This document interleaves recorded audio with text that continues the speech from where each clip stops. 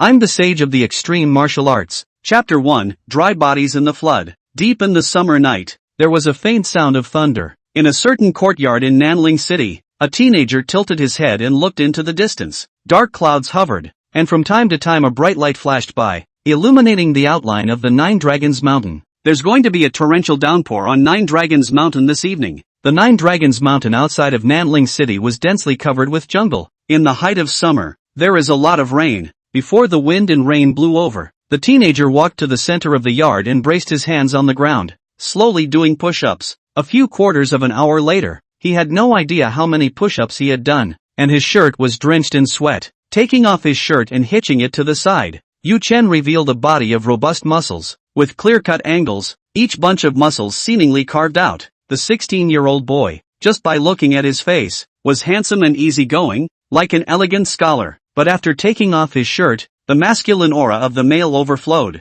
causing the pair of eyes peeking behind the window to flood with water vapor, and he couldn't help but let out a gulping gurgle of saliva. Ignoring the strange situation in the room, Yu Chen continued to do push-ups. This time, however, his feet were off the ground and he was doing push-ups with only his hands on his body. In the former life of Blue Star, people called it the Russian Ting, a move that only the great gods of street health could make. Russian Ting did dozens of them in a row, and Yu Chen didn't feel the slightest bit of fatigue. Who bared? Drink! With a low shout, Yu Chen slapped his palm. His fingertips stood up, and with only 2 fingers supporting each palm, he once again made dozens of standard Russian jerking motions in a row. The 2 fingers end position does Russian quite well, and in a previous life, no one could do it. I have broken through the first realm of martial arts, the flesh training realm, and entered the second realm, the tendon training realm. To put it in Blue Star's terms, my current physical qualities are breaking through the limits of the human body and entering the realm of the inhuman.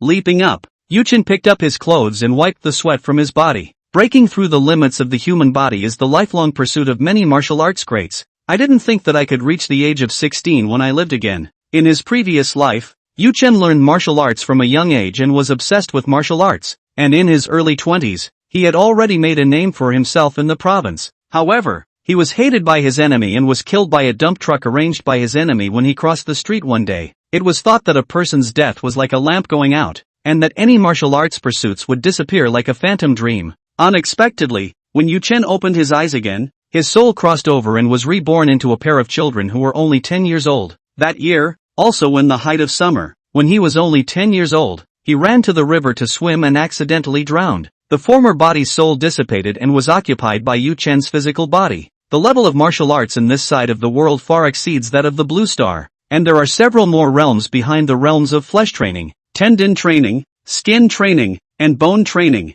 I wonder if you can punch out a dump truck when you're practicing at the peak of martial arts. Yu Chen squeezed his fist, fascinated by the burst of power. Living a new life and still being able to pursue a higher level of martial realm. The depths of Yu Chen's eyes were filled with ambitions for the future. Ka-ching! A dark cloud in the distance split a bolt of lightning, illuminating the night sky. Yu Chen's vision wavered. An unusual blue light converged under his eyes. After a few breaths, the blue light condensed and turned into a value panel. Finally, the traveler's benefit. His mind set off monstrous waves, and his gleaming gaze went to the panel. Force 12, Speed 11, Spirit 14, Martial Arts, Wind and Thunder Palm, Tendon Training Realm, Original Modification, 1. Modification Point 0. The Wind and Thunder Palm was a family martial art left behind by his father, and it was by relying on this palm that Yu Chen had cultivated to the Tendon Training Realm. It was not considered a good technique, and at most, it could only be cultivated to the Bone Training Realm. Behind the column of martial arts on the panel, it says, Original Modification Count 1.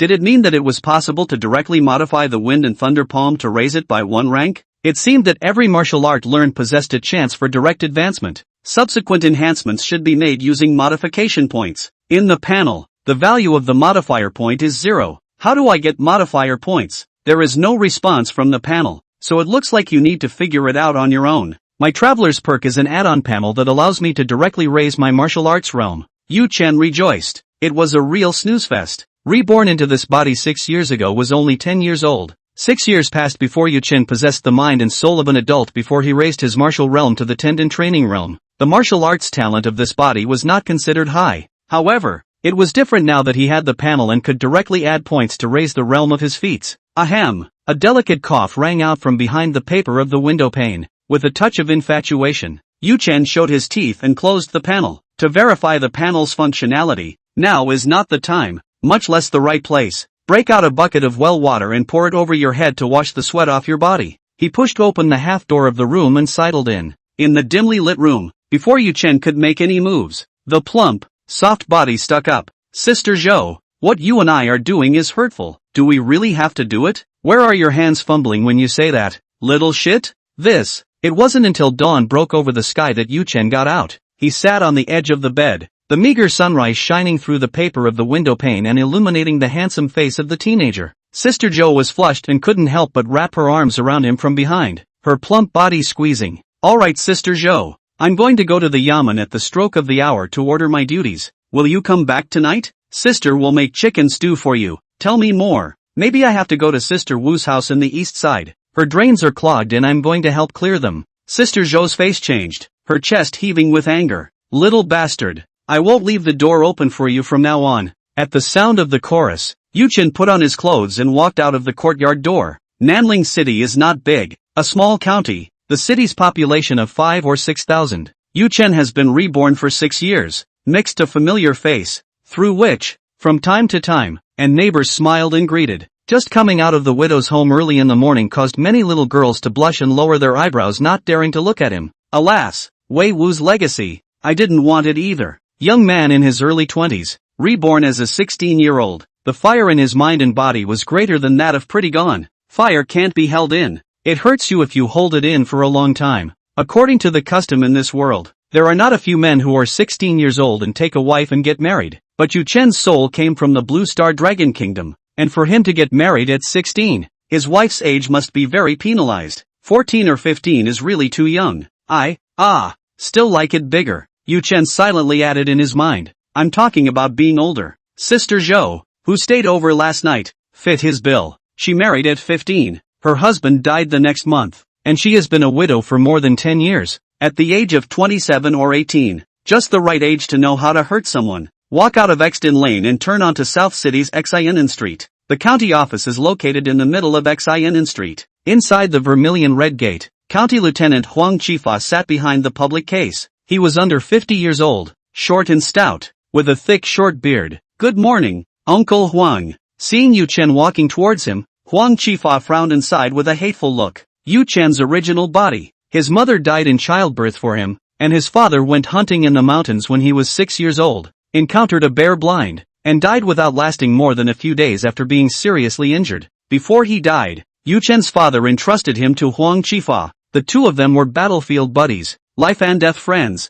plus Huang Chifa and his wife had no children, therefore, treating Yu Chen as if he were his own son. You're handsome, and with me as a matchmaker. All the yellow-bellied girls in the county want to marry you. Why do you stay at the widow's house night after night? Huang Chifa repeats the old story that Yu Chen's marriage is a heavy stone weighing on his heart. Only when he saw Yu Chen marry and have children, and pass on the fragrance of the Yu family, did he feel worthy of his dead brother. Uncle Huang, as a constable, I naturally have to think about the people of Nanling City, Yu Chen said with a smile. Those yellow girls, without me, can still marry someone else, but how poor the pretty widows of the county are, withering away night after night to their lonely lamps. I had to step forward and contribute to the people of Nanling City. Yu Chen spoke with great righteousness, and Huang Chifa's face was suffocatingly purple, but he didn't say anything more to persuade him. Such a degrading thing could still be said with righteousness, and Huang Chifa didn't even know how to refute it. Your aunt cooked wheaten cakes this morning, take them and eat them. Huang Chifa raised the bamboo basket, covered with cotton cloth, from under the tabletop. Yu Chen uncovered a corner of the cotton cloth, and hot air came out, filled with the aroma of meat. Meat stuffed? Auntie is too good to me. Yu Chen grabbed one and stuffed it in his mouth, carrying the basket outside. Where to? Huang Chifa asked. Uncle Huang, I've ordered and gone home to rest. Yu Chen waved his hand and his figure disappeared as fast as he could. This kid, and he's talking about being a constable for the benefit of all? Huang Chifa sat down helplessly. He is the county lieutenant, in charge of the yamen, responsible for solving crimes and pursuing murderers, and policing and disaster relief matters. The official position is not big, and there are many things, but at least it is the third handle of Nanling City, and the official position is ranked behind the county magistrate and the county minister. Huang Qifa originally wanted to stay up for a few more years to promote Yu Chen from constable to constable. When he returns to his hometown in his old age, he will go up and down to make some connections and hand over the post of county lieutenant to Yu Chen. However, Yu Chen became a constable at the age of 15 and is 16 this year. Within a year's time, not to mention 3 days of fishing and 2 days of sunbathing, he went to the yamen every day to order a dawn and left, and did not even bother to pay attention to idle matters. With such a lazy attitude, even if you become a constable, how can you set an example and lead the constables under you? Knock, knock, knock. Heavy footsteps sounded. The constable Lu Xiong walked in quickly. He was tall and strong. The knuckles of his exposed palms were thick and glowing greenish-black. The fingertips were full of calluses, obviously proficient in claw work. Behind him, several constables carried a stretcher, and there was a young girl covered in mud and wet, lying unconscious on the stretcher. Huang Qifa stood up with wide eyes and asked, "Sheriff Lu, what happened?" "Lieutenant Huang, I led an inspection of the riverbank and found the river turbid and surging. The river was full of debris, and besides branches and planks, the bodies of cattle, sheep and men were washed down." Lu Xiong paused and then said, "In the latter part of the night last night, I believe Lieutenant Huang heard thunder, didn't he?" Hiss. Huang Qifa sucked in a breath of cool air, his eyes rolling as he guessed the matter. Nanling City was in the southeastern corner of the Great Lunar Dynasty, with dense mountains and forests, and was humid and rainy. It is now the height of summer, and if there is a sudden downpour in the mountains, the rainwater converges and washes away. If the mountain is washed down, the village at the foot of the mountain will be affected. This girl child was lying on the wooden planks. Luckily she didn't die and was fished out by us. Lu Xiong pointed at the young girl on the stretcher. "Quick, make ginger soup to wake her up." The upper reaches of the riverbank outside Nanling City were dotted with a dozen or so villages, and the only way to find out which village was affected was to wake up the young girl. "County Lieutenant Huang, my subordinate has one more thing to report." Lu Xiong hesitated for a few breaths before saying, "What is it?" Some of the bodies washed downstream were dry bodies. Both those of men and those of cattle and sheep are described as if they were withered. It's like dying of dehydration in the desert. It stands to reason that the majority of people or animals killed in storms are drowned. Even if it wasn't drowning, soaking in the river for half the night, the body should have a swollen, whitish epidermis and skin folds at the hands and feet. Now, the corpse is behaving erratically and contains an oddity within. Hearing what Lu Xiong said, Huang Qifa's face turned pale and his pupils condensed, as if he thought of certain things and didn't dare to be sure. "Where's the body?" "I was afraid of a plague, and the bodies were not hauled into the county, they were piled up by the riverbank." Well, Lu Xiong's approach was right. Huang Qifa took a few quick steps and pondered how to respond. Chapter 2, Golden Body Technique. Ginger Soup. Ginger soup is here. The magistrate brought out ginger soup from the back kitchen, steaming hot. After picking up the young girl and feeding her, her pale face was unchanged, her body cold and her breath weak. Can't it be saved? Just when Huang Qifa wanted to get a bone setter to come, the young girl woke up leisurely. A pair of charming eyes looked around, and her eyebrows seemed to carry the slightest hint of a smile. Huang Qifa heart-awed. The young girl suffered a catastrophe. Why did not have the slightest fear after sobering up? Is not the sanity has not been restored? "Little girl, where are you from?" Huang Qifa asked. "Well, under the 9 Dragons Mountain, you family village people. Do you remember what happened last night?" "Can't remember." Huang Qifa was silent. The little girl in front of him, afraid that she had been in the water for too long. Her mind was still a little confused. "I'm afraid that we won't be able to get to the bottom of the dry body in the river for a while." However, now that he knew that it was Yujia village that had been hit by the disaster, he had to immediately organize manpower into the mountains to search and rescue and see if there were any surviving villagers. "Sheriff Lu, I'll lead a team of men into the mountains to search first." Huang Qifa paced in a circle, mapping out things before and after in his mind. "You arrange for the coroner and some manpower to go to the riverbank to check and salvage the corpse. And remember to sprinkle more lime in order to prevent the plague. After you arrange things on the riverbank, Sheriff Lu, bring the rest of the men and horses to the mountain. More manpower. Maybe we can save a few more lives. The countryside should also be notified. Send a fast-legged magistrate to Sanjiang City with all due haste." Ordered. Lu Xiong arched his hand to receive the order. Huang Qifa nodded his head, and immediately ordered a team of men and horses in the county government office, and rushed to Yujia village in Zhoulong Mountain with all the wind and fire. East Side, Camping Street. Yu Chen ate all the wheat cakes and bought 10 steamed buns in a bamboo basket at the steamed bun store. Buns the size of sea bowls, a penny each. Prepare it as a staple for the next 2 days. familiarly turning into the alley. In front of a compound, Yu Chen stopped and pushed open the door. The small courtyard was simple and neat, with a large acacia tree growing lushly in the center. There are stone tables in the shade of the trees and several stone benches around them. There were stone locks and stone stretches scattered beside them, which were used by Yu Chen for his usual strength practice. Placing the steamed buns on the stone table, Yu Chen turned around and entered the left side compartment. On the wall, 2 bows and arrows hang, one soft bow, one hard bow. The soft bow was used by Yu Chen for hunting, and required the strength of 1 stone,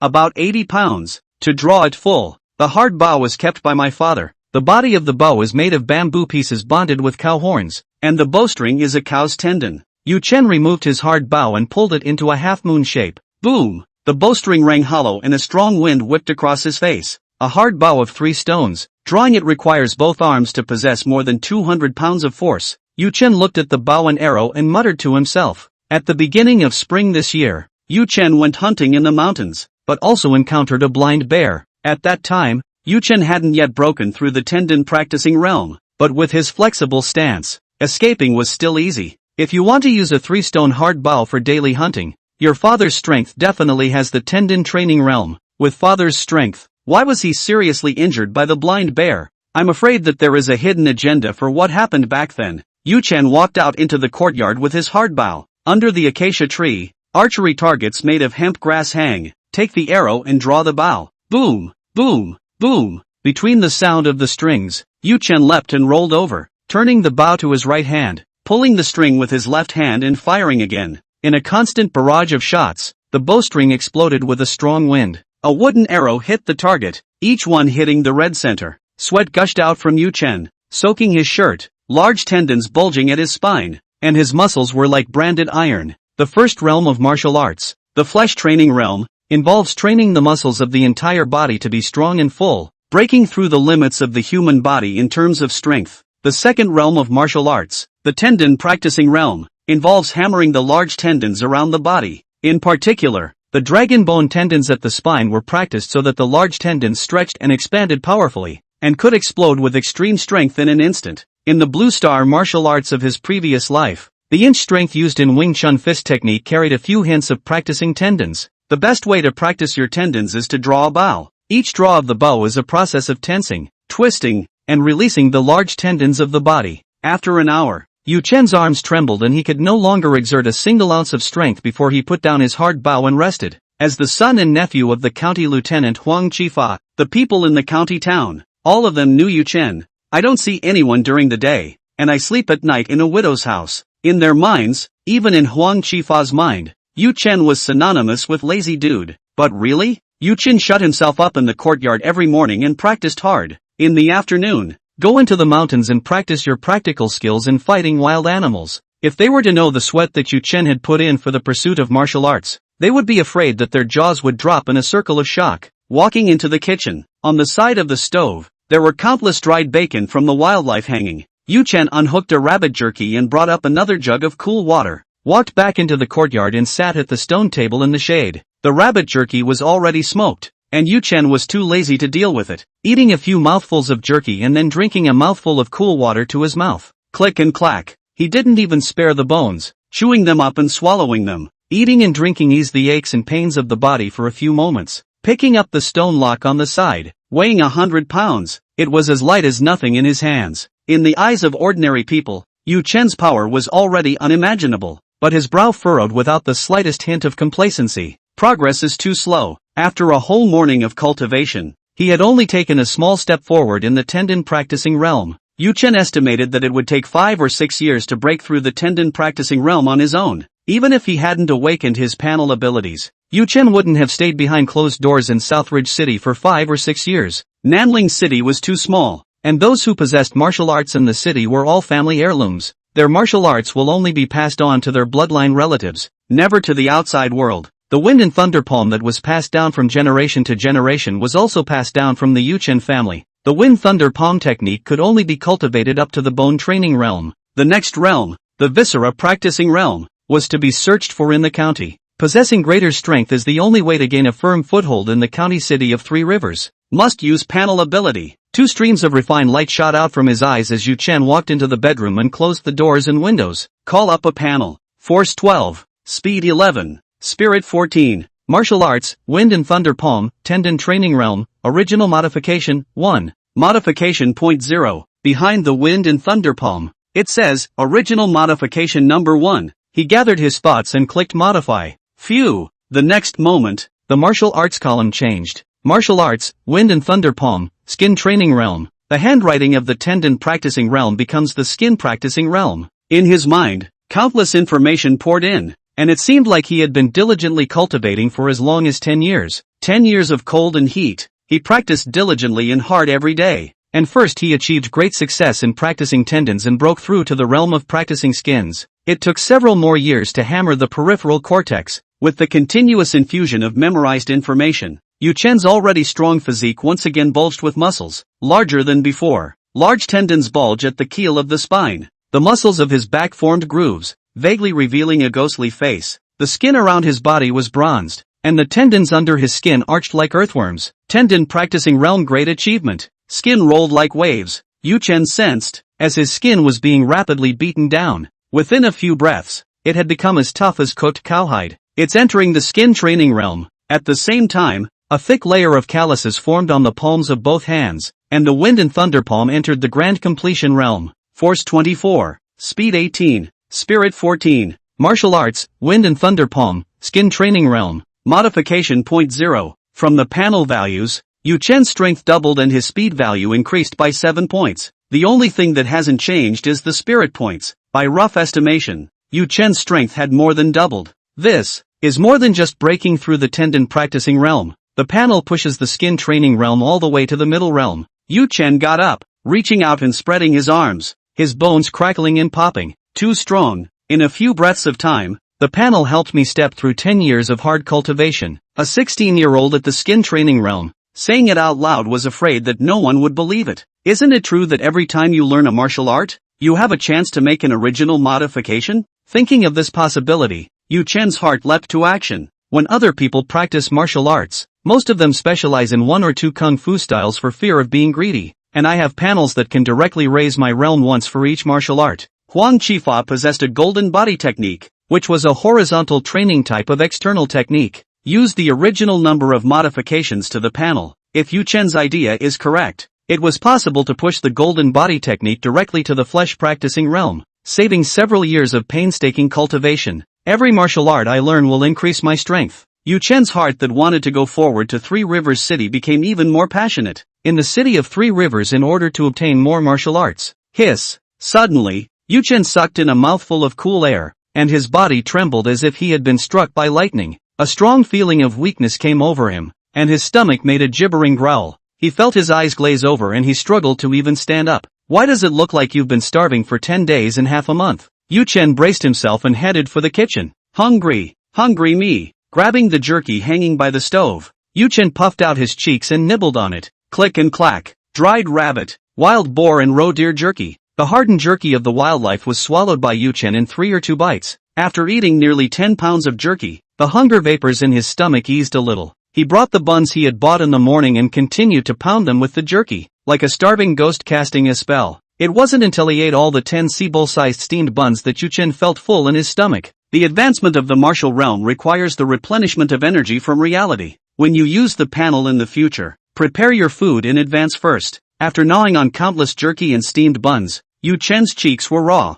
He thought about it. He could prepare meat porridge, noodles and other food that is easy to digest in the mouth beforehand. Drawing water from the well to clean his body, Yu Chen changed into dry clothes. Go to the county office and ask Uncle Huang for the golden body kung fu. Huang Qifa is childless, and his family's golden body technique has long wanted to be passed on to Yu Chen. Previously, Yu Chen's talent was average, and it took 6 years of cultivating the Wind Thunder Palm to break through the first realm. Where else would one dare to cultivate 2 techniques at the same time? Therefore, he politely rejected Huang Qifa.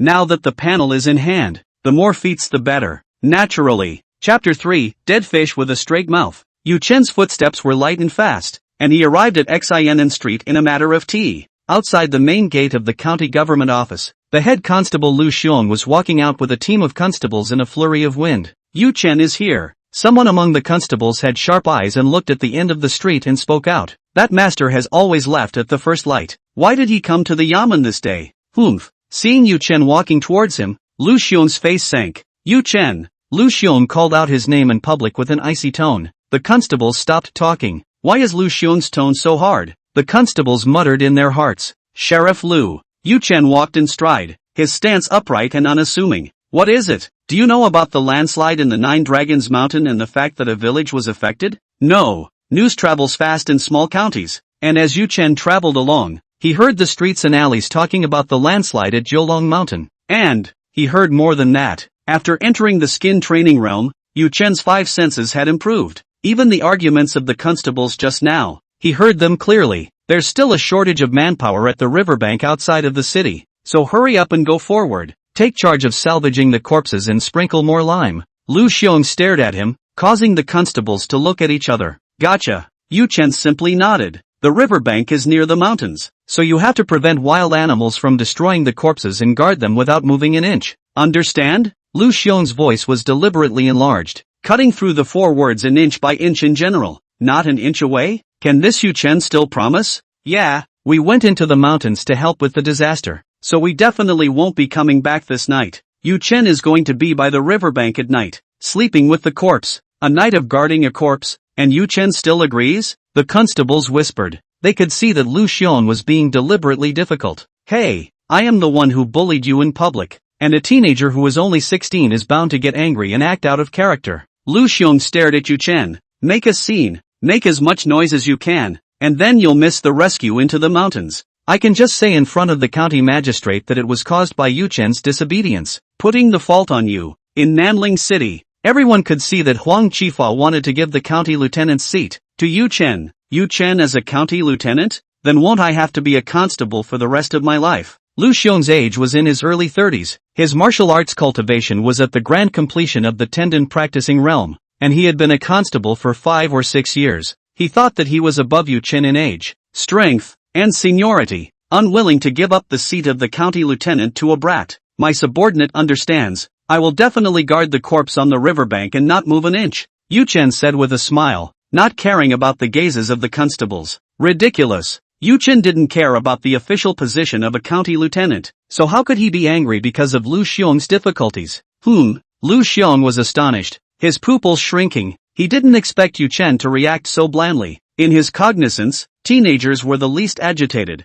How could they smooth out their minds in full view of the public? I'll take my leave. Yu Chen arched his hand and walked away without looking back. He shook his head slightly. The swallowed sparrow knows the will of the swan. Trying hard in your mind to get a county lieutenancy is nothing to me. You and I don't even have the same level of vision. Outside of Nanling City, another few miles, the sound of gushing water reached his ears, and Yu Chen walked up the riverbank to look at it. The river was muddy and yellowish, and the smell of mud and water washed into his nostrils. Several yamen were holding bamboo poles with iron hooks tied to the top of them, which they used to hook the bodies in the water. There's a human corpse, a yamen shouted, and the bamboo pole in his hand hooked onto the back of the human corpse. How come? It's so heavy? The yamen grabbed the bamboo pole with both hands and his face turned red, but he still couldn't tug on the corpse. With his feet against the muddy ground of the riverbank he was being dragged, and was about to be dragged into the river. Silly child, don't let go, an old man shouted urgently, his eyes glaring.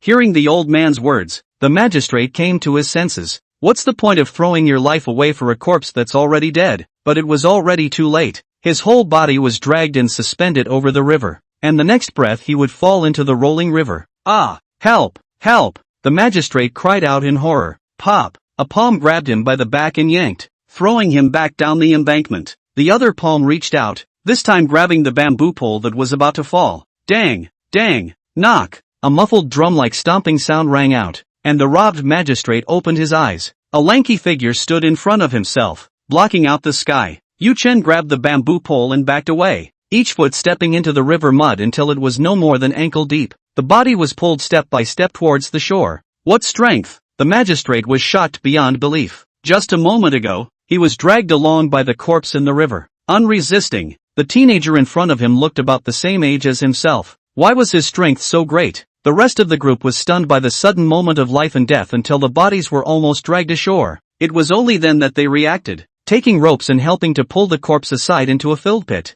Strange, how could the corpse of an aged old woman, weighing no more than 100 pounds, drag Lin Shang into the river? The magistrates looked at the corpse curiously. It wasn't the corpse of a big buffalo, so how could Lin Shang not be able to hook it? Lin Shang would like to thank you for saving his life. Lin Shang is in his early 20s, with thick eyebrows and a square face. Stunned, he stepped forward to kneel and thank him, and was pulled up by Yu Chen.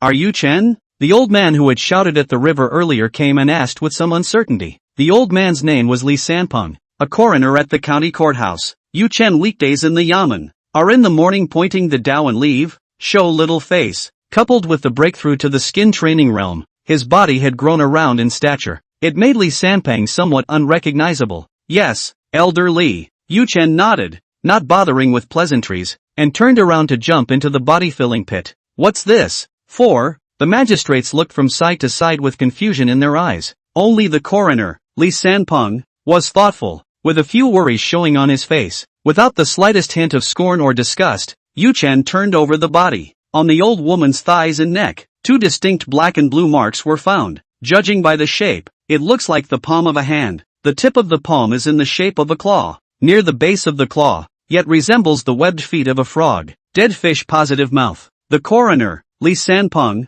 muttered something and took a few steps back in fear. What do you mean? The magistrate asked. Haven't you guys ever fished before? Dead fish right in the mouth. Reel it in and go. Li Sanpeng explained in a low voice. Legend has it that when fishing at night, if you come across a dead fish hanging from a hook and the hook is right in the mouth of the fish, that's a water ghost under the water. Grabbing a dead fish and hanging it on your hook. If you still have to cast the hook, the next time, a water ghost will grab the line and drag it backwards into the river. 1 life to go. The magistrates were creeped out by the explanation. Involuntarily, he fell back, not daring to stand on the edge of the embankment any longer. Lin Shang hooked the old woman's corpse with a hook and was almost dragged into the river. Isn't that exactly the same story as the dead fish's positive mouth? Plus the old woman's corpse, once held in a death grip by a bizarre creature with webbed claws. Is there really a water ghost in the churning, muddy river? Afraid of what? Yu Chen hemmed and hawed, revealing a disdainful expression. Just now dragging the corpse, is encountered a strong force from underwater,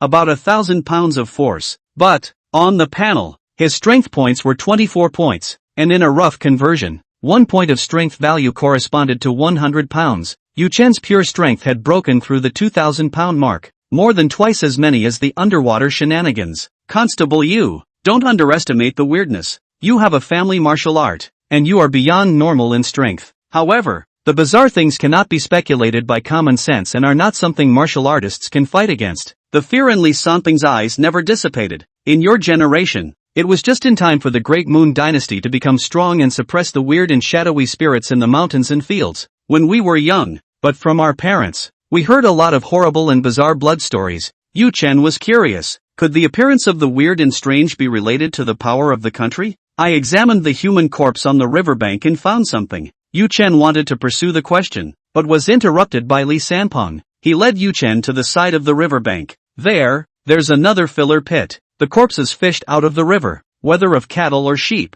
or of men, are divided into 2 kinds. One is normal drowning, like the old woman just now, with a swollen, white body and wrinkled skin. There is another kind, with a withered description and a corpse like dry wood. Sheriff Lu's judgment is that the deceased died of dehydration and thirst before his death. But after my autopsy, I made a new discovery. Li Sanpeng stood beside the body-filling pit and refused to go down, only pointing down. One body had its limbs sawed off and was made into a human stick. I sawed the limbs of the body, and when you go and look at the breaks, Constable Yao, you'll know what I'm talking about. Yu Chen raised his eyebrows. What was the discovery that made Li Sanpeng, the coroner for many years, so scared that he didn't even dare to approach the corpse? Chapter 4 Fishing for Water Ghosts. Boo! With a leap, Yu Chen stood amidst the cascading corpses. The body, with its limbs sawn off, was flat and dry with a grayish-white color at the breaks. Fingers wiped across the break, and there was only a greasy layer of fat on the fingertips. There is about 10 pounds of blood in a human body, and even in a dry body, the blood coalesces within the body. But there's not the slightest trace of blood present in the body in front of us. They didn't die of thirst. They were drained of the blood in their bodies. Yu Chen got up and looked around with a frown. The pit was full of corpses, and the blood that had been pumped out was feared to fill a pond. What is the purpose of the creepy monster extracting blood? Ah! Suddenly, a yell came from the riverbank. Yu Chen leaped out of the body-filling pit and leapt on his feet. arriving at the river in a few steps. My rod. Fortunately I scattered quickly. One of the magistrates sat paralyzed on the ground, his mouth trembling. The water ghosts in the river didn't die and tried to drag people down. Stop hooking bodies, all of you. Yu Chen gave a direct order. Constable Yu, what should we do now? Li Sanpeng asked. Water ghosts hide in the river and are elusive. But they don't care if they just leave. If the water ghosts are not stopped and go straight ashore into the city, will they not plague the people of the city? Li Sanpeng and the magistrates, all of whom live in Nanling City. If the water ghosts plague the people of the city, they are plaguing themselves. Shouldn't we find a Taoist to set up an altar and practice to drive away or appease the water spirits? Li Sanpeng spoke his mind. In his mind, bizarre and horrible, not something a normal person could deal with. Even a Taoist priest with magic power should have thrown down some 3 sacrificial offerings to deter and drive away the water ghosts. Ha! Yu Chen coldly smiled and said to the magistrate, go to town and buy a dozen live chickens and more buns and wheat cakes and other food. For a while, the magistrates froze, not knowing what to do. Aren't we trying to figure out how to deal with the water spirits? What are you buying live chickens and food for? It's not like we're here to trek. Constable Tour. I'm going to the county seat to buy what you want. Lin Sheng, the magistrate who was saved by Yu Chen, said. He doesn't think about why he wants them, he simply trusts Yu Chen. Well, get going and get back. Gotcha. Lin Sheng ran towards the county seat of South Ridge. Divide half of you and go gather firewood. Yu Chen ordered, pointing at the magistrates. The other half, cut bamboo and banana leaves to make some huts for resting. The sun is setting in the west, and it's already Shang hour, 3 p.m. Even if the sunset is late in the height of summer, it will still be dark at the 11th hour, 7 o'clock in the evening. Lin Shang's purchase of supplies, along with the time spent traveling back and forth, would take about 3 hours even faster. One must be prepared for a night battle. The magistrates threw down their bamboo poles. Some of them went to collect firewood, and some of them walked towards the banana trees by the river. Yu Chen's gaze, instead, went to the scattered bamboo poles, until the setting sun's rays hung over the mountain tops and it would soon be dark. Sheriff Tour, I'm back. In the distance on the path, Lin Shang picked his burden and walked quickly. At one end of the stretcher, cages chattered and held a dozen live chickens. The other end was covered with a cotton cloth, which held the meatloaf and wheat loaf. The crowd had been working all afternoon and their stomachs had long been rumbling with hunger. Yu Chen did the same, picking up the fist-sized meat bun and swallowing it in 3 or 2 bites. By the time everyone had eaten their fill, the sky was completely dark and darkness arrived. Light a campfire. Nothing too hot. The firelight lit up and shadows weighed heavily on the monstrous river. Yu Chen took a live chicken out of the cage, thin twine tied to its claws. Lifting his hand, he threw it and the live chicken flopped down in the middle of the river. The chicken, with its dry feathers and the twine pulling it along, fluttered and crowed on the river for a while without sinking. Is this, just as the crowd was wondering? Wow! In the center of the river, a splash rushed up and the crowing live chickens were gone in the blink of an eye. Eaten by water spirits? Someone asked. Yu Chen pulled back the twine, and on the end rope buckle, remnants of blood. Bring me another chicken. Another rooster was thrown into the center of the river, and after a tea break, the water rushed up again. The rooster was devoured by a water ghost. What's this for? Marshal you? Feeding a water ghost? The constables wondered. Silence, there must be a reason for Constable Yu to do this. Lin Shang said. Li Sanpeng didn't make a sound. He recalled that in the afternoon, Yu Chen took the bamboo pole for hooking corpses and walked into the forest, not knowing what he was drumming up. Wow, the third live chicken was eaten. Constable Yu, more live chickens? Lin Shang's arm reached into the chicken cage, about to grab out the next unlucky one. Not yet, I'll get something. Yu Chen walked into the forest in the darkness. Not long after, he came with a bundle over his shoulder. Only when Yu Chen got closer to the campfire did the magistrate see what was on his shoulder. 4 bamboo poles were tied together by rattan. At the front of the bamboo pole, 4 iron hooks face around. Where the iron hook is attached to the bamboo pole, it is rewound tightly with rattan to prevent it from falling off. Hiss! Li Sanpeng stared in disbelief and sucked in a breath of cool air. At the sight of the bamboo pole, he understood what Yu Chen wanted to do. You're fishing out the water ghosts, Mr. Swimming Constable? The 4 bundled together bamboo poles are a special fishing rod. Exactly. Yu Chen nodded. Since the water spirits tried to pull them down and kill them. So, why can't Yu Chen troll the water ghost in reverse? The 3 live chickens that were just thrown down were used for nesting.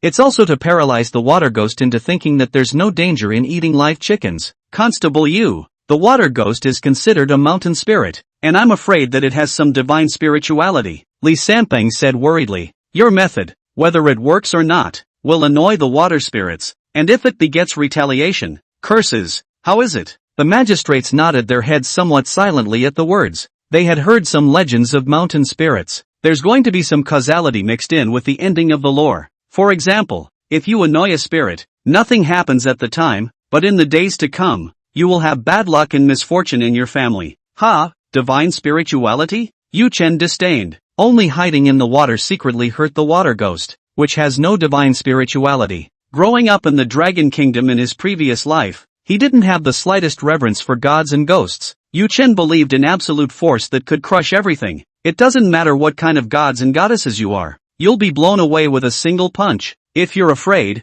step aside, and whatever vengeance curse you're facing, just come at me. Yu Chen lazily ignored them and walked to the river with the long pole. Lin Sheng, thread the live chicken on the iron hook. Gotcha. Lin Sheng carried the chicken coop and threaded 4 live chickens onto the iron hook. The iron hook goes through the collarbone, or thigh, of a live chicken. No vital injuries were inflicted, and for a short time, the live chickens will not die. The 4 roosters crowed more and more fiercely as the hot chicken blood left down the bamboo pole. Sinking his waist and dismounting, Yu Chen gripped the bamboo pole with both hands and placed the bait at the end in the center of the river. The light from a campfire seemed faint in the darkness. Everyone squinted their eyes and craned their necks to see the gushing river. Time passed, and the live chickens, dressed on iron hooks, became breathless in their squawking and fluttering. I'm afraid the water spirits are too spiritual to be fooled. The magistrate stared so hard that his eyes ached, and when he didn't see any movement for half a second, most of his original tension was deflated. Wow! Suddenly,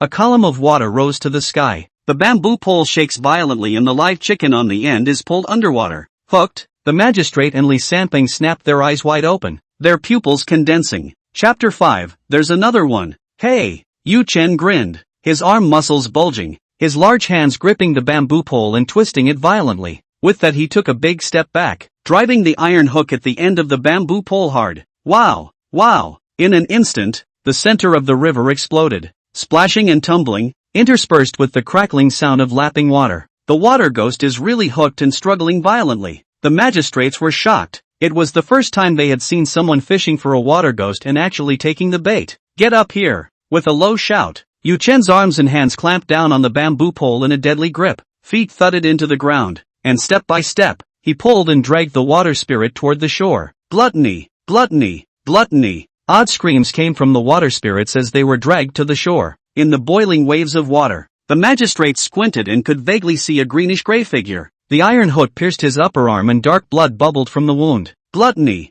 Gluttony! Water spirits by nature do not like land, and as they watched themselves getting closer and closer to the shore, the water spirits became more and more irritable. He was covered in greenish-gray and his body was covered in fish scales. The face is flattened and only 3/4 human-like, with 2 fins at the ears. His webbed claws gripped the bamboo pole and he opened his mouth wide, revealing fine, sharp teeth. Click click click. The water ghosts hugged and gnawed on the bamboo poles, trying to bite them off and escape. Trying to cut the line? Yu Chen grinned and stopped backing up, holding the bamboo pole with both arms. He leaned back at the waist, and the bamboo pole, which was as thick as a pillar, was erected by him in its entirety. On top of the bamboo poles, there were still water spirits that kept screaming strangely. Flinging the bamboo pole, he tossed the water ghost right down the riverbank. Boo! With a muffled sound, the water ghost slammed down heavily. Gluttony! Gluttony! Gluttony! Odd cries echoed down the riverbank. The water ghost touched the wound on his left arm, and his dark, beam-like eyes were filled with spiteful anger.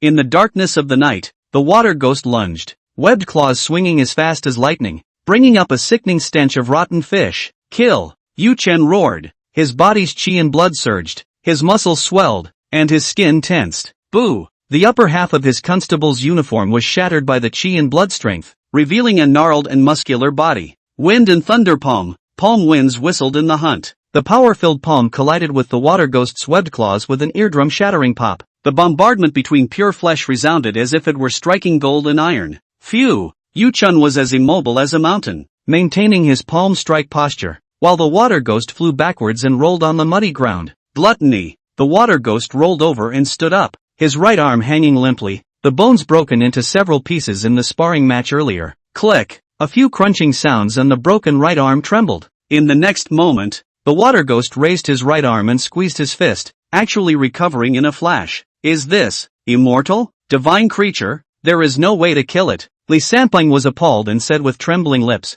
"Shut up." Yu Chen's eyebrows wrinkled up, his feet slammed on the ground, and his entire body leaped up like a spring, lunging towards the water ghost. Die! Both palms slapped out, palm winds whistled, and sand flew on the riverbank. Boom! Boom! Boom! The sound of bombardment continued to ring out as the water demon was forced to keep sparring with Yu Chen. His figure shook and he spat out fishy black blood from his mouth. Gluttony! Gluttony! The water ghost cried out in pain. The bones in his arms were shattering inch by inch. It was too late to recover. Boom! Another slap was made, and the water ghost was blasted across the room and fell to the ground, rolling down like a rag pocket. Yu Chen didn't dare to slack off and furiously rushed forward. Before he could get up, he put his left hand around Aquaman's neck and cupped his right hand in a cannon hammer blow to the side of his head. Dang! Dang! Dang! Iron fist after iron fist, constantly slamming down towards the water ghost's brain. Like hitting iron, the water ghost's brain began to cave in, and fishy blood mixed with white brain kernels overflowed and stuck to Yu Chen's fist.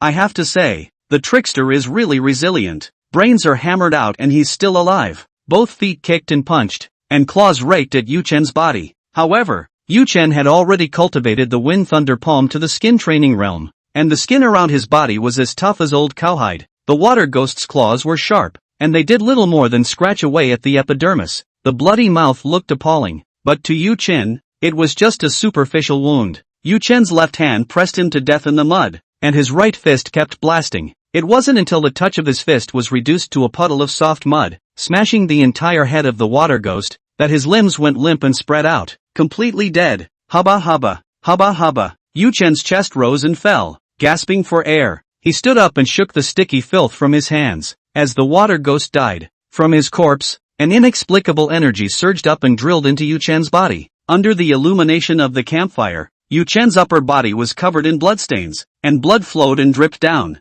The muscles were gnarled under the bloodstains and filled with an explosive sense of power. Hello? Yu Chen grabbed the headless neck of the water ghost and lifted the corpse up as soon as he could, the dirt debris rustling down. Pop! With a flick of his arm, the limp body was flung to Li Sanpeng's feet. Scared, he jumped back a step. Did you really kill a creepy monster? Li Sanpeng's eyes widened in disbelief as he looked at Yu Chen. Or what? Could pallbearer Li have brought it back to life? Yu Chen grinned. Save. Can't be saved. Li Sanpeng staggered. The water ghost's whole head was smashed into mush. How could he save it? How old is Yu Chen? Why is there such a powerful martial arts strength? It's just horrible. The magistrates all sucked in cool air and were deeply shocked inside. Pallbearer Li, throw away the water ghost's stomach and give me an autopsy, Yu Chen said. Open up for what? Li Sanpeng was puzzled in his heart, but he did not say anything to refute the challenge. Yu Chen can even kill a water ghost, and what he says is what he does. He pulled out a mouthful of wooden boxes containing a dozen or so knives for autopsies. Constable Yu, I'll go to the forest to pick some herbs to heal your wounds. Lin Shang held a torch in his hand and stepped forward. The wounds on his body were still oozing blood, and he looked a little worse for wear. My wounds are not in the way. Don't enter the woods late at night. Yu Chen waved his hand and continued after a pause. Kill all the rest of the live chickens. I want chicken. Gotcha. I'll help. I'll do the same. Let's build 2 more campfires. Roast them at the same time. They cook faster. The magistrates were all conquered by the martial arts strength shown by Yu Chen, and they all went forward, killing and fading the chickens and lighting the bonfire. The moon was in the middle of the sky and it was midnight. The crowd had been hungry for a long time and had already baked some meatloaf wheat pies to fill their bellies. By the fire, the 6 roasted chickens were bubbling with oil and giving off flavor. Yu Chen sat on a round stone on the riverbank, seemingly meditating and regulating. His eyes, in fact, were looking at the blue panel in the void. Force 24, Speed 18, Spirit 14, Martial Arts, Wind and Thunder Palm, Skin Training Realm, Modify Points required 1. Modification point 1. The excitement in his eyes only appeared for a split second before it was suppressed deep within his heart. The modifier point value in the panel is, finally, no longer 0. Accordingly, in the Martial Arts column, the Wind and Thunder Palm could be upgraded and modified further. I also checked the panel during the afternoon, and the modifier points remain at 0. Why is there 1 extra point now? What happened in the middle was that I killed the water ghost. Yu Chen's eyes flashed as the answer came to his mind. Is it? Modifier points are gained by killing creepy monsters? That's right, Yu Chen recalled that after the battle ended, from the water ghost's corpse, there was a hidden energy that entered his body. It is thought that mysterious energy that recharges the panels. Ha, just kill the creepy monster and you'll get modifier points. From now on, any martial arts will have no bottleneck for me and can be directly upgraded. Yu Chen was overjoyed. Constable Yu, I dissected the water ghost. Slightly farther down the riverbank, Li Sanpeng was sweating profusely, his arms and legs limp as he sat on the side. The water ghost's skin is tough as leather, and it took me half a day to cut it with a knife. Yu Chen can actually hammer his head to pieces with his fists? Li Sanpeng muttered in his mind. Picking up a wooden stick, Yu Chen used it to pick at the contents of the water ghost's gut. A few chicken bones were blood-colored in the undigested paste. Constable Yu, his stomach is full of chicken, with the feathers and bones. It's all the bait you fed him when you fished him. Li Sanpeng, as a pallbearer, speaks his mind. Upon hearing this, Yu Chen's eyebrows locked up as a bad premonition flooded his heart. Is there anything suspicious about this? Seeing Yu Chen's gloomy expression, Li Sanpeng asked after him. Cows eat grass. People eat. Different creatures, the way they eat, and what they eat, must be different. Yu Chen said, his eyes looking towards the body-filling pit on the side. Inside the pit, there were countless dried corpses that had been drained of blood piled up. Hiss, so says. Li Sanpeng's mouth was open, so horrified that his body was trembling. He understood the meaning of Yu Chen's words. Water spirits feed in the same manner as carnivorous beasts. So, except for the water ghosts, there is also a creepy monster roaming outside of Southridge, and his feeding is characterized by sucking blood dry. The men on the riverbank added up to a dozen well-blooded grown men. It's a meal for the creeps. Everyone gather around. Yu Chen stood up and shouted. Chapter 6, Han Erniu. What's wrong? The magistrates were puzzled. The water ghosts had been killed. Could there be any more changes? Lin Sheng, count the number of people. Gotcha. Lin Sheng raised a torch and illuminated a face. Where's Han Erniu? Lin Sheng anxiously turned around a few times, and under the firelight, he didn't see any familiar faces. Seems to be sleeping in the shed? One of the magistrates said uncertainly. Go look in the shed. Yu Chen pointed with one hand. Next to the campfire, a couple of simple triangular shacks were set up. Suffered. There's no one in the shed. I remember. A yaman said anxiously. Ernie woke up from a nap and said he was going to the forest to relieve himself. The crowd's eyes went to the woods. The forest was dark, lying on the ground like a devouring beast. Erniu, Han Erniu, promise, the magistrates shouted, and all that answered them was the rustling sound of the wind blowing through the trees. Han Erniu, in all probability, won't be able to come back. Martial tour, are we going to find it? Li Sanpeng asked. Not looking. Yu Chen shook his head, knowing that the trickster is hiding in the shadows. He has to go searching in the mountains and forests. Isn't that giving him food? Yu Chen got up and opened the bamboo basket of food, which still had 5 or 6 pounds of wheat cakes and meat buns. Removed the roasted chicken from around the campfire and added in together. All gather around the campfire and don't take a step away. Before walking into the tent with the food, Yu Chen said solemnly. Although the magistrates didn't know what Yu Chen was going to do with all the food, but they know a blood-sucking trickster is nearby, and the only one capable of dealing with the trickster, only Yu Chen. At this moment, anyone's words could be disregarded, but Yu Chen's words must be listened to. In a triangular hut made of bamboo for the skeleton and covered with banana leaves, Yu Chen sat cross-legged, his gaze like electricity. When the water ghost did not show himself, he fought him across the bamboo pole. Yu Chen was well aware that his strength was twice that of the water ghost. To kill a water ghost, Yu Chen had the backbone. As for the blood-sucking creepy monster, Yu Chen knew nothing about his strength. Judging from the number of people he had killed, Yu Chen guessed that his strength was stronger than the water ghost. Since this was the case, he was prepared to use the modification points he had just received to raise the Wind Thunder Palm to the Bone Training Realm. Yu Chen first downed some meat bread wheat cakes to fill his stomach to the brim. Blue panels floated in the void before them. Focusing his mind, he made a hard point at the word modify in the martial arts column. In a flash, the panel began to blur. Cultivation information began to pour into his mind. The skin membrane around his body became even stronger, and a normal blade would only leave shallow white marks when it was scratched. Under the dermis, the muscles and large tendons are likewise strengthening, until the strength of the three became one. Boom! The shackles of the realm were directly broken by the panel, and Yu Chen was promoted from the skin training realm to the bone training realm.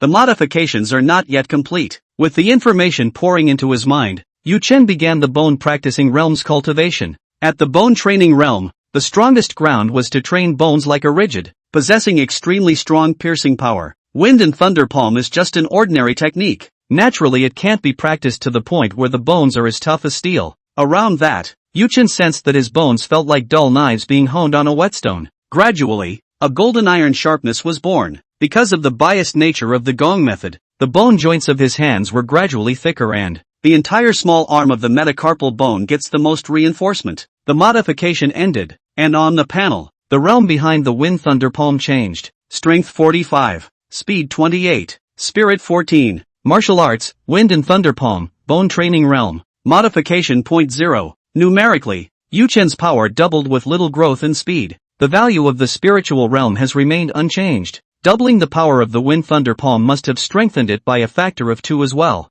Yuchen raised his right palm and slapped it towards the ground. Dang! A muffled, eardrum-shattering sound came out and, outside the shack, the magistrates looked sideways, shocked. Even the ground of the riverbank was shaking in the muffled sound of the party. What's the traveling constable doing? Geez, a dozen people tamping the foundation together is not as big a commotion as the traveling constable alone. Gollum! Inside the shack, Yuchen shook his head and smiled as 5 or 6 pounds of staple food was digested in the blink of an eye. A hungry growl came from his stomach. Luckily, there are 6 roasted chickens left. Lin Shang bought all the big roosters, 6 chickens after removing the feathers and guts, adding up to more than 20 pounds of meat. Should be enough for me. Tearaway. Grabbing the roasted chicken, Yuchen puffed out his cheeks and swallowed loudly. Time passed by, and by now, it was past 3 in the morning. The darkness before the dawn is the deepest. On the riverbank, the fire dimmed, and only a few embers remained of the campfire. What to do? The firewood is almost gone. Gather the 3 campfires together. They can last a little longer. Lin Shang proposed. That won't last until dawn. Phew! The night breeze on the riverbank carried a slight chill. The few remaining embers were blown out. The campfire was dotted with dark red sparks, illuminating the faces of the people in obscurity. Hee. Suddenly, within the pitch-black mountain forest, eerie giggling sounds were heard. The magistrates' hearts trembled and they looked away in unison. In the darkness, a blurry figure came through the swaying trees. He walked very, very slowly, and his walk was even weirder. The entire figure twisted toward the side, shuffling along at a pace. Kara. Hee. The stones on the ground were dragged by the footsteps, making the sound of kara. It was interspersed with the sound of children's laughter. Is a ghost? Someone asked in a muffled voice with trembling lips. Definitely. Why don't we run away? At these words, someone had already lifted his butt and tried to find a direction to escape. You're fast enough to outrun the trickster? Lin Shang shook his head and said, if you run away now, aren't you giving the creepy monsters a chance to strike separately? Miso. Drawing his belt knife, he picked the tip into the fire and flipped his wrist. A piece of hot carbon flew out and fell towards the figure. Boo! The carbon block hit the ground and exploded in a shower of sparks. A short burst of firelight illuminated the figure. Han Ernio? Someone exclaimed, recognizing his face. Geo, scared me to death. So it's Ernio. What took you so long to get back from relieving yourself in the middle of the night? There was a false alarm, and a magistrate rose with a smile to meet it. Just then, a cold whisper rang out. Looking for death. A palm reached out from behind. Snap! The palm slapped down the side of his head, and the magistrate stumbled and fell. You are a traveling constable. The magistrates froze. Why the sudden beating? Take off all your clothes and put them in the campfire. I'll show you guys if that's Han Ernio, Yuchen said. The magistrates were a bit hesitant, and Li Sanpeng and Lin Shang took the lead in removing their tops. Wow! The rough clothes were thrown onto the fire, and in the blink of an eye the flames sprang up. Give me the knife. Yuchen picked up the long knife in Lin Shang's hand. The tip of the blade picked at a burning mass of clothing and threw it toward the advancing figure. Boo! The burning clothes were no longer blinking out carbon, and the fire illuminated Han Ernio's body. He was in a grotesque position, so twisted as if he were a withered wood. There was no semblance of blood on his face. It was pale and glowing with clear gray. Even more bizarrely, the corners of Han Ernio's mouth grinned as saliva flowed down in a smile. His smile wasn't real in the wavering firelight. However, everyone could feel that Han Ernio's smile resembled that of a child with a demented smile. Oozing chills rose from the bottom of their hearts, and the magistrates only felt chills down their spines and trembling in their legs. Hiss! How can the 5 big and thick Han Ernio have a child's smile? Things go wrong. There really are ghosts. The magistrate who was slapped down by Yuchen realized that he had walked through the ghost gate. Thanks to Sheriff Tour for saving my life. The yaman knelt on the ground and kept kowtowing, snot and tears pouring out in unison. Don't kneel, if you want to live. Hurry up and start the campfire. Under the crisis of life and death, the magistrates were torn and stripped, and one piece of clothing was thrown into the fire. Wow! The flames rose and the dark riverbank was illuminated for a good part of the day. Han Ernio's figure became clearer and clearer. He. A child's playful laughter emanated from Han Ernio's mouth, and the corners of his grin widened to the base of his ears. What's that? The sharp-eyed yaman pointed to Han Ernio, on whose body were wrapped finger-thick tubes of flesh. No, not just entangled, but rooted into Han Ernio's body. The flesh tubes squirmed and a stream of blood could be seen pumping out of him. That's the umbilical cord. Li Sanpeng stared with shocked eyes. He. The laughter grew louder and louder, and Han Ernio's body, withered and thinned as far as the eye could see. The blood in his body was about to be drained. Sure enough, it's you! The creepy monster that had drained countless amounts of blood was right in front of him, and Yu Chen didn't have the slightest fear. Instead, a monstrous wariness surged in his heart. Just use you, to try the power of the bone training realm. Han Ernia died within a few breaths, his withered body collapsing and sprawling onto the riverbank. Right at this moment, a sense of crisis arose in Yu Chen's heart. Only a weird, short black shadow was seen lying on Han Ernia's back. The moment Han Ernia fell to the ground, the black shadow lunged out, as fast as lightning. Good timing! With a loud roar,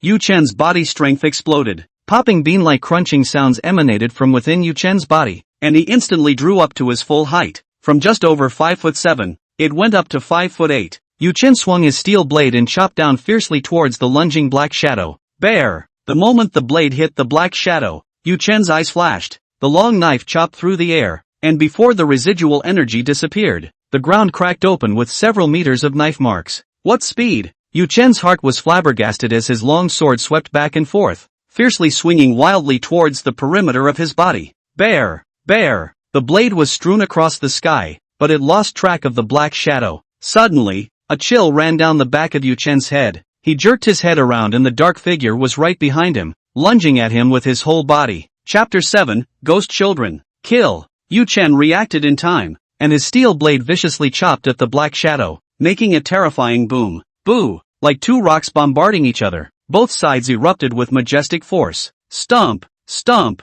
Stomp! Yu Chen unloaded and retreated, stepping into the ground with each step, the dirt not reaching the height of his calves. Hiss! A hissing sound like that of a snake rang out. Yu Chen's gaze was like electricity, his pupils shrinking to a point as he stared at the black shadow on the ground. It was actually a creepy baby, waxy and bloated. His eyes were enormous, and they looked like they were filled with pus. The umbilical cord hung from his navel, writhing in a regular, snake-like motion. Taking a slash from Yu Chen, Ghostwa's shoulder blade broke open with a huge slash that extended all the way to his abdomen. However, creepy monster is amazingly resilient. Last breath, the wound was still oozing pus. In the blink of an eye, the huge slash contracted and healed, and not the slightest trace could be seen. If one cut doesn't work, I'll kill you by 1,000 cuts. With a stamp of his foot, the soil exploded, and Yu Chen lunged out with a tiger, his sword light constantly slashing in succession. Boom! Boom! Ghostwa was incredibly fast, and still couldn't avoid blasting against Yu Chen. Wounds continued to appear and heal on Ghostbuster's body. Yao Tatsu didn't feel good either. His arms went numb, his tiger's mouth crumbled, and blood flowed out. Even worse, the long knife in his hand wouldn't hold up. Dang! The long blade shattered and pieces flew. Yu Chen abandoned his sword and used his palm. On his small arms, the drawn muscles were like steel screwed together. The bones at the palms of his hands were enlarged, and the veins on the back of his hands rippled like snakes. The whole hand is as wide as a bushel. Wind and thunder palm. A furious palm imprinted on Ghostwa's chest, and pus spewed out of his 7 orifices as he screamed miserably from his mouth. Knock! Ghostwa was sent flying like a cannonball with a palm strike, but he quickly turned after landing. Instead of pouncing on Yu Chen, he ran wildly on all fours, rushing towards the distant onlookers of the magistrates. Yu Chen's heart tightened and he spat out a furious roar. Spread out! Immediately afterward, Yu Chen's feet did not stop as he pounced over. A magistrate's face was filled with horror, but he couldn't stop the attack of the ghostly child, only to see the umbilical cord dancing on the ghost child's body, piercing and entangling the magistrate in the blink of an eye. Die for me! The palm of his hand slapped out and imprinted towards the magistrate's chest. The magistrate who was haunted and possessed by the ghost child. His muscles around his body suddenly skyrocketed, and his body was as stout as a swimming star. He raised his hand and cupped his fist, blasting against the wind and thunder palm. Boo! The two figures backed up at the same time. Yu Chen's eyes were rounded. His eyes locked onto the other party. The magistrate's eyes were white and the veins on his forehead bulged. The umbilical cord on the ghost child's body bulged. Not extracting blood, but injecting the essence blood absorbed earlier into the magistrate, forcibly catalyzing the magistrate's strength. Boom! Boom! Boom! The two sides once again battled into a ball of fists and palms. On the riverbank, wherever the two men fought, the ground looked as if it had been plowed. The ghost child frantically poured essence blood towards the magistrate's body, but the forceful catalyzing power didn't last long. The magistrate's flesh and bones couldn't be compared to Yu Chen's either. After blasting dozens of moves against each other, the magistrate's flesh was broken, his bones snapped inch by inch, and blood was spewing out all around his body. If the ghostly child had released the umbilical cord's winding fastening, the magistrate would have been reduced to bloody slime on the spot. Hiss! Pus-filled pupils turning, the ghostly child looked to the others on the riverbank. Shoo! The swift figure scurried out of the magistrate's back as he tried to repeat his trick and take control of the others. Die! Yu Chen roared, and his arm stretched out lightning fast. A large hand clenched and grabbed the umbilical cord of the Aniwa. Hey! Hey! Let me have some fun with you! Grinning widely, Yu Chen grabbed the umbilical cord with one hand and refused to let go, while the other hand was cupped into a fist seal and violently blasted out. Boo! A fist as big as Ghostbuster's head. A hard blast to his face. Ah! With a shrill cry, the umbilical cord was ripped from him. Raw, yellowing pus jetted out of the navel, filling it with a fishy odor. Taking a step to catch up, Yu Chen backhandedly clasped Ghost Boy's head and poked his fingers into his pus-filled eyes. The cries of the ghost children became sharper and sharper, causing a raw pain in Yu Chen's head from the noise. Good boy, don't argue, it won't hurt anymore in a while. The ghostly face formed by the muscles in Yu Chen's back loomed large, and his arms bulged with one hand clasping his head and the other grabbing Ghostbuster's torso. Harder and harder. Rip! The ghost child's head was attached to his spine and was pulled out of his body by Yu Chen. Even if only a head was left, the ghost child still didn't die, opening its fine and sharp teeth and biting towards Yu Chen's palm. How dare you go wild! Clasping the ghost child's head, the muscles at his small arm fired and rose a few more points. The force on the palm of the hand increased until, pop, the whole head was crushed. In a flash of pus, the ghostly child's shrill cries came to an abrupt end. Snap! Snap! The two torsos were thrown to the ground. In the thin morning light, there was only the sound of heaving water on the riverbank. The magistrates almost forgot to breathe as they stared with bated breath and open mouths at the lanky back. It's horrible. What age is Sheriff Tour? Why do you have such powerful martial arts strength? On the corpse of the ghost child, inexplicable energy rose up, carrying a gloomy aura as it drilled towards Yu Chen's body. Sure enough, the panel is recharged by killing Trickster. Yu Chen closed his eyes and felt it, memorizing the feeling of the gloomy breath. Phew! A mouthful of turbid air was exhaled, and Yu Chen calmed the churning qi and blood in his body. His height dropped back, his exploding muscles slowly shrinking. After some self-examination, after breaking through to the bone training realm, his height in his normal form had also grown by 2 or 3 centimeters. Call up a panel. Strength 45, Speed 28, Spirit 14, Martial Arts, Wind and Thunder Palm, Bone Cultivation Realm, Modify Points required 1. Modification Point 1. The line of sight froze, and Yu Chen raised both eyebrows. It makes sense to modify the points to add a little more, but the column of martial arts, behind the Wind and Thunder Palm, could actually be modified. The Wind Thunder Palm technique itself could only be cultivated to the bone training realm. Is the panel modified in such a way that it can push the limits of the Wind and Thunder Palm technique, or are there other changes? The answer to the question is to be set aside for a moment. The eyes of the group coalesced around him, waiting for him to give the order. Back to town. Gotcha. Outside Nanling City, a group of people dressed in peculiar clothes walked towards the city gates. The 2 junior officials had been talking in low voices, and when they realized the strange situation, they tensed up and drew the long knives on their waists. Detsi, Xiaowu. Li Sanping took a few steps forward and said, "It's Li Bearer, you're." Recognizing Li Sanpeng, the junior official withdrew the long sword in his hand and looked at them suspiciously. The group in front of us were all shirtless and had somewhat grimy faces. The teenager at the head was even more intimidating, and underneath his handsome face was a solid muscular body. The skin was covered in blood scabs and haunted by a faint murderous aura. Nanling City isn't on the border. Why is he acting like he's coming back from a war? The junior official muttered in his mind. Have Lieutenant Huang and the others returned yet? Yu Chen asked. The junior official couldn't help but take a step back and answer. I came back last night. There's a big incident in the county, and County Lieutenant Huang is dealing with it at the county office. Big events. Yu Chen frowned. Dang. Behind the city gates, a large gong opens and white paper money falls like rain. A group of people wearing mourning and looking miserable. They were carrying a black coffin and were on their way out of the city to be buried in the ground. AI. Last night less than a dozen died. All of them were the backbone of the family. The junior official sighs and sighs. What? What the hell happened? Yu Chen stepped forward, his eyes like torches, frightening the junior official to sit on his butt.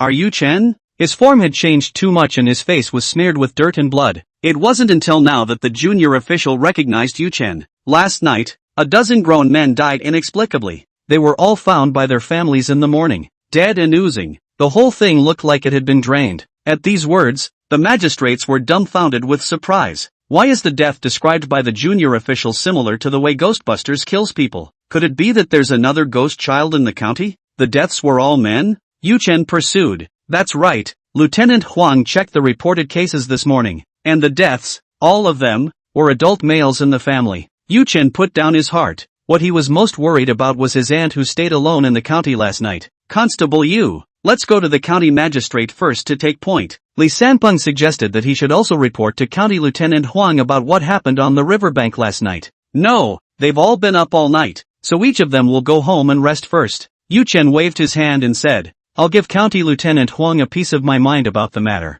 Okay, thanks to Constable Tour. Thanks to the traveling constable. The magistrates breathed a long sigh of relief and thanked him. The whole night was spent in fear, without the slightest rest. The magistrates all felt that there were so many false shadows in front of their eyes that they could barely walk. Yu Chen is the nephew of Huang County Lieutenant, and with his promise, the magistrates put their hearts down and could not wait to go home immediately and fall asleep. Nodding goodbye to the magistrates, Yu Chen didn't go to the county office first. He looked a little appalled, and went home first to rinse the blood off his body. The wounds have scabbed over and it will take some time for them to heal completely. Yu Chen found the clothes and changed into them, feeling that they were a bit small. Walking out of the courtyard door, Yu Chen came to Kongping Street outside the alley. Dang! The big gong sounded again and another dead person was funeralized. The floor was covered with paper money. At the end of the street, a crowd gathered to watch the funeral procession. From time to time they looked down and talked for a few moments. The look on their faces panicked and confused.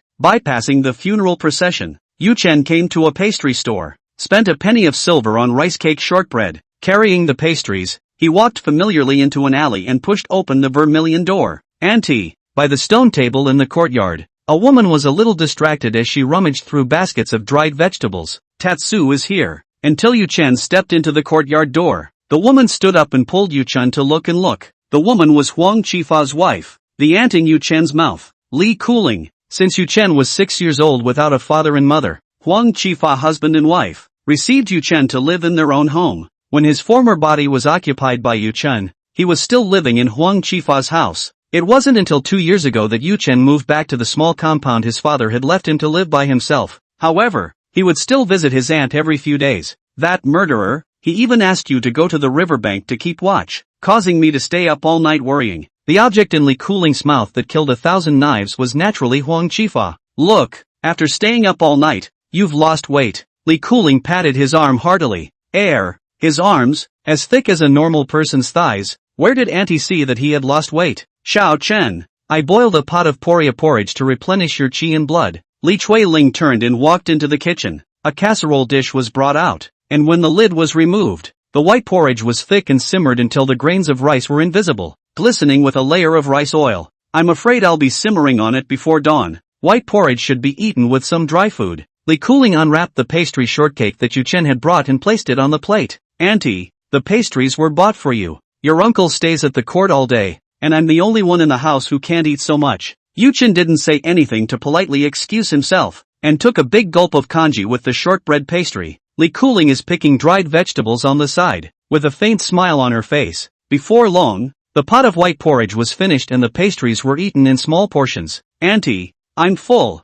I'm going to the yamen to find Uncle Huang. Yu Chen got up and said, bring him some shortcakes. He, must not have eaten when he was busy. Li Cooling picked up the food box to pack some pastries in. No need. I'll buy some of Uncle Huang's favorite food on the way. Yu Chen knew Huang Qifa's taste and didn't like sweets. Okay then, be careful on the road. Well, go away auntie. Yu Chen picked up the empty food box and said goodbye to Li Cooling, closed the courtyard door and walked out to the approaching Xinan Street, looking for a breakfast store. I bought glutinous rice siumai and a bowl of salted bean curd. It cost 10 coppers. Walking into the courthouse with his food box, there was no expected busyness. Huang Qifa sat behind the public case and looked through the dossier. Yu Chen skimmed it. The ink was fresh. What's recorded within the dossier is supposed to be last night's case. Here we go. Nothing happened on the riverbank, right? Huang Qifa asked. Yu Chen opened the food box and took out the siumai and douhua. Uncle Huang, let's eat first. Talk while you eat. It's okay. Huang Qifa is indeed hungry. However, as Yu Chen blurted out what happened on the riverbank, Huang Qifa's expression stared up, and the siumai in his hand lost its flavor. Throwing it back into the food box and putting it away. There are creepy monsters infesting the city and beyond, Huang Qifa said with a sigh. For more than 10 years before that, Southridge City hadn't been infested with any bizarre monsters, and in the past 2 days, the spooks have appeared more often than in the previous 10 years or so combined. When things go wrong, they go wrong. What's going on around Southridge City? Attracting creepy? Little Tatsu, what martial realm are you at now? Yu Chen was able to tackle 2 trickster monsters on the riverbank, and Huang Qifa was curious about his strength. Skin training realm. Yu Chen deliberately reported 1 realm lower. Good, your father and we've been fighting in the tendon practicing realm all our lives. Huang Qifa patted his shoulder. Good boy, your martial arts talent far exceeds ours. Yu Chen smiled in response. If he were to tell the truth, he was afraid that Huang Qifa would drop his jaw in shock. Uncle Huang, I want to practice the golden body technique on the side. Yu Chen stated the purpose of coming out to Huang Qifa. Chapter 8, Uemo. Huang Qifa nodded his head. In the martial realm, the later you cultivate, the slower it gets. Cultivating a martial art on the side at this time has the effect of touching the ground. Huang Qifa naturally wouldn't refuse, and pulled out a booklet from his pocket, which was none other than the golden body technique. The ancestor of the Huang family once saved a monk in distress, and the monk passed on the golden body technique to the ancestor of the Huang family in return for his kindness. The golden body technique doesn't have any attack moves. It's a technique that simply strengthens the defense of the physical body. As Huang Qifa explained, Yu Chen nodded his head. The characteristics of the golden body technique were just right for him. The recovery power of the creepy monster was amazing, and if it couldn't be killed in a while, the battle would be a bitter one. Then accordingly, when Yu Chen possessed an extremely high defense, he would not fear any bitter battles. Man,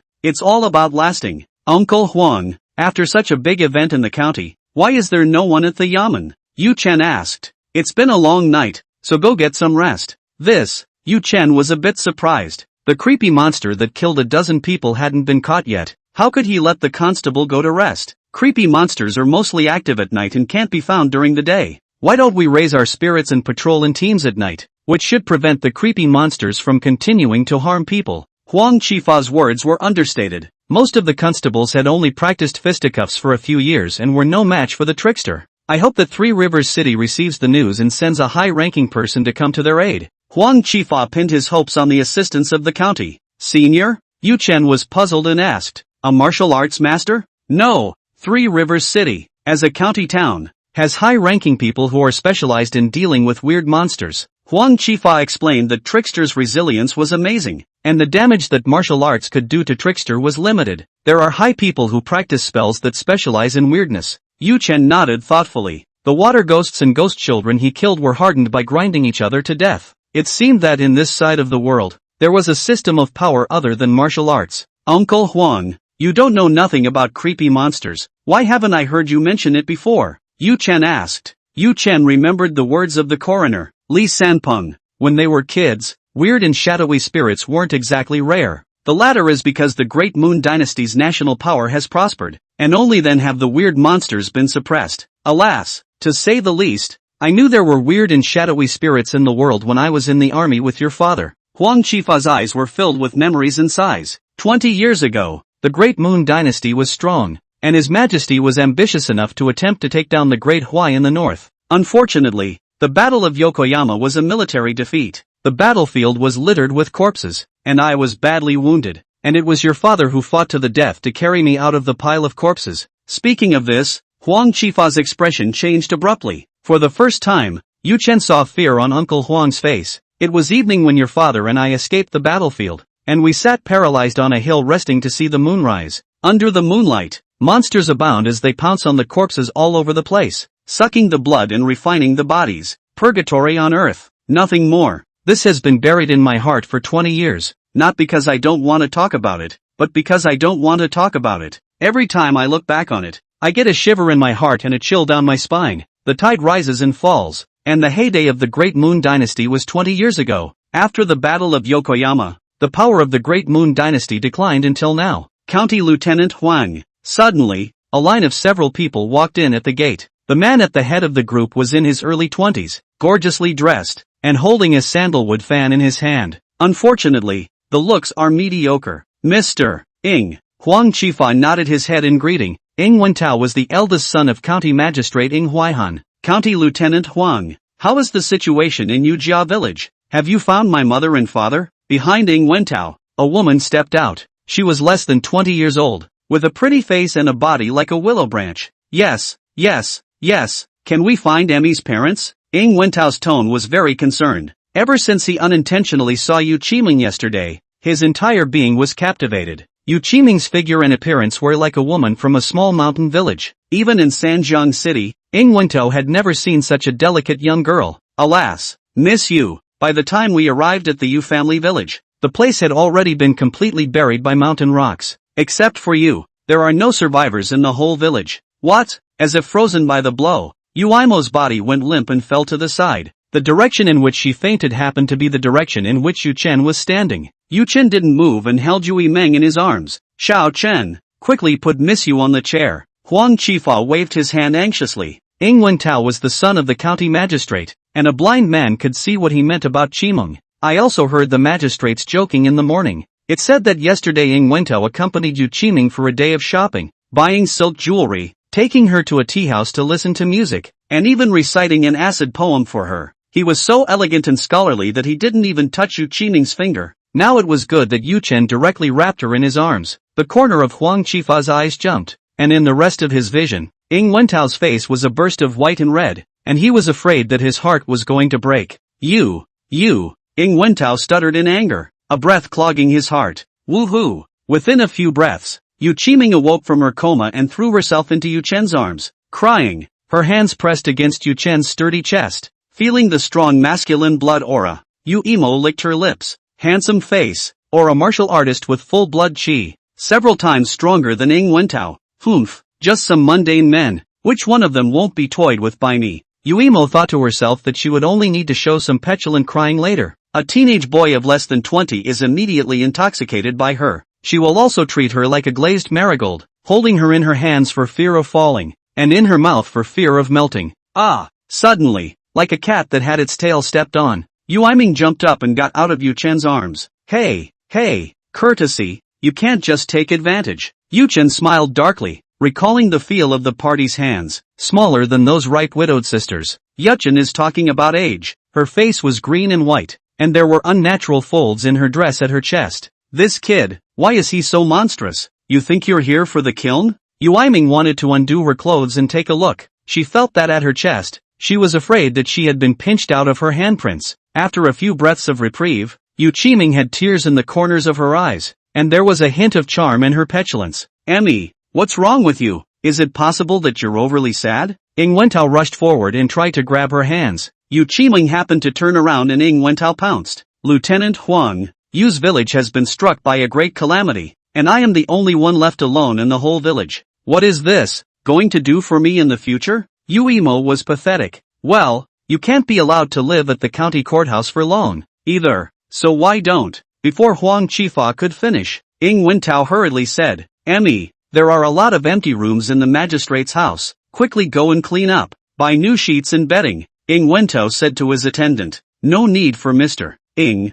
You are the son of the county magistrate and you are not yet married. How can you bring a woman into the house? Yu Qiming hesitated as if she was thinking about Ing Wentao's reputation. Qiming. Ing Wentao's heart was moved beyond words, and he couldn't wait to go back and report to his father right away, so that he could make a marriage contract between himself and Yu Qiming.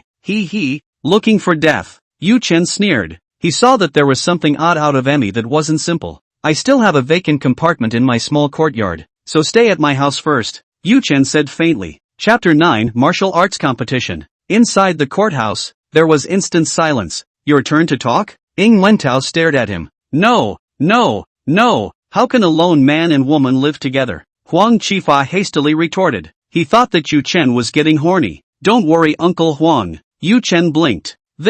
Huang Qifa froze. There wasn't the slightest bit of frivolity on Yu Chen's face, and it was clear that he had made a very solemn decision on this matter. No way. What kind of condition is your little courtyard in? How can Emmy possibly go and live there? Ying Wentao's chest rose and fell, clearly infuriated. Gentlemen, why don't we ask Miss Yu's opinion? Yu Chen smiled faintly. My little lady, I would like to stay in the gentleman's compartment. Yu Qiming glanced at Yu Chen, pretended to be shy and bowed her head, and actually agreed to go and stay in Yu Chen's courtyard. She said in her heart, vulgar men, still fighting over me. What? Ying Wentao covered his chest and staggered, his face full of disbelief. Well, Miss Yu, let's go. Without any further ado, Yu Chen led Yu Qiming outward, leaving Ying Wentao frozen in stupidity. There's more than just the county courthouse on East Side's Xian'an Street. The residence of the county magistrate and the county minister is also in the vicinity. Xian'an Street was naturally the busiest and most lively street in Nanling City. On both sides of the street, there are stores of all colors. A futon store, a tailor's store, a Gomer store selling household groceries, a carpenter's store. Yu Chen didn't even look at it. Skimming through it, Yu Qiming's face was gloomy, but she had to squeeze out a 3-minute springy smile, tugging on his sleeve and saying in a delicate voice, Mr. Yu, didn't you say you were here to buy household utensils? Well, it's going to be bought. It's not in the place. Yu Chen smiled and stopped. Before the two of them was a pork store. Boss, 5 pounds of tenderloin. Okay, 81. The boss cut out a loin and tied it with straw. No, take it. Yu Chen handed out the pork. Yu Iming's smile froze as she looked at the pork dangling in front of her eyes. What? You can't even lift 5 pounds of pork? Yu Chen asked. Okay, I'll take it. Yu Iming agreed through clenched silver teeth. Granny, how do you sell eggs? Yu Chen looked at the granny who set up the stall. 2 cents apiece. Okay, I want 30 eggs. Yu Chen handed over 60 copper coins and skimmed Yu Qiming and said, what are you waiting for? Take the eggs. Yu Qiming, with pork in one hand and eggs in the other, followed Yu Chen down the street for most of the day. Finally, she couldn't resist asking, my lord, aren't we going to buy anything else? What else to buy? Yu Chen turned his head and deliberately asked rhetorically, bedding, sheets have to be bought, right? Yu Qiming's tone was filled with coldness. The delicate young girl's face, with its leathery smile, was inexplicably oozing. No, I have them all at home. Just take them out and dry them in the sun.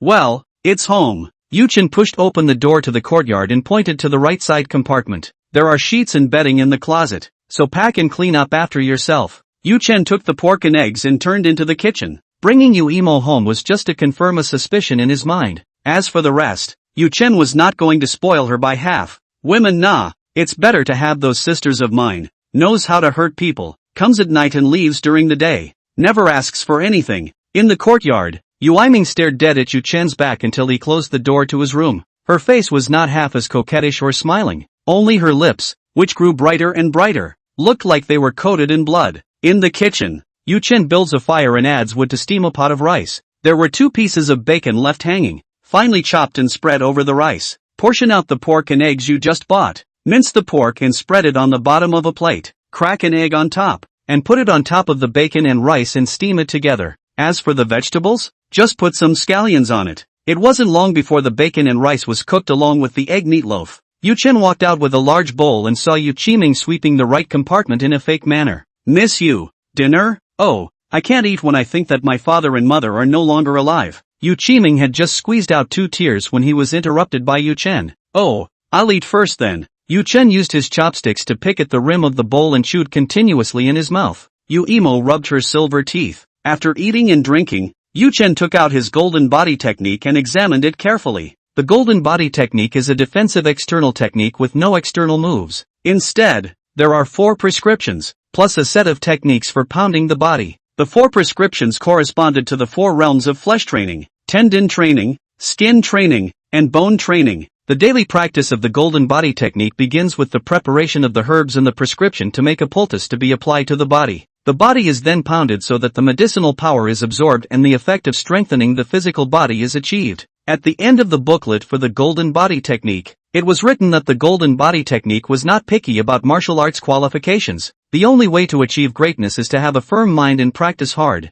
No wonder Uncle Huang has practiced until he's almost 50 years old and still hasn't broken through the skin training realm. Yu Chen muttered. What not to pick martial arts qualifications? To be firm of heart and mind, and to practice diligently. On the flip side, if you want to cultivate the Golden Body Technique to great success, even if you are a martial arts genius, you have to slowly simmer down the time. The Golden Body Technique was a technique that was extremely slow to cultivate. Slow progress, no means of attack, and the need to buy herbs and pound your body daily in a self-abusive manner. In this world, those who were willing to cultivate the Golden Body Technique to the third or fourth realm were afraid that there were not many people. Good thing, I have panels. Call up a panel. Strength 45, Speed 28, Spirit 14, Martial Arts, Wind and Thunder Palm, Bone Cultivation Realm, Modify Points Required 1, Golden Body Kung Fu, Uninitiated, Original Modification Number 1. Modification Point 1. As long as you familiarize yourself with a feat, the feat will appear on the panel, and you will also have one original modification that directly enhances it. The original modification of the Wind and Thunder Palm is an elevation of one realm. So is the use of the original modification of the Golden Body Technique a breakthrough into the flesh practicing realm? Yu Chen wasn't particularly sure, and now wasn't the time to validate the idea. During the afternoon when he was flipping through the Golden Body Technique, Yu Qiming had been peeking at him out of the corner of her eye. Mr. Yu, I didn't realize that you are still a martial arts nerd, Yu Qiming said. Just strengthening my body, Yu Chen responded casually. Mr. Yu, now that there are bizarre monsters killing people in Nanling City, do you think that it's the bizarre monsters that are powerful, or the martial artists? Yu Aining's mouth hung with a faint mockery. Naturally a martial artist, Yu Chen said. He, Mr. Yu deserves to be a martial arts nerd, really confident. Yu Qiming covered her mouth and laughed lightly. I'm going out, so stay put and wait for me to come back, Yu Chen said as he got up. Emmy must be waiting for you at home. Let's spar in martial arts then. Yu Qiming's red lips were slightly open, and she was charmingly inimitable. Cutting martial arts? Yu Chen cupped her chin and lifted it slightly. Yeah, let's practice tonight. As she watched Yu Chen's figure go out the door, Yu Yiming's expression went cold until it was frosty. Seeing your handsome face, I thought you were a refined and sensible one. I didn't expect you to be a pushy martial artist who talks with a gun in your mouth. Ha! And to say that a martial artist can be stronger than a creepy monster is not self-important. North City. Fountain House, a small restaurant famous for its affordable and large quantities. Yu Chen entered the door and asked for a small private room, ordering a table of meat and vegetables and staple seafood. This master, when is the banquet? Xiao Er poured a cup of hot tea. Serve now. This master, the guests haven't come yet? Xiao Er was puzzled. No guests, I'll eat by myself. This is good. I'll have the back kitchen fry the food. The store assistant's heart was strange, but he didn't ask too many questions. In no time at all, 8 hot meat dishes were served, plus 4 entrees. Okay, I don't need to serve. You go out. I'll call you if anything happens. Yu Chen kicked the shopkeeper out of the private room. Blue panels emerged from the void in front of him. Concentrating his intention, he made a vicious point towards the primordial modification at the back of the Golden Body Technique. Chapter 10, Sharpening the Knife in the Dark. Buzz. In his mind, like a flood, countless cultivation memories appeared out of nowhere. Yu Chen's body changed with it. Bared. Rolling heat poured out of his body. He unclothed his upper body. A solid, full muscle churning and condensing, squeezing the muscles of his arm. The sensation that came from it was like a tough, elastic piece of rubber. In the blink of an eye, the Golden Body Technique reached the grand completion of the flesh practicing realm.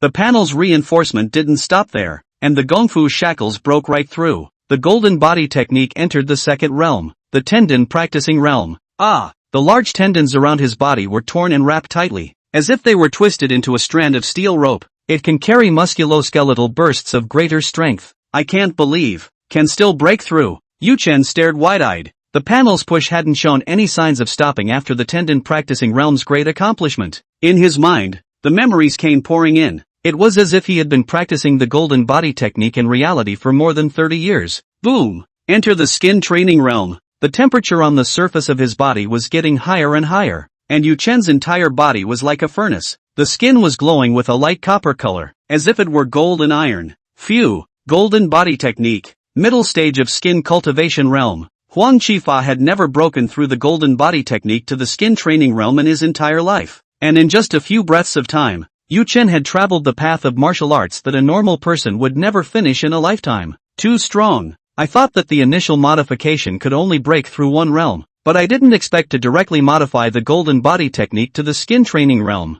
Ha, I have a panel. What kind of weird and shadowy spirits? All of them will be blown away with one punch. Yu Chen was confident that against the Water Ghost and Ghost Hua again, they wouldn't even be able to break through the defense of the Golden Body Technique. Golem. The stomach growled in protest and weakness surged through her. Eat. Yu Chen grabbed the elbow on his plate and swallowed it in a few bites. A roast chicken, chewed and swallowed with the bones and meat. The noodles were even more sparsely raked into my mouth. It wasn't until the entire table was swept away that Yu Chen felt full. Junior, coming master. The store assistant thumped up the stairs and pushed open the door of the room and said, "Is this gentleman packing?" Air. The shopkeeper froze, blinking his eyes wondering if he had misread. A table of mat noodles, 8 hot meat in 4 main courses, was eaten with only some soup left. This master, you really have a good appetite. The store assistant gave a thumbs up. Well, remove the plates. Alright, I'll serve you a pot of green tea to relieve greasiness and eliminate food. The store assistant neatly cleaned up the dishes.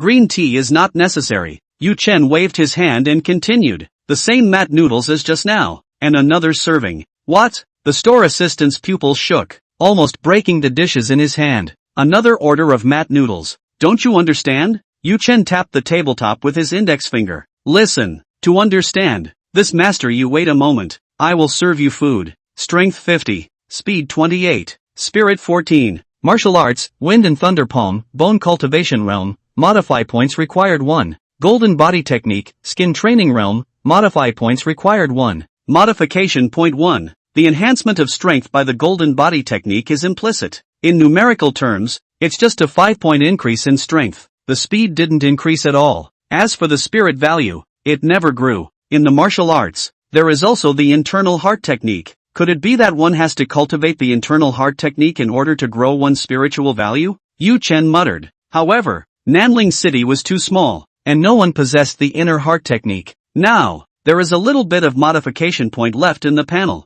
One could pick one of the Wind and Thunder Palm and the Golden Body Technique to enhance. Which one to choose? After hesitating for a few breaths, Yu Chen decided to modify the Wind Thunder Palm one more time. He's going to see that the panel's modifications to the Wind and Thunder Palm that, is it an elevation to the bone training realm of perfection? Or is it the ability to break through the limits of feats? Concentrate your mind and click down on the Wind and Thunder Palm column. Buzz. Cultivation memories appeared in Yu Chen's mind. Remembering the past nearly 10 years of light, Yu Chen practiced hard day and night. The calluses fell off at both palms, revealing smooth, delicate skin. Back to the basics. Finally, the Wind and Thunder Palm was cultivated to the bone training realm of perfection, reaching the end of the technique. Sure enough, it's not over yet. Yu Chen's heart rejoiced as the panel's modifications to the feats continued. In the memorized information, although Yu Chen had already reached the Wind and Thunder Palm's perfection realm, he still practiced diligently every day. One day, many years later, there was a thunderstorm. A thunderbolt exploded above his head,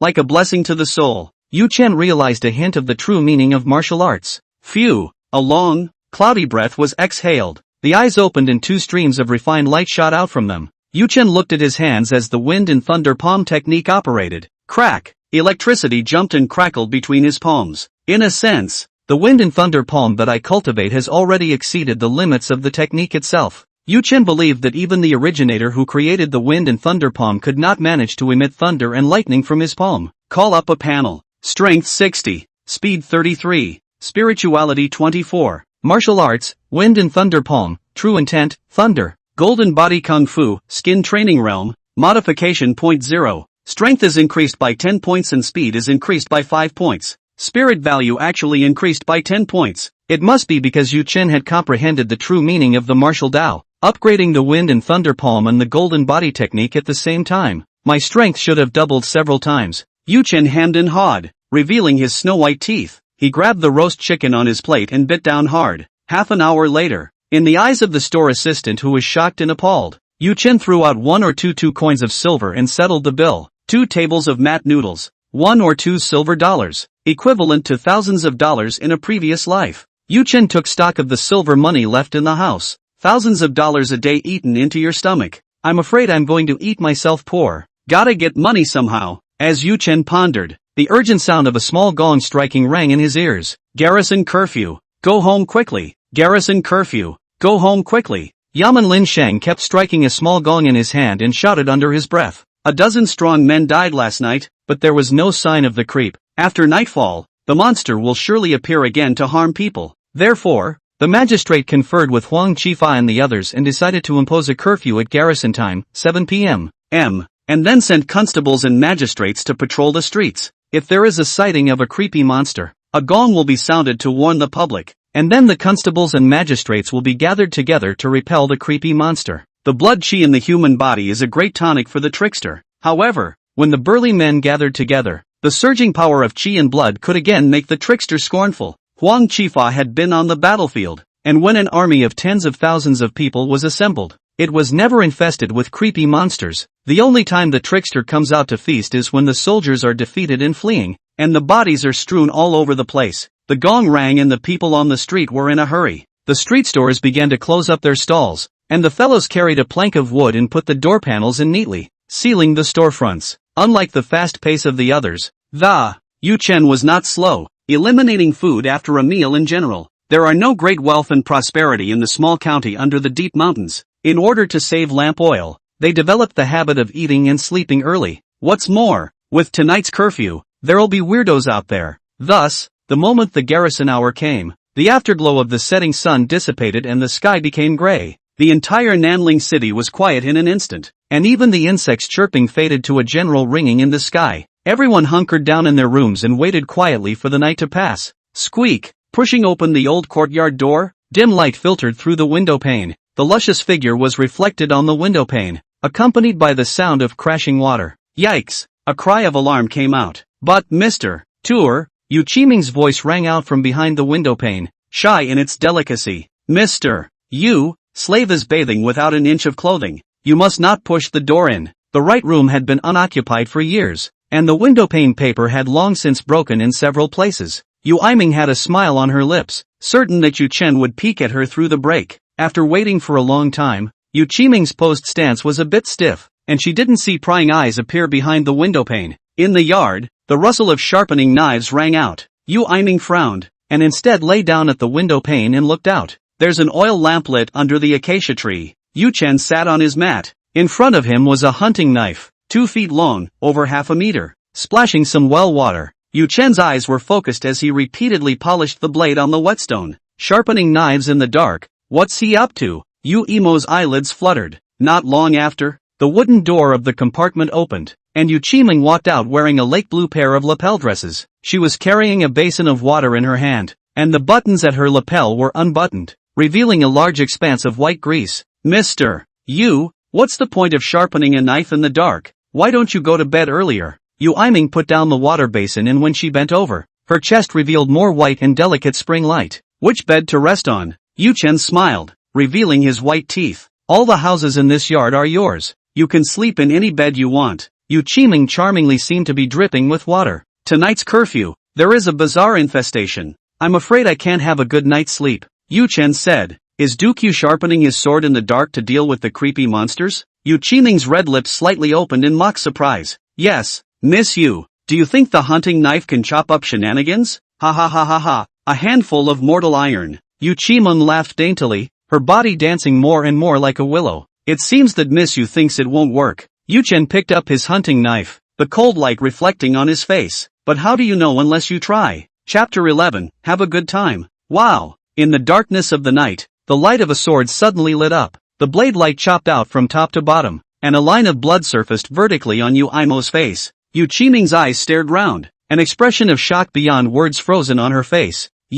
Before the words of questioning could be uttered, Yu Qiming was cut open by a blade, and the left and right halves of his body slowly separated. Snap! Strange things happen, and countless blood and flesh bugs spring up from the neatly made wounds. They snaked and stretched and tangled with each other. It was actually pulling the split body back together and sewing it back together. In the blink of an eye, Yu Qiming returned to her normal self, only that the delicacy hanging on her face was not there, but rather a cold chill. Are you so sure I'm creepy? Yu Iming retreated 2 steps back and snapped in a cold voice. Yu Chen's strike was too decisive. Without the slightest hesitation. 60 to 70% certainty. Yu Chen replied. Only 60 or 70%? What if I'm not a creepy monster and really am a normal teenage girl? So what? Kill and be killed. Yu Chen didn't care. He and Yu Qiming had only met this morning, and he felt no guilt for killing the wrong person. Just throw the body into the river outside the city and blame the disappearance of Yu Iming on the creepy monster. Aren't you afraid that Ing Wentao will find out? He's the eldest son of the magistrate? Oh, then kill Ing Wentao as well. Yu Chen thought to himself, it doesn't matter if the magistrate kills it, just so Uncle Huan can be the magistrate. South Ridge City was located in a remote area, and recently it had been infested with bizarre monsters. What's so unusual about a few more deaths a night? Among you and me, who exactly is the creepy monster? Yu Iming was all but exasperated and laughed. Of course you are. I'm human. Yu Chen revealed his white teeth and his handsome face looked elegant and easygoing. Ha, humans? Martial arts? Yu Qiming was emboldened. A pair of plain hands teased and gently touched around Yu Chen's circumference. Your swordsmanship is good, but that's about it. I'll let you know that the fierce monsterine spirit is the master of this side of the world. Humans? Nothing more than the pigs we've been breeding. Seeing that Yu Chen was flabbergasted and not moving, the smile at the corner of Yu Qiming's mouth became more and more pronounced. Is it impossible to move?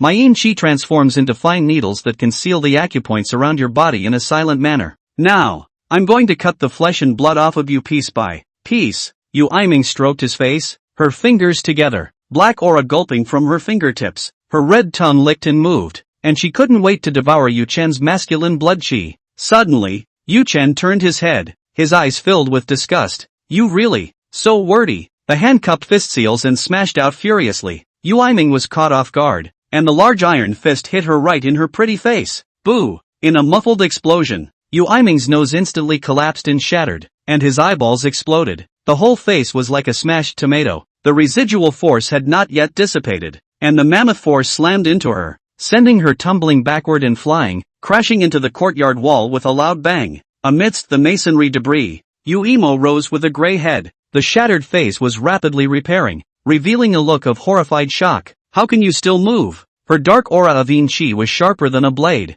and she was certain that her black aura had hit all the acupuncture points. Oh, tickling me isn't even enough. Yu Chen grinned and reached out to rip off his upper body clothes. Barely. In the dimness, a robust explosion of muscles emerged, like a sculpture. Yu Qiming stared blankly, and there were only shallow white spots at the acupoints she had pierced just now. The dark aura of yin qi didn't even break through Yu Chen's skin.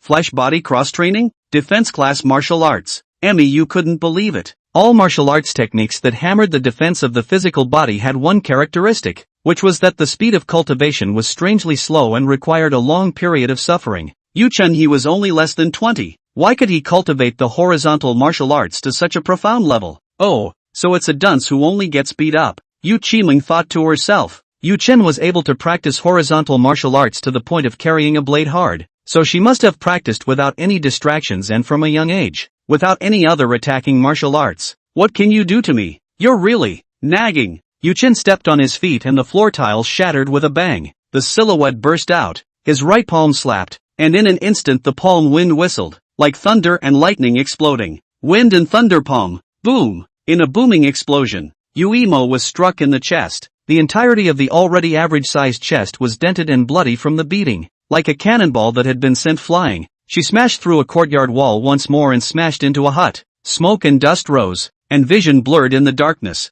Yu Chen heatedly smiled and stepped forward. Miss Yu, come out and have some fun with me. Ah! Yu Chen, I want you to die. In the midst of the ruins, a figure shot out, as fast as thunder. It was precisely Yu Qiming. Her hair was cloaked, her hands were spread out, and a black aura shot out from her fingertips. Kill! Yu Chen didn't dodge or avoid. The tiger pounced and exploded, and the wind and thunder palm kept striking out. Boom! Boom! Boo! In just a few short breaths, the two sparred several moves, and the aftermath of their strength was rampant. Everywhere they went, houses and courtyards collapsed. A mess. Not long ago, Xianan Street, the magistrate's residence. With the help of his entourage, Ing Wentao tumbled out of the fence. Quickly lead the way. Go to Yu Chen's courtyard. Ing Wentao drank low. My lord, it's better to go back. Yeah, there's a curfew tonight, and there's weirdos out there. The attendants persuaded. They were more afraid of being discovered by the magistrate lord. It will kill them alive when the time comes. Say that back again and I'll stab you with my sword right now. With his sword at his waist a foot out of his body, Ng Wentao threatened. Once he thought about the fact that Yu Chen, as a constable, must have practiced some fisticuffs, coupled with the fact that his Qiming's body was as thin and weak as a slender willow, late at night alone. In case Yu Chen had any beastly behavior and wanted to use force, then how could his Emmy resist? All of you, hurry up! Ng Wentao urged his entourage. He was afraid that when he pushed the door in, he would see that Emmy had already been pressed down by Yu Chen. Your Excellency, it seems like there are Constable Yaman patrolling ahead. The attendant saw a fire flickering and warned in a low voice. Quick, hide! Ng Wentao followed the roots of the wall and hid in the gloom of the alley. Not long after, Lu Xiong passed by with a group of men and horses, holding up torches. When Lu Xiong and the others were about to turn the corner, Ng Wentao sighed in relief and urged, "Move!" No one responded to him, and there was silence behind him. Ng Wentao thought that the attendant was afraid, and his eyebrows wrinkled as he turned around and drew his sword. "You guys!" The words came to an abrupt end, and Ng Wentao's eyes snapped out, his pupils vibrating. In the blurry darkness, two attendants slumped to the ground. One of them was dead, and the other let out a hard gasp. "My lord! Save me!" His arm reached forward, trying to grab something. On his back, a dark shadow lay sprawled and was making gurgling sounds of drawing water. Creepy! Dang! Ng Wentao screamed and trembled. Even his sword fell to the ground powerlessly. He turned and ran, not caring about the lives of his attendants. Knock! Panicked in the dimness, Ng Wentao crashed headlong and stumbled on his feet and fell to the ground. "No! Don't kill me!" He waved his hands and begged for mercy, thinking he had run into the hands of a trickster. "Du King!" Lu Xiong's surprised voice rang out. Why was the county magistrate's son running around in the streets in the middle of the night? Lu Sheriff? Only then did Ng Wentao have the guts to open his eyes and see that under the heavy torches were Lu Xiong and the constables and magistrates. Saved. With Lu Xiong's assistance, Ng Wentao stood up. His chest rose and fell, clearly not having caught his breath. "Sheriff Lu, 2 people are dead." The torches shone into the alley, in which 2 dried-up corpses were lying on their backs, which were Ng Wentao's attendants. The gargoyle was gone. "Mr. Ng, what are you doing running out in the middle of the night?" Lu Xiong asked. Ng Wentao hesitated to say anything. Boom! Suddenly, there was a loud noise from somewhere in Nanling City, the sound of a house collapsing. That is, the direction of the former Ding Street. Someone among the Yamen said, pointing, "Ding Street? That's not where Yu Chen lives." Ng Wentao jumped up and pulled Lu Xiong and said, "Sheriff Lu, quickly go save Qimeng." The sudden burst of noise in Exton Street must have been caused by a bizarre murder. His Emmy lived on the former Ting Street. What if he was harmed by a creepy monster? "Mr. Ng, you came out in the middle of the night is." Lu Xiong thought for a second and understood the reason why Ng Wentao had to go out knowing the curfew. Jealousy. Lu Xiong shook his head imperceptibly, but the current situation was just what he wanted. The county magistrate's son and Yu Chen fight for a woman. He helped Ng Wentao, just to get on the county magistrate's lap. "Gentlemen, follow me to front Ting Street." Lu Xiong waved his hand and led the constable Yamen towards the front. Boom! Boom! The roar continued. As the constables got closer and closer to front Din Street, they could even feel the ground shaking after each roar. "What shenanigans? It's like a savage beast. Is it something we can fight against?" The constables and Yamen exchanged private eye contact and showed their timidity. Boom! Suddenly, a blur of shadows crashed through the wall and smashed down onto the dark streets. The magistrates held their torches high and saw, in the midst of the smoke, a young girl who was badly injured. Yu Iming's body was a bloody mess, and the joints of her arms and legs showed unnatural distortions, almost inhuman. "Qimeng!" Ng Wentao shouted in pain, wanting to go forward to offer help. "My lord, something's wrong." Lu Xiong's eyes flashed as his large hand pressed down on Ng Wentao's shoulder. Creepy! Someone exclaimed, pointing at Yu Imo. Kaching! The rag bag like Yu Iming trembled, and the broken bones in his body were reattached with a clicking sound. Flesh sprouts elongated from the wounds on the surface of her body, repairing her body in the blink of an eye. Chapter 12, Sacred Weapons. Boom! Yu Chen raised his hand and blasted through the wall, walking out right after him. "There's another creepy monster?" a constable whimpered. "No, he's Sheriff Tour." Lin Shang recognized it at once. He is Yu Chen?" Lu Xiong's eyes glared out as he stared at the figure in front of him. The qi and blood around Yu Chen's body tumbled, filled with hot masculine blood qi. His height skyrocketed to 1 meter 9, his muscles bulged out like a block of granite, and the skin on his body took on a light golden color. At this moment, Yu Chen was like an angry Vajra, filled with a disdainful and domineering aura. Ha ha, you can't kill me. I'm a grudge-leveling ghost, with no fatal vitals in my body, and I can be reborn even if my head is destroyed. District mortals, you, boo. Yu Chen didn't give her time to finish her sentence as he struck out with a wild and domineering palm strike. Kill!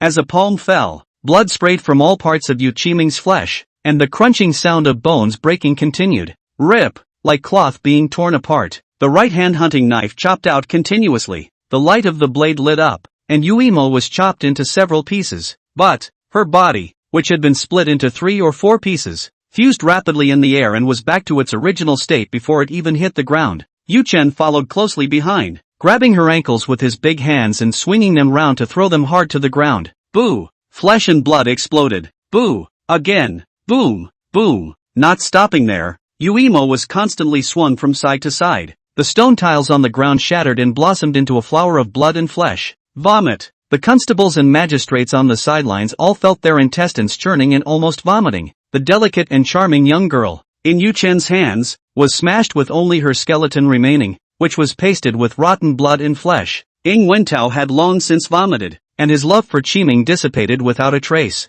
Lu Xiong swallowed a mouthful of water with difficulty as he recalled that 2 days ago, he had made things difficult for Yu Chen. No wonder Yu Chen didn't get angry. In his eyes, my spitefulness is like a sparrow twittering towards a fierce tiger. Gobble! After dozens of wild smashes, the thigh was completely disconnected before Yu Iming escaped from the purgatory. Aha! How dare you! Yu Iming screamed in rage as the flesh buds flew wildly around and restored her body. At the 10 fingers, the dark aura of Yin Qi suddenly skyrocketed several times. Like a black sword, with his hands folded, 10 sharp sword-like black awns converged together, turning into an electrifying black light that attacked towards Yu Chen's heart. Die for me! The black light broke through the air with a sharp whine that, the distance between the two was too close, and the black light was so fast that it was too late to dodge. A cutting sensation came vaguely at Yu Chen's heart. He understood that this was Yu Iming's crushing killing move that could break through the defense of the golden body technique. Under the crisis of life and death, Yu Chen threw away his hunting knife, and the wind and thunder palm was in full operation. The already thick right arm grew again, the bones of the palm crackling and popping, the veins under the skin snaking and pulsing like small snakes. There was a crackle in the center of his palm, and a blinding electric light pulsed. The true meaning of martial arts ray. Yu Chen leapt up, and the thunder light at his right palm pierced the eyes, blasting together with the black light without fear. Boom! The skin and flesh of his palm crumbled, but fortunately, the bones of the bone training realm were incredibly hard, blocking the black light from invading him. Yu Chen shattered the black light with a palm, and in Yu Qiming's horrified and incomparable eyes, he imprinted a heavy palm on her chest. Kill! Boo! Her body was blown into pieces with a bang. Flesh buds surged on the bloody broken pieces, trying to recover again. Crackle bared. Electricity jumped and attached itself to it, preventing Yu Aramo from recovering. Ha ha! The true intent of the martial way can restrain trickster monsters. Yu Chen was overjoyed, and his left hand formed a palm to completely exterminate her. He is definitely not human. Of Yu Imo's shattered body, the head was the most intact. The only remaining head showed an expression of fear. Bared. Snake-like buds of flesh darted from the broken neck of the. They gather up a few nearby pieces of mangled body, barely piecing together the not-so-complete human form. Run! Yu Imo looked like a rat, her mutilated arms and legs scratching and scurrying across the floor. You won't get away with it. The electric light in the center of his palm lit up again, and with a whistling sound, Yu Qiming's body exploded once again, and even his head was only half left. Ah! Boom! Yu Chen rushed after her into a courtyard, which was overgrown with grass and seemed to have been deserted for a long time. Meow! The civet wildcat scurried out of the corner, its pupils reflecting green light. No sign of Miu. She must be hiding somewhere. Miss Yu, come on out. Why don't you play with me? Yu Chen picked up a wooden stick and swung it casually. The yard's clutter was shattered and sent flying, and the hiding place became smaller and smaller. In the withered grass at the base of the wall, Yu Qiming, who only had half of his head left, didn't dare to move a muscle. She didn't even dare to repair her body to prevent discovery. Outside the withered grass, there was a burst of knocking and crushing sounds. Each one was like a smash in the heart of Emmy. Don't ever find me. Don't ever. Yu Iming silently recited in her mind. I don't know how much time passed, but it was quiet outside. She still dared not make any moves. Sure enough, A spat rang out from the yard. Boom! Clang! After Yu Chen vented his frustration and smashed some things, the deserted courtyard was quiet once again. Yu Emo was relieved to have escaped. Flesh sprouts grew from the broken wound, like tentacles, plucking at the dead grass covering his head. For one remaining eye looked out and, under the dark night sky was a wide grinning mouth with snow-white teeth and a wide smile. Found you! Yu Chen held up the mutilated head as if it was a treasure. Don't kill me. I'll do anything you want. Yu Aiming was so scared that her soul was about to collapse. In her eyes, Yu Chen was a demon that was even more terrifying than the creepy monster. Shoo! SHHH. Don't be afraid. Just be good and answer my questions. Yu Chen smiled sincerely,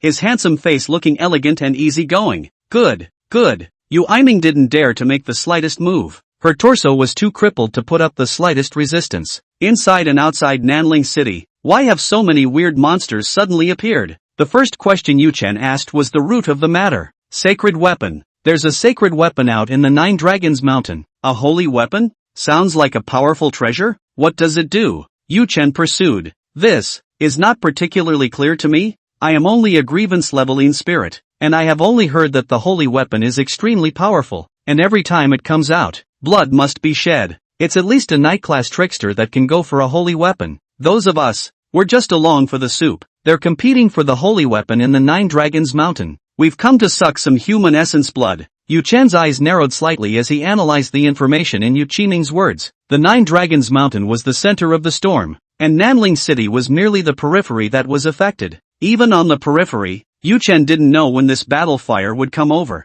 He had confidence in his martial arts prowess, but what were Uncle Huang and Auntie going to do? Take Uncle Huang and Auntie to leave and go to Three Rivers City. Yu Chen made a decision in his mind. As for the other things Yu Emo said, grievance class, night class? How are the strengths of the creepy monster species divided? Yu Chen asked. Creepy monsters are divided into two categories, ferocious monsters and shadowy spirits. Ferocious monsters focus on strong combat power, while shadowy spirits possess extreme recovery power. As for the ranks, they are distinguished from the underworld. Grievance, night, and nightmare ranks upwards. None of the underworld class tricksters have their full sanity. They're kind of half-beasts. I'm a grudge class, with a human-like divine mind. As for the night class, you should have met the ghost children in the city. They are all the henchmen of the night class murderous monster, the ghost mother. Further up the nightmare level, I'm not sure, haven't touched it at all. Yu Chen nodded his head. The water ghosts and ghost children he encountered on the riverbank should be of the underworld level, which was the worst level of the first level of creepy monsters. When Yu Chen and Yu Yimeng met at the county office and suspected her of being a trickster, Yu Chen then tried to find a way to keep Yu Yimeng by his side. In order to do so, it was to ask for the information behind the shenanigans from her. Yu Chen, I've told you everything I know. Can you let me go now? Even with only half of her head left, Yu Aiming's eyes still showed a pitiful delicacy. Let you go? Miss Yu, I have a better idea. How about, we stay together forever? Yu Chen smiled sincerely, holding half of his head in both hands with slow pressure. A throbbing thunderbolt emerged from the center of his palm. Ah, Yu Chen, no, pop. Yu Aiming's shriek of shock ended abruptly as red and white bloody mud flowed out from between her fingers. Snap! Yu Chen shook off the dirt and listened with his ear to the side. At midnight, Southridge City was not as calm as expected. Far or near, there were screams, cries coming. The tricksters hiding in the city began to rampage, and the constables and magistrates could no longer suppress them. Yu Chen's face changed as he wondered if Uncle Huang had stayed with his aunt. Even if the two of them were together, Uncle Huang's strength at the tendon practicing realm wasn't a match for creepy monster. Narrowing his eyes, Yu Chen discerned the direction he was in. The tiger leapt up and jumped tens of meters away. After landing on the ground with a bang, he jumped up again and ran towards the small courtyard where his aunt was. Chapter 13, Black Hair. East City, the small courtyard where Huang Qifa lived. In the bedroom of the main room, Huang Qifa pressed against the paper of the window pane, checking out the outside world. There were no lights in or out of the house. Huang Qifa squinted his eyes. The dark and small courtyard was too shadowed to see, but the cries and screams that rang in his ears from time to time were a reminder. Don't go out lightly. There's a strong chance you'll encounter a creepy monster. What should we do if we kill 1,000 people? I don't know if little Tatsu is safe. Li Kuling held the scissors in her hand. Worried. Don't worry. Xiao Chen is stronger than me. Huang Qifa knew that Yu Chen had killed 2 trickster monsters, and on a night when the trickster monsters were out, Yu Chen would have no problem defending himself. What nonsense are you talking about? Little Tatsu is only a few years old. Lu Kuling didn't believe it at all and became more and more worried about Yu Chen. In her mind, Yu Chen was alone and hiding in her own yard in a much more dangerous situation than they were. Shoo, don't talk, Huang Qifa whispered in a cold voice. Fong just now. The dark little courtyard in his eyes suddenly flickered, as if a blurry shadow had touched in. Hiss, a hissing sound like that of an animal sniffing. The blurry mass of shadows lay on the ground, searching over and over. No good, it's looking for the scent of the living. Huang Qifa's heart fluttered. The two of them hiding in the bedroom would be discovered sooner or later. The long knife in his hand was drawn slowly, a faint cold light illuminating the room. The long sword was issued to him when he enlisted in the army, and after the Battle of Yokoyama, it was brought back home to him. Old buddy, help me again tonight. Brushing the cool blade, Huang Qifa's mind was much calmer. Hiss, the dark figure was still searching, climbing from time to time on the tables and chairs and porch posts. Clunk, the dustpan with the dried vegetables was knocked over, and the sudden noise scared Huang Qifa and the two of them. The slight vibration was caught by the dark shadow, and it whipped its head around. Two dim eyes looking into the main room bedroom. Not good, it's been discovered. Huang Qifa's eyelids fluttered as he clenched the hilt of the sword in his hand. He turned his head and signaled for Li Chuiling to hide in the corner. Leaving the windowsill, Huang Qifa tiptoed behind the door of the room. Meanwhile, the hissing and sniffing outside the house was getting closer. Until, right on the heels, just a wooden door away, Huang Qifa recalled the experience of enlisting in the army to kill the enemy when he was young, summoned up his blood courage, held the sword in both hands, and chopped out violently. Blood chop. Wow! The light of the knife lit up and the wooden door shattered in response. The black shadow wasn't completely unprepared. The moment the wooden door shattered, he raised his dim eyes and hissed under his breath, lunging towards Huang Qifa. Boo! The two figures each exploded back, and Huang Qifa tumbled and crashed headfirst into the wall of the room. The black shadow then knocked over the stone table in the courtyard. Wifey, light the lamp. Huang Qifa shook his head to shake the vertigo out of his head. The dim, beam-like oil lamps came on, illuminating the darkened courtyard. In the center of the courtyard, Ghostbuster was on all fours, the knife wound in his shoulder rapidly healing. What? Huang Qifa's pupils shook. The damage caused by his desperate slash was actually healed by Ghostwa in the twinkling of an eye. But he himself, his tiger's mouth was chipped and his arm was sore. Even if he was able to slash a second time, he wouldn't be able to block Ghostbuster's attack. Wifey, quick, roll away through the back window. Go find Xiao Chen. Only he can save you. Huang Qifa braced himself and got up, holding his sword in front of the door. Kill 1,000 knives. Then you. Lu Kuling's lips trembled. I'll hold him back. You go. Huang Qifa snapped and lowered his voice. Tears welled up from Lu Kuling's eyes, and she knew she couldn't hesitate now. Every ounce of hesitation was consuming the time that Huang Qifa had traded his life for. Hiss! The ghostly child sensed a strange movement in the house and became impatient. Boo! The limbs slammed together, and the entire mass of the ghost waif's figure came flying over. Come on! Huang Qifa mobilized all the strength in his body and chopped out with all his might towards Ghostwa. Decapitation. Barely. The ghost child hardened against the blade light, allowing a huge slash to break open on his body and yellow pus-like bodily fluids to gush out. He approached with a flying lunge, his umbilical cord dancing, about to pierce into Huang Qifa's body and draw blood. It's over. Huang Qifa's eyes grayed. Seek death. Suddenly, a thunderous roar came to his ears. Boom! A lanky figure crashed through the courtyard wall and pounced on the tiger, his thick arm reaching out like lightning, like grabbing a cockatoo. He directly grabbed Ghostbuster out of midair. The sudden change stunned Huang Qifa, and even Lu Kuling, who was about to escape through the window, froze. Gah! Hiss! The ghost child was struggling continuously, fluttering its arms and legs, and opening its big mouth to nibble on Yu Chen's palm. However, no matter how it gnawed, it was unable to bite through Yu Chen's light golden skin.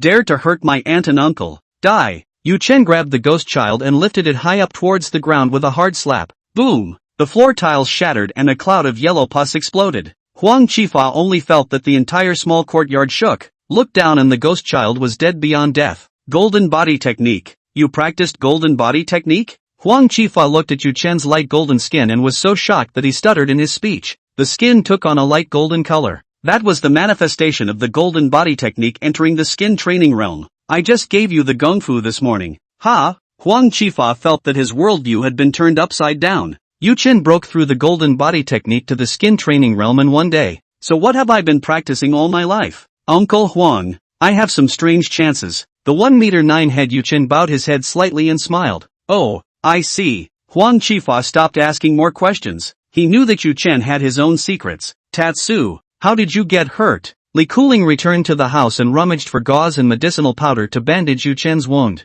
During the fight with Yu Qimeng, the palm of his right palm had its flesh shattered by the black light, deep enough to be seen in the bone. Auntie, time is running out. Let's not heal the wounds first. Yu Chen raised his hand and pressed it in vain, saying, there are even more powerful bizarre monsters in the Nine Dragons Mountain. Let's hurry up and leave Nanling City. Yes, listen to Tatsu. Huang Qifa nodded. South Ridge City had no army stationed there, and relying on the constables and magistrates alone would not be able to keep the creepy monsters at bay. In the dark night of Nanling City, it wasn't just Yu Chen who wanted to escape. The big families in the city and a few families with martial arts on their side were running towards the city gates. The people did not dare to light their torches and did not speak aloud, trying to escape the attention of the creepy monster. But there's only one way out of town. The vast exodus of people, the mere scent of the living gathered together, could attract the bizarre. All around, there was a crunching sound of tiles crashing. Looking up, countless dark shadows crawled along the tiles on the roofs of the houses on either side. It's not just the ghost children. Yu Chen's eyebrows furrowed, and among the black shadows, the molds were oddly shaped. There are those that look like lizards and those that look like humans. Some of the spooky eyes flickered, clearly not the lowest of underworld ghosts, but rather open-minded, resentful ghosts. There are 200 or 300 people trying to get out of town. A big meal for the creeps. Yu Chen pulled his aunt and uncle towards the side, ready to break out. It's surrounded. Light the torches. Someone ordered in a low voice. Their whereabouts had been discovered, and there was no point in hiding. Might as well light a torch to at least see the creepy monster's attacks. The firelight lit up, and the crowd, who had been rushing in the darkness for a long time, couldn't help but squint their eyes to adjust to the sudden light. Magistrate? Elder Lu? The first moment the fire was lit, it was a good thing to recognize a number of familiar faces. The county magistrate, the magistrate, including Huang Qifa, the county lieutenant, and several wealthy families in the city were all there. Ah! Suddenly, screams rang out from the crowd.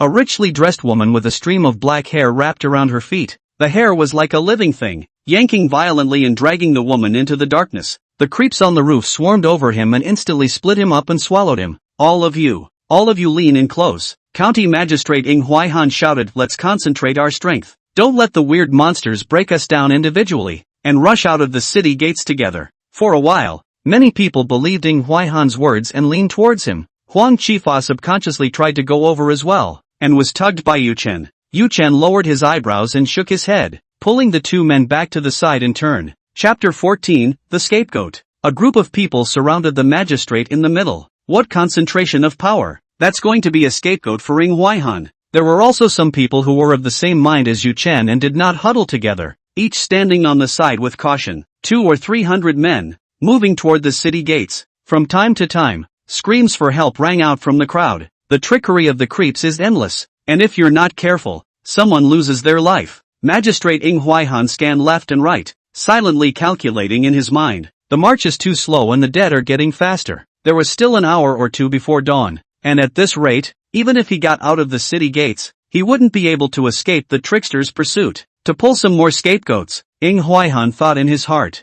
Father, that is Yu Chen, Ing Wentao pointed out in a low voice, revealing the matter of Yu Chen's explosive killing of the weird monster. Flanking the group leaving the city, Yu Chen led Huang Qifa and Li Kuling, walking quickly in silence. What? He has such strong martial arts strength? Ing Huaihan's eyes lit up. If he can pull Yu Chen in. However, when he saw Yu Chen walking on the side with Mr. and Mrs. Huang Qifa, he guessed what Yu Chen was thinking. Yu Chen was confident in his own strength to be able to break out with Mr. and Mrs. Huang Qifa. So walk on the outside and don't mingle with the weak. How can I pull Yu Chen to work for me? Ing Huaihan shouted in a loud voice as his thoughts turned. County Minister Kong, County Lieutenant Huang, and all the officers. The crowd's eyes were drawn to it. Gentlemen, the situation is critical. If we continue like this, we won't be able to escape the stranglehold of the creepy monsters. There are those among us who are highly skilled in martial arts. Why don't we join forces and bring everyone together to rush out of the city gates? The prestige of the magistrate coupled with the fear of the constant deaths had most people nodding their heads in agreement to the magistrate's words. Prefect Huang, I've heard that your son and nephew, Yu Chen, is highly skilled in martial arts. Why don't we let him be the leader and lead the remaining martial artists to fight against the creepy monster together? Instead of directly conversing with Yu Chen, Ng Huaihan very skillfully drove Yu Chen to strike through the Huang Qi method. Uncle Huang Qifa, as a county lieutenant, could save the people of Nanling City, so naturally he would not excuse himself. There he commanded Yu Chen, and then promised an empty name of chief. The corner of Ng Huaihan's mouth smiled. In full view of the public, you can still refuse? Yu Chen? He's actually highly skilled in martial arts? What the magistrate said should be true. The advancing group came to a standstill, and all eyes looked towards Yu Chen and Huang Qifa. Huang Qifa, as a county lieutenant, didn't think too hard about it, thinking that he could save 200 or 300 lives. It's natural to have the power to contribute. Huang Qifa was about to voice his agreement when he was tugged back a step by Yu Chen. Yu Chen raised both eyebrows and let out an angry cry. Roll! Still want to use me as a knife? Ng Huaihan's pupils shook. He didn't expect Yu Chen's refusal to be so raw and rough. Huang Qifa is a county lieutenant, and is supposed to be responsible for the security of Nanling City. And you, Yu Chen, are also a constable. Ng Huaihan's words were only half spoken, his face showing a look of pain and pity. Yes, the county lieutenant constable, who only knows how to hide on the sidelines at a time like this. All born and raised in Nanling City. How can you be cruel? Ng magistrate said that you are strong in martial arts, and this doesn't even save you? You spoke among the crowd, saying everything Ng Huaihan wanted to say. It's done. Ng Huaihan secretly laughed in his heart. People live a life. All kinds of human feelings cannot be avoided. Huang Qifa Yu Chen has lived in Nanling City all his life, and he knows at least half of the 200 or 300 people in the field. Under the pressure of a network of human connections, you have to start with. Ng Huaihan was smug. He had been an official for 20 years, and what he was best at was driving people's hearts. Huang Qifa and Li Kuling faced the accusations of their acquaintances. Their faces reddened, thinking that they should not persuade Yu Chen to agree. Ha ha! Under the torchlight, Yu Chen suddenly laughed out loud. His eyes slanted as he looked at Ng Huaihan and asked, Magistrate Ng, how come I don't see your several concubines? I still remember that half a year ago you took another concubine, the head of the Three Rivers City's painted boat, but it was a pain in the ass. I even went to drink the wedding wine for the concubinage. Ng Huaihan's psyche thumped, and his mouth nodded in general, unable to speak. The trickster wreaked havoc and unfortunately died at the hands of the trickster. After freezing for a long time, Ng Huaihan thought of how to answer. When these words came out, Yu Chen laughed even louder, his face filled with mockery. Such a coincidence? All the concubines are dead, and both of the first wives are here? In the magistrate's mansion, counting the guard's entourage of attendants, plus your concubines and children, there are at least 50 or 60 people. Now you're surrounded by up to 20 people, more than half less, all killed by creepy? Yu Chen snapped in a low voice, a chilling aura between his words. This, Ng Huaihan's face was ironic. His wife and son, who stood beside him,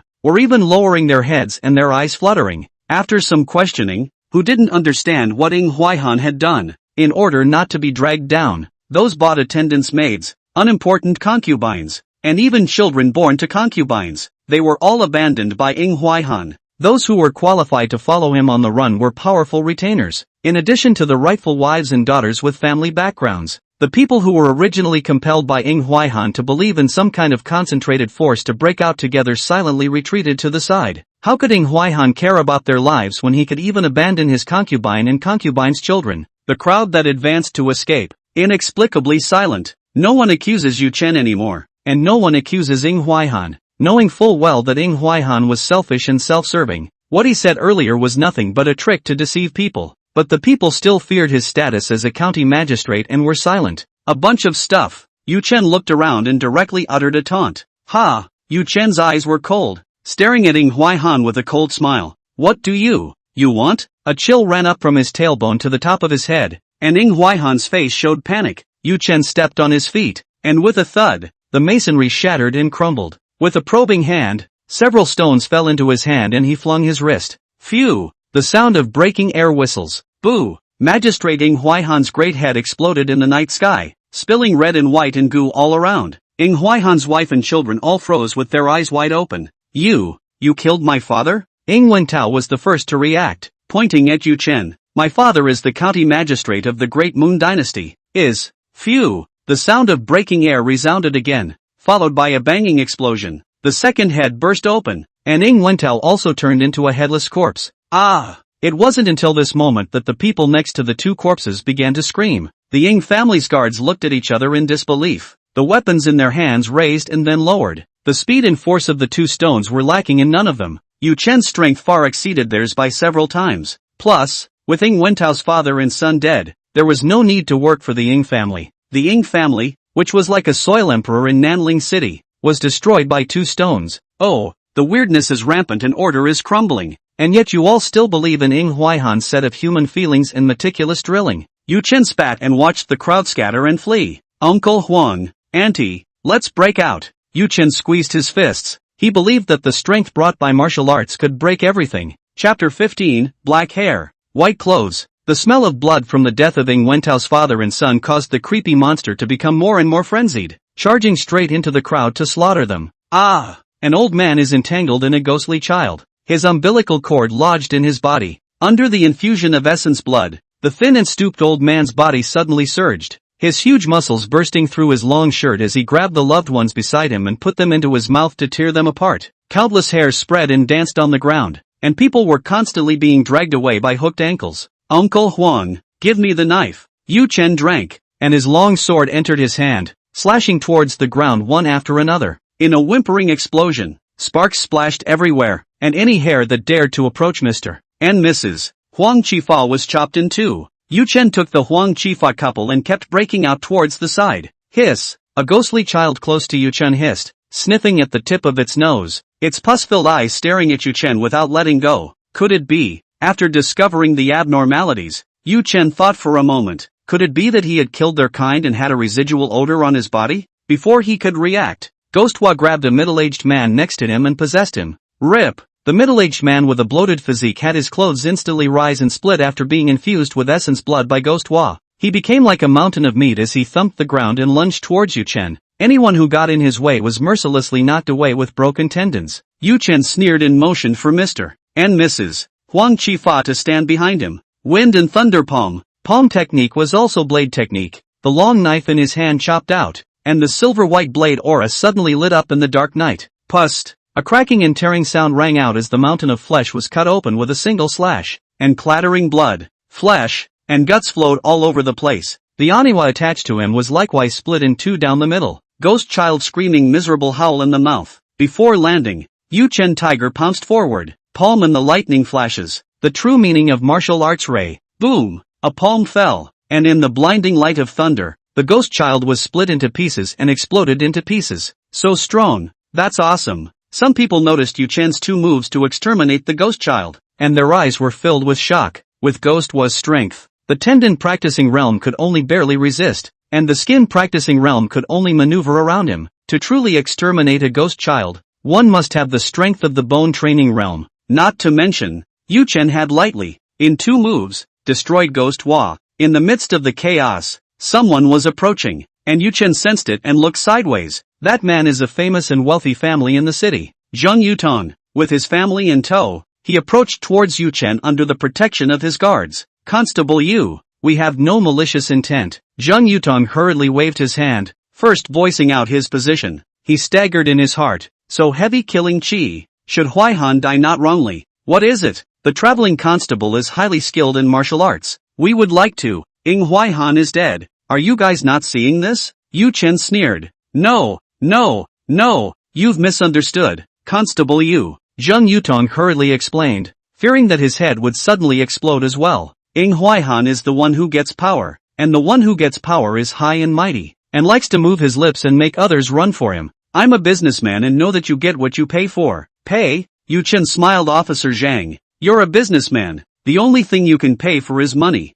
I'm sorry, but money is useless at this point. Yu Chen is short of money, but at the moment to take the aunt and uncle to break out. A few more silver tickets on the body cannot play half a role. I wonder what Constable Yu needs. Zhang Yutong anxiously pursued. The highest realm among his guards was the skin training realm, which was not strong enough to protect the entire Zhang family. Yu Chen's strength definitely had the bone training realm, and with him joining them, their chances of survival would be multiplied several times over. Kung Fu, do you have Kung Fu? Yu Chen asked. It would take 5 days to travel to Three Rivers City, and in the meantime, there might be an attack by a weirdo. With one more technique, Yu Chen's strength would skyrocket upwards once. Feats. Zheng Yutong frowned. The Zhang family has been in business for several generations. Where did they get the kung fu? It's also just these guards under the hand that have feats on them. However, the feats were all family heirlooms, and the Zhang family and the guards were only in an employment relationship. South Ridge City is infested with strange monsters, and he has promised several times the amount of money in return for just stabilizing this group of guards.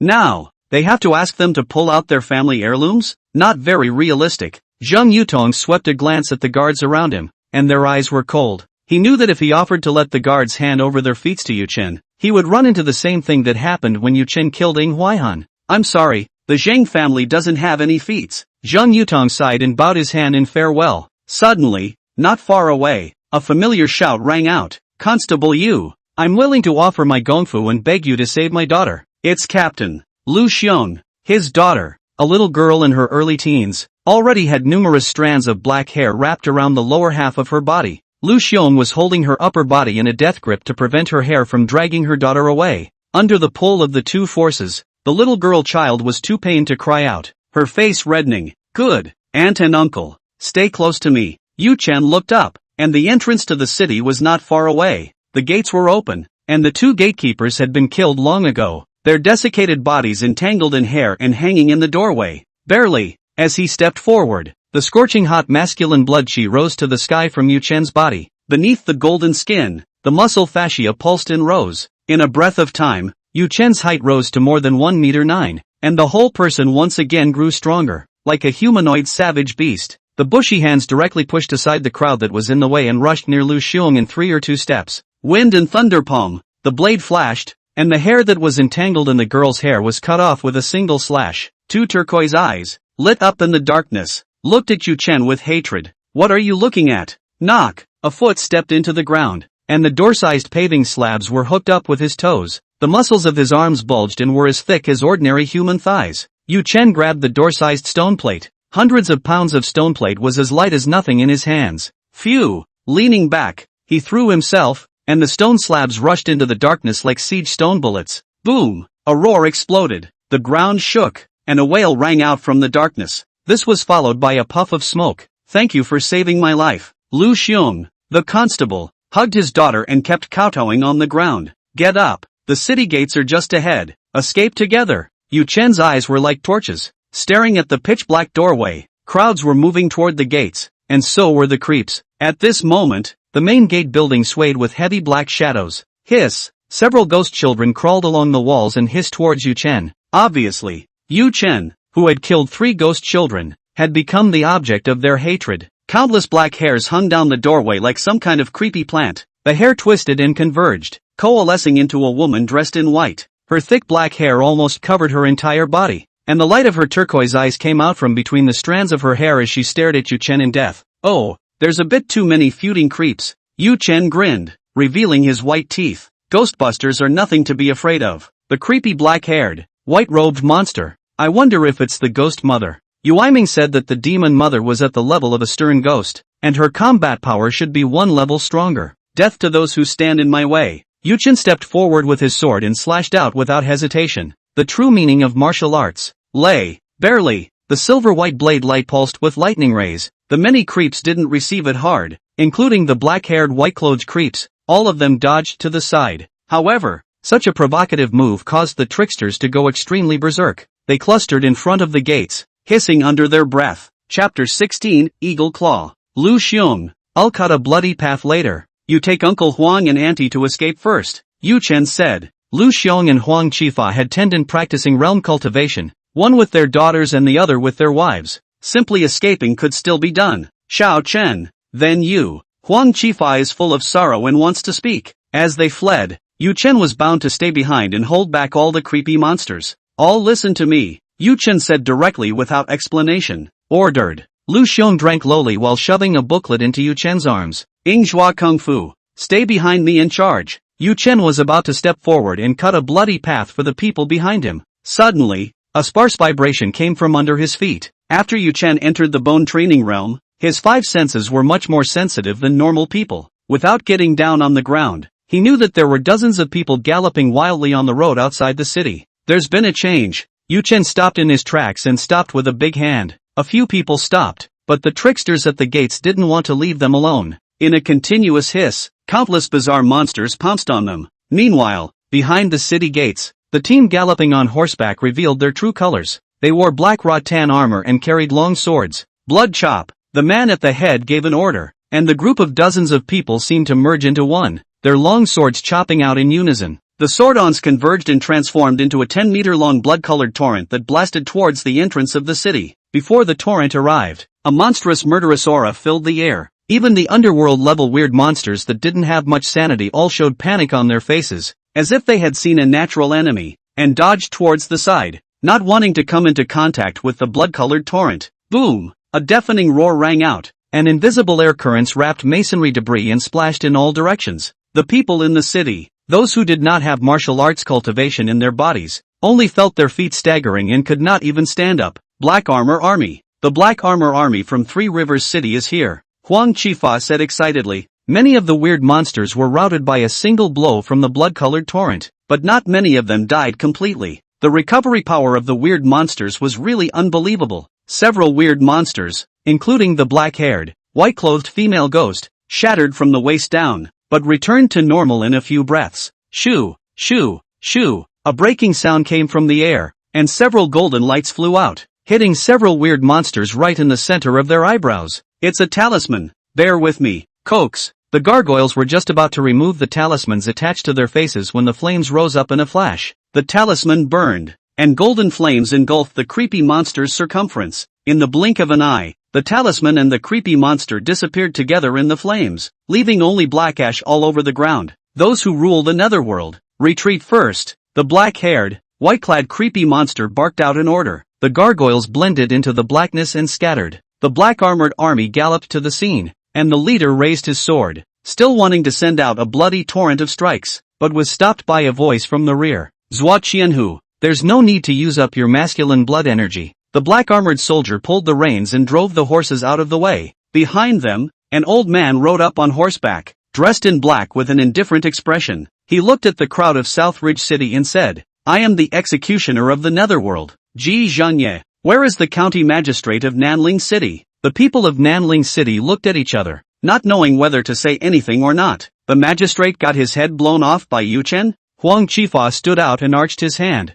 reporting back to your superior. The county magistrate is dead. I am Huang Chifa, the county lieutenant of Nanling City. County Lieutenant Huang. From now on, blockade Nanling City. No one is allowed to enter or leave. Ji Zhengye said. Seal the city? What's the point of sealing off the city when it's full of creeps? Yeah, we had a hard time escaping. The people of Nanling City were talking, having run for the night amidst the ravages of the creepy monster. It was not easy to see hope. Now Ji Zhengye is stopping them back? Those who do not follow, kill. Ji Zhengye let out a cold shout, pointed with one hand, and a talisman was affixed to the wall. LOL. The flames burned, and the walls made of green bricks were like papier-mâché, quickly turning into flying ash in the flames. A group of people were so subdued by this scene that they no longer said anything about leaving the city. Zhua Qianhu, I'm going to check out Nine Dragon Mountain. You and County Lieutenant Huang guard Nanling City. Ji Zhengye gave some orders, turned his horse around,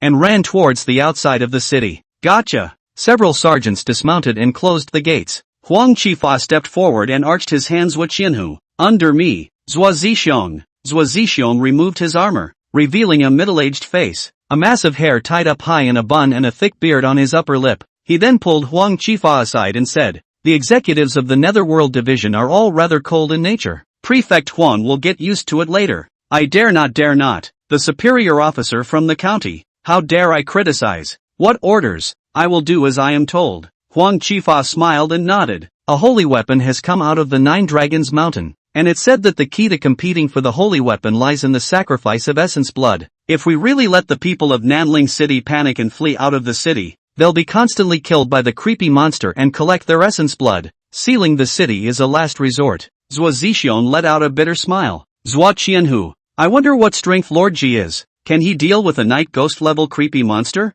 Yu Chen stepped forward and asked. Judging from the strength that Ji Zhengye and Zhua Qiandu and the others had shown, the grievous ghost level creepy monsters could be dealt with. However, there are still severe ghosts in the Nine Dragons Mountain. If Ji Zhengye could really fight against the severe ghosts in the Nine Dragons Mountain, then it was safe to stay in Nanling City. Otherwise, the danger is always there. This, Zhuo Zixiong frowned slightly. Zhuo Qianhu, this is my nephew Yu Chen. Huang Qifa stepped forward to introduce. Zhuo Zixiong nodded and shook his head. The tactics of the ghost harnesser are not known to us. The big-headed soldiers practicing martial arts. But if Lord Ji dares to travel to the Nine Dragons Mountain alone, he must have confidence in his own strength. The Netherworld Enforcer. The ghost harnesser? Yu Chen whispered to himself with a lowered brow. The day is about to dawn. County Lieutenant Huang, follow me in gathering the constables and magistrates still alive in the city, and then blockade the 4 city gates after dawn. Zhuo Zixiong rolled onto his horse and said to Huang Qifa,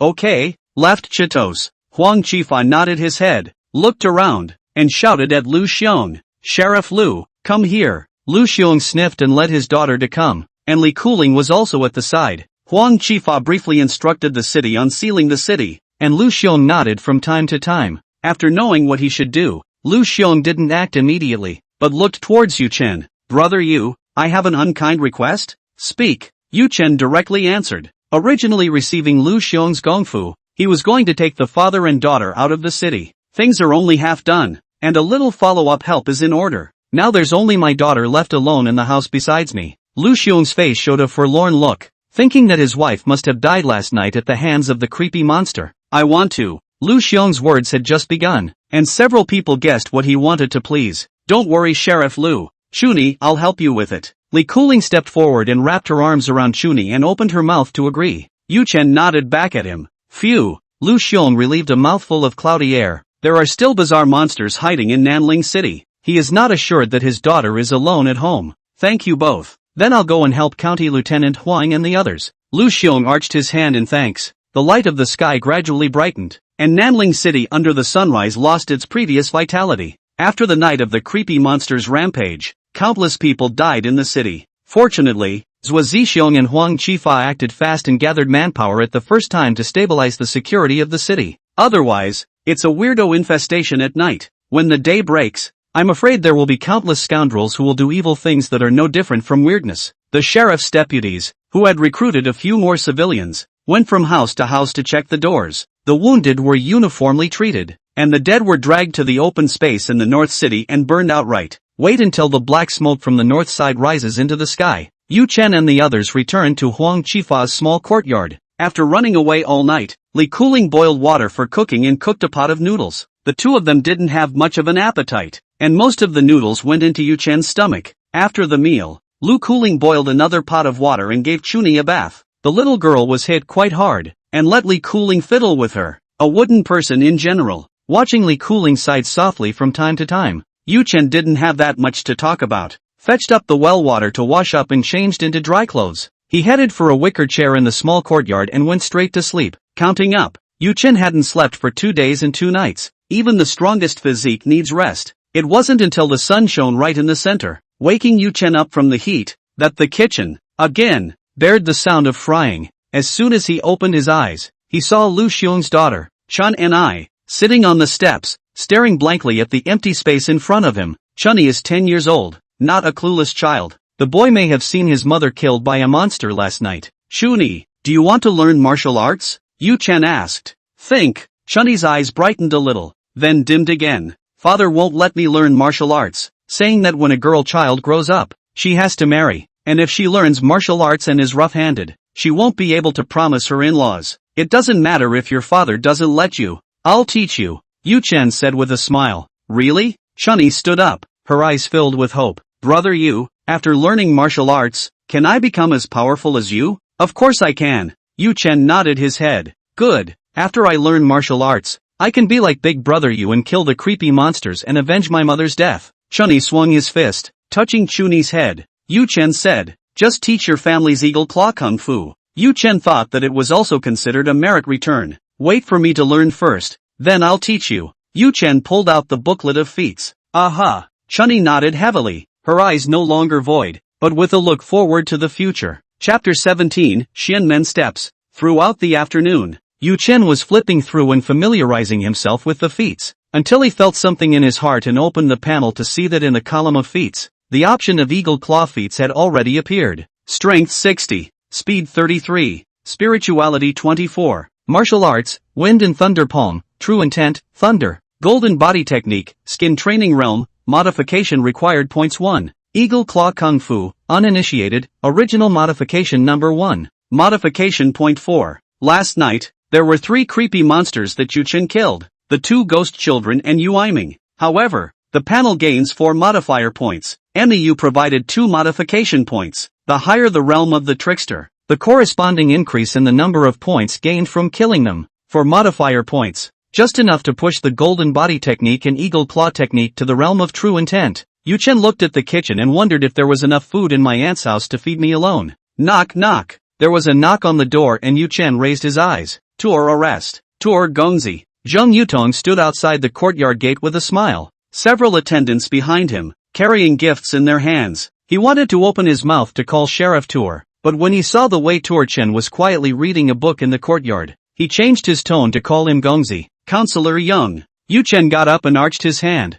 letting Zheng Yutong into the small courtyard. Although he is a famous member of the wealthy merchants in the city, Zheng Yutong is not very old, in his early 20s, a little short and stocky, always with a smile on his face. The two sat down at a stone table in the courtyard. Zheng Yutong did not exchange too many pleasantries and pulled out 2 booklets from his arms and placed them in front of Yu Chen. Xian Men's Footwork, The Sword in the Sky. For me? Yes. Zheng Yutong pushed the gong method forward. In the ancient society, for any knowledge of skills that can make a living, everyone hides it and does not give it to outsiders easily. Not to mention martial arts techniques. Even if you go to a restaurant to help out and want to learn the craft of cooking, you have to brush the pots and burn the fire and cut the vegetables and do it for a decade or so before you can be allowed to stand on the side of the stove. Zheng Yutong was able to take out 2 martial arts techniques in a single daytime. The price in silver he paid was definitely big enough. Southridge City now has the Black Armor Army and the high-ranking people who rule the Netherworld. Officer Zhang, the city isn't that dangerous, so why did you spend a lot of money on 2 feats in exchange for me helping you?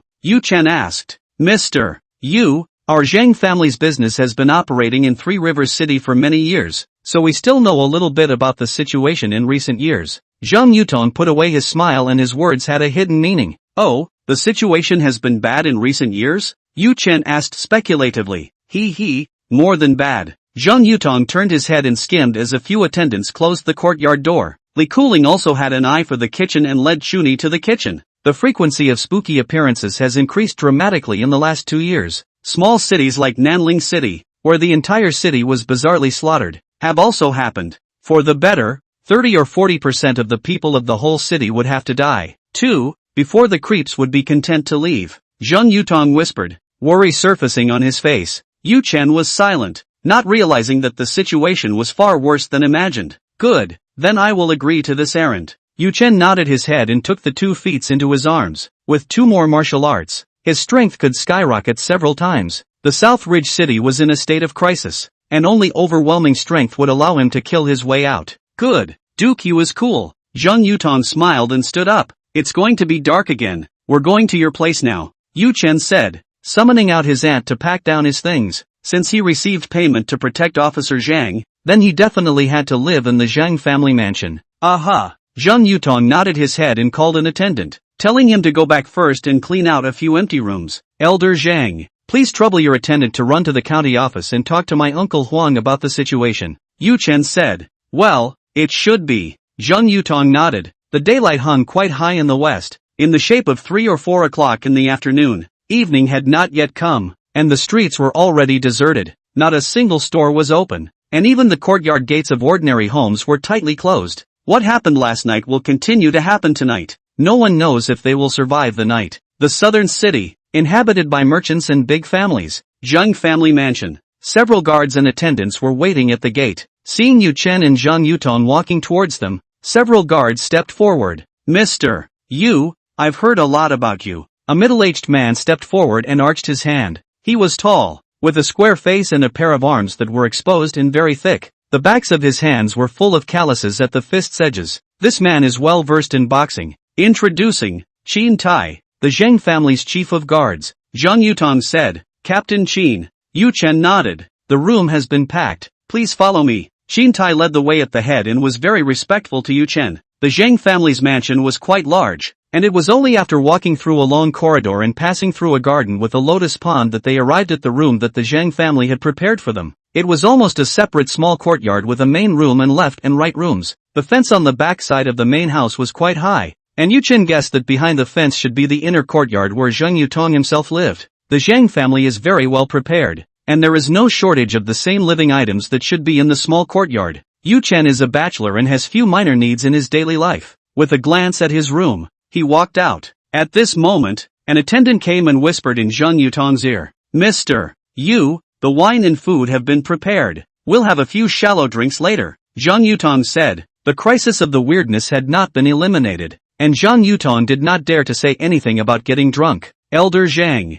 good intentions are appreciated. Yu Chen paused and said, "Last night against the creepy monster, I had some epiphanies and wanted to cultivate before nightfall. Oh, Duke Yu's martial arts have improved again. I couldn't ask for more." Zhang Yutong revealed a joyful expression. The meal was just a formality. Where could it compare to Yu Chen's martial arts refinement? After all, the higher the strength of Yu Chen, the more he could protect the entire Zhang family. Duke Yu is truly a martial arts wizard. Old Qin admires him. Qin Tai's mid-air was full of energy. His words of flattering came out like a roar. "Ha ha, Mr. Yu, after Captain Qin saw you exterminate ghost waifs in 2 moves last night, he is a great admirer of you." Zhang Yutong helped out from the sidelines. Yu Chen froze, not knowing how to respond. Seeing Qin Tai, who was around older than himself and was a big man, showing an expression of adoration towards himself, Yu Chen couldn't help but feel that Qin Tai looked scarier than the creepy monster. The martial Dao is honored by those who have attained it. Although Mr.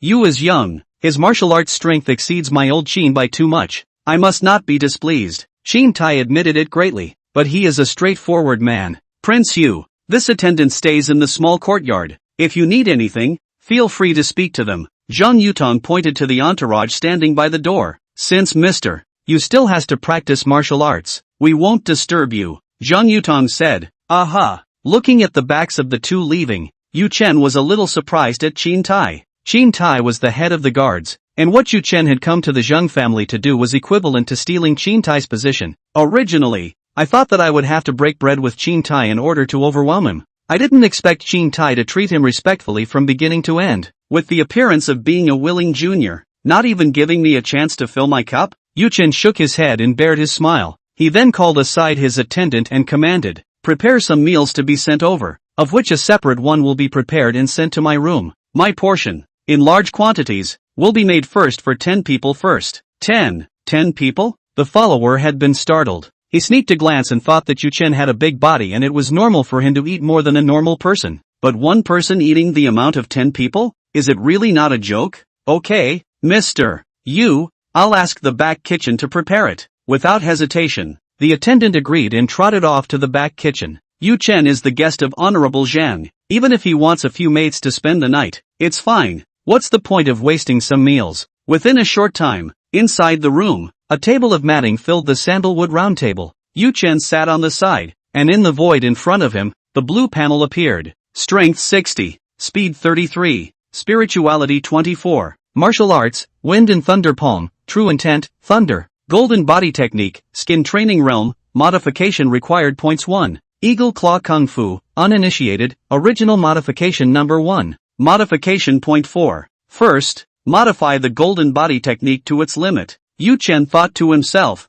wondering if the Golden Body Technique could also comprehend the true meaning of martial arts. Concentrate your will and point down towards the Golden Body Kung Fu. Chapter 18, Zheng Baijie. Buzz. A little modification point disappears and turns into energy that modifies the Golden Body Technique. Memories began to flood into his mind, and in the blink of an eye 20 years passed. In reality, beads of blood began to seep out of his skin, and as the hot air steamed, the beads of blood condensed and turned into a layer of blood scabs glued onto Yu Chen's body. Click, click. After a few breaths of time, the blood scabs dried and fell off, revealing a layer of light golden skin. The light golden color on his skin glowed slightly, and Yu Chen, who was in the middle of a breakthrough with his eyes closed, looked like a Lohan. Golden Body Technique, Skin Training Realm Breakthrough into Bone Training Realm. The bones in Yu Chen's entire body were once again strengthened, advancing towards refining his bones like steel. Unfortunately, ordinary feats, not perfect. For example, the Wind and Thunder Palm. As a palm technique, it focuses on hammering the arm palms.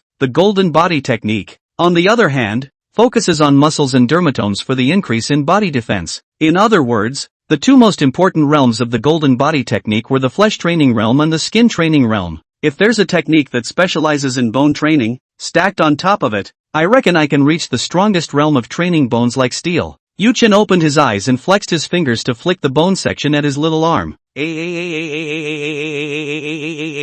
slightly crisp voice came. The wind and thunder palm is quite an enhancement for both arm palms, plus the golden body kung fu. The bones in the palms of both arms and hands are a bit like refined bones like steel. However, with the golden body technique, the strongest point is still the dermal defense. Yu Chen ran his kung fu, and his originally white skin turned into a light golden color. Drawing his dagger, he stabbed and slashed towards his body without leaving even the slightest trace. Too strong, worthy of being the most time-consuming horizontal training type martial art. Gollum. As his stomach began to protest, Yu Chen flung out his cheeks and ate furiously. In no time at all, the table of food was devoured. But there were still a few hunger pangs. Air, come in, Mr. Yu, what are your orders? Attendant Air heard the call and pushed open the door to the room, and the smell of blood in the scorching heat hit him. Yu Chen sat behind the table with a big horse, his upper body naked, with blood scabs remaining in some places. Have the back kitchen cook a large pot of noodles, and make it quick,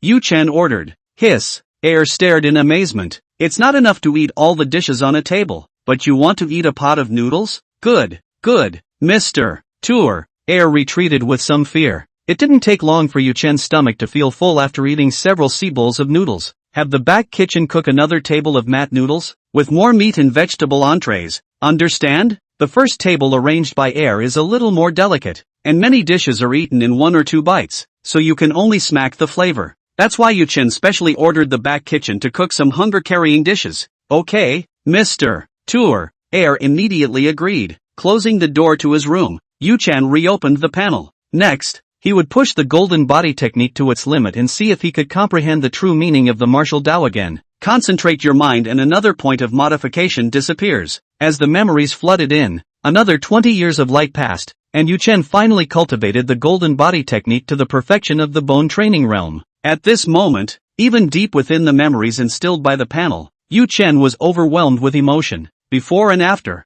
the time spent on the golden body technique was close to 60 years. It took 60 years of diving day and night to cultivate the golden body technique to its end. This is impossible for the average person. This was because normal martial artists, around the age of 40, would regress in their bodily functions and inevitably move towards aging. Even if an ordinary person started practicing the golden body technique when they were in their teens, they would only practice for 30 years at most. When you wait for your body to regress, you will not be able to make progress even if you practice. Luckily, the panel has a modification boost that ignores all limitations. Moreover, after the bone training realm was completed, the panel was still inferring to instill the subsequent cultivation memories. As he remembered, Yu Chen's cultivation of the golden body technique continued, and he kept pounding his body every day. He was searching, wanting to comprehend the true meaning of martial arts contained in the golden body technique. 5 years, 10 years, 15 years. As he remembered, Yu Chen's mind shifted many times,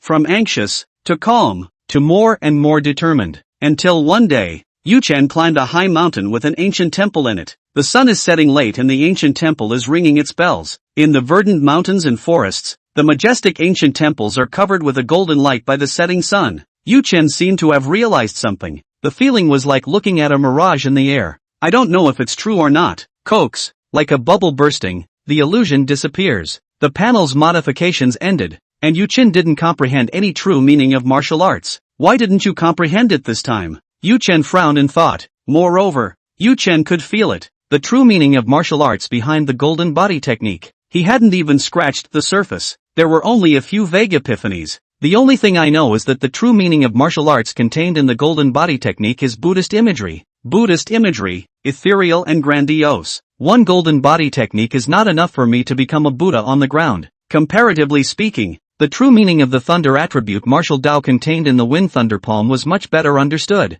Wind, rain, thunder and lightning, everyone has seen and felt it. Do I have to become a monk and familiarize myself with the Buddhist classics in order to comprehend the true meaning of the golden body technique's martial arts? Yu Chen shook his head and put the matter of the golden body technique down. On the paper of the window pane, a golden red sunset is printed. In a short while, Southridge City will be plunged into darkness. It's going to be dark again. We must hurry. This time, The modification of the golden body technique did not comprehend the true meaning of the martial Dao, and it did not increase the strength much. Yuchen had little hunger in his stomach. Solely, he focused his mind and clicked down towards the eagle claw kung fu, the deepest part of the Zhang family's mansion, which was behind the small courtyard where Yuchen lived. The main hall was brightly lit, and on the sandalwood table, there were several plates of exquisite small dishes. Zhang Yutong sat opposite a woman. The woman was about 30 years old, with her hair up in a bun with a jade pin, dressed in a flashy embroidered button-down frock. She couldn't cover her voluptuous figure.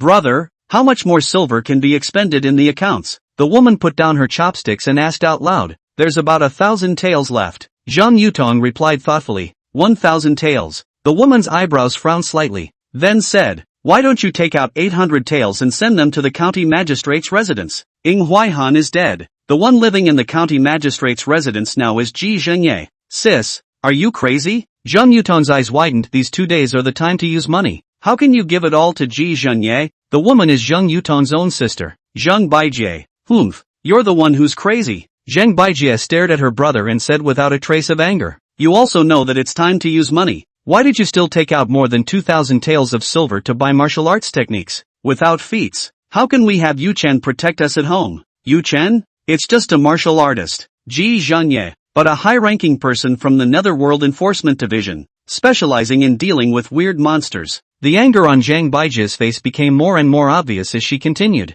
"It's better to take money to hire martial artists to protect the Zhang family than to take money to please Ji Zhenye. Sister." When Ji Zhenye returned to the city in the afternoon, "I also sent a gift to the door. How did I not please him?" Zhang Yutong said. "Oh, yeah, you're a real gift. But all the other members of the city's wealthy merchants have silver taels sandwiched inside their gifts. As far as I know, the number of silver taels they sent were all around 2,000 taels. That's why I want to say that the expenditure of 800 taels to send it is considered to be mending the sheep." Zhang Baijie said a lot in one breath. Her plump breasts kept rising and falling. Obviously her chi was coming up. "Sister, right now, even if we drain the silver from the books, we still can't make up the 2,000 taels gap." Zhang Yutong shook his head and said, "Alas, I still have some jewelry, so I'll give it to you in case of emergency first." Zhang Baijie summoned the maid at the side and instructed her to go back and fetch it. "No, that's..." Zhang Yutong is anxious. "Those jewelry are all sister's dowry brought back from her husband's family." Zhang Baijie married at the age of 16, and her husband's family was a rich merchant in Sanjiang City. But not long after the marriage, her husband went out on a business trip and unfortunately met bandits and died. The two did not have children after marriage. The husband's family also thinks Zhang Baijie husband, usually sneering. Zhang Baijie days of bitterness. The mother's home is not good to go back, so he came to the South Ridge City brother here for a break. Just as Zhang Baijie was still trying to persuade, outside the main hall, the sound of thumping footsteps rang out. Xin Tai strides in with a look of indignation on his face. Chapter 19 Talisman. "Duke, Missy." Xin Tai arched his hand in greeting. "What happened?" "Humph, Ji Zhenye looks like a nobleman, but he does things like a corrupt official." Xin Tai gritted his teeth and said what he had seen just now. "Just a moment ago, Ji Zhenye sent a talisman to all of the wealthy merchants in the city, saying that it would be affixed to the entrance of the main mansion to keep them safe overnight. All the rich businessmen who slipped him money this afternoon gave it away.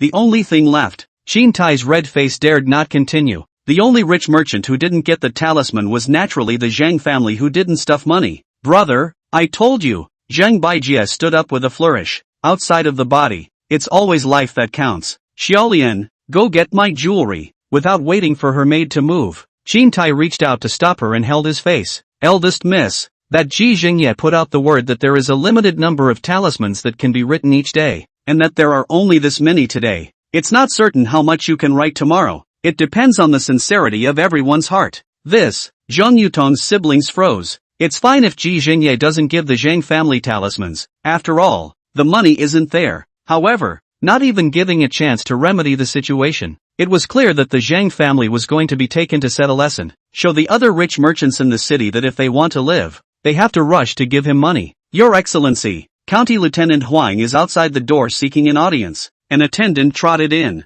"Got it." Zhang Yutong's face took on a joyful color. "Sister, the magistrate is dead." And County Lieutenant Huang was able to speak to Ji Zhenye after a busy day following the Black Armor Army. Seeking an audience at this time, could it be that things have turned around? Zhang Yutong asked. Zhang Baijie nodded. "I almost forgot. Yu Chen is also Huang Qifa's nephew. The two thought of a piece, thinking that there is a layer of relationship in Huang Qifa is not door to door to pass the message. For example, make up the money and have the talisman gifted as usual. Let's go and meet with County Lieutenant Huang. Zheng Yutong straightened his clothes. In front of the Zhang family house, Zhua Zixiong of the Black Armor Army is saying goodbye to Huang Qifa. Zhua Zixiong's face, with a slight embarrassment. Prefect Huang, I apologize for not being able to speak for you. Zhua Zixiong said, there is no harm in being inappropriate. This county lieutenant, Huang Qifa waved his hand, but he looked spontaneous. Prefect, inappropriate? The two siblings of the Zheng family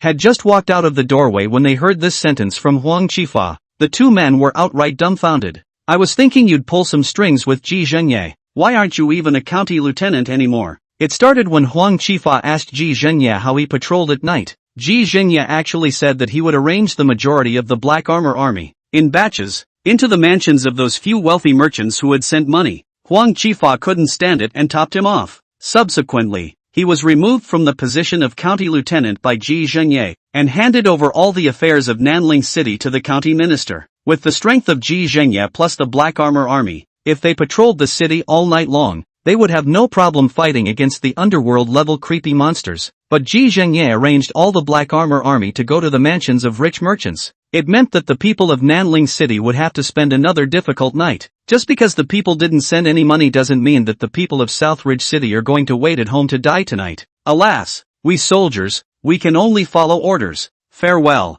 Zhua Zixiong smiled bitterly and arched his hand as he left with a few of his own soldiers. Seeing off Zhua Zixiong, Huang Qifa turned and arched his hand, saying, Officer Zhang, excuse me, I've come to seek out Yu Chen and my daughter-in-law. Oh, Prefect Huang, they are all in the inner courtyard. Please follow me. Zheng Yutong stepped aside. It's not a county lieutenant anymore. Just call me Old Huang, Counselor Zhang. Huang Qifa shook his head and sighed lightly, and behind him, there was Lu Xiong. Lu Xiong is here to find his daughter Chunni. Huang Qifa was withdrawn from the duties of the county lieutenant. Lu Xiong's head constable when it is also meaningless, along with the Huang Qifa withdrawn together with the position. Now in Nanling City, apart from Ji Zhenye and the Black Armor Army, the rest of the miscellaneous matters are all in the charge of the county minister. The two of them, led by Zheng Yutong, walked through the cloisters and then through the courtyard with lotus flowers in bloom. They hadn't even gotten to the small courtyard where Yu Chen and the others were living yet, when they bumped into Air head-on.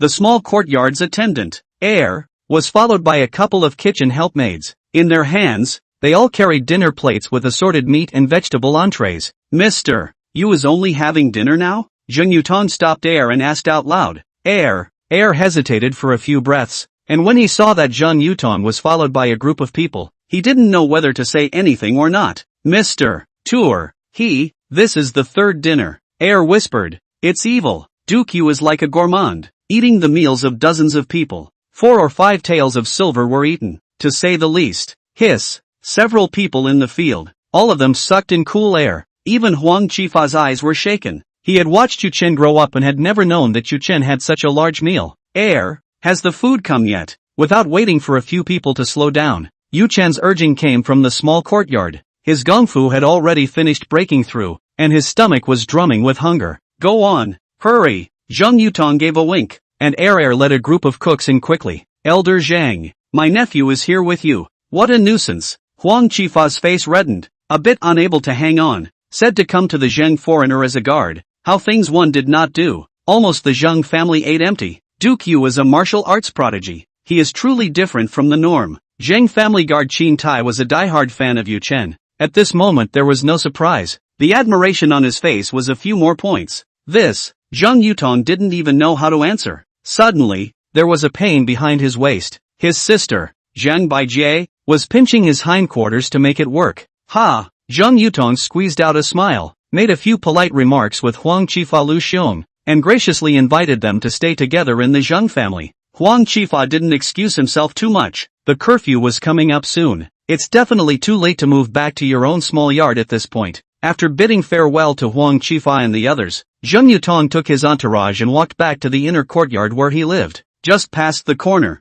he grimaced and turned his head to look. What are you doing, sis? It's all pinched purple. A layer of frost hung on Zhang Baijie's ripe and dripping face. What? Tell me. What did you do with 2,000 taels of silver? Yu Chen's strength at the bone training realm is obvious to all, and the money wasn't spent in vain. Zhang Yutong was filled with helplessness. Bone training realm? That's still a martial artist. Can it compare to the execution of the netherworld? Compared to a talisman? Zhang Baijie continued. You saw the power of Ji Xingye's talismans last night. One of them can exterminate a creepy monster. Not to mention what's going on with that Yu Chen? You can eat 4 or 5 taels of silver in one meal. The 1,000 taels of silver left on the books. I'm afraid they'll be eaten up by Yu Chen. Zhang Yutong's face is a little bit untenable, but his sister Zhang Baijie is 8 years older than him. When he was a child, he was brought up by his sister. More lessons, and he couldn't say a heavy word in retort. One could only squeeze out a smile in response. Clang! Outside the enclosure, a fine little gong struck. When I looked up, it was completely dark, and I couldn't see a single ray of light in the sky anymore. At the 11th hour, there is a dark curfew. The faces of the two siblings changed at the same time. Night was coming and weird monsters were out. Quickly, palm the lamp, Zhang Yutong said. In the large Zhang family mansion, attendants held bamboo poles and hooked down the lanterns under the eaves one by one, lighting them and then hanging them back up. A string of red lanterns lit up to dispel some of the darkness. With the light, the hearts of the siblings remained lifted. The courtyard was deep, dark and gloomy in the corners, and the weak light could not penetrate. Chapter 20, Combing Hair at Midnight. Sis, go to your room. Aha! Zhang Baijie nodded her head, her heart furtive. The only way to feel somewhat safe is to return to the familiar boudoir. Captain Qin, I'm going to trouble you tonight. Zhang Yutong turned around and said to Qin Tai. Don't worry, Your Excellency. The brothers under your command have already made arrangements. Qin Tai nodded his head archly. At the first sign of a vision, he will be the first to know and react. The usual sultry summer nights were inexplicably chilled by the evening breeze. Zhang Yutong looked into the cool corridor. A dark red lantern. The hairs on his back stood up and he didn't dare to stay longer, taking his entourage back to his room as well. Yuchen's little courtyard. Inside the room, a table of food was wiped out clean. Blue panels appear in front of your eyes. Strength 98. Speed 60. Spirituality 34. Martial arts, wind and thunder palm, true intent, thunder. Golden body technique, bone training realm, eagle claw kung fu, true intent sharp. Modification .0. Eagle Claw Kung Fu was an attacking external skill. Unlike Golden Body Kung Fu, Eagle Claw Kung Fu's increase in body value is obvious. After Yu Chen spent 2 modification points to push the Eagle Claw technique to the True Intent realm, his spirit value rose by another 10 points. A 38-point jump in strength and a 27-point increase in speed points. Right now, even without running the Gong Fu, Yu Chen's hands were glowing with a slight greenish-gray color. Yu Chen's hand resembled a claw shape and grabbed out towards a corner of the sandalwood table. Ka-ching! The hard sandalwood table looked like papier-mâché and shattered with a single grab. Click! The wood shavings gargled down through his fingers as he clenched his palm. Too strong! The essence of light in Yu Chan's eyes skyrocketed. Even if there was no actual battle test, under the prediction, his strength had at least doubled. Air, boil me a bucket of water. I want to take a bath. Yu Chen got up and shouted, and looked down to see that as he stood up, his pants legs were showing a bit, and he could see his ankles. He's gained a few more centimeters and is 5 feet 5 inches. This was still the height of his normal form. I wondered how tall his size would rise to in the state of running his gung fu at full strength. Bring another set of clothes. Something wider. Okay, Mr. Tour. Dark clouds covered the moon, and the faint sound of thunder came from the distance. There will be another rainstorm in Kowloon Peak this evening. On the contrary, inside Nanling City, it was surprisingly quiet. Everyone was huddled in their homes, eager for this night to pass quickly and in vague anticipation of what was about to happen. Eerily, as time continued to pass, the city was awfully quiet. There were no spooks out, no one letting out screams, howls of anguish, or anyone bawling their eyes out. The entire city of Nanling was like a cloud mass before a thunderstorm. Depressing, dreary. It was nearing midnight, and humid vapor drifted in from the 9 dragons. A few more chilly nights in the middle of summer. Zhang family mansion. Under the eaves, red lanterns fluttering. Somewhere in the inner courtyard, Zhang Baijie's boudoir, an oil lamp was placed on the table, and Zhang Baijie leaned on her chin, seemingly asleep, sitting on the edge of the table. Everyone in Nanling City hadn't slept since last night. Even though most of them had caught up on their sleep during the day, the sudden reversal of their routine in turn made everyone willfully lethargic, including Zhang Baijie. She was afraid to sleep and her mind was groggy again. The nerves, which had been taut, seemed broken. Grabbing the teapot on the table, He wanted another cup of strong tea to refresh himself. Dang! The tea had long since been drained, and the lightly fluttering teapot clashed against the teacups, making a chilling crunch in the stillness of the dark night. Little Lotus, whispering softly. There was no response. Dead girl, did you fall asleep? Zhang Baijie frowned. Her personal maid, who was resting on a cot downstairs. Wooden attic, the upper and lower just separated by a layer of wooden boards. Zhang Baijie called out in a row. It is reasonable to be able to wake up Xiaolian. Something wrong? Zhang Baijie's heart stuttered. Z acres. The window was opened a small slit. Zhang Baijie peeked out, and the entire Zhang family mansion was like a pool of black water. A red lantern, like a fish monster beneath the surface of the water, showing its eyes. The infinite darkness made everything not particularly visible, and vaguely, she saw a few dark shadows walking along the corridor. It's Captain Qin's patrol, and it looks like there are no creepy monsters out there. Zhang Baijie's heart was slightly settled. The patrols are equipped with wooden whistles and brass gongs, which sound a warning if they spot any shenanigans. So where did Xiaolian go? The door of the room opened, and a pair of blue embroidered shoes stepped out and Zhang Baijie held up the oil lamp and, gently, walked down the wooden stairs. Walking around the corner of the stairs, the oil lamp illuminating the first floor of the Zhang Baijie bent down to look. The dim light did not dispel much of the darkness. In the corner of the first floor, in front of the dresser, a white figure was facing the bronze mirror. The cow horn comb was held in her hands, and in the mirror she combed her hair, one after the other. Cold sweat broke out on Zhang Baijie's back, and chills surged out from the bottom of her heart. Brushing my hair in the mirror at midnight. Who would do such a thing? Except for the weirdness. Her legs had gone a little weak. What was she going to do if it really was a trickster? The dresser was placed not far from the door, and she couldn't run around the white figure even if she wanted to. Zhang Baijie walked down the stairs one level at a time with her hand on the handrail, her body pressed against the wall, as far away from the dresser as possible, and she slowly moved her feet towards the door, almost to the door. Beads of sweat broke out on her forehead, and Zhang Baijie even held her breath. Ta! As if sensing someone approaching, the figure in front of the bronze mirror suddenly stopped. She set her cowlick on the counter with a whimper in the dead of night. It's over. Discovered. Zhang Baijie's eyes widened and her pupils trembled. Missy, is that you? A familiar voice came from behind the dark hair. It was Lane. Zhang Baijie blinked. False alarm? Who? Dead girl. What's with the hair combing in the middle of the night? Scaring me to death. Zhang Baijie patted her chest. The figure in front of the bronze mirror didn't respond as she picked up the comb and began brushing her hair again. Zhang Baijie frowned and held up the oil lamp, shining the light toward the front. Hiss! Zhang Baijie's figure trembled like a cat that had its tail stepped on, the sweaty hairs on his entire body standing up. She saw that the reflection of the bronze mirror illuminated the figure's proper face. In the bronze mirror, her black hair covered her face, and a pair of turquoise eyes, shooting out from between her hair, looked like odd vipers, oozing horribly. Ah! Screams rang out in the darkness. The oil lamp fell from Zhang Baijie's hand, and the moment the wick burst into flames, her pupils shook tremendously, and a strand of black hair snaked along the ground, just short of hooking her, a little short of the doorway. Zhang Baijie jumped to her feet and leapt out, pushing open the door of the room with one hand. Knock! In the darkness, she ran headlong into something blocking the doorway. Looking up, her maid, Xiaolian, was strangled by her long hair and her body was hanging in the doorway. Strangled Xiaolian, full of bruises, eyes protruding, tongue strangled out more than a foot long, is looking blankly at Zhang Baijie. Ah! Under the corridor, the red lanterns shine all the way. Zhang Baijie took the road and ran wildly, her heart beating wildly, beating drums inside her chest in general. Missy, it's dangerous outside. Come back quickly. Xiaolian's leisurely call sounded from behind her, and Zhang Baijie's scalp tingled as she listened. There was a strong odor of blood coming from the tip of his nose,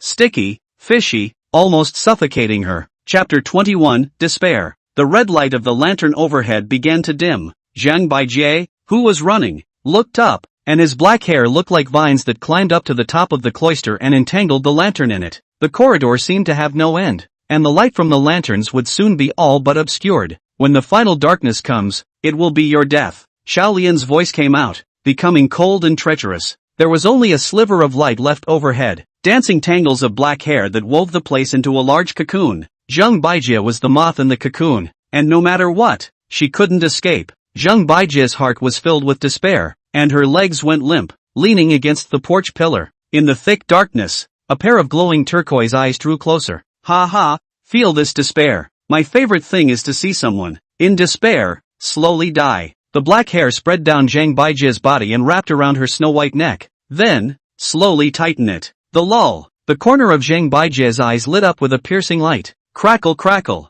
Thunder crackled and pulsed, tearing through the black-haired cocoon shell. A big hand was violently placed across Zhang Baijia's eyes. Underneath the pale golden skin, muscles condensed into bundles like steel wires. Wind and thunder palm. Boom. The black-haired bizarre monster was struck by a palm, and she flew backwards with a bang amidst the explosions. Aha! You again! The black-haired weirdo hissed angrily as she recognized Yu Chen, the very same person who had hit her with a stone slab last night. Hey! Yu Chen grinned, revealing white teeth. He took a step and charged explosively, like a tiger pouncing. The long knife in his hand instantly chopped out several channels, and the light of the knife was like a weave, blasting furiously towards the black-haired bizarre monster. Under the berserk power, each slash chopped down with a roaring explosion. Boom, boom, boom. The black-haired weirdo retreated back one after another, the blade light chopping her beyond her ability to resist. With each roar, a part of her body shattered. Boom. The broken body crashed through a small building,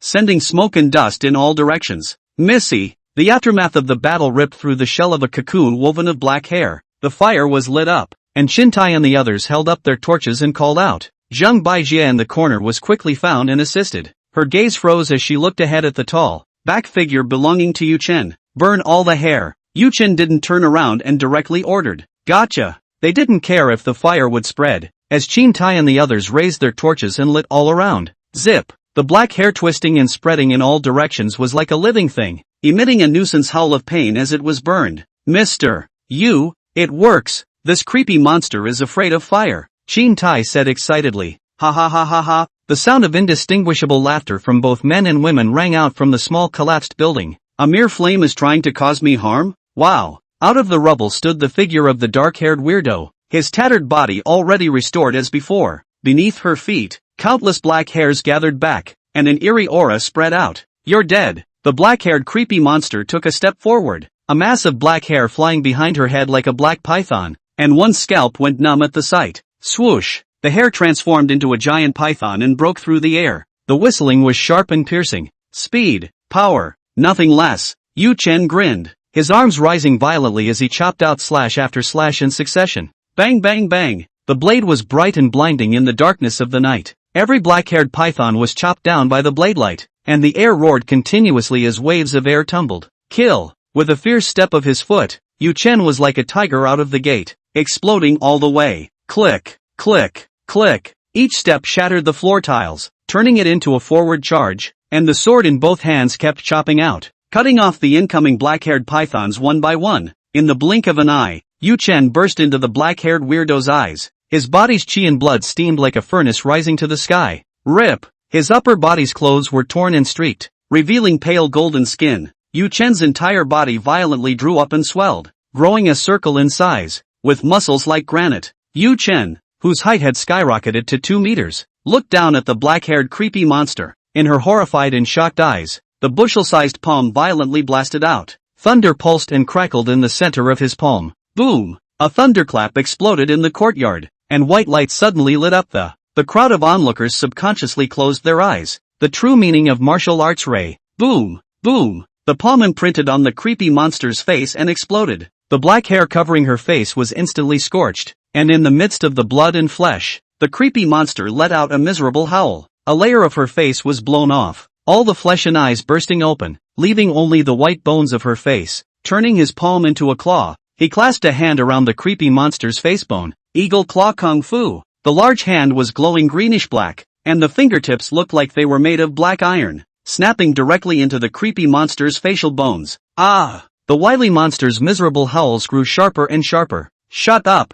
Yu Chen's eyes were like fire, looking disdainfully overbearing. He stayed on his feet, snapping at Creepy's facial bones as he pressed the back of her head against the wall. Boom! The wall shattered with a bang. Boom! Another wall shattered, and Yu Chen's death grip on her face bone wouldn't let go, the blue-black color of her fingertips becoming more pronounced. Boom boom boom! No longer holding her against the wall, Yu Chen pressed the back of her head and kept slamming it into the ground. Cracks in the floor tiles cracked and dented like spiderwebs. The black-haired creepy monster was still struggling as a giant python made of hair wrapped towards Yu Chen's body. The hair strangled his neck, tightening. Yu Chen's face twisted and the large hand that held the trickster loosened. Grabbing the tangled black hair on his body, he kept tearing it off. The black hair was endless, and as much as Yu Chen tore it off, how much it wrapped up. Gigi. The crater in the ground was healing from the almost crumbled head. The still incomplete throat let out a braying, strange laugh. A mere martial artist, but just some brute strength. A myriad of hairs held her up,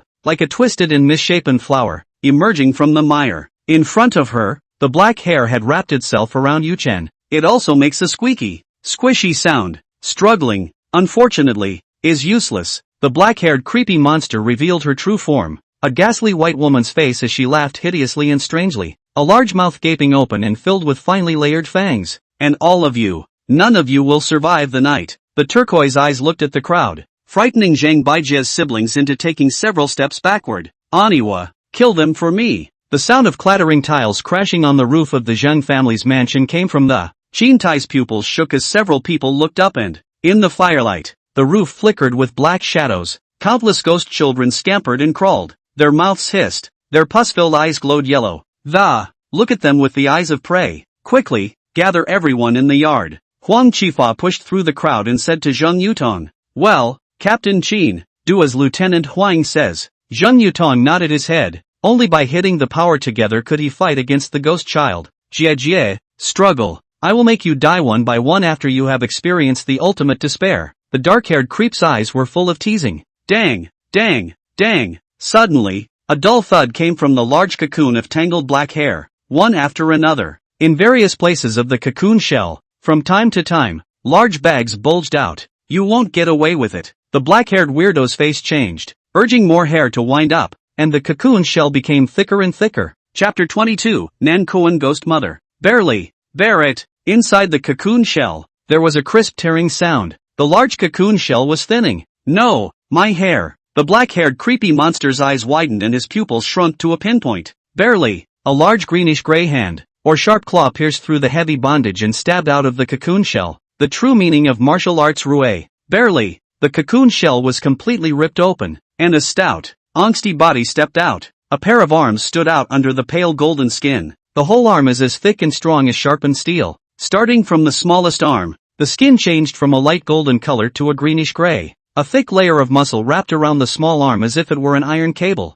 His palms, bigger than bushels. It was already completely iron green in color, and the fingertips transformed into sharp claws that flashed with a metallic coldness. Is this Eagle Claw Kung Fu? Among the crowd, Lu Xiong looked at Yu Chen's palm and whimpered in surprise. Eagle Claw Kung Fu was his family martial arts, up and down the inheritance of more than a dozen generations. It is reasonable to say that he is familiar with it, but Lu Xiong was a little unsure at the moment. The martial arts that had been passed down from his ancestors for hundreds of years had never seen anyone able to practice to the same level as Yu Chen. You're the fierce monster? The black-haired creepy monster took a step backwards and asked with some confusion. Yu Chen's appearance didn't look human. I'm on fire when you ask that. Yu Chen grinned widely, revealing white teeth, the veins on his forehead bulging and throbbing with rage. I'm a human being. A perfectly normal human being. Boo! The ground tiles under his feet shattered with a loud bang, turning into shattered craters. Yu Chen's figure swooped out. His hands became claws, and in an instant,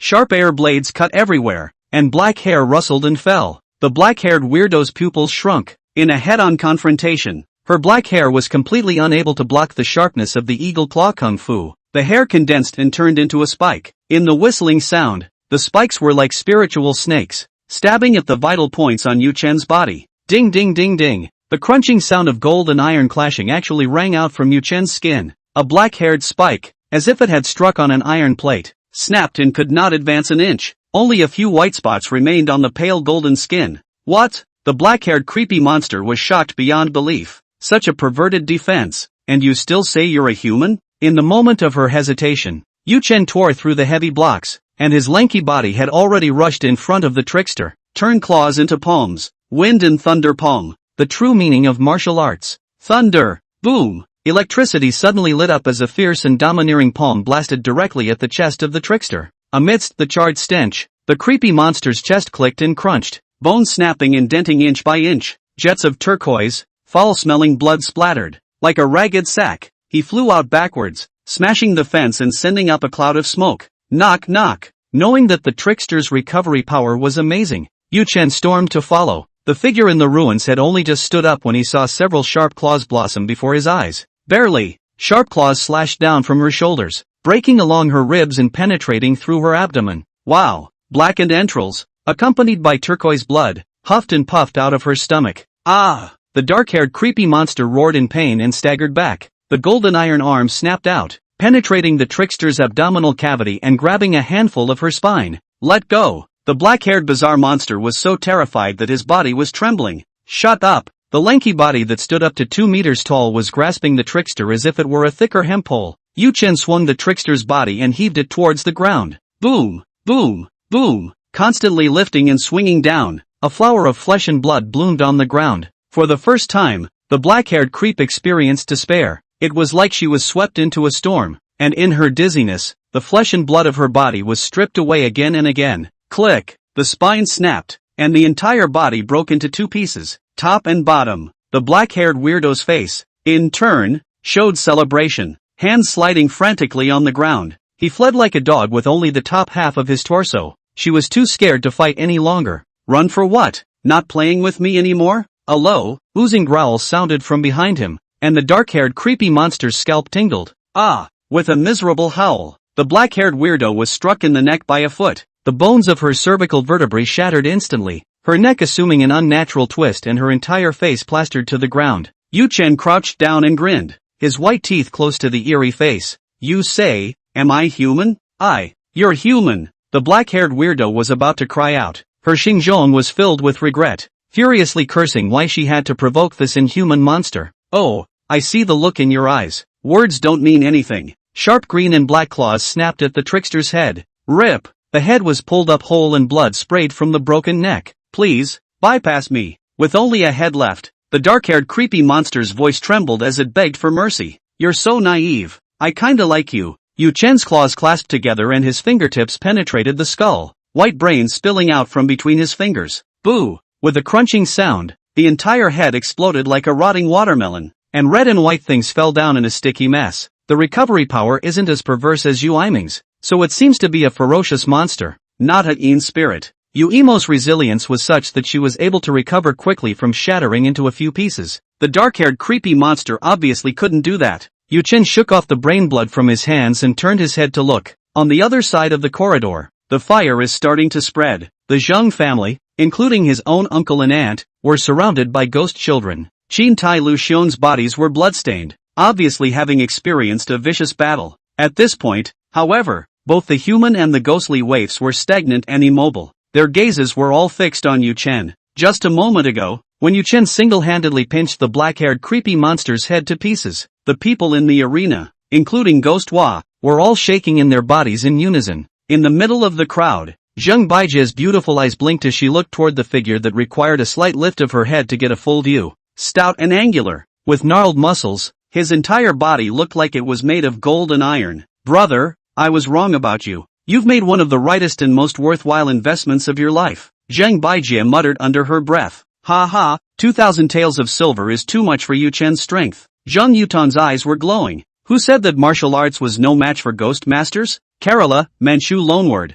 On the roof, the ghost children hissed and hissed as they slumped low towards Yu Chen like beasts. After the big meal, there's still room for dessert. Yu Chen grinned and jumped up on bended knees. Boo! Like pulling onions from dry land. The lanky figure lunged at the roof. The hand was in the shape of an eagle's claw, directly clasping the face skin of a ghost child. Rip! The ghost child could not even make a wailing sound, and the entire face skin with the facebone was lifted out of the skull by Yu Chen. Hisses! Seeing this, the other ghost children's livers and guts cracked, and without any intention to resist, they fled in all directions. They don't have much intelligence, but they still have survival instincts when faced with certain death. On the roof, the roaring continued as Yu Chen kept pursuing and killed 3 ghost children in a row. A quarter of an hour later, there was no longer any weirdness in the Zhang family's mansion. Yu Chen didn't continue to pursue. The dark night did not pass, and the aunt and uncle were still in the Zhang family yard. Plus, Yu Chen was receiving payment and had to protect the safety of the entire Zhang family. If I can practice the Xianmen steps to the extreme, I wonder if I can leave all the ghost children behind. Looking at the dark night sky, Yu Chen muttered. The 2 feats that Zhang Yutong had given him, Yu Chen hadn't had time to consult them yet, so he couldn't add any points. East Side, County Magistrate's Office. The main hall of the compound, brightly lit. There was only one person in the hall, Deacon of the Netherworld Division, the actual controller of Nanling City, Ji Zhengye. At the moment, he was sitting on the eunuch's chair, and on the table beside his hand, there were some silver bills and wooden boxes. Ji Zhengye put down his tea and took out a mouthful of wooden box and opened it. A faint sweet scent emanated from the wooden box, which held a red blood ginseng, a 400-year-old blood ginseng. It's rare for mortal merchants to be able to get their hands on such herbs. Ji Zhengye nodded slightly. One day's harvest was worth his salary for many years in the Netherworld Enforcement Division. Sure enough, a horse can't get fat without night grass. He was already close to 80 years old, and it was the unique bloodline of the ghost harvester that allowed him to maintain an appearance of around 60. The years are advanced and the practice has come to an end. The Great Moon Dynasty is running out of steam. It's time to find a way back. Fingers tapping aggressively on the table, Ji Zhengye closed his eyes and thought about his future plans. Phew! The fire and candles in the main hall shook as the gusty wind rose. The temperature dropped dramatically and a white frost began to condense on the ground. Phew! The wind rose and the fire candles went out one by one. The shadows of darkness gradually invaded. Ji Zhengye frowned both eyebrows, and with a flip of his palm, several talismans appeared at his fingertips. Deacon Ji, there's no need to be nervous. Out of the darkness came the whisper of the crone. Nan Kuan Ghost Mother, you're a trickster, and I'm a netherworld enforcer. Can I not be nervous about a different position? Ji Zhengye stood up, his eyes looking warily into the depths of the darkness. Deacon Ji, your position, shaken. The Nan Kuan Ghost Mother was intentional, her eyes looking at the silver tickets and herbs on the bank of the table. None of your business. Ji Zhengye swept the bribe on the table into his sleeve with a big wave of his hand. There's still a bit of a relationship with old Mother Me. The ghost mother in the darkness Jia laughed and continued. Deacon Ji has something else in mind, so we can talk about cooperation. Cooperation? Ji Zhengye's brows furrowed as he tried to refuse. If you work with Creepy, you're not working with a tiger? Practically speaking, it's not so much a collaboration. It's more like an agreement that benefits both you and me. Deep in the unseen shadows, the Nan Kuan Ghost Mother spoke while mingling chewing sounds in her mouth. It clicked as if he was chewing on some bone. The unpleasant odor of blood wafted through the chilly air. Chapter 23, The Heavenly Blade. The sacred artifacts in the Nine Dragons Mountain will come out in the next 2 days. I need to collect more essence blood to give to the great ones up there. Deacon Ji, you and I are just pawns. There's no need to fight to the death. What the hell are you trying to say? Ji Zhengye was a little agitated. The matter of his late-night secret meeting with the Southern Kuan Ghost Mother. If the Black Armor Army's Zhuo Zixiong saw it, he would have to directly leave the Great Moon Dynasty and go to other places to beg for a living. It's simple. You give some talismans to the rich merchants in exchange for their silver tickets for herbs. Your talisman is a deterrent to the ghosts of the underworld, but it can't stop the resentful ghosts under me. I can work with you on this one. From now on, my Oni waifus and grudge ghosts will not go to the homes of wealthy merchants who have affixed talismans. I'm sure that when they have a night's peace, they'll be eager to give you all their belongings out of their homes. Accordingly, the deaths of those people are out of your hands. I need essence blood. Lots of it. Nan Kuan Ghost Mother's voice became fluttering, and the smell of blood in the air grew thicker and thicker. I'm sure, you don't want to offend the Yu Yuan Palace, right? The Phantom Palace. Ji Zhengye's heart was in awe. That was a weird organization that could separate itself from the execution of the netherworld. Okay, I promise you. Well, to each his own. Without much hesitation, Ji Zhengye agreed to the agreement. He originally didn't care if the people of Nanling City died or lived. Phew! The candlelight in the main hall was once again lit as the wind blew through the gloom. It was back to the brightly lit look. The darkness dispersed, where there was still a trace of the ghost mother of Nankuan. At the entrance to the main hall, the soft sound of rattan armor clashing resounded. Ji Zhengye's expression tightened and reverted to a high and indifferent look. Deacon Ji. Zhuo Zixiong arched his hand. His rattan armor had a few tears in it, stained with blood. The city is infested with bizarre monsters, so I'd like to ask Deacon Ji for help. Well, I'll make my move. So all of you follow me to South City. Ji Zhengye stood up. South City? Zhuo Zixiong is dumbfounded. The South City has arranged many Black Armor Army guards, and there are fewer bizarre monsters out there. Why is Ji Zhengye still going to the south side? Shouldn't we go to the north or west side where the shenanigans are the most prevalent? Now, even Zhuo Zixiong and a few of his personal soldiers were to be transferred to the South City. Wouldn't that be giving up the people of the other urban areas? To the creeps? Zhuo Qianhu, are you questioning my orders? Ji Zhengye's eyes narrowed slightly. and a murderous aura flooded out.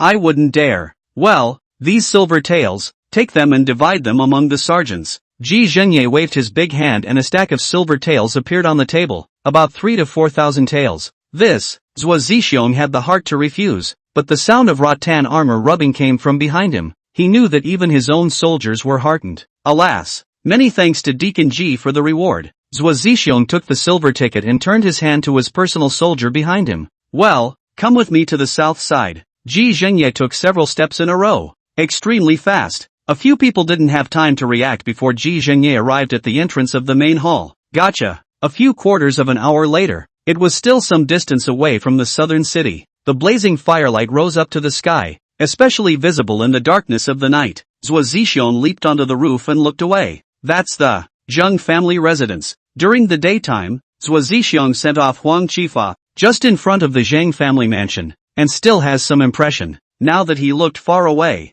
the Zheng family's inner courtyard was ablaze with fire and running figures. Apparently, they're putting out fires. Deacon Ji, the Zheng family is on fire. Why don't I bring someone to take a look? Zhuo Zixiong asked. The Zheng family? No, follow me to the Zhao family. Ji Zhengye rejected it outright and walked towards Zhao's house. The Zhao family, the very same merchant family that gave him the blood ginseng. This, Zhuo Zixiong froze for a few breaths, and after a slight sigh, he took a step to follow. Out of the corner of his eye, he saw a layer of water beating on the floor of the main hall. The water droplets were tiny and dense, much like those from melting frost. In the height of summer, the temperature in the main hall is indeed quite a bit cooler than outside. Zhuo Zixiong had doubts in his heart, opened his mouth to inquire, and then held back. It was light and another night was about to pass. In the inner courtyard of the Zhang family, the fire has been extinguished, and curls of smoke are coming out of the charred wooden blocks. After killing several spooks in a row, the second half of the night was surprisingly quiet. Yu Chen was not idle either, and by the light of the fire, he sat by the lotus pond,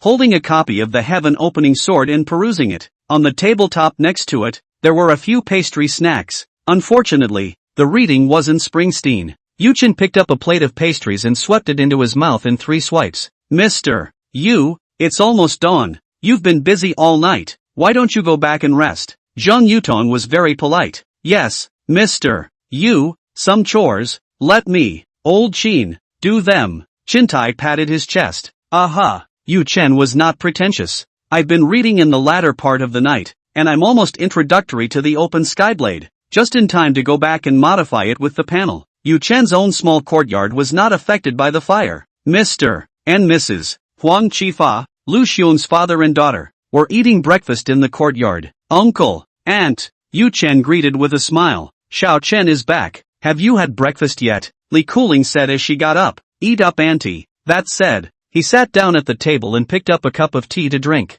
Uncle Huang, do you know another sword technique? Yu Chen recalled that he had seen Huang Qifa make a sword move. Yes, the blood-cutting blade, but this blade cannot be passed on to you. Huang Qifa knew what Yu Chen was thinking and shook his head. The blood-beheading blade is the supporting blade technique of the Great Moon Army, which can be learned by enlisting in the army, but cannot be outsourced. Huang Qifa explained. I see. No wonder I see that Zhuo Zixiong and the others also know the blood-chopping blade. Yu Chen nodded. Yes, the blood-beheading blade is a military formation blade technique that can gather masculine blood qi and condense it to behead. Huang Qifa explained. The powerful trickster wouldn't dare to mess with an army of tens of thousands of people. Unfortunately, one's blood qi was limited, and the blood-beheading blade could not be chopped out indefinitely. The blood-beheading blade that had lost its blood qi infusion was even worse than a normal blade technique. 2. With a call, the attendant, heir, came running from outside the courtyard. Mr. Tour, prepare some food, Yu Chen said.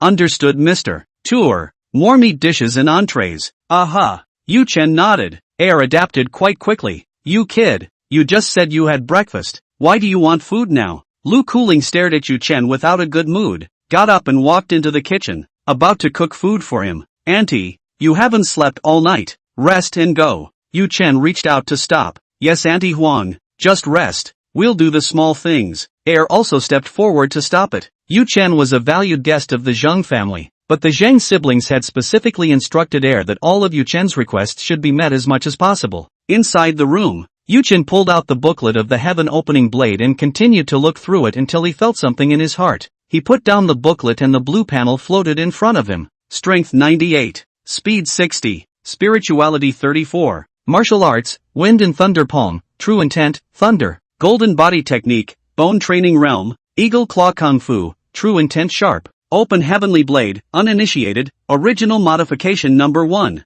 Modification Point 6. There were 4 ghost children killed last night, plus the black-haired creepy monster, and they got a total of 6 modifier points. With enough points, Yu-Chen hit his mind and clicked Modify towards the Heaven Opening Blade in the martial arts column. Buzz! The memories of practicing hard on the sword began to flood in. Blade techniques are an extension of palm techniques, and in addition to the hammering of the arms and wrists and palms, they focus on the back muscles and the large tendons of the spine. The first realm of the Heaven Opening Blade's flesh practicing realm. Yu-Chen's back muscles began to burn. Taking off his shirt, at his back, his muscles bulged and throbbed, forming a strange groove. Looking at it without realizing it, Yu-Chen's back seemed to be a hideous ghostly face. In a few breaths of time, however, the flesh training realm broke through and began to hammer the tendon training realm. The large tendons in his spine bulged, and he couldn't help but stand up, the whole spine creaking with a strange sound as it was stretched and tightened. Continue to break through and practice skin realm. The Heaven Opening Sword had the least amount of refining for the skin training realm, or rather, the Golden Body Technique had already pushed the skin training realm to an extremely high level,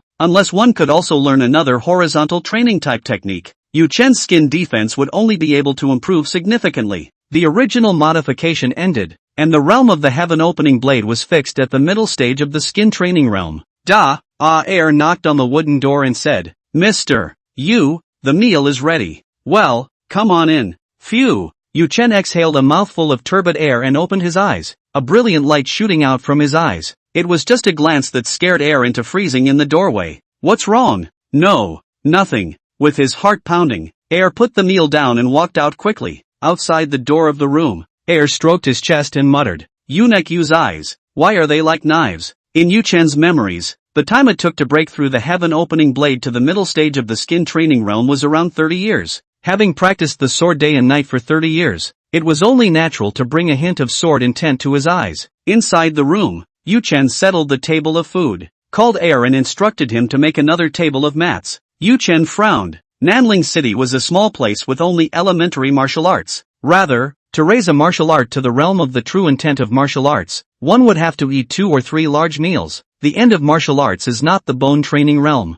Just from what Yu-Chen himself understood, there was the innate viscera practicing realm, and the sovereign marrow practicing realm to follow. What Yu-Chen was worried about was whether ordinary food could keep up with the consumption of panel modifications when he reached a stronger realm. If one was in the process of ascending to the innate viscera practicing realm, no amount of eating could make up for the deficit in one's stomach. Then Yu-Chen might become the first person to be starved to death by the system panel. Yu-Chen pondered. Since this side of the world had ferocious monsters and shadowy spirits, there was also the so-called holy weapon in the 9 Dragons Mountain. So shouldn't there be extremely high energy foods? For example, the blood and flesh of certain demonic beasts, or heavenly treasures? Yu-Chen felt it was highly probable. Unfortunately, he was currently trapped in the bizarre monster-infested Nanling City, with no way to go out and see the wider world. In the City of 3 Rivers, there should be the answer he seeks. Calm your restless heart and continue to look at the panel. Open the heavenly blade and continue to break through. In the blink of an eye, another 20 years of remembered sword practice years had passed. After Yu-Chen broke through the skin training realm, he entered the bone training realm. As the cold came and went, Yu-Chen practiced his sword technique every day, wisps of sword chi entering his body and sharpening the bones of his entire body. In reality, a crunching sound like iron came from inside Yu-Chen's body. The bones of his entire body were being flushed back and forth by the blade chi, like hammering steel, beating out the impurities and leaving behind pure gold and iron, especially the bones in the palms of the arms and hands. At this moment, Yu-Chen internal vision has been body, both arms at the bone, has been light silver light, as if the steel general. Buzz, the panel's modifications ended, and the heaven opening blade's realm broke through to the bone practicing middle realm. Not enough, again. Yu-Chen's eyes were filled with a stern look as he grabbed the meat on the table and stuffed it into his mouth, to hurry up and fill the hunger in his stomach. Then, break through the heaven opening blade to the perfection realm, or even, comprehending the true meaning of martial arts. A quarter of an hour later, with a click of the mind, the panel boost opens again. In 10 years, Yu-Chen cultivated the heaven opening blade to the perfection realm. From the flesh training realm to perfection, the cultivation of the heaven opening blade had taken a whole 60 years. 1 aeon of years. It was too strong. How could an ordinary person have an armor's worth of years to practice a blade technique day and night? The scary thing is that the panel's deduction continues, and the memories keep pouring in. After 10 years of age, Yu Chen's heaven-opening blade could no longer advance. Instead of being stuck in one place, he began traveling the world. For another 10 years, he kept encountering crises and cracking them again with his sword technique. The sharpness of the blade was getting more and more prevalent when it came out, and sometimes a single look could cause a painful feeling of being cut by a knife. Until Chapter 24, Daylight Noon. That day, after the rain on the empty mountain, the ground was full of mud. Yu Chen walked along the mountain path with his sword. Suddenly, there was a loud rumbling overhead and branches crackled. Looking up, a mountain rock weighing 10,000 pounds fell, wrapped in the force of 10,000 pounds, and smashed towards Yu Chen's head. At that moment, a light flashed in Yu Chen's mind. He didn't dodge, unsheathed his sword, and a shocking wave rushed up to the sky. Kala! The blade split in half like a thunderbolt splitting a mountain rock. A body of flesh and blood, a long blade of mortal iron, was actually able to cleave through the falling 10,000 pounds of rocks. Such a means had already transcended the realm of stances and power, reaching the level of true intent. True intent of martial arts armor breaking. The panel modification ended and Yu Chen opened his eyes, joining his fingers into a palm. Yu Chen made a light chop towards the corner of the sandalwood table. Ka-ching! A dry cutting sound rang out, and the corners of the sandalwood table fell off in response. The cuts were smooth and flat, as if they had been chopped off by a sharp blade. If the true meaning of the eagle claw technique's sharp character is like sharpening a knife to be more capable of cutting through an opponent's defense when attacking, then, the armor-breaking true intent of the heaven-opening blade is a bit ignorant of defense, and should be called a penetrating attack. The values of the panels have changed in the void in front of me. Strength 128, Speed 70, Spirituality 44, Martial Arts, Wind and Thunder Palm, True Intent, Thunder, Golden Body Technique, Bone Training Realm, Eagle Claw Kung Fu, True Intent Sharp, Open Heaven Sword, True Intent Armor Breaking, Modification Point 4. The heaven-opening blade broke through to the True Intent realm. The spirit value grew to 44 points, and Yu Chen's strength value also broke through the triple digits, reaching a value of 128. The increase in speed is not much, only 10 points. Yu Chen already had 3 attacking martial arts, which were Wind and Thunder Palm, Eagle Claw Technique, and Heaven-Opening Blade. The horizontal martial art is Golden Body Kung Fu. The only remaining shortcoming in his strength, then, was speed. Next, enhance the Shenmen steps to make up for the shortfall in speed. When the sun rose, Zhang Yutong woke up from a nap and stretched. It was the first time he had slept so soundly in the past few days when the creepy monster had been raging. Little Gue, Gongzi, you're awake from your nap. Attendant Xiao Gue pushed open the door of the room and walked in with a hot water towel. Aha! Zhang Yutong took the towel and wiped his face, saying, "Is the stuff ready yet?" "Don't worry, my lord, it's ready." The attendant Xiao Gue pointed to the outer room, where several brocade boxes were placed on the table. Zhang Yutong went forward and opened the box to check. Inside were abalone and sea cucumber, bear paws and deer whips.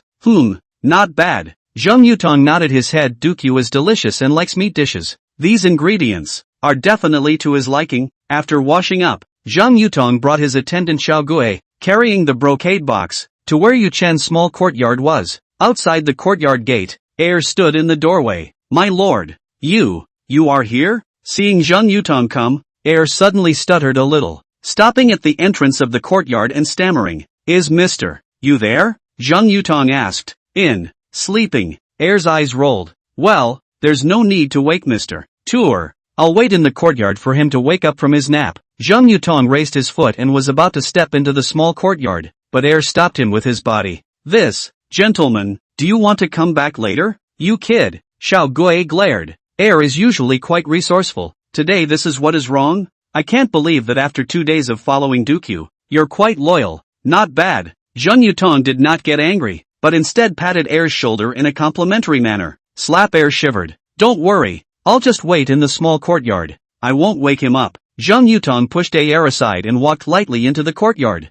Acres. Just as he entered, he heard the wooden door open. Zhang Yutong revealed a smile. What a coincidence. It just so happened that Dukyu woke up from his nap. Looking up, Zhang Yutong's smile froze on his face. "Sis, you." The one who pushed open the door of the room and walked out was not Yu Chen, but his own sister Zhang Baijie. How could his own sister walk out of Yu Chen's room? looking at Zhang Baijie again. Her sideburns were a little messy and her face was flushed. No wonder air died, stopping the door to the courtyard to keep him out. Taking another look at the courtyard, the Huang County lieutenant and his wife, and Lu Xun's father and daughter were not there, probably ducked out a long time ago. Sister, it's daylight noon, Zhang Yutong said through clenched back teeth. What's wrong with daytime? Where do you get the time at night when the creepy monsters are running rampant? Only the daytime is free. Zhang Baijie skimmed it without a good look, stepped forward and took the brocade box from Xiao Gui's hand. Sea cucumbers and deer whips are good. Zhang Baijie nodded. Bring it here for what?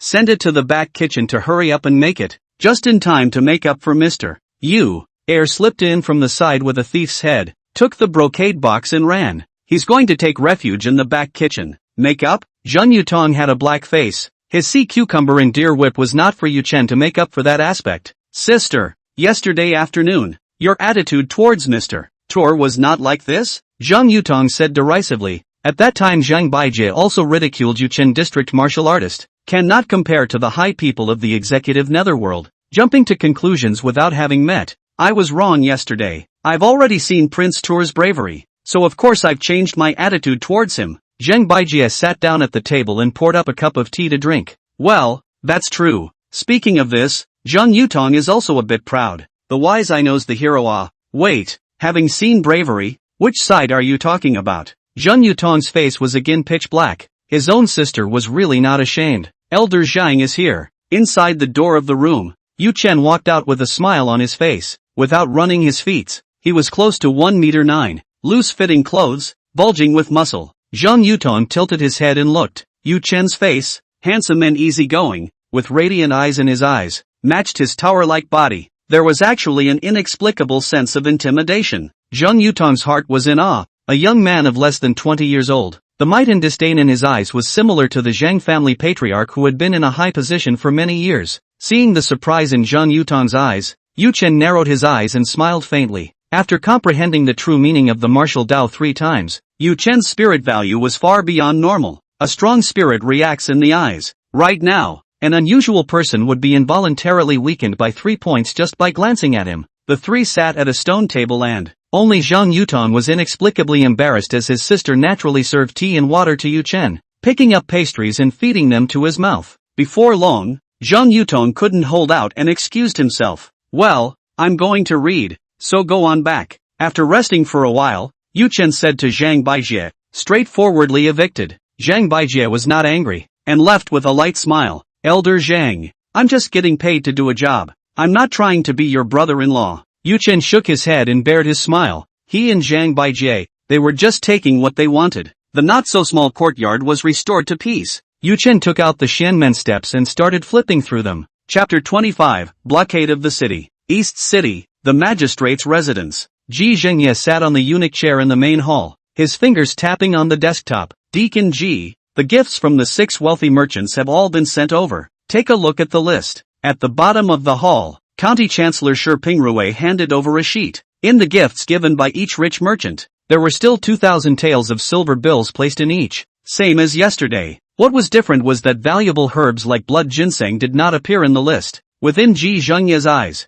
a dissatisfied look flashed. In his original conception, when he saw the full slaughter of the Zhang family, the other rich merchants must have been afraid afterward. The gifts and silver certificates sent today should far exceed those of yesterday. What went wrong? Ji Zhengye frowned both eyebrows. In the latter half of the night, he saw the Zhang family fire. Such a tragic scene. Other rich merchants are not indifferent? How many people died in the South City's Elder Zhang's family? Ji Zhengye asked. Zhang Yutong, the county minister, Shi Pingrui, wondered why he was suddenly asking about the Zhang man. Oh, the Zhang family caught fire last night and burned a maid to death. Shi Pingrui remembered that when he passed by the Zhang family in the morning, he saw Qin Tai of the Zhang family with people, cleaning up the charred remnants of bricks and tiles outside. When asked about last night, Qin Tai said there was no loss, just a dead maid. What? Ji Zhengye's pupils shook violently. What kind of trick is the Nan Kuan ghost mother playing? She clearly said that she would send out tricksters to deal with the Zhang family, and only one maid died?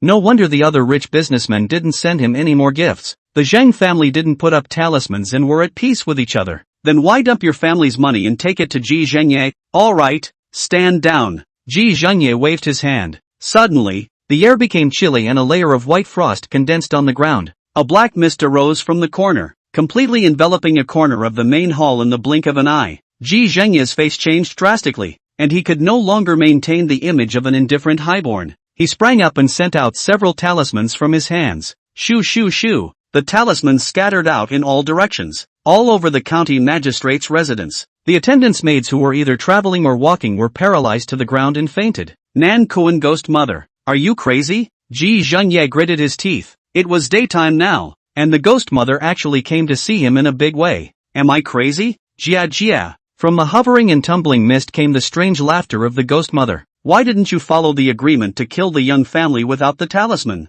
Ji Zhengye asked. I don't follow the agreement? Are you really going to force me to go to war with you? Ji Zhengye? Nan Kuan Ghost Mother's voice was filled with hatred as she continued. Last night I followed the agreement and sent out my men's grudge ghosts and countless ghost children. But until now, the black-haired ghosts under me, and the 4 ghostly children have not returned, and I perceive that they are dead. The other ghost children reported back that they were killed by a powerful man last night, within Nanling City. Besides you, who else could have killed the black-haired ghost? The more Nan Kuan Ghost Mother spoke, the more angry she became, and the mist continued to spread outward, crunching sounds of blood and flesh coming from it. To actually say that I violated the agreement? It was clearly you, Ji Zhengye, who promised on the surface but actually ambushed my men at the Zhang family. What? Ji Zhengye's eyes were wide. How could he have never imagined that things would go this way? But Nan Kuan Ghost Mother's anger was not false. And what she said about what happened, and the extrapolations made perfect sense. In a small place like Nanling City, who else but him could kill a grievous ghost-level ferocious monster? Other weirdos? Even if they had the ability, they wouldn't dare to offend the Yu Yuan Palace. Even Ji Zhengye himself felt that. Any way you look at it, he was the best person to suspect. But the problem was that he had stayed at the Zhao family residence all night last night, and hadn't even engaged the black-haired ghost in a sparring match, not to mention killing the black-haired ghost and a few ghost children. I didn't kill your men. Do you think I'll believe it? The Ghost Mother said in a chilling voice. You wait for the retaliation of the Spectral Abyss Palace. The fight for the sacred artifacts in the 9 Dragons Mountain had reached a white-hot stage. The 2 forces that were fighting over it were the Spectral Abyss Palace and the Nether Corpse Hall. The Een Corpse Hall, who had discovered the sacred artifact a step earlier, had drained the blood of a dozen villages under the 9 Dragon Mountain, and there was no shortage of essential blood to open the sacred artifact, and the Pantheon Palace was a step late, not even getting their essence blood together. Now that the South Kuan Ghost Mother had died with the black-haired ghost as a major general, it was even worse in terms of collecting essence blood.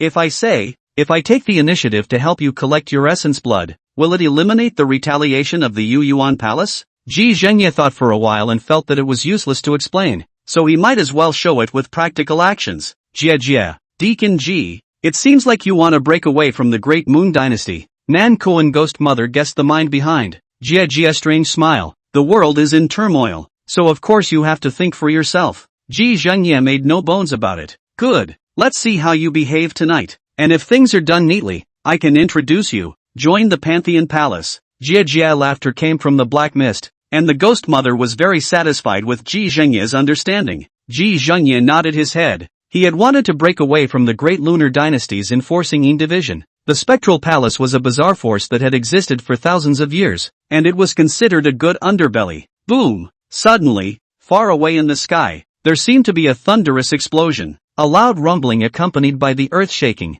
Ji Zhengye's face changed, as did Nan Kuan Ghost Mother's, and the black mist churned like boiling water. With a leap, Ji Zhengye jumped onto the roof of the house and looked towards the distance where the sound came from, in the direction of 9 Dragons Mountain. That's, looking far away, Ji Zhengye saw blood-colored thick clouds shrouding 9 Dragons Mountain. Amidst the thick clouds, thunder and lightning struck and flashed from time to time, and the visions were amazing. Phew! Phew! A great wind rose up and swept through heaven and earth. The clothes on Ji Zhengye's body were hunting, and the gusty wind carried a heavy smell of blood. Ow! A low, horrible roar came from the clouds, like some kind of terrifying savage beast. As this roar was emitted, the blood-colored clouds looked like oil paint that had fallen into the water, and quickly died away. Ji Zhengye's pupils shrunk to a point as he saw that the blood-colored mist that covered the sky was escaping in all directions. Even though Nanling City was dozens of miles away from 9 Dragons Mountain, the blood-colored mist enveloped the entire city in just a few breaths. The temperature plummeted on a hot, humid evening in the middle of summer. With a sniff from the tip of his nose, Ji Zhengye discovered that the blood-colored mist contained yin qi. Yin qi is a great tonic for creeps, but for humans, it's a poison. Staying in the blood-colored mist for a long period of time would cause the yin qi to erode the body, gradually weakening it until it finally died. This kind of corpse that died by yin qi erosion, if then put into a specific grave, in a few decades' time, it will be transformed into a zombie. Aha! It's the yin corpse hall's tactics. Nan Kuan Ghost Mother gritted her teeth. In order to compete with the Spectral Abyss Palace for the sacred artifact, the Nether Corpse Hall must have used some sort of forbidden means. At the moment, the situation didn't look good for the Pantheon Palace. Deacon G, I'll go to Nine Dragons Mountain first to check out the situation. Ghost Mother said, you're going to watch my meat ticket in the city. To seize the sacred artifact, the Spectral Abyss Palace needs more essence blood. As soon as the words fell, the black mist that wrapped around the Nan Kuan Ghost Mother quickly condensed and surged towards the ground.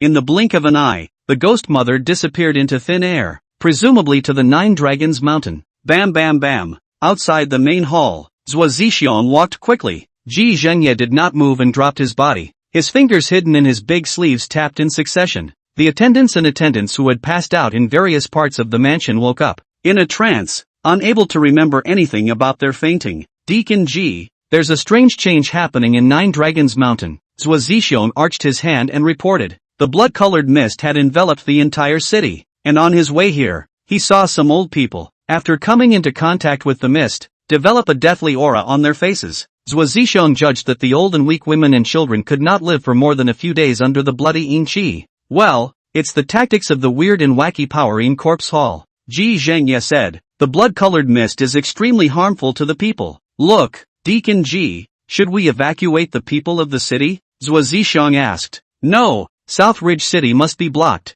All personnel, all of them, are not allowed to enter or leave. Ji Zhengye's face changed and he said in a decisive manner, letting people out? How else were he and the Ghost Mother going to collect essence blood? Why is this? This? Zhuo Zixiong was puzzled. The way things are now, let the people out and they'll still have a chance at survival. If they had been kept in the city, not to mention the creepy monsters, the blood-colored mist alone could have killed a field of old and weak women and children. Zhuo Qianhu, I am the deacon of the Executioner Yin Division. It's your superior. I don't need to explain to you what decisions I make. Ji Zhengye took a step forward, his indifferent eyes staring coldly at Zhuo Zixiong. Got it. Zhuo Zixiong's face was suffocatingly red, and after half a second, he arched his hand and bowed his head, uttering the words got it. Outside the main hall, hurried footsteps sounded. A black-armored sergeant trotted in, arching his hand, reporting to Deacon G, Zhuo Qianhu, the people in the city are rioting. They're all rushing toward the gates, trying to get out of the city. Humph, a bunch of unruly people. Ji Zhengye snorted coldly under his breath, waved his big sleeve and drank. The Black Armor Army all gather at the city gates and stop that group of unruly people. Inside the hall, Ji Zhengye led the way out. Zhuo Zixiong was about to follow, but he saw white frost condensing on the ground in the corner. He vaguely remembered coming to the floor of the main hall last night, and there were dense droplets of water on the floor. I think it must be the white frost that melts away. What is Deacon G hiding? Zhuo Zixiong was puzzled in his heart. Chapter 26 Blood Beheading. Upstairs at the city gate, the county minister Shi Pingrui paced back and forth, his forehead covered with beads of sweat. The black armored army consisted of about 30 men, and they stood in a line, looking out onto the avenue out of the city. Before their eyes, almost the whole city's people poured out, dragging their families in a great mass. There had also been an exodus from South Ridge City the night before. It was late at night, and those who had the idea and ability to flee were mostly wealthy merchants and martial artists. And now, still late in the evening in time, half an hour before dark, there were no shenanigans. Plus, the blood-colored mist had enveloped the entire city, and those who had old people at home all clearly felt that their old people had become weak and breathless. The people of Nanling City all wanted to hurry out of the city while it wasn't dark and escape the blood-colored mist. Otherwise, even if one survived this night's bizarre monster rampage, one wouldn't be able to survive the constant erosion of the blood-colored mist. Among the crowds, Yu Chen and Zhang Yutong, they walked on the side, not far away. The gates of the city could already be seen. Please, open the gates. My old father wouldn't last the night if we weren't let out. County Minister Sure. Open aside. Let my son and daughter out of the city is fine. At least give my family to stay after all. Open the gates. Below the city gates, many people had already gathered. They begged and pleaded for the gates to be opened to let them live. No one is allowed to leave Nanling City, or else they will be beheaded immediately. Zhuo Zixiong walked up to the gate tower. He was dressed in black armor, his long sword was sheathed, and he pointed at the crowd and shouted, "What's this about Zhuo Qianhu?" In the crowd, Huang Qifa asked in a loud voice, "If you can't protect the people of the city, aren't you going to allow us to find our own way out?" "Yes, Lieutenant Huang is right. A high official from the county can kill people?" The crowd drummed up again, pushing and shoving each other towards the city gates. Military orders are like mountains and must be obeyed. Zhuo Zixiong's eyebrows were locked and he let out a low gulp. "Folks of Southridge City, don't make this difficult for me." Zhuo Zixiong drew his sword forward, and behind him, the black-armored soldiers also unsheathed their swords. "Oh, as a county lieutenant, you still want to lead a riot, looking for death." Ji Zhengye's body was like a ghost, and he didn't know when he appeared on the city gate building. His gaze was sinister as he stared at Huang Qifa and said, "Wow." With a flip of his large hand in his sleeve, the yellow talisman was caught in his fingertips. Blast! The talisman shot out, and a ball of flame flared up, about to burn Huang Qifa into flying ashes. "Don't you dare!" With an angry shout, a wide palm reached out from behind, pulling Huang Qifa behind him with one hand. Yu Chen's gaze was like a torch, and the wind and thunder palm was suddenly slapped out. In a blink of an eye the wind rose up in the crowd and the people around them tumbled outward like a rolling gourd. Boom! The rigid and domineering palm and the flames directly countered each other, and the explosions caused sparks to splash and smoke to fill the air. Phew! Yu Chen raised his hand and waved it to disperse the smoke. In the center of his palm, some hot air bubbled up, and he was actually unharmed. What a strong palm technique! Zhuo Zixiong's gaze condensed and he sighed in low praise. He was a martial artist of the bone cultivation realm, so he could naturally see the power of Yu Chen's palm. County Lieutenant Huang's nephew is actually a martial artist, at least at the bone training realm. How old is he? I didn't expect to see a martial arts genius in a small remote town. Ji Zhengye's face showed anger. A mortal martial artist? How dare he block his talisman? Who is he? Ji Zhengye asked. Back to Deacon Ji. His name is Yu Chen.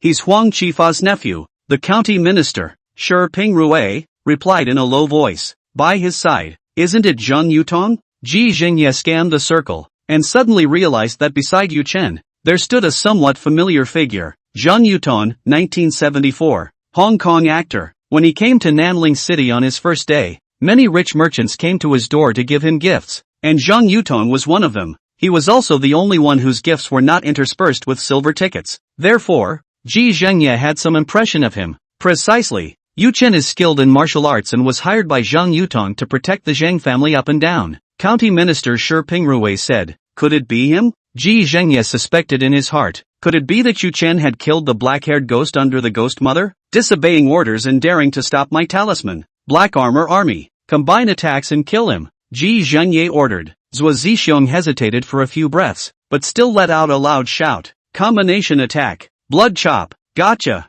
30 sergeants had their blood chi linked together in a flash, as if they were one, and they all launched their swords in unison. The blood light on the blade converged, and it all eventually surged onto Zhuo Zixiong's long knife. Wow! The 10-meter-long blood-colored blade on was like a giant dragon, breaking through the air and attacking with a loud, powerful whistling sound. Good timing! Yu Chen was undaunted and instead took a step forward. The true meaning of martial arts ray. A palm slapped out. Lightning jumped at the center of the palm, and the blinding white light illuminated the crowd, subconsciously closing their eyes. Boom! With a roar, Yu Chen's feet suddenly exploded into a circular crater. The 10-meter-long blade on only slightly stalled, still blasting forward, vowing to completely blast Yu Chen to death. A combined attack from 30 people, and you dare to take it hard. You're dead. Ji Zhengye sneered at the corner of his mouth. Zhuo Zixiong slashed out his sword and then deflected his gaze, no longer looking at it. In his mind, Yu Chen was certain death, just taking the life of a martial arts genius out of thin air. He couldn't bear to look at it in his heart. Kotatsu, Huang Qifa and Li Kuling lost their voices and shouted. In front of everyone's eyes, the majestic blood-colored blade awnings had completely enveloped Yu Chen, leaving behind only a dark back, a bit of a gateway. Laughter came from the blade's awnings, interspersed with the crackling of thunder and lightning. Instead of retreating, Yu Chen advanced and pressed against the blood-colored blade awnings to slap out a palm once again. Boom! Another foot thumped out, and with a thud, his paws stepped into the ground up to his ankles. Boom! Knock! Boom! One step, one palm, and with a roaring sound, the blood-colored blade awnings were continuously destroyed and shrunk. In the eyes of the crowd, Yu Chen's back gradually grew taller, until finally, there were no more traces of the blade in his eyes. Filled with Yu Chen's topsy-turvy back, true intent of martial arts? Zhuo Zixiang stared at Yu Chen. In the palm of his right hand, electricity jumped and crackled. Only a very few martial arts experts can comprehend the true meaning of martial arts. How did he do it? Zhuo Zixiang's eyes were as if he was looking at a monster. And at his side, Ji Zhengye's face sank, anger swirling under his eyes. It must be him. Yu Chen, thunder and lightning, which has a special killing power for creepy monsters. Ji Zhengye was certain in his heart that the person who had killed the black-haired ghost was Yu Chen. Yards, let me take the fall. Ji Zhengye gritted his teeth and stared dead at Yu Chen. With a flip of his palm, several golden talismans were caught in his fingertips. That look, I've cuckolded him? Yu Chen raised his eyebrows. The killing aura in Ji Zhengye's eyes was too heavy, as if he had some deep hatred. The atmosphere under the citadel was terribly heavy. The two men stared at each other, one on top of the other. A great battle was inevitable. Strangely enough, Ji Zhengye's murderous aura suddenly converged, and the talisman seal was also put back. There is a strange change happening in the Nine Dragons Mountain. In order not to cause trouble, no one is to leave the city tonight, and when the sun rises tomorrow, I will open the gates. When the time comes, go and stay as you please. Ji Zhengye changed his set of words, no longer biting the bullet and saying that he couldn't leave the city. It was just a matter of getting through the night, and the people were able to take it. Disperse all of you. There will be a curfew at the 11th hour soon. If you're still wandering around outside, or if you have plans to leave the city, kill without pardon. The people began to disperse, ready to wait for tomorrow morning and take refuge out of the city. After a few moments of tea, under the city gates, only Swimming Chen and the Zhang clan's group were left, and they hadn't left yet. Little Chen, go back first, Huang Qifa said. Yes, Mr. Tour, but for one night, just so we can pack up our things. Zhang Yutong also stepped forward and said. Just now, the blood-colored mist came suddenly, and everyone was rushing towards the city gates with only their belongings. Now we have to stay another night. Zhang Yutong, they just packed down the gold and silver fine soft. Yu Chen glanced deeply at Ji Zhengye on the city wall and saw the corners of his mouth, hanging with a seemingly unnoticeable smile. Well, go back first. Yu Chen turned to leave. Looking at Yu Chen's departing back, the smile tugging at the corner of Ji Zhengye's mouth became more and more pronounced. If he kills Yu Chen now, and the Nan Kuan ghost mother doesn't know about it, won't Ji Zhengye's black pot be taken all the time? I'll let you live for a few more hours, and when the ghost mother returns, I'll let her kill you herself. Chapter 27, The Metaphysical. In the evening, Yu Chen and his group returned to the Zhang family mansion. Looking up at the sky, the afterglow of the setting sun coupled with the shroud of blood-colored mist, the entire sky above Nanling City emanated a bizarre golden red glow. Yu Chen instructed Air to prepare dinner, turned around and walked into his room, closing the door behind him. At the table, Yu Chen sipped his tea, recalling the details of the events of the party. After thinking for a long time, he felt more and more in his heart that behind Ji Zhengye's blockade of the city gates, there was still an unknown secret hidden. Call up a panel. Strength 128, Speed 70, Spirituality 44, Martial Arts, Wind and Thunder Palm, True Intent, Thunder, Golden Body Technique, Bone Training Realm, Eagle Claw Kung Fu, True Intent Sharp, Open Heaven Sword, True Intent Armor Breaking, Shenmen Steps, Uninitiated, Original Modification Number 1, Modification Point 4. After an afternoon of rummaging around, the Shenmen Steps appeared in the martial arts section of the panel. Could use a panel boost now. Let you plot and scheme. I'll break it with my martial arts. Yu Chen grinned, his white teeth full of murderous aura. Budo, the panel, is his bottom line. Concentrate your intention and click towards the Shenmen Steps. As the panels blur, memories begin to flood in. The cultivation of the Shenmen Steps was very different from other techniques. The term metaphysical comes from Taoism. The mystery of the mystery of the mystery of the mystery of the mystery of the mystery of the mystery of the mystery. The cultivation of the Shenmen Steps required exercising according to the 5 elements and 8 trigrams. The initial practice was to draw a huge Bagua map on the ground, and then run the steps in the different directions of the Bagua as written in the Gongfu manual. In the process, hammer your leg muscles and keep improving your speed. The Shenmen Steps focus on practicing the flesh and the tendons. For the skin and bone training realm, the physical quality did not improve much, but the speed of the footwork would always increase. After 2 consecutive boosts, the Shenmen Steps had broken through to the middle stage of bone training. Can we realize the true meaning of martial arts? Yu Chen's mind clicked again, and the panel broke through the Shenmen Steps to the perfection realm. A few breaths later, Yu Chen opened his eyes and shook his head to bear his smile. He hadn't realized any true meaning of martial arts. It's too high and deep to even touch the skin. Similar to the golden body technique, the Xianmen steps contain Taoist implications, mysterious and ethereal. In the last 10 years of the panel's deduction, Yu Chen only had a few epiphanies. The true meaning of martial arts corresponding to the Xianmen steps should be similar to the shrinking ground in Qi Men Dun Jia. It's involved in the space realm. Martial strength reaching the point of influencing space was still a bit far away for Yu Chen. It doesn't matter if you haven't realized the true meaning of the martial Dao. The shortcomings have been made up. Force 128. Speed 101. Spirituality 44. Martial arts, wind and thunder palm, true intent, thunder. Golden body technique, bone training realm, eagle claw kung fu, true intent sharp. Open heavenly blade, true intent armor breaking.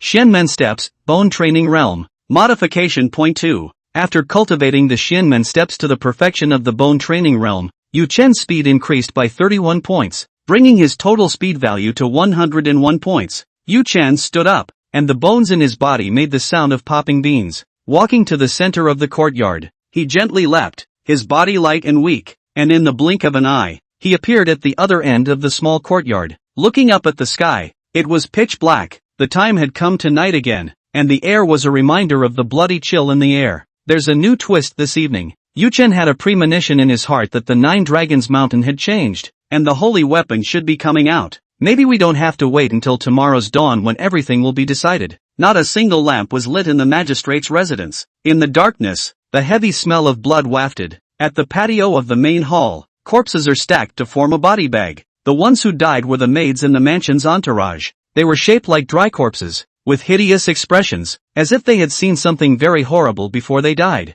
On the eunuch's chair, Ji Zhengye sat upright, his face hidden in the darkness. Fingers tapped on the tabletop with a low duh sound. Jia jia, well done. In the darkness, came the strange laughter of the ghost mother. Take it. Ji Zhengye raised his hand and threw it, and several blood beads cut through the dark night and landed in the ghost mother's hand. 4. Not enough. Not nearly enough. The ghost mother's voice became urgent, with a maniacal tone in her voice as she continued. Let me tell you, even if the Nether Corpse Hall used forbidden means, the holy weapon was still captured by us. It's just that the holy weapon came out early and can't be used yet. Essence blood. The big man up there needs more of it. After opening the sacred artifact, the Spectral Abyss Palace will become a dominant party. Phew, the wind is blowing and it's chilling. The candles in the hall were suddenly lit. The sudden firelight swayed in the wind, and in the flickering light, the body of the ghost mother was revealed. Ji Zhengye's eyes couldn't help but narrow slightly to hide the shock in his pupils. In the flickering candlelight, Nan Koan ghost mother had a head of black hair covering half of her face,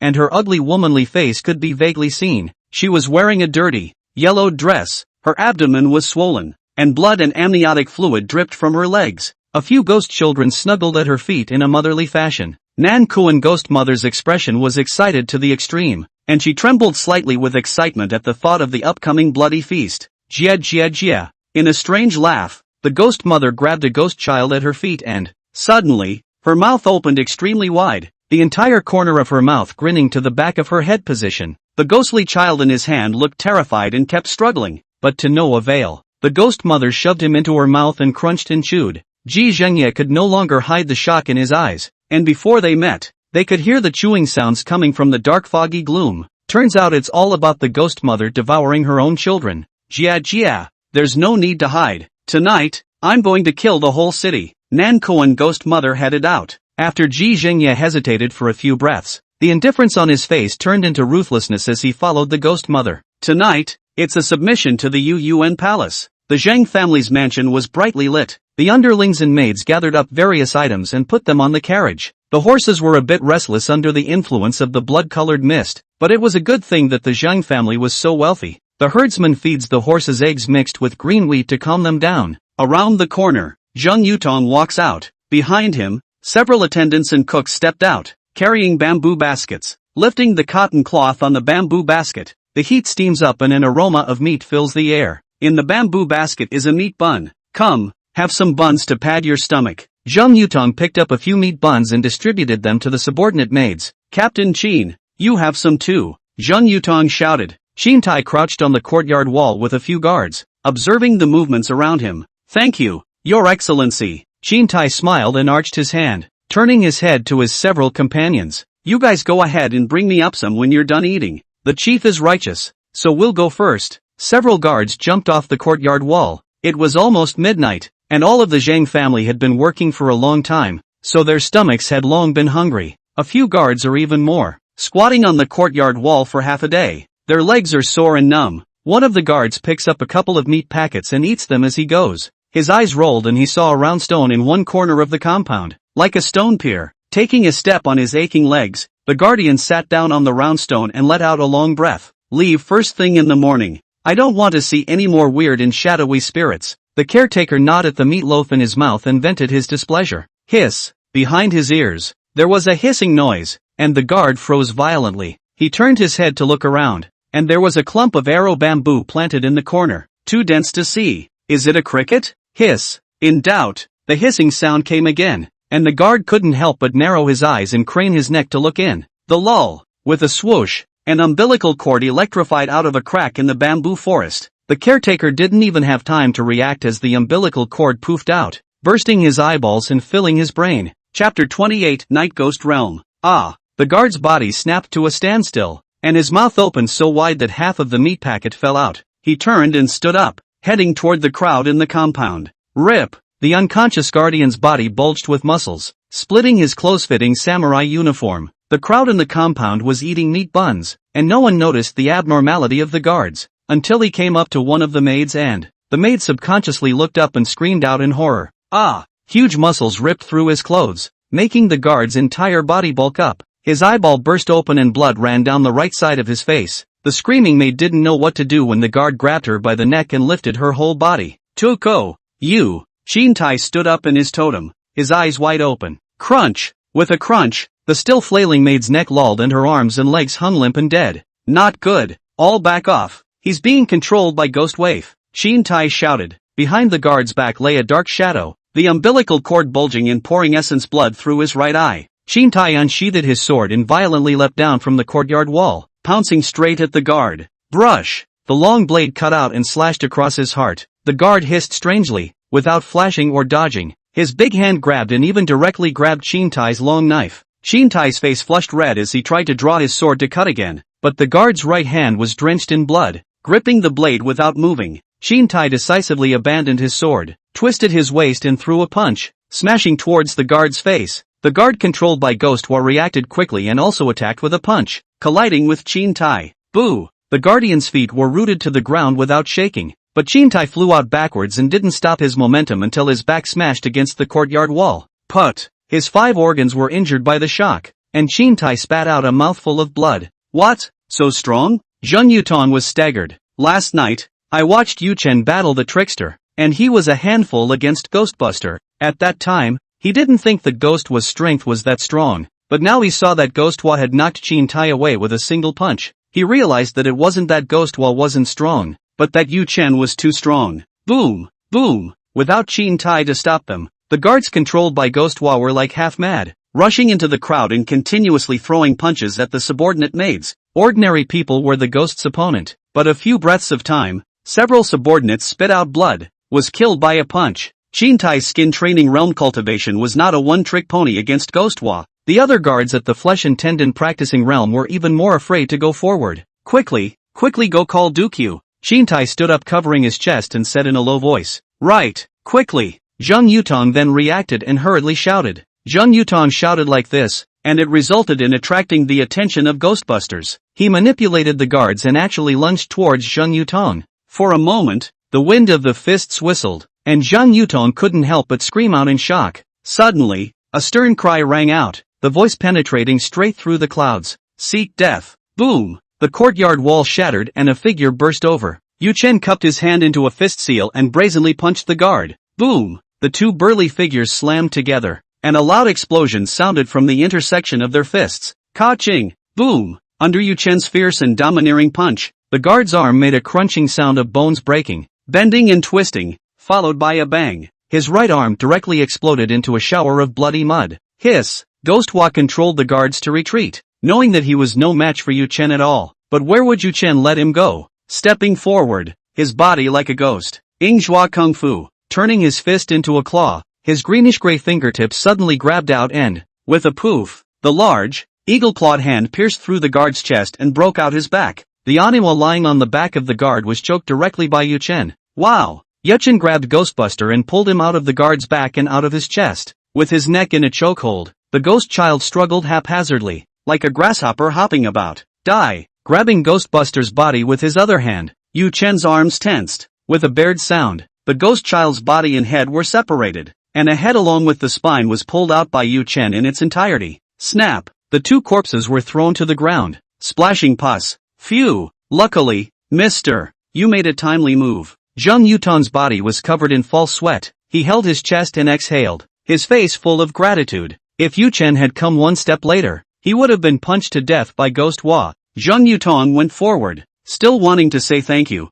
Yu Chen stopped him with a big hand, pivoting him behind him. With eyes like torches, Yu Chen looked toward the darkened roof. Come out! After the superimposed reinforcement of the 5 martial arts, Yu Chen's 5 senses were far beyond normal, and he detected a slight breathing sound coming from the darkness of the roof. What? There are still creepy monsters? Zheng Yutan's body trembled and obediently hid in the back. Ghost Mother, you should believe me this time. A familiar voice came out, and Ji Zhengye made no secret of the fact that he was walking in front of the crowd. Well, the black-haired ghosts and the others. It seems that they were killed by this martial artist named Yu Chen. The Ghost Mother followed closely behind, her resentful and angry gaze fixed on Yu Chen. When a ghost child possessed a tendon-practicing realm martial artist, his strength could increase to around the skin-practicing realm, yet he was still killed by Yu Chen within 2 moves. Yu Chen was the one who had the strength to kill the black-haired ghost. You, Deacon Ji, you actually colluded with the bizarre monsters? Zheng Yutan was so shocked that he couldn't speak properly. No wonder, no wonder. On second thought, Zheng Yutan understood the cause and effect. Ji Zhengye insisted on sealing off the city in order to keep them captive and make it easier for the trickster to slaughter them. Deacon Ji, you betrayed the Netherworld Enforcement Division. Aren't you afraid of being liquidated afterward? Huang Qifa came and pointed at Ji Zhengye and scolded him. The Netherworld Enforcement Division? Oh, the Great Moon Dynasty doesn't have a few breaths left in it, and I'm still in charge of the Netherworld Enforcement Division? Ji Zhengye laughed coldly and indifferently. Alas, Huang Qifa sighed inside. He joined the army at a young age and has been a county lieutenant all his life, so he has a heart for the Great Moon Dynasty. But even the Netherworld Enforcement Division has a traitor. I'm afraid that the decline of the Great Moon Dynasty will be irreversible. You humans, what a nag. You go collect the essence blood. Leave this place to me. The Ghost Mother ordered to Ji Zhengye as she licked her lips, revealing a hungry look. Okay. Ji Zhengye took a few steps back and his figure was hidden in the darkness. Now, I'm going to kill all of you. Jie, especially you. The Ghost Mother pointed with one hand and stared at Yu Chen. Yeah, Yu Chen grinned, revealing a smile. You're in the Night Ghost realm, aren't you? Haven't played with the Night Ghost realm, just in time to practice with you. Seeing that Yu Chen didn't have the slightest expression of fear and trepidation, the South Korean Ghost Mother's face rose in anger. Her face twitched and she cursed in a hideous manner. Arrogant, I'm going to put, boo. Just as Nan Korean Ghost Mother's harsh words had begun, she heard an explosion from below, eyes fiercely condensed. In the line of sight, Yu Chen's feet exploded into a large pit, a fierce tiger out of the scabbard in general, instantly spanning a distance of more than a dozen meters. Wind and thunder palm, the lightning in the center of his palm was blinding, and in the midst of crackling, he blasted his palm in front of the Ghost Mother's body. Chapter 29, The Black Snake. Boom! The roof instantly exploded, splattering tiles and rafters in all directions.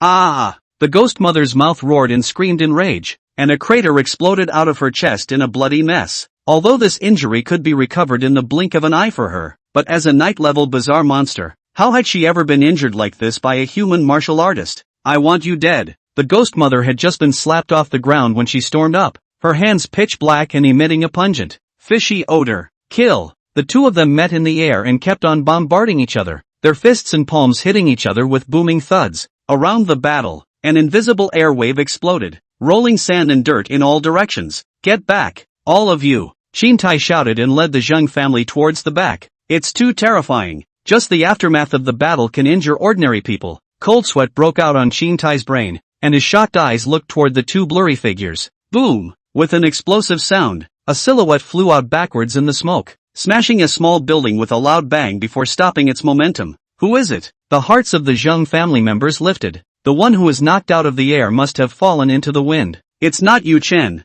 It's not Yu Chen. Zhang Yutong kept silently reciting. If Yu Chen lost the battle, then the Zhang family would definitely be slaughtered by the ghost mother. Jia Jia. Mortal martial arts are incapable of battling the bizarre monsters. The voice still standing in the smoke let out a strange laugh. It was Nan Kuan ghost mother. Suffered. Zhang Yutong's face was gray. Xiao Chen, Huang Qifa husband and wife were filled with worry as they looked toward the collapsed small building. Wow! Covered in masonry debris, Yu Chen got up and patted the dust from his body. What? I can't believe I'm not dead? Nan Kuan ghost mother's pupils suddenly condensed. Her hands contained virulent poison. And just now, every palm and every punch was knotted on Yu Chen's body. It was reasonable to say that at this point, even if Yu Chen hadn't been killed, he would have died of poison. Thanks to you, you've helped me loosen up. He stepped forward and tore off the broken shirt he was wearing. Gala gala. Popping bean-like crunching sounds came from Yu Chen. As he took a step, the muscles on his body bulged and grew, and his height drew up. A few breaths later,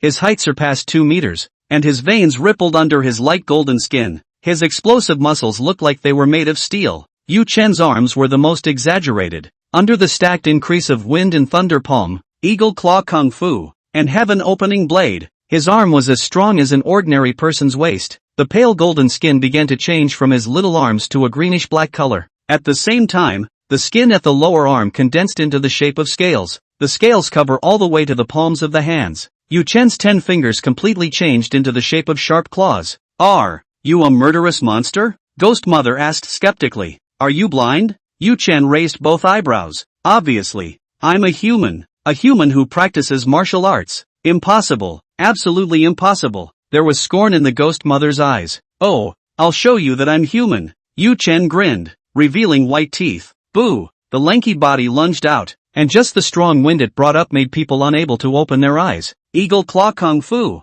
The true meaning of martial arts Rue. The sharp claws brought up a sharp whistle, and the Ghost Mother raised her arm to ward it off. But her face changed, revealing a pained expression. Rip! Her right arm was defenseless under the sharp claws and was directly sliced into several pieces. Limbs fell in jets of blood. Wind and thunder palm. The true meaning of martial arts Ray. His left hand transformed into a palm and blasted at the Ghost Mother's chest with a thunderous palm. Pust! Lightning penetrated the Ghost Mother's chest and exploded thunder from her back. With a scorching sound, the Ghost Mother was sent flying backwards like a cannonball. Boom! Boom! Boom! With his feet continuously stepping, Yu Chen pursued forward, wanting to blast the Ghost Mother to death in one fell swoop. Ah! In the midst of retreating, the Ghost Mother's body repaired extremely quickly, her chest recovering and her right arm surging and growing. Being beaten by Yu Chen one after another without the ability to fight back, the Ghost Mother roared in anger, the fury in her eyes as if it was substantial. Humans! Martial artist!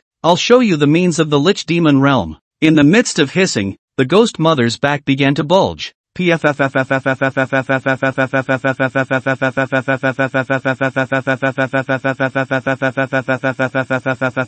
A black snake emerged from her back and danced across the sky. Instead of a snake's head, there were sharp black spines. The tips of the spikes ooze a foul-smelling liquid that is obviously highly poisonous. The Ghost Mother's hands, too, became pitch black, her fingertips dripping as the venom flowed right out. Shoo shoo shoo. Black snakes attacked from all sides. Wind and thunder palm. Both palms kept slapping out, each one containing the true meaning of the martial Dao, and thunder and lightning exploded. Boom boom boom. The two kept colliding and bombarding. Yu Chen's eyes were shocked. The black snake was actually hard as hell, and when hit by the wind and thunder palm it was only sent flying without much damage. Ha ha ha, die! The Ghost Mother laughed strangely in triumph, and her entire body pounced on her. In conjunction with the black snake's attack, the sharp nails broke through the defense of the golden body technique and scratched a wound on his body. The wound quickly turned black and purple and oozed fishy pus. Jie broke through your defense. The Ghost Mother looked as if she had gone mad, blood oozing out from her entire body as her speed and strength skyrocketed a notch. Shoo shoo shoo.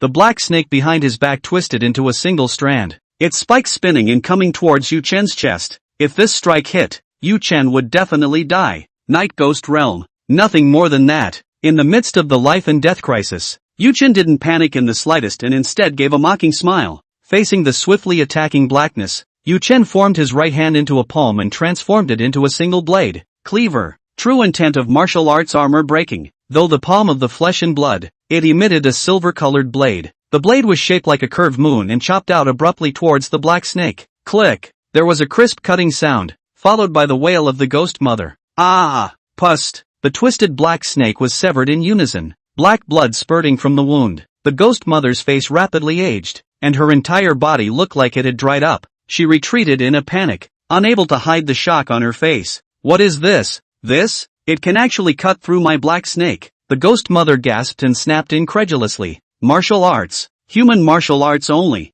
Yuchen laughed hideously and unleashed the Shenmen steps. The figure was instantly like a ghost, rushing over a distance of tens of meters and closing in on the ghost mother in the blink of an eye. Stop him! The ghost mother panicked, and she unleashed the ghost children hiding in the shadows, swarming up like an ant colony, trying to trap me with these flies. Yuchen's sharp claw-like hands, against the ghost child, were directly in one hand. Several ghost children had their heads scratched by him, exploding red and white in his hands. The ghost waif's desperate block was still a chance for the southern Koan ghost mother to get a moment's respite. She grabbed it with her large hands, the Aniwa at her side being stuffed into her mouth. Click, click, click, chewing and swallowing haphazardly. Sticky blood spilled from the corners of the ghost mother's mouth. As the ghostly child was devoured by her, the injuries on her back quickly repaired, and she began to bulge and swell under her skin, her entire torso expanding like a pustule. Jia jia, my power has skyrocketed twice as much. Suffer! The monstrously ugly ghost mother hissed and stepped forward,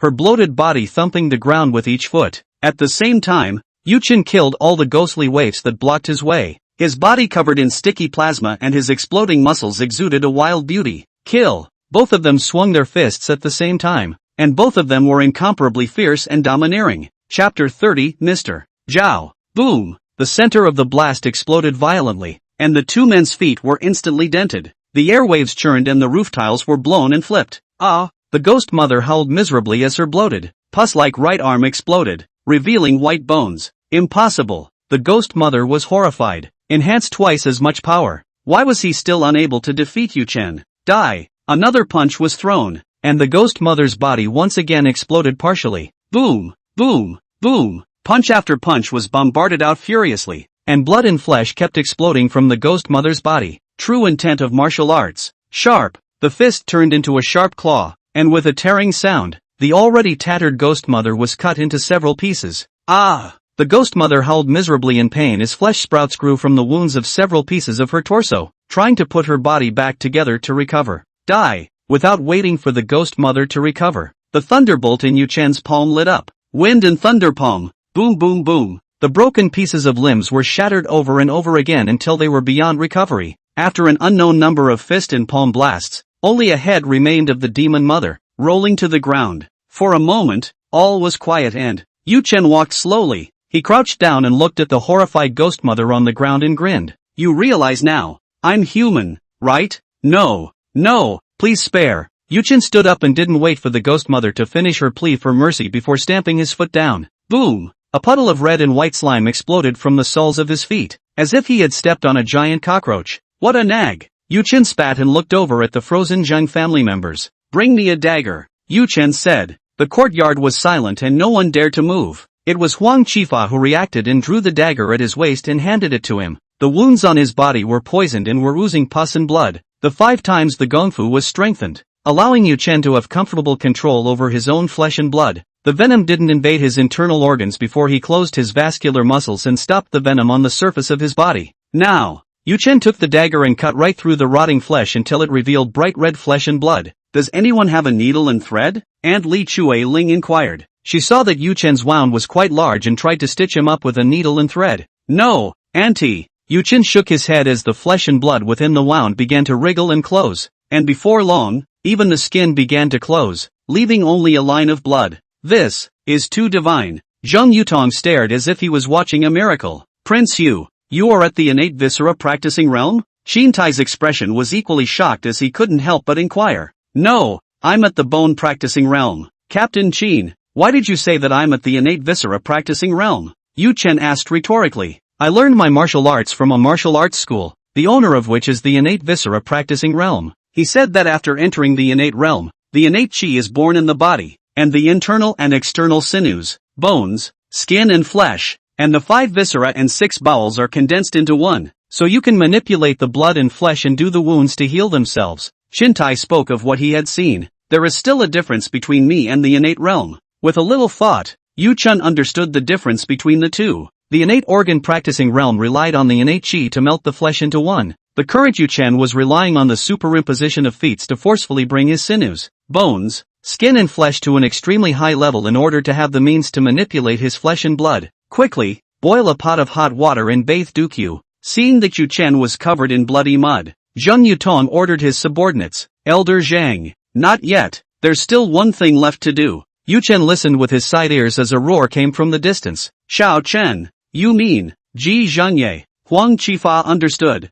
That's right, I'll be right there. Yu Chen smiled coldly. He didn't have any feelings towards the Great Moon Dynasty. It was just a simple psychological displeasure. Not happy with Season Masayoshi. Before, he had struck out at him at the city gates, and now he had attracted the ghost mother. Only after killing Ji Zhengye would the thoughts in Yu Chen's mind be cleared. Boo! With an explosion, Yu Chen leapt 4 or 5 meters high, like a cannonball, and smashed into the distance. Boom! Boom! Wait until Yu Chen is far away. The originally quiet Zheng family compound suddenly resounded with noisy discussions. The attendant maids were just marveling at the fact that Dukyu had killed the terrifying night-class creepy monster. As for Qin Tai Lu Xiong, the few who knew martial arts, they gathered together to discuss whether they could have the same strength as Yu Chun by practicing martial arts. I think that Dukyu is practicing multiple external techniques, Qin Tai said. One can only cultivate martial arts of the first 4 realms, such as wind and thunder palm, eagle claw kung fu, and the like. Collectively, they are referred to by martial artists as external energy. This was because these martial arts could only exercise the muscles, bones,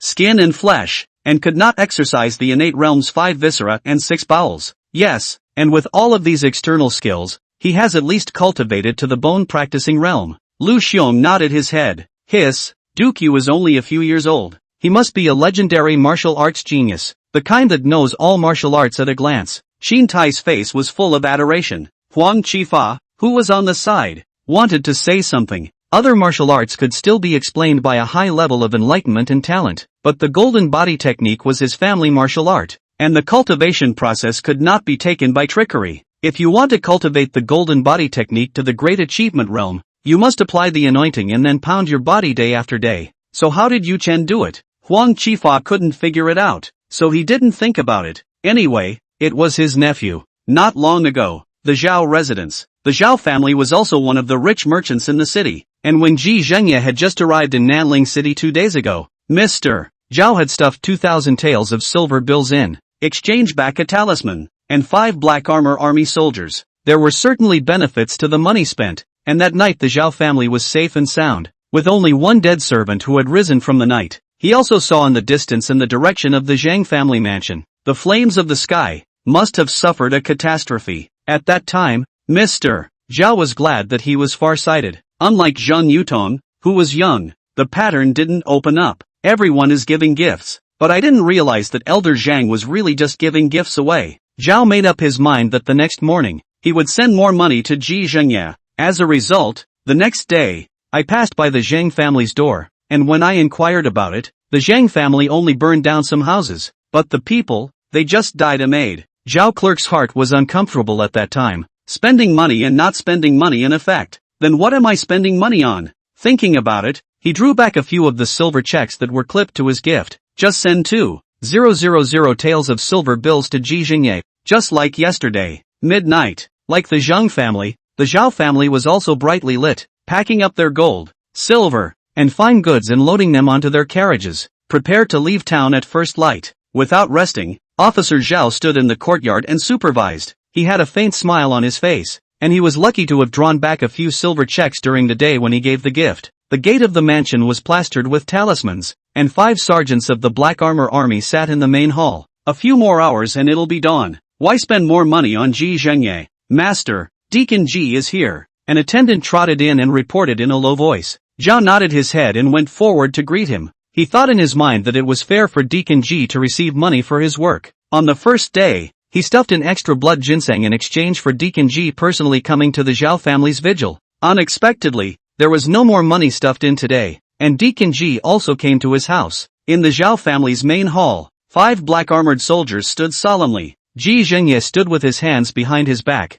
looking at the flow of people passing back and forth outside the hall. Those attendant maids' hands are holding various colors of wooden boxes parcels, which must be placed inside the Zhao family savings for many years. Deacon G, please forgive me for not being able to welcome you from afar. Zhao Extraordinary squeezed out a smile, full of the appearance of a merchant. Well, is everything packed? Ji Zhengye asked indifferently. I'm sorry to bother Deacon G. I'm almost done packing, so I'll leave first thing in the morning. Well, the most valuable ones, I suppose, are in the carriage you're riding in yourself? Ji Zhengye turned his head and looked at Officer Zhao with a smile. Zhao Wenwei's smile froze, inexplicably feeling cold behind his back. Chapter 31. What's Ji Zhengye asking about this for? Ha ha, naturally. Zhao Wenwei snorted and didn't say much. Well, fetch them all for me. What? Zhao's smiling face could no longer be maintained and he stared with glaring eyes. On the side of the main hall, the 5 black armored soldiers also had their pupils shaken. What Ji Zhengye did was no longer accepting a bribe,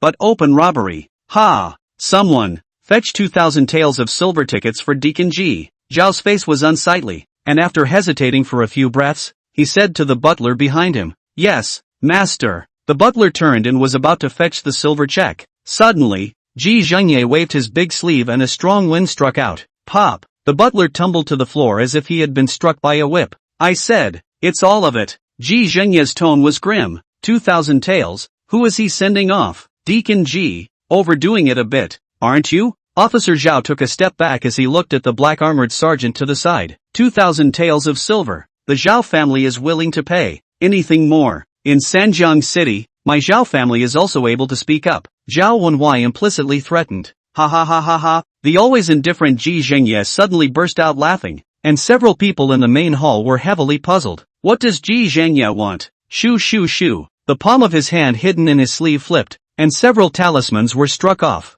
A few of the black armored soldiers looked down as the talisman was affixed to their rattan armor, the golden runes emitting a glow. Ji Zhengye is going to rebel against the netherworld executioner. The black armored soldier's heart shook. Blood chop. The blood chi on the 5 black armored soldiers rose as they reached out and drew their swords, about to send out a combined blood slash. Late. Ji Zhengye smiled coldly. The runes glowed loudly and the main hall was filled with golden light.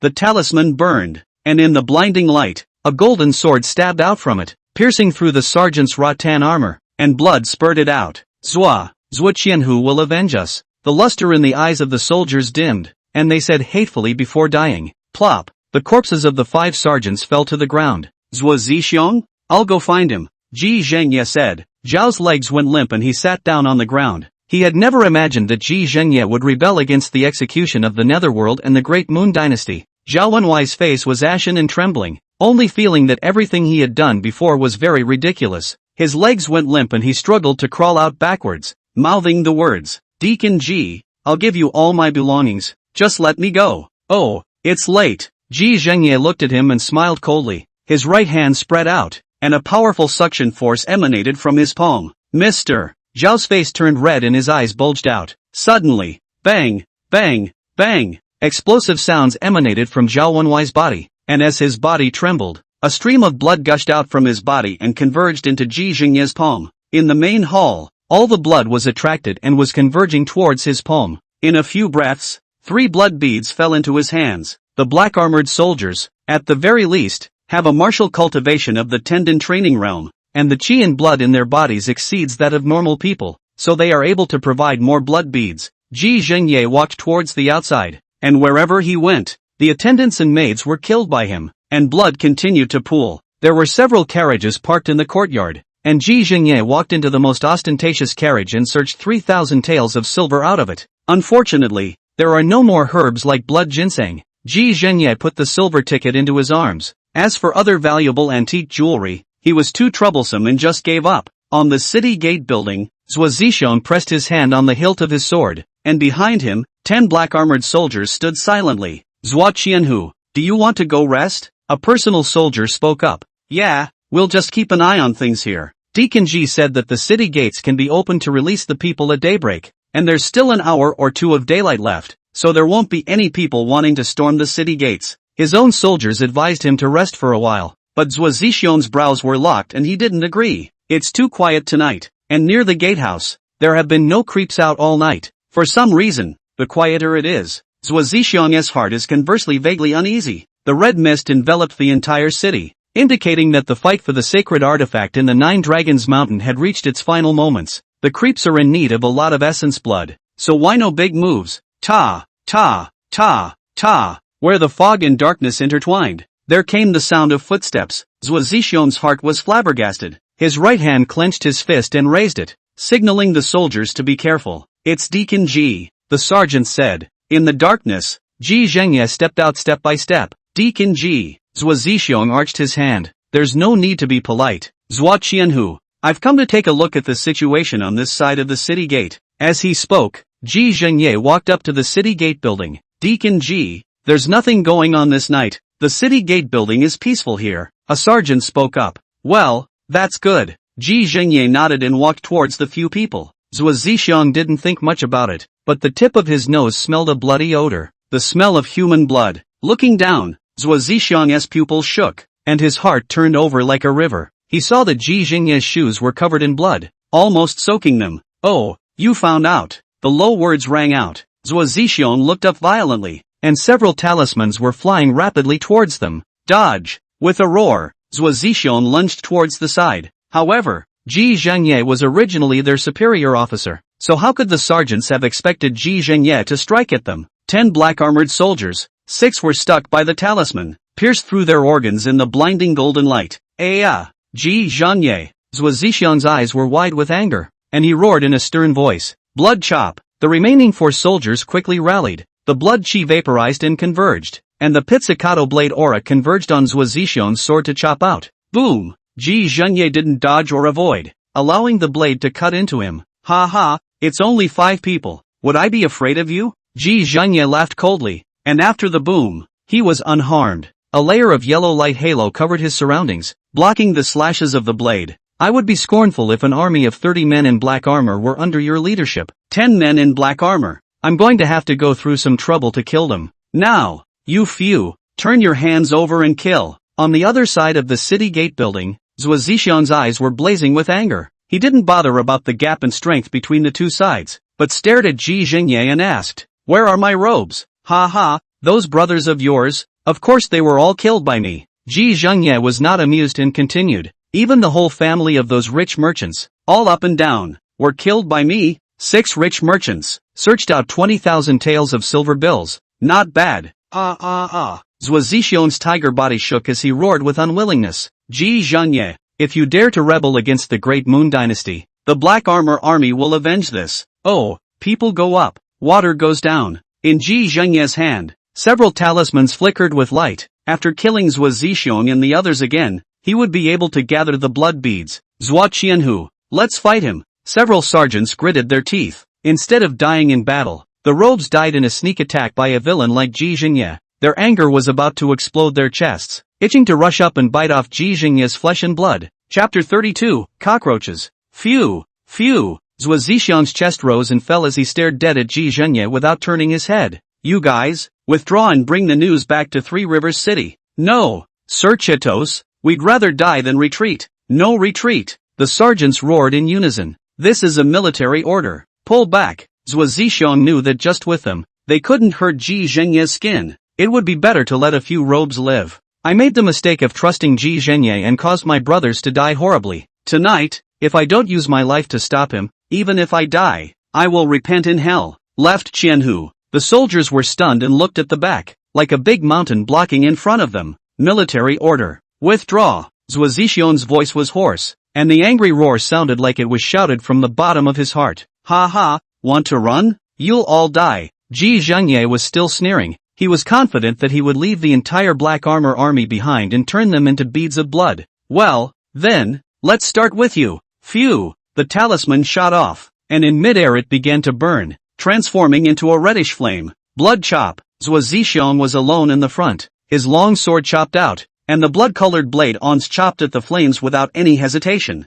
Boom! The hot breath exploded, and Zhuo Zixiong thumped backward several steps. His right hand hung low, his arm charred and oozing blood. Switching the long sword from his right hand to his left, Zhuo Zixiong held the sword forward without retreating a bit. Griffin, you can't stop it. Two talismans appeared in Ji Xingye's hands, ready to kill Zhuo Zixiong directly with one left and one right. Dang, dang, dang. Suddenly, there was a muffled sound like a sledgehammer striking in the distance. The rattling kept getting closer, and in the blink of an eye, the thud sounded as if it were right in front of his ears. Who? Ji Xingye looked sideways, and in the darkened Nanling city, a figure came running at breakneck speed. Every time he stepped into the ground, a spider web of craters would explode, and then his entire body shot forward like a cannonball. Dozens of meters away, Yuchen crossed it with one foot. Is he? Could it be that? Ji Zhengye's eyes flashed with horror. Although Yuchen's figure had changed tremendously, Ji Zhengye still recognized it at a glance. For Yuchen to show up here alive, that meant that the ghost mother had been killed by him? A mere human martial artist is so strong? Ji Zhengye couldn't believe it and had to believe it. His eyes flashed and he turned his head to look at Zhuo Zixiong. Yuchen's strength was astonishing, so it was all the more important to not let him and Zhuo Zixiong join forces. Shoo! The two talismans flew out, and with a bang, they flared into golden and red flames, and the heat waves surged, and before they came close, Zhuo Zixiong's eyebrow hair was burned and curled and scorched. Blood chop! Zhuo Zixiong's gaze was resolute, and with his only remaining, still movable left hand, he vigorously slashed out a knife, as if going to his death, facing the flames and chopping away. Wind and thunder palm. Downstairs at the city gate, Yuchen struck out with a palm strike, the palm wind whistling. Ha ha, it's too late. Ji Zhengye laughed triumphantly, and several more talismans were clutched in his hands, ready to attack the flying up Yuchen. Boo! A palm hit, but instead of attacking the flames, it hit Zhuo Zixiong. Zhuo Zixiong and Ji Zhengye both froze. Zhuo Zixiong was sent flying with a palm strike, spitting blood from his mouth and smashing into the city gate building. It was precisely Yuchen's palm that allowed him to dodge the attack of the golden red flames and avoid being burned into a charred mess. Zhuo Qianhu, are you stupid? The reinforcements are here. Why are you still fighting him? Yuchen took a step to leap onto the 10-meter high gates and shook his head. Ahem! Inside the ruins of the city gate building, Zhuo Zixiong got up holding his chest, blood hanging from the corner of his mouth. Zhuo Zixiong was immersed in the fury of his robe being killed, and he was bent on dying with Ji Zhengye. He blushed and said with an apology, "Sorry, brain fart." Zhuo Zixiong took out an iron whistle from his pocket and put it on his mouth to blow. Outside Nanling City, a few sergeants who hadn't run far turned around violently, their faces changing. The rallying whistle. What happened at the city gates that Cheeto actually summoned us back? Never mind that. Come on, get back. A few sergeants turned around and ran wildly towards the gates of Nanling City.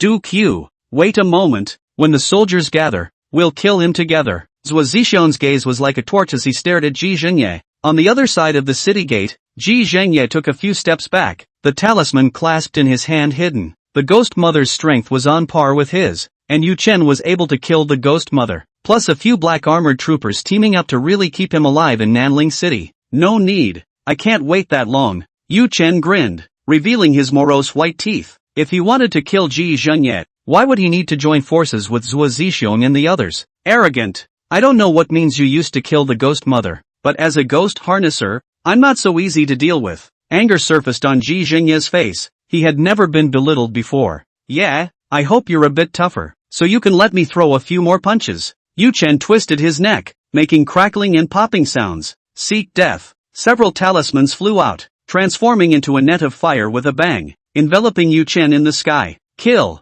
With a stamp of his foot, Yuchen ran out in an electric jet, without flickering or avoiding, directly rushing into the flames. Do Q? Zhuo Zixiong's eyes widened and his mouth opened. The golden red flames were incredibly powerful and could burn and melt stone bricks. How could a human's flesh and blood body dare to take on the golden red flames? On Ji Zhengye's face, a smile appeared, secretly saying that mortals are just mortals, and that they don't know the heights of heaven after learning some martial arts. It would be burnt to a crisp by his talisman later. Boo! In the fire net, it suddenly exploded. Countless sparks scattered and splattered, and a figure burst out from it. How can it be? Ji Zhengye's eyes were filled with shock. Yuchen was unharmed, and the golden red flame seemed like an illusion to him. My turn. Yuchen gave a hideous smile. The right hand made a claw, and the eagle claw kung fu was launched. The true meaning of martial arts Rue. Barely. The halo used for protection on Ji Zhengye's body was instantly torn apart. Wind and thunder palm. The lightning in the center of his palm is blinding. Boom! A palm imprinted on Ji Zhengye's chest out. Bone cracking sounds clicked continuously, and his chest sunk in a flash. All of his back was permeated with huge palm prints. Pust. Ji Xingye simply could not react in time, spitting blood from his mouth as his entire body was sent flying backwards. The person reached midair before his mind turned. Several talismans were attached to his body. Green light flowed and quickly restored his injuries. Damn it! How could it be so strong? Ji Xingye turned around and ran, dropping the Nanling city gate and running towards the mountains in the countryside. Run for what? Didn't you say you were going to take more punches from me? The Xianmen steps were used, and Yu Chen was like a ghost, following behind Ji Xingye without losing a single step in speed. What the hell are you? Ji Xingye's scalp was numb. Yu Chen's breath was right behind his head, and he could even feel the airflow spewing out from his breath. Yards, how many times do I have to say it? I am a human being bent on martial arts. Yu Chen roared in a cold, low voice. Humans? Ji Xingye was half believing it. Yu Chen's defense, strength, and speed were too perverse, stronger than even the night-class trickster. Now you're saying that you're an ordinary human being who just practiced martial arts? Kaiser's knife, true intent of martial arts armor breaking. Forming a palm with one hand, he slashed out towards Ji Xingye's back. The silver blade cut through the void, instantly chopping Ji Xingye into two. Ah! The green light of the talisman surged and actually ripped Ji Xingye, who had been transformed into two pieces, right back into one place. You guys, why are you all like cockroaches? Chapter 33, The Temple of the Shadowy Corpse. Yu Chen's face was hideous, his black hair flying, his blood chi mixed with anger rising, the silver-colored blade on cut out again, and Ji Xingye's arm was severed with all its roots. The broken arm was about to fall when the green light of the talisman began to surge. Yingzhua Kung Fu. The true meaning of martial arts Rue. Yu Chen was in a state of madness, his greenish-gray sharp claws constantly waving. Before that arm could connect, it was sliced into tiny pieces amidst dense claw marks. Cockroaches, if you can't stomp on them once, stomp on them more. Rip! Another arm flew up and was reduced to pieces in midair. Ah! Ji Xingye was terrified, and there was despair in his eyes. Unable to fight, unable to escape, and with both arms destroyed, he lost any possibility of survival. Wind and thunder palm. Ji Xingye's chest was punched out with a large hole, and he was no longer able to resist, falling to the dirt ground like a rolling gourd. Boo! Yu Chen stepped out and stepped on his neck, with a palm strike across his right hand. Ji Xingye was once again split in two by him, breaking in two from the waist. With a thud, the lower half of his body was kicked off by Yu Chen and landed in the mountains. Now, Ji Xingye turned into a human stick figure. Don't kill me. I have tens of thousands of taels of silver. I can give you all of them. Ji Xingye panicked and begged for mercy, cold sweat pouring out from what little was left of his torso. Pop! The sharp claw-like palm slapped on Ji Xingye's face, fanning away the flesh and blood of half of his face, revealing the ghastly white bones of his face. Quiet! Yu Chen raised his finger and put it in front of his mouth in a shushing gesture. The knot in Ji Xingye's throat rolled and he immediately clenched his teeth, not daring to say more. Which side of the trickster force does the ghost mother belong to actually be able to talk you into betraying the executioner in division? Yu Chen asked. The Spectral Abyss Palace, a bizarre force that has existed for thousands of years, is very powerful around the Great Moon Dynasty. The 9 Dragon Mountain sacred artifacts are out in the world, and the two sides that are fighting over them are the Spectral Abyss Palace and the Incorpse Palace. The Spectral Abyss Palace is still short of many human essence bloods to open the sacred artifact, so they pulled me in to help them collect the essence bloods. Ji Xingye answered honestly, directly telling all the causes and consequences. So, will they still stay in Nanling City after they fight for the sacred artifact? Yu Chen thought about whether or not he should take his aunt and uncle to Sanjiang City. No, Nanling City is just a small remote city with a sparse population. Any party that captures the sacred artifact will leave Nanling City. Getting an answer, Yu Chen nodded. Executioner of the Netherworld, Ghost Harnesser, are you also cultivated by humans? Yu Chen then asked. Yes and no. Ghost Harvesters are a race of humans with a special bloodline. Yu Chen frowned. Ji Xingye, who was stepping under his feet, had been cut into human sticks, but the wounds were surging with buds of flesh, and it was expected that after half a day and a day, he would be able to grow his limbs out. Resilience is not as good as a trickster's, but it is by no means humanly possible. Without a special bloodline, you can't cultivate the Ghost Harnesser's method? Undeterred, Yu Chen pursued. Yes, the ability of a Ghost Harnesser comes from a special bloodline. For example, I am proficient in talismans. All talismans have to be drawn with my blood, otherwise they are ineffective. Oh, and how would one know if a person possesses a Ghost Harnesser bloodline? The great clans of Ghost Masters have their own inheritance. and those like me, who are considered side branches, will have a chance of awakening, Ji Zhengye replied. Usually around the age of 7 or 8, they show unusual abilities, and you can tell if you've awakened your bloodline. Oh, so I can't be a ghost master? Yu Chen sneered. This, natural bloodline, no means no, Ji Zhengye said with a bitter smile. Okay, you can die, Yu Chen whispered, his foot on the neck getting harder and harder. Mercy, mercy, crunch, Yu Chen ignored it and stomped on his neck to break it. Then, hands cupped in fist seals, a punch is thrown. Boo, the head exploded like a watermelon, and Ji Zhengye's body convulsed for a few breaths before he completely lost his breath of life. Yu Chen's gaze was firm. Ghost masters, still not killed by martial arts. The only thing that allows me to push across everything is martial arts. Rummaging through Ji Zhengye's corpse, in the inner pocket of the side waist, there was a stack of silver tickets. Without a breakdown, it's about 10,000 taels. Yu Chen bared his teeth twice, counting the place where he kept his money safe enough. If the silver ticket had been placed anywhere else, it would have been destroyed to pieces in the battle. No, Ji Zhengye said tens of thousands of taels of silver before he died, but he only has 10,000 taels on him. Yu Chen's double eyebrows shrunk, before dying in order to beg for life. Ji Zhengye should not lie. The rest of the silver bills should be kept in the magistrate's house. Boo! Yu Chen leapt up, and after a few jumps, he crossed the city wall. Then, running the Xianmen steps, his body became silent and swift as he rushed towards the county magistrate's residence. It's all loot, so of course you're going to get it. After tea time, in the county magistrate's residence, in the room where Ji Zhengye lived, Yu Chen found out a mouthful of sandalwood boxes. Inside the wooden box, there was a stack of silver bills, about 20,000 taels. Adding it all up, Yu Chen had obtained a total of more than 30,000 taels of silver. On this side of the world, one tael of silver is about equal to $1,000 on the blue planet. The purchasing power of more than 30,000 taels of silver notes is equivalent to more than $30 million. It was a huge amount of money, and it would take more than a few lifetimes to simply feed Yu Chen. With so much money, one could even take it to buy martial arts techniques. Ha ha, overnight success. Yu Chen grabbed the silver ticket, and his pupils suddenly shrunk. A blood-colored ginseng was covered underneath the silver ticket. To be put together with so many silver bills, this blood ginseng is unusual. Picking up the blood ginseng and placing it on the tip of his nose, the sweet and bitter scent rushed straight to the sky. Yu Chen only felt a lightness in his body, and even the fatigue from the night's battle was eliminated by 3 points. What a powerful medicine! It has a refreshing effect when you smell it. Yu Chen's eyes lit up brightly as he solemnly placed the silver ticket and the blood ginseng into his arms. Boom! Boom! In the distance, at 9 Dragon Mountain, a deafening roar emanated from the peak out of the mountain. A few dozen miles apart, Nanling City could hear it clearly. Yu Chen jumped onto the roof of the house. His eyes narrowed slightly as he looked extremely far away. At the moment,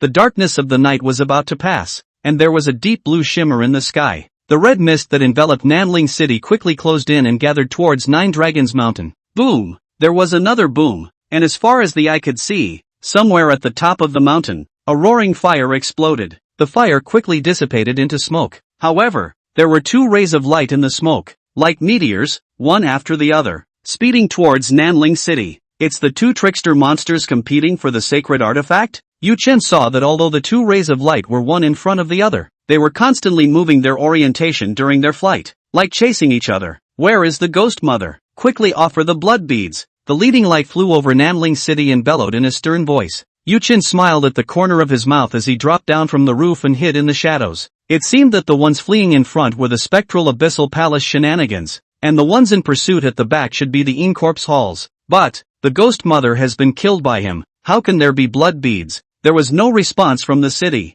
and in a few breaths, the trickster in the rear had caught up. Ha ha, heaven help me, leave the holy weapon behind. Several streaks of black light flew out, blasting towards the weird monsters of the spectral abyss palace in front of them. Chapter 34, Spending Money. Boom! The sky exploded, and the aftermath of the airwaves swept like a storm, and all the roof tiles of Nanling City trembled. The aftermath was so terrifying, the power of those black lights could be imagined. The terrifying strike didn't kill the spectral palace's creepy monster. He roared angrily and used the impact of the explosion to flee towards the outside of the city. Originally, he wanted to use the blood bead to open the holy weapon. With the help of a holy weapon, it was as easy as a slap in the face to counteract the in-corpse hall. But now, with the ghost mother nowhere to be seen and no blood beads, the plan failed. He was also severely injured by the In-Corpse Palace and could only desperately flee. Who was secretly dealing with the Spectral Abyss Palace? The Spectral Abyss Palace's trickster was furious, but he could never have imagined that killing the Ghost Mother and destroying a series of plans of it was a teenager,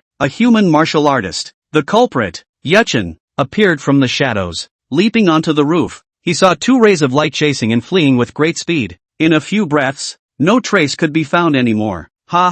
Both lose. The In-Corpse Palace didn't get the sacred artifact, and the Spectral Abyss Palace is being chased like a dog again. Yuchen smiled. The harvest is full, so let's go back to sleep first. The sunlight shone through the paper of the window pane and shone on Zhang Baijia's skin. A large hand reached out from under her and pushed her away on the inside of the large bed. Yuchen walked over to the table and picked up the teapot and took a drink. Getting dressed, I pushed open the door to my room to see that the sun had risen overhead and it was noon. He had slept for about 5 hours. But Yuchen's spirit was excellent and there was not the slightest bit of sleepiness or fatigue. 44 points of spirit value is far more than normal, allowing him to regain his spirit with very little sleep. At the entrance of the small courtyard, Air leaned against the wall, his head heaving. Mr. You're awake from your nap? Do you need to eat breakfast? Lunch? Air asked. Well, prepare the meal. Yuchen sat down at the stone table in the courtyard. Not long after, Air brought a few cooks and brought up a table of meals, ranging from snacks and noodles for breakfast to stir-fried meat and vegetables for lunch.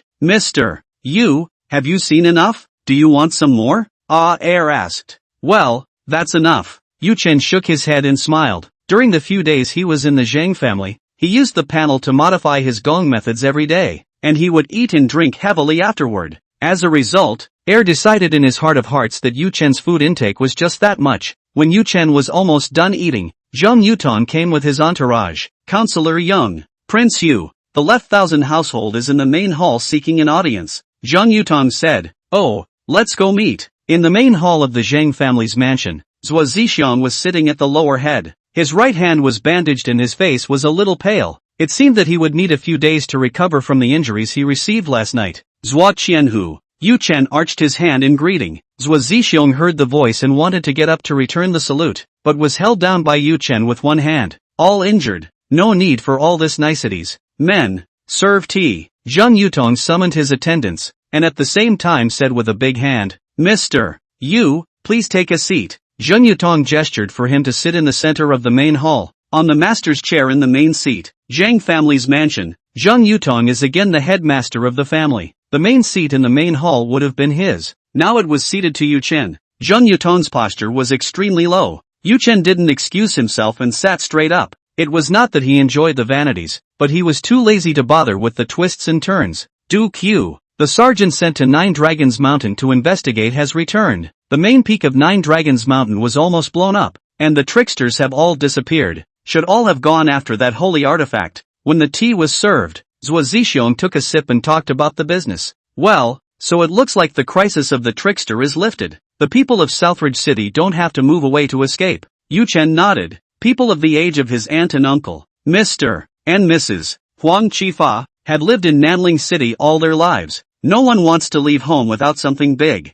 Zhang Yutong's face showed the same joy. His mansion family belongings are in Nanling City. Moving away will have to start over. That is a large amount of expenses. Well, the crisis in Nanling City has been lifted, and I came today to say goodbye to Mr. Yu. What happened in Nanling City? We have to go back as soon as possible to report to the Executive In Division of Sanjiang City, so we can't stay for long. Words can't say a million times more about the kindness of saving one's life. I only hope that if Mr. Yu arrives in Sanjiang City in the future, he will be sure to let me know. The sergeant and I have set up a feast. Zhuo Zixiang got up and solemnly arched his hand. Good. Have a safe journey. Left Thousand Household. Yuchen smiled and arched his hand. He would definitely go to Three Rivers City, and having an acquaintance there would be quite convenient. Zhuo Zixiang is a man of the army and does things sharply. After saying goodbye, he turned to leave. Outside the Zhang family compound, the black-armored soldiers were already waiting for him with their horses. 5 days later, South City,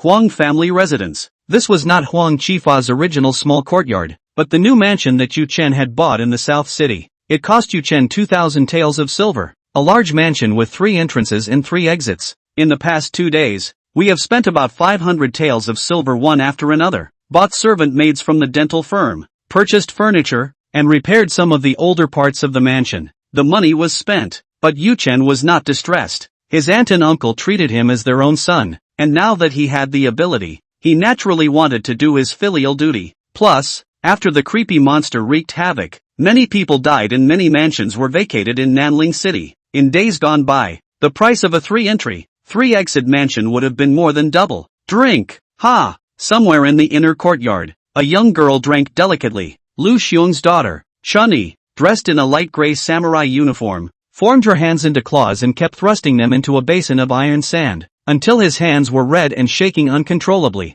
It was only then that Chunyi stopped her cultivation and soaked her hand into the medicinal liquid prepared on the side. This was the cultivation method for the early stages of the eagle claw technique. Day in and day out, he inserted iron sand and soaked in medicinal wine until his hands were able to scratch through wooden boards, which was a small achievement. The process of initiation and cultivation takes a year or two of hard work even for those with good talent. Chunyi's temperament and talent were good, and Yu Chen predicted that she would be able to practice in a year or so. Chunyi, play a set of moves, Yu Chen commanded. Yes, master. Chunyi sank her waist and dismounted. Her hands became claws, grasping and buckling and pinching, turning up and down in rapid succession. A set of eagle claw kung fu moves were fought with style. Let's just say, in style. It's not even close to being a god or a form. Yu Chen had already practiced eagle claw kung fu to the true meaning of martial arts, and in his eyes, Chunyi's moves were full of loopholes. Getting up and stepping forward, he kept correcting Chunyi's mistakes in her moves, pointing out the core essentials of eagle claw kung fu. Chunyi seemed to understand, and the doubt in her eyes grew.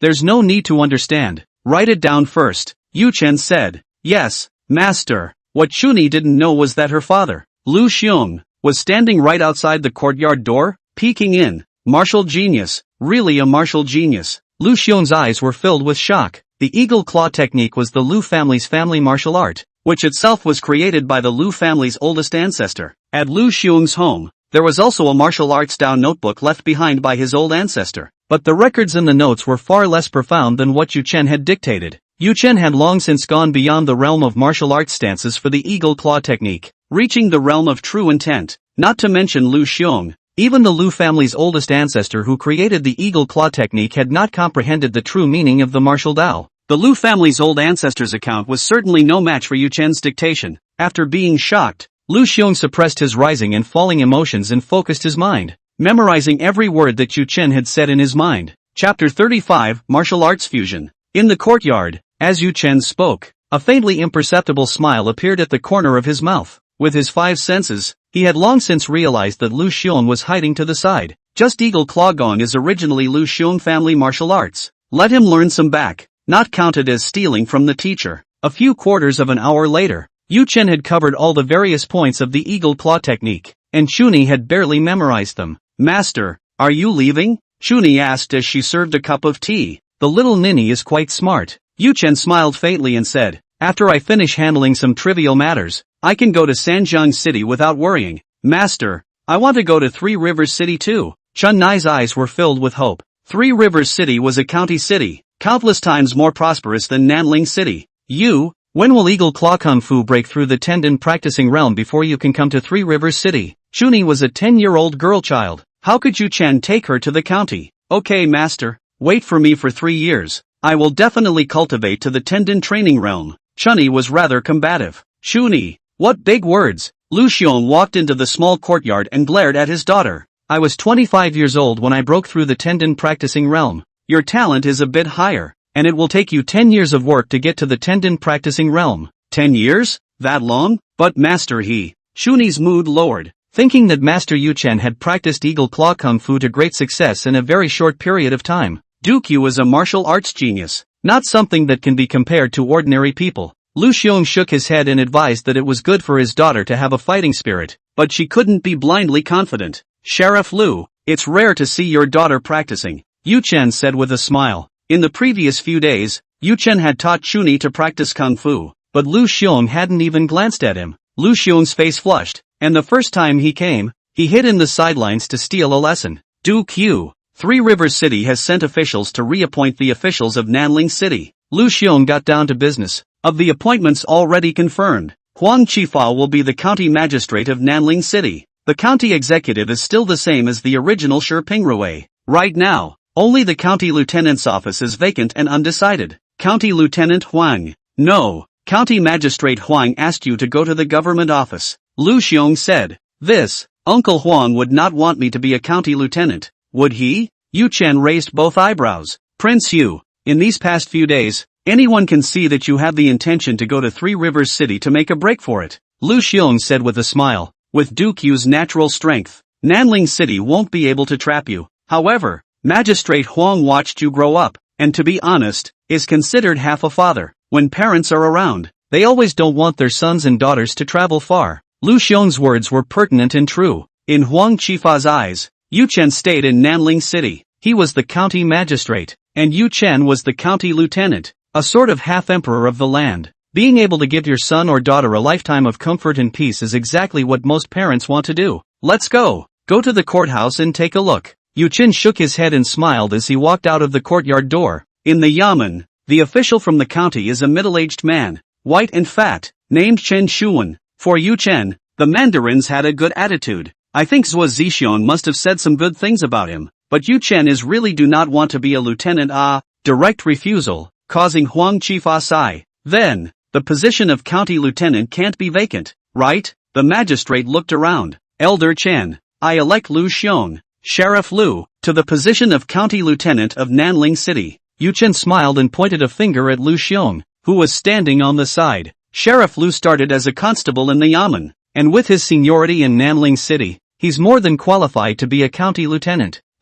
Me? Lu Xiong was jolted and looked at the crowd with disbelief. Well, for the county lieutenant, I also push for Sheriff Lu. Huang Qifa knew that Yu Chen's mind was made up, so he pushed the boat into the water and elected Lu Xiong to be the county lieutenant. Lu Xiong's entire body was dizzy, like he was drunk, and he just became the county lieutenant of Nanling City. Taking advantage of Lu Xiong's efforts to talk to the officials, Yu Chen pulled Huang Qifa to the side. Uncle Huang, these are for you. Yu Chen stuffed over a stack of silver bills, 10,000 taels. As for whether or not you want to turn it in to your aunt, you decide. Yu Chen blinked. Xiao Chen, your aunt and I are a handful of years old. What's the use of asking for so much silver? Huang Qifa tried to stuff it back in, but his hand wouldn't budge. In terms of strength, where could he compete with Yu Chen? Uncle Huang, take it. The mansion is bought. The maids and attendants are available, and I have to save up the silver so I can go to Sanjiang City with peace of mind. Yu Chen patted the back of his hand. Okay. Huang Qifa nodded and said, when are you going to leave? There will be a merchant caravan passing through the Zhang clan in a few days, so I'll follow the caravan and set off. Yu Chen said, well, the ones who traveled the merchants are familiar with the roads, and there are people to take care of them on the way. Huang Qifa nodded. 5 days later, in the inner courtyard of the Huang family, inside the small courtyard that belonged solely to Yu Chen, a few chicken cries came from the corner. Several large roosters with reddish feathers and high-pitched crows. Gongzi, these roosters you raised are really handsome. Air took a pot of grain and sprinkled it on the ground. Well, grab them all and send them to the kitchen for stew. Yu Chen said.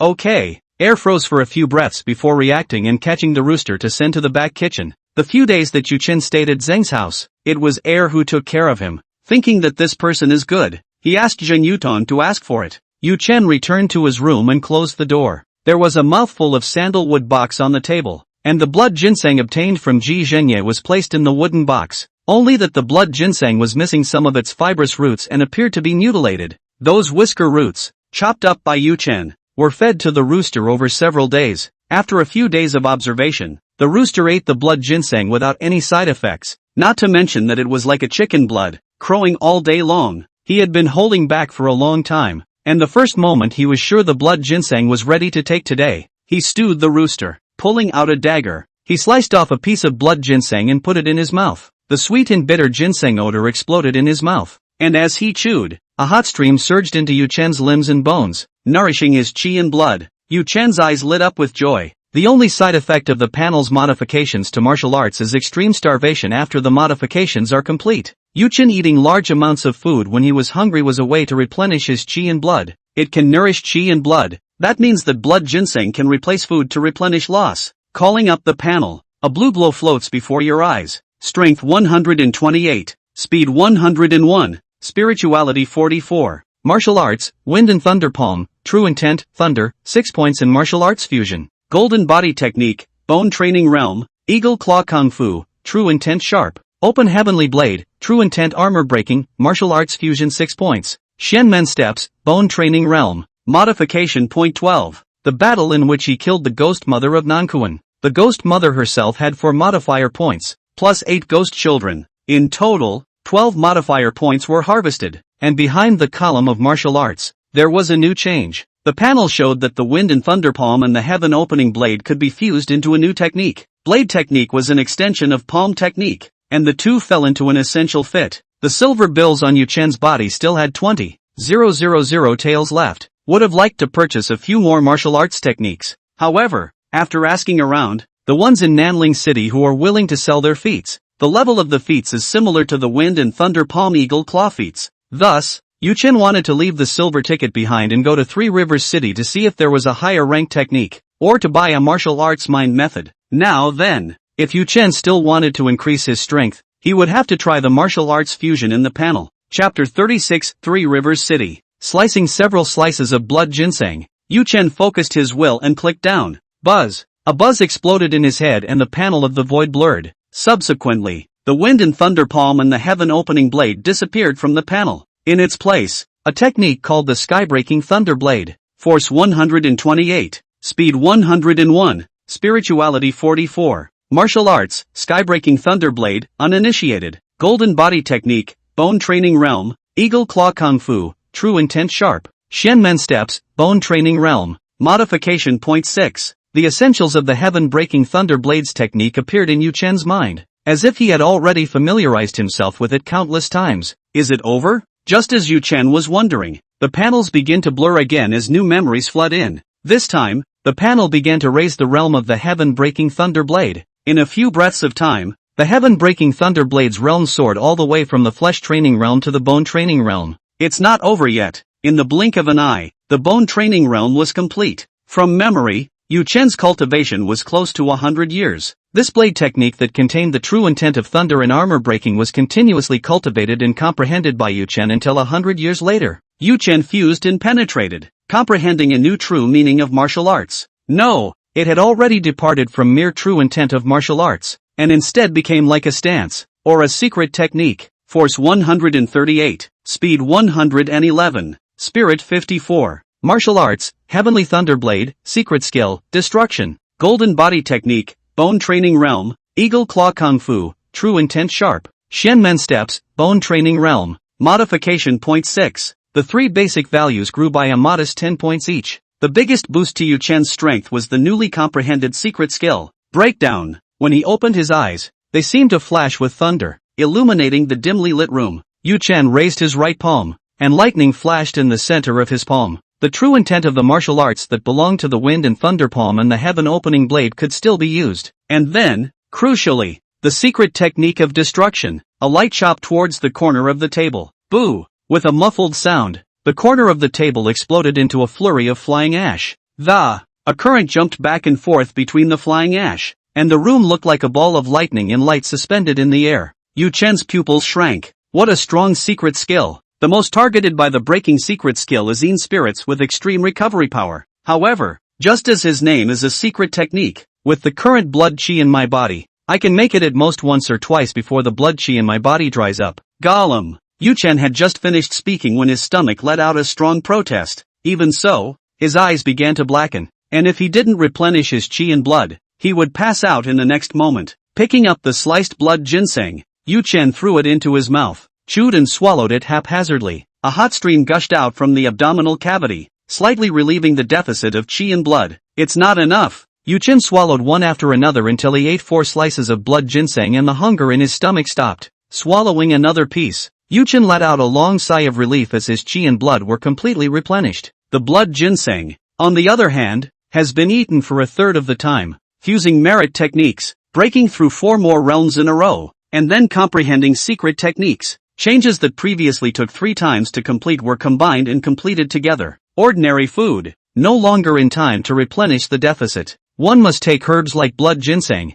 Yu Chen muttered. The good news is that Ji Xingya's blood ginseng was given to him by a certain wealthy merchant, so a valuable herb like blood ginseng can be bought with silver. 2 days later, outside Nanling City, a merchant caravan of hundreds of people stopped on the side of the official road. The subordinates of the Zheng family were busy, putting the unique products of Nanling City onto the carriage. These goods will go with the caravan to Sanjiang City. When the goods were loaded, Yu Chen would also officially depart for Three Rivers City. Mr. and Mrs. Huang Qifa, father and daughter Lu Xiong, and the Zheng family's siblings, all came to see them off. Xiao Chen, Auntie has cooked wheat cakes. You take them with you to eat on the way. Li Kuling handed over a bamboo basket covered with cotton cloth. Yu Chen lifted the cotton cloth, and hot air came out, filled with the aroma of meat. Meat stuffed. I love it. Auntie has a heart. Yu Chen smiled and took it. Huang Qifa didn't say anything, just heavily patted Yu Chen's shoulder as a farewell. My lord, the goods are loaded.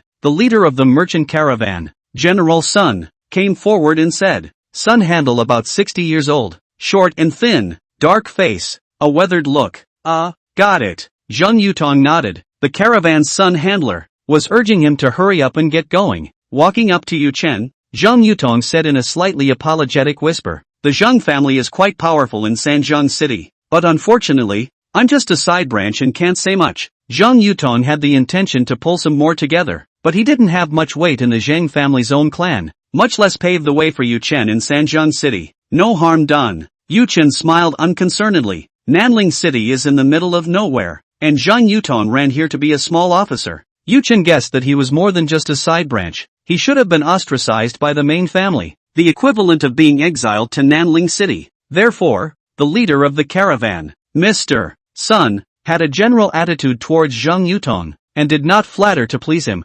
However, what did all this have to do with Yu Chen? He's not a businessman. He's not an official. Yu Chen is a martial artist. Martial artists, they only believe in their fists. As long as it's strong enough, he doesn't have to curry favor with anyone. Instead, he'll turn out to be someone that others will dig in and need to run and pull in. Aunt and uncle, I'm leaving. Yu Chen waved goodbye and walked into the carriage that had been prepared long ago. Without running his gongfu, Yu Chen's height was also over 1 meter 9, and he weighed 200 pounds. Horses in the south were on the small side and could not carry Yu Chen over long distances. Therefore, Yu Chen could only ride in a carriage. Sparingly, he sat cross-legged in the wagon, looking constricted. 4 or 5 days is not a hard time. Three Rivers City, the place where the three great rivers converge, is the center of the trade routes in the southern part of the Great Moon Dynasty. Standing on the carriage and looking out, you can see the river in the distance. The cargo ships are densely packed. The wharf is crowded. Ahead, the city walls towered over the city,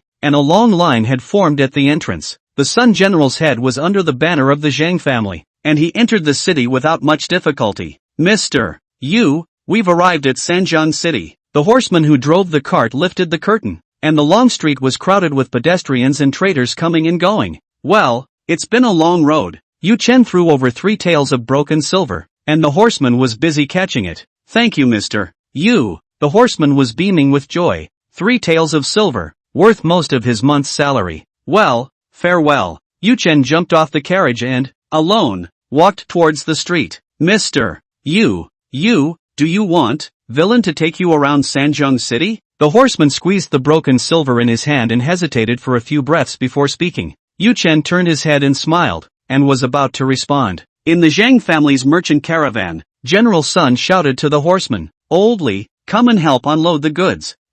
This, horseman Lao Li's face reddened at once, full of embarrassment. No harm done. Go about your business. Yu Chen waved his hand and didn't care about him, walking into the bustling streets. Mr. Yu, sorry. Horseman Old Li sighed and went back to help unload the goods. The Sun Handler in the merchant caravan, on the other hand, bared his smile as he looked at Yu Chen's back. After so many years, Prince Yutong still can't change his temperament and always likes to befriend people who are not above board. Sun Handle had despised it in his heart. What Duke Yu? I heard that he is an extremely talented martial artist. However, at an age of less than 20, no matter how talented one is, can one defeat the innate realm? The small and large martial arts schools in Three Rivers City, the worst of their owners, are also in the innate realm. There are ready-made ones who don't go and befriend them, but have to befriend some teenage martial artist in a countryside like Nanling City. I don't know what Mr. Yutong thinks either. Chapter 37 Lianyun Martial Arts Center. Yu Chen, who was in the crowd, noticed the sights sweeping behind him and lazily ignored them. Sun General's attitude was something he had long since seen on his way to Three Rivers City. He didn't want to have any dealings with the Zheng family of Three Rivers City in the first place, so he didn't bother to show his strength or explain anything in front of General Sun. As for Old Li, the horseman, he knows at most some of the local customs, and what Yu Chen wanted to know was not something a horseman could take him to. In the martial realm, the bone training realm is followed by the viscera training realm, also known as the innate realm. Wanting to break through this realm, Yu Chen didn't have a corresponding heart technique. He had come to Three Rivers City to find the heart technique. The city of Sanjiang is divided into 4 major urban areas: east, west, south, north and south, as well as inner and outer cities. The inner city is mostly mansions inhabited by dignitaries, while the outer city is dotted with all kinds of restaurants, hookahs, and gambling houses. Arriving at Sanjiang City, Yu Chen realized the prosperity of the ancient great city. In Nanling City, the so-called streets, there were only 2 streets in the east and south cities. All others are residential alleys. And the outer city of Sanjiang City, as far as the eye could see, was full of stores that could spend silver. Behind the store, there are only a few houses, but that's also for the owners made to live in. The eastern part of the city where he entered was the busiest, and Yu Chen traveled through it, bumping into some pedestrians from time to time. Someone tried to berate, looked up, and extinguished their anger. In ancient times, most men were about 1.7 meters and weighed about 100. Yu Chen's 5'9" frame, coupled with 200 pounds of weight, looked lankier than an unusual man by a mile. The man who bumped into Yu Chen lowered his eyebrows and, recognizing his bad luck, was about to pass underneath Yu Chen. Snap! A large hand clapped on his shoulder, shaking him. "Big brother, inquire about something." The sharp voice came from none other than Yu Chen. You say." The man tried to walk away, but his shoulders were pressed into place. "Where do most of the martial arts schools in Sanjiang City open?" "Bei Cheng, little brother. With your physique, you are suitable to learn the martial arts in a martial arts school." "North City? No wonder I didn't see a single martial arts center after half a day of wandering around East City," Yu Chen muttered to himself. Once they entered the northern city, the streets thinned out. The stores on both sides are no longer selling silks and groceries. Instead, it's an herb store and a blacksmith store. A martial arts school was nestled between stores, its doors open and shouts coming from inside. "Drink! Ha! Drink! Ha!" Under the scorching sun, dozens of strong men inside the courtyard gate, bare-chested, tanned and oily. Some were practicing their moves against the stake, others were going 2 by 2. Yu Chen looked up at the Lianyun Martial Arts Center. After watching for a while, he realized that the disciples in the martial arts hall were all fighting ordinary tricks, which could not even be considered as external martial arts. He looked a bit offended and was about to turn away. Inside the martial arts center, a middle-aged man walked out, wearing a short lab coat. "Little brother, but do you want to learn martial arts?" He opened his mouth and asked. "Naturally, I want to. What can you teach?" Yu Chen asked with a smile. "Any innate heart techniques?" The Hanyu raised both eyebrows and he resized Yu Chen. The body was stout, the aura was calm and steady, and there was a faint murderous aura on his body. "It's seen blood, killed people. Look away," the Hanyu said darkly. The man's name was Su Chang, an inner disciple of the Lianyun Martial Arts Center, who had been studying martial arts under his master for 10 years or so. Just now, he had watched from afar for a few moments and only felt that Yu Chen was looking at the doorway with the idea of learning martial arts. Plus, Yu Chen was tall and a piece of material, that's why he came to inquire. I didn't realize that Yu Chen was the one who brought the art to the teacher, and not a bad martial artist. The martial arts schools in Sanjiang City, the owners of which are all at least innate martial masters, naturally have heart techniques. Su Cheng didn't want the Lianyun Martial Hall to be underestimated and stated that there were innate heart techniques. "Oh, I'll be able to learn it once I enter the Lianyun Martial School?" Yu Chen was a bit skeptical that the innate heart technique was so easy to learn. This innate heart technique is the principle of every martial arts school's livelihood. How can it be taught out so easily? Su Cheng shook his head and said, "So what are the conditions?" Yu Chen knew it wasn't that simple. Pay the money, worship the master. First practice 1 year of hand-holding to sharpen your heart. Then practice 5 years and 10 years of external martial arts to build up your foundation. Su Cheng was a little embarrassed as he continued. As for whether or not to teach the crushing heart technique in the end, it depends on whether or not the master is willing to accept you as a close disciple. Shut-in disciple. Yu Chen shook his head and laughed. It seemed that the path of getting the heart technique from the martial arts school was not going to work. For a martial artist to take in a close disciple, the relationship between the master and disciple must be so close that it is as close as father and son.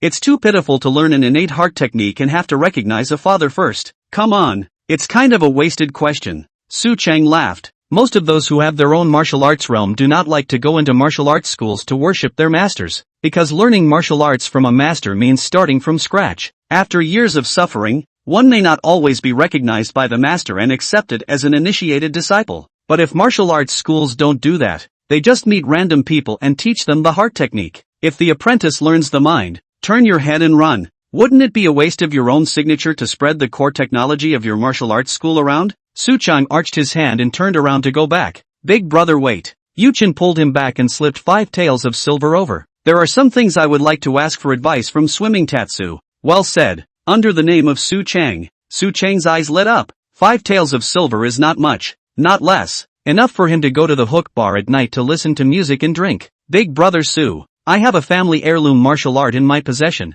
and I am now at the tendon practicing realm. If you have to start from scratch at the martial arts school for the innate heart technique, honestly, you can't afford to stay up, Yu Chen said with a smile. Is there any other way to learn the innate heart technique quickly? Su Chang took the silver and thought carefully before speaking. Little brother, I'm not going to lie to you. Most of the people who enter the martial arts school to learn from the masters are ordinary Hans, just wanting to learn some martial arts so that they can go into the business of being a guardian and a dart walker. If you are running towards the innate heart technique, there are other paths that are much faster. Oh, please say. Yu Chen's eyes lit up, and he was considered to have asked the right person. Black Armor Army, Gangs, and Treasure Pavilion. Su Chang raised 3 fingers. Black Armor Army. As long as you are willing to fight at the front when you go out on a mission and have enough military service, you can exchange it for the innate heart technique. On the downside, there's no freedom. And, the words turned. Su Chang close to the body whispered, in recent years, the Great Moon Dynasty's national power is declining. The treatment of the Black Armor Army is far less than before.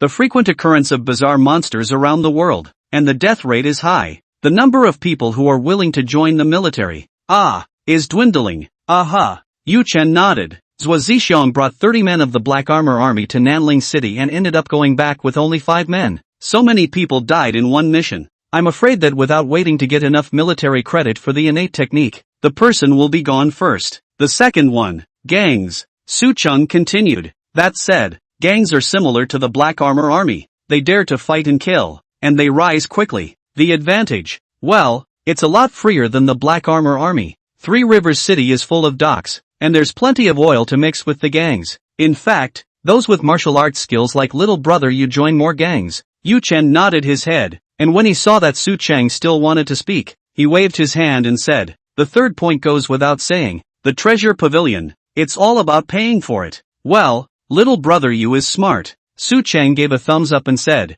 silver money can communicate with ghosts and gods. Alright, I know all the things. Thank you big brother Su. Yu Chen arched his hand and thanked him. Su Chang arched his hand and bid him farewell. Gangs, Treasure's Court. Walking down the road, Yu Chen muttered under his breath. There are still 20,000 taels of silver bills on me, so let's go to the Treasure Pavilion first. Making up his mind, Yu Chen turned back to the east side. Chapter 38, The Ming King's Decision. On the East City Street, there was a building with carved beams and magnificent decorations, and on the plaque were written the words Jumbo Pavilion. The people coming in and out of the doorway were all dressed in fancy clothes and gold. The clothes on Yu Chen's body were ordinary, and the 2 guards standing at the door didn't make things difficult to stop them, but only gave them a shallow look. The first floor of the Treasure Pavilion was 300 to 400 square feet in size. Jewelry and jade, antiques and paintings, and nourishing medicinal herbs were displayed on various counters. Yu Chen went in and looked around. Things were expensive, but there was nothing he needed. The herbs included are just some unusual tonics.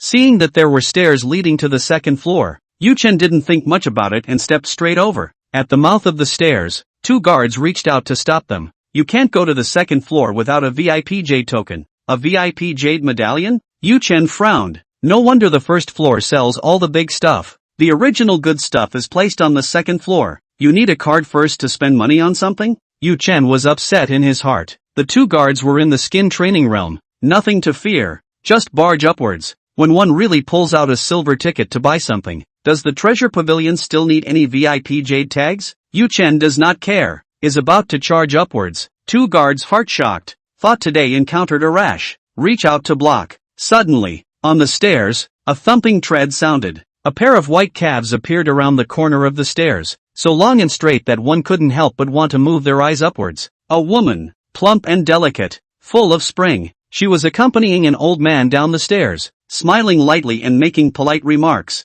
"What's stopping you at the door?" After seeing off the old man, the woman turned her head and asked, "Master Dong." There was a young man who didn't know the rules and wanted to go up to the second floor. "We just stopped him." The guards showed their timidity. Yu Chen raised both eyebrows, not realizing that the woman was the proprietor of the treasure pavilion. No wonder the two skin cultivation realm martial artists were like quails in front of her. "Well, next time have some eyes." The woman gave the guard a blank look. "I couldn't find anything I wanted to buy in the treasure pavilion, so of course I had to go up to the second floor to take a look," Yu Chen said. "Oh, there's nothing you can't buy at the treasure pavilion." The woman looked at Yu Chen, understanding that he was the culprit. Innate mind. "There?" The woman froze without answering. Only after a few breaths did he speak. "It seems that Your Excellency wants to talk about a big deal. Your Excellency, please follow me to the second floor to discuss in detail." The woman reached out, revealing the luscious curves of her side. "Master Dong, how could he possibly buy the innate heart technique?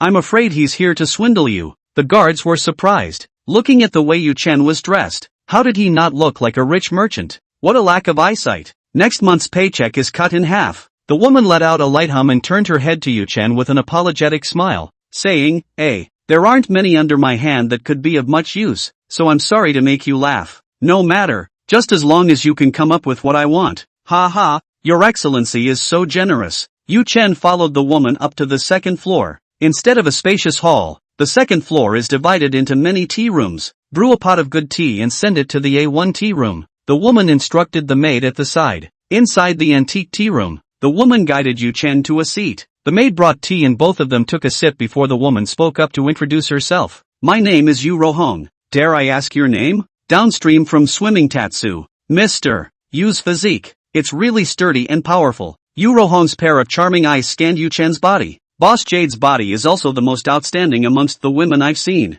Yu Chen responded with a smile. "Yu Zuohong should be 36 or 37 years old, like a ripe fruit." "Ha ha, Mr. Yu's mouth is so sweet." Yu Rohong covered her mouth and laughed lightly. "Back to business. Does the treasure pavilion really have the innate heart technique?" Yu Chen asked. "Jumbo Pavilion merchants all over the world. As long as you can afford the price, there is nothing that Jumbo Pavilion can't buy." Yu Rohong smiled confidently, but her words turned around and said, "However, the innate heart technique, there is none now." "Boss Yu, are you teasing me?" Yu Chen's eyes crossed as his killing aura overflowed. Yu Rohong's heart flinched, and her hand holding the teacup shook violently, almost spilling the tea. Look at his face, at most 20 up and down. Thought it was a small scion that was good to hold. Didn't realize that the killing spirit was so heavy. Yu Rohong secretly said that it was bad, and did not move to put down the teacup. "Mr. Yu, don't get angry first. The innate heart technique is not available now, but it will be available after a while."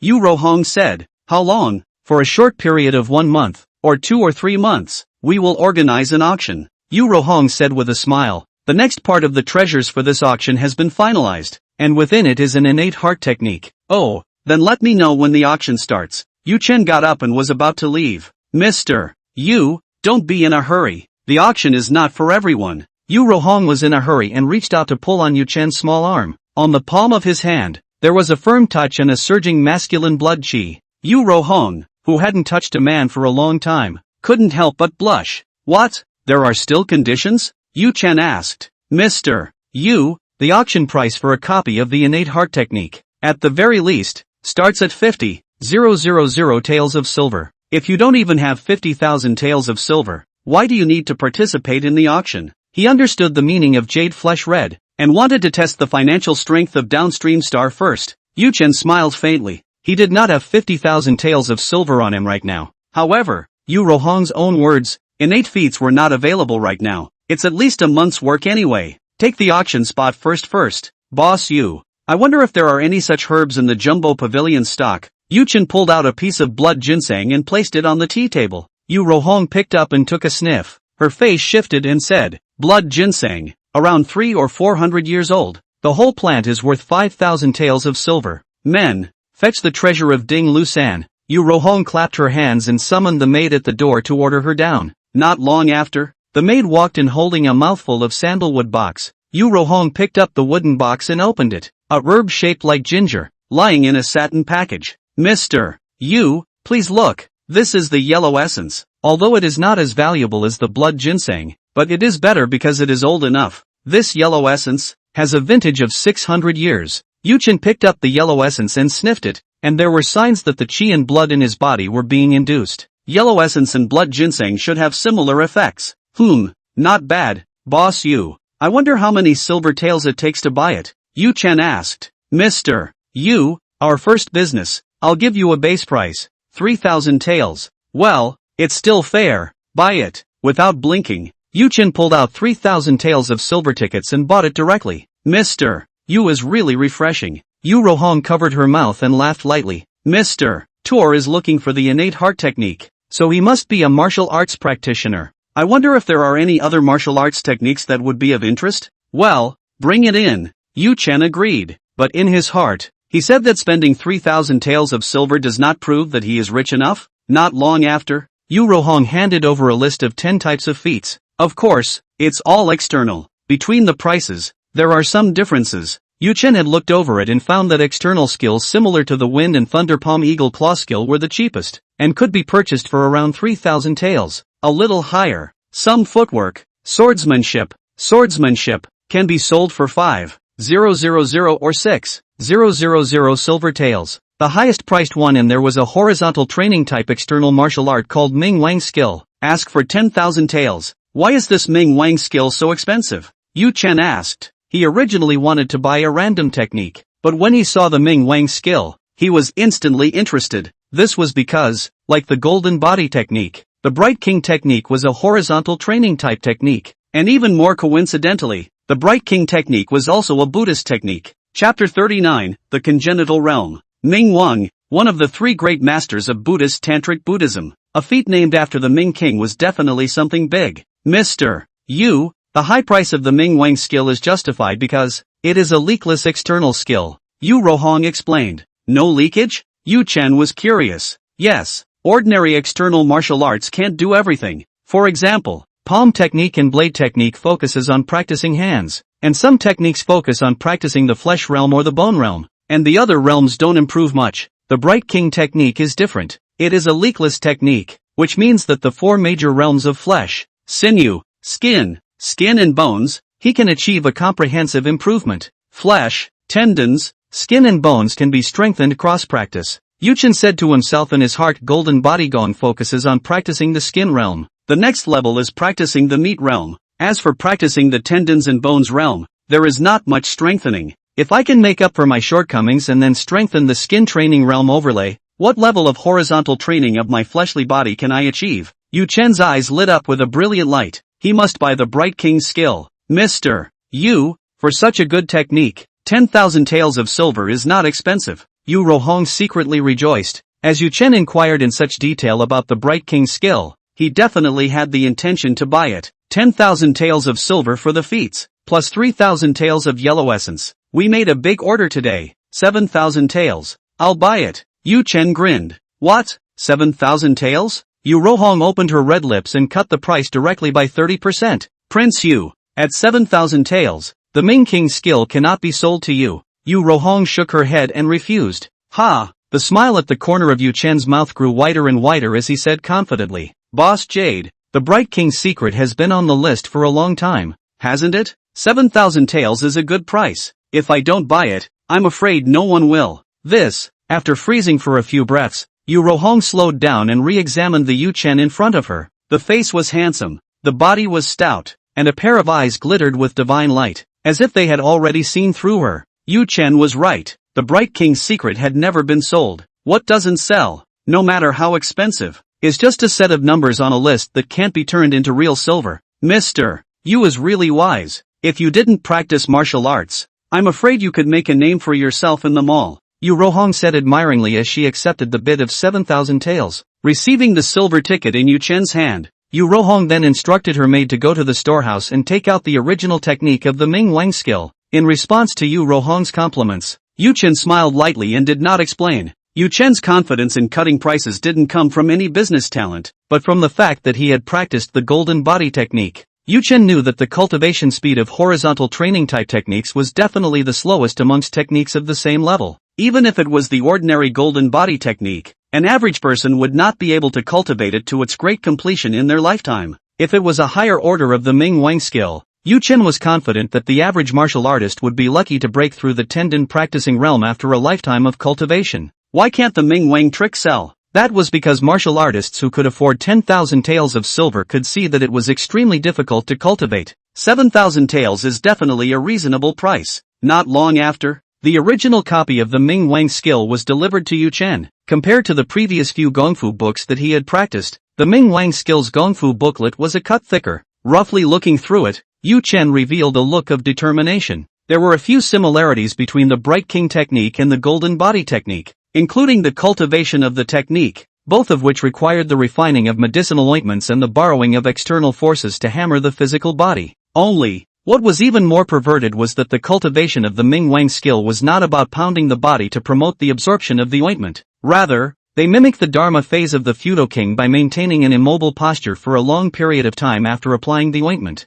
Any slight movement would disrupt the process of the Gong method and result in a loss of merit. Maintaining an immobile position for a long period of time was not only a torment to the body and mind, but it also slowed down the absorption of the ointment, causing each cultivation to last for more than 10 hours. What ascetic cultivation technique! It's simply the same as facing the wall. Yu Chen secretly shook his head. He felt that even 7,000 taels of silver was overstated. It was only he who could cultivate the Ming King's skill and cultivate it to great success. Mr. You have obtained the qualification for the auction. Please leave a contact method. Before the auction starts, the treasure pavilion will come to your door to inform you. Yu Rohong smiled lightly while handing over a jade token. This one is a VIP jade token. From now on you can freely enter and exit the second floor of the treasure pavilion. I'm new to Three Rivers City. I haven't settled on a place to live. A contact address? I'll talk to you in a few days. Yu Chen received the jade token and got up, ready to leave. Suddenly, noisy voices came from outside the tea room. Pop!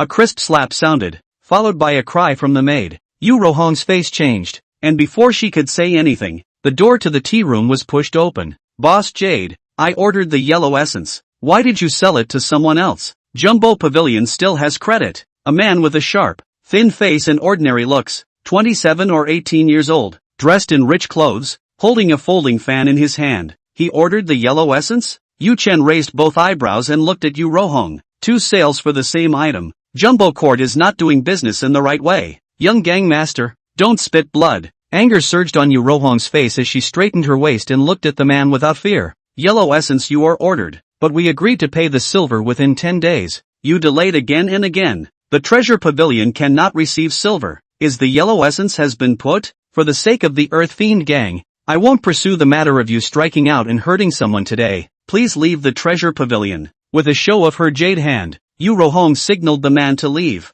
So that's how it is. Yu Chen knew what was going on. The man ordered the yellow essence, but didn't pay even after dragging out the appointment. So Yu Rohong sold the yellow essence to Yu Chen. Oh, it's the yellow essence you bought, isn't it? 1,000 taels of silver. I'll take it. The man glanced at Yu Chen, snapped open his folding fan, and sat directly on the chair in the tea room, with no intention of leaving at all. Chao Hong, the yellow essence costs 3,000 taels of silver, Yu Rohong said in a chilling voice as her chest heaved with anger. Yes, I'm going to buy it for 1,000 taels right now, Chao Hong said with a cold smile, staring at Yu Chen. Kid, I advise you not to go against the earthbending gang and obediently sell me the yellow essence. What groundhog gang? Young master, judging from Yu Rohong's reaction, the power should not be small, because, when Chao Hong slapped the maid of the Jumbo Pavilion, Yu Rohong was able to endure it. But so what? Yu Rohong can tolerate, but he will not tolerate. I care what you help. Yu Chen grinned, revealing white teeth as he similarly stared at Chao Hong and let out a low gulp under his breath.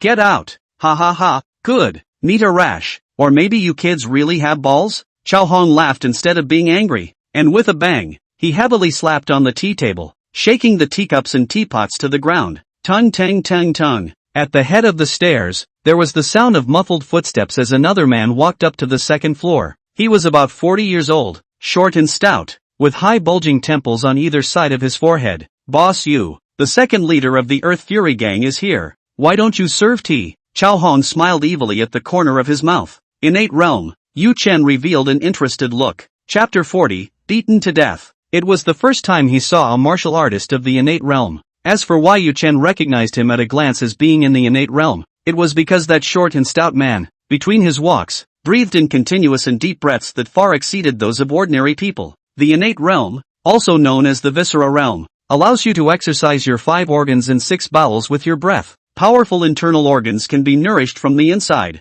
discharging the body's sediment at all times, making the body as pure as a newborn baby. The Earth Fiend Gang really loves you. The young master, a few thousand taels of silver for the yellow essence, and they can even send out the second leader, Fong Zhengyang. Yu Rohong was not afraid in the slightest, revealing a look of contempt, because, on the 3rd floor of the treasure pavilion, the same down came an innate realm martial artist, and the two sides just confronted each other. Confessor Shen, please escort Duke Yu out of the city, Yu Rohong said. Aha! Shen Confessor nodded his head. I'm sorry, Mr. Yu, the Jumbo Pavilion didn't handle today's matter well, and there will be a reparation gift sent later. Yu Zhuahong solemnly bent down to apologize. Yu Chen nodded. The Jumbo Pavilion, or rather, Yu Rohong, still had rules for doing business. Oh, send it out of town and everything will be fine? Chao Hong laughed coldly as innate martial artist Fong Zhengyang stood aside. Kid, if you're sensible, hand over the yellow essence and I'll let you live. Otherwise, when you leave the city,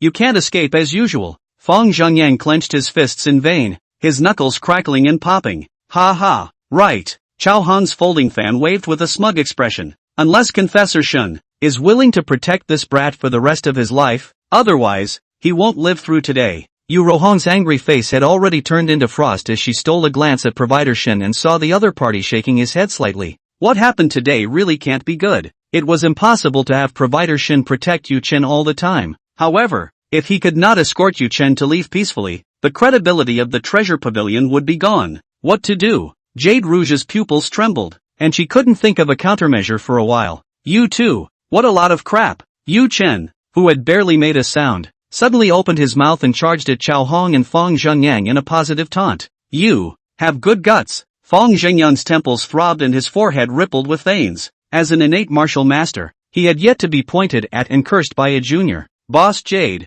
I don't need to be escorted by the treasure pavilion. I'll leave the city by myself and see who can kill me. Yu Chen grinned, his gaze scanning over Fong Zhengyang's face. Ha ha ha, it's true that you're a rash young man from the countryside who doesn't know the sky and the earth. Chao Hong and Fong Zhengyang both let out a loud laugh. They were all martial arts practitioners, not to mention that Fong Zhengyang was an innate martial artist. Naturally, he could see that Yu Chen had martial arts in his body, and according to Yu Chen's age and physique to estimate some, at most, he was practicing skin realm. Country boy, don't think that after practicing martial arts for a few years, you can fight all over the world. Fong Zhengyang didn't laugh anymore and tilted his head, towering over Yu Chen. Second Lord, what are you explaining to this kid? From the countryside, I guess he doesn't even know what the innate realm means. Chao Hong put his folding fan away with a ready-made look. He originally thought that he could spend 1,000 taels of silver to buy the yellow essence by using the name Shock of the Earth Fury Gang. I didn't expect to meet a country boy with an iron head who was going to give him Huang Jingbai. Duke Yu, the second leader of the Earth Fury Gang, is in the innate realm. Yu Rohong approached her body and anxiously whispered to dissuade her. Before Yu Rohong finished, Yu Chen interrupted. Boss Yu, I'll take my leave and come back to Jumbo Pavilion in a few days to ask for compensation. Without looking at the Chao Hong duo much, Yu Chen got up and took a step, prancing down the stairs. Duke Yu, Yu Rohong still wanted to block, but was stopped by Shin Confessor with a look. We've already offered to escort him out of the city, and now it's his own refusal. If the yellow essence is robbed, the damage to the treasure pavilion's reputation isn't that big, Confessor Shin said in a low voice. Right. It's still offering Shin who's on the right track. Chao Hong smiled sorrowfully, his chin raised, and Fong Zhengyang understood. The two followed behind Yu Chen and walked down the stairs. On the bustling streets of the East City, Yu Chen's height and physique stood out from the rest, and with a casual glance, he could be distinguished in the crowd. At this moment, Yu Chen didn't deliberately speed up and walked towards the city gates unhurriedly. The heart is calm, Fong Zhengyang whispered. I think he's just stalling for time, wanting to live a little longer. Chao Hong was unimpressed. With the innate martial artist Fong Zhengyang around, how could that kid still turn the tables? After leaving the city gates, the official road was still crowded with people. Yu Chen looked around and walked towards the woods on the side of the official road. The woods connect to the river shallows, and when you go deeper, it's a less traveled area. Really looking for death? Second boss, kill him and just throw him into the river, Chao Hong said. Fang Zhengyang nodded his head and held onto a tree trunk with his right hand, silently leaving a dark mark on it. Yu Chen walked all the way in, and Fang Zhengyang walked at the back, constantly leaving behind imprints, until the woods thinned out and the sound of gushing water could already be heard in his ears. Yu Chen turned around. His eyes were surprisingly bright as he looked around and opened his mouth. The ships will not go near the shallows, and this place is several miles short of the official road. What a great place to kill and destroy. Did you bring us here on purpose? Fang Zhengyang revealed his surprise and said. He originally thought that Yu Chen was panicking and chose a random direction to flee. Second leader, what do you care? Kill him. If we get the yellow essence, we'll split it in half. Chao Hong didn't bother to think carefully and urged Fang Zhengyang to make a move. Of course it's on purpose. Yu Chen hemmed and hawed, craning his neck and moving his arms and legs. He had just arrived in Sanjiang City today, and hadn't even heard of the Earth Fury Gang, let alone knew how powerful it was. However, he was up to killing Chao Hong Fang Zhengyang. To kill someone, you have to choose a place that is a bit more hidden. At least it won't attract the retaliation of the Earthbending Gang in the first place. The more important reason was that Yu Chen had never fought in an innate realm before. He was curious to know if his strength under the superimposition of multiple external arts could defeat an innate martial master across a large realm. Yu Chen stretched out his arm, hooked his finger, and said to Fang Zhengyang, come on, I want to try and see if I can kill an innate martial artist. Arrogant. Fang Zhengyang's anger flared as wisps of black breath seeped out from his body surface and rose towards the sky above. Is it the mind technique he cultivates that produces the outward manifestation? Yu Chen became more and more interested, and his battle intent was so great that he couldn't wait to cut open Fang Zhengyang's body and study it properly. Kid, in your next life, remember to wipe your eyes and not to mess with an innate martial artist. Bang! In a chilling whisper, a large crater exploded under Fang Zhengyang's feet, and the loose soil splashed in all directions. With the force of a step, Fang Zhengyang charged forward, his short and stout body resembling a raging bull. In the blink of an eye,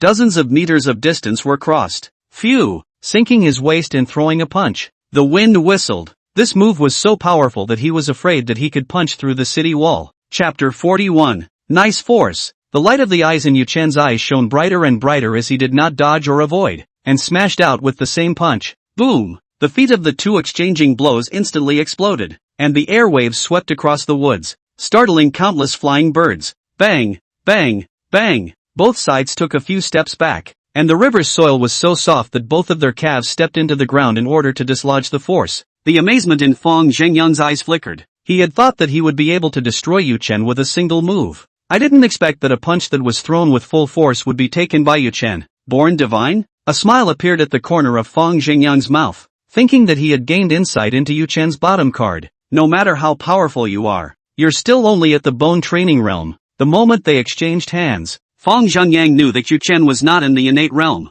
Without the innate heart technique, what are you going to fight me with? Fang Zhengyang burst out again, his fists continuously smashing out, punch after punch, like a crazy tiger. In an instant, the forest kept exploding with waves of air and roars rang out in succession. Yu Chen didn't dodge and kept receiving the incoming punches. A few moves later, boo! Fang Zhengyang ducks down and throws a jab to Yu Chen's side. A punch struck, and Yu Chen's body stumbled, revealing more cracks. Ha ha ha ha ha, die! More punches struck Yu Chen, and muffled thumps continued to emanate from his body. Visible to the naked eye, Fang Zhengyang's fists were covered with a layer of black qi, and with each hit on Yu Chen, the black qi penetrated the skin and invaded the flesh. Sure enough, the black qi is a characteristic of the innate heart technique. Yu Chen whispered. Every time he was hit, his flesh and blood would pinch like pain, and those black qi seemed to be eroding the flesh and blood. Also, the movements of the innate realm operate in a more rounded manner. Yu Chen reflected on the punch he had just been hit with.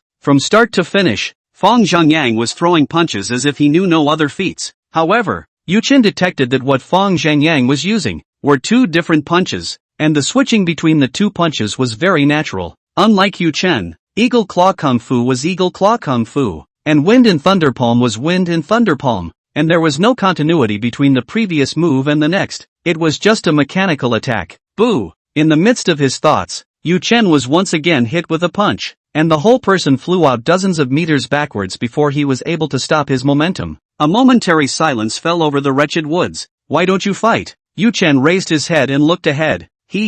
What are you still fighting for? Being hit dozens of times by my fists. The fury invades your body. You're dead. Fong Zhengyang put away his fists in a confident manner. Fury? So that's what it's called. Yu Chen nodded. He then grinned, revealing white teeth. If innate martial artist is only as strong as you, it really disappoints me. Taking a step forward, Yu Chen ripped off his shattered top, revealing his explosive muscles. What? Fong Zhengyang's eyes suddenly widened, his pupils shrinking to a point. He looked incredulously at Yu Chen's body, which had been hit by dozens of punches from him, without the slightest damage. It's impossible. The baleful chi ignores defense and directly erodes flesh and blood. No one under the innate can block it. Knock knock. Heavy footsteps rang out, and with every foot that Yu Chen stepped down, his body would skyrocket by 1 point. Fong Zhengyang raised his head in horror and looked at Yu Chen, who was over 2 meters tall. His already explosive muscles increased in size to an exaggerated level, and his palms were transformed into black sharp claws. The light golden skin was bared,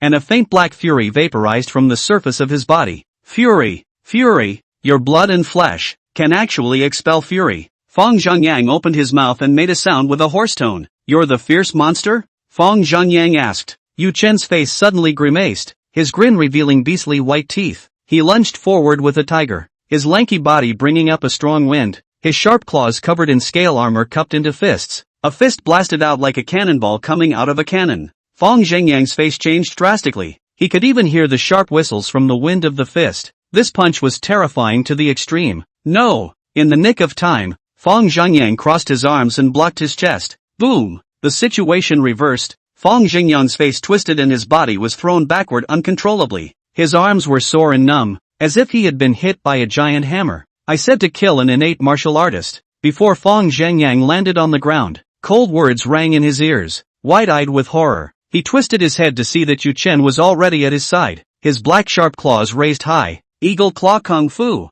Barely, as the true intent of martial arts was unleashed, 3 claw marks appeared on Fong Zhengyang's back and blood gushed out. That was still because he was an innate martial artist with an amazing degree of control over his body, so that he could twist his body at the critical moment and catch Yu Chen's claw strike with his back. With his forehead covered in beads of sweat, Fong Zhengyang didn't hesitate. Landing on the ground and stepping on his feet, he was about to flee towards the distance. What a monster! Not a match at all. Fong Zhengyang was shaken inwardly. Don't run, play with me again. Yu Chen was like a maggot in his tarsus, his cold words still ringing in the back of his head. Fong Zhengyang was so scared that his soul left his body and his body trembled. Broken thunder blade. Turning his hand claws into knives, Yu Chen chopped out a blade light. Lightning pulsed on the blade light, wrapped in the true intent of the thunder martial Dao, chopping at Fong Zhengyang's back.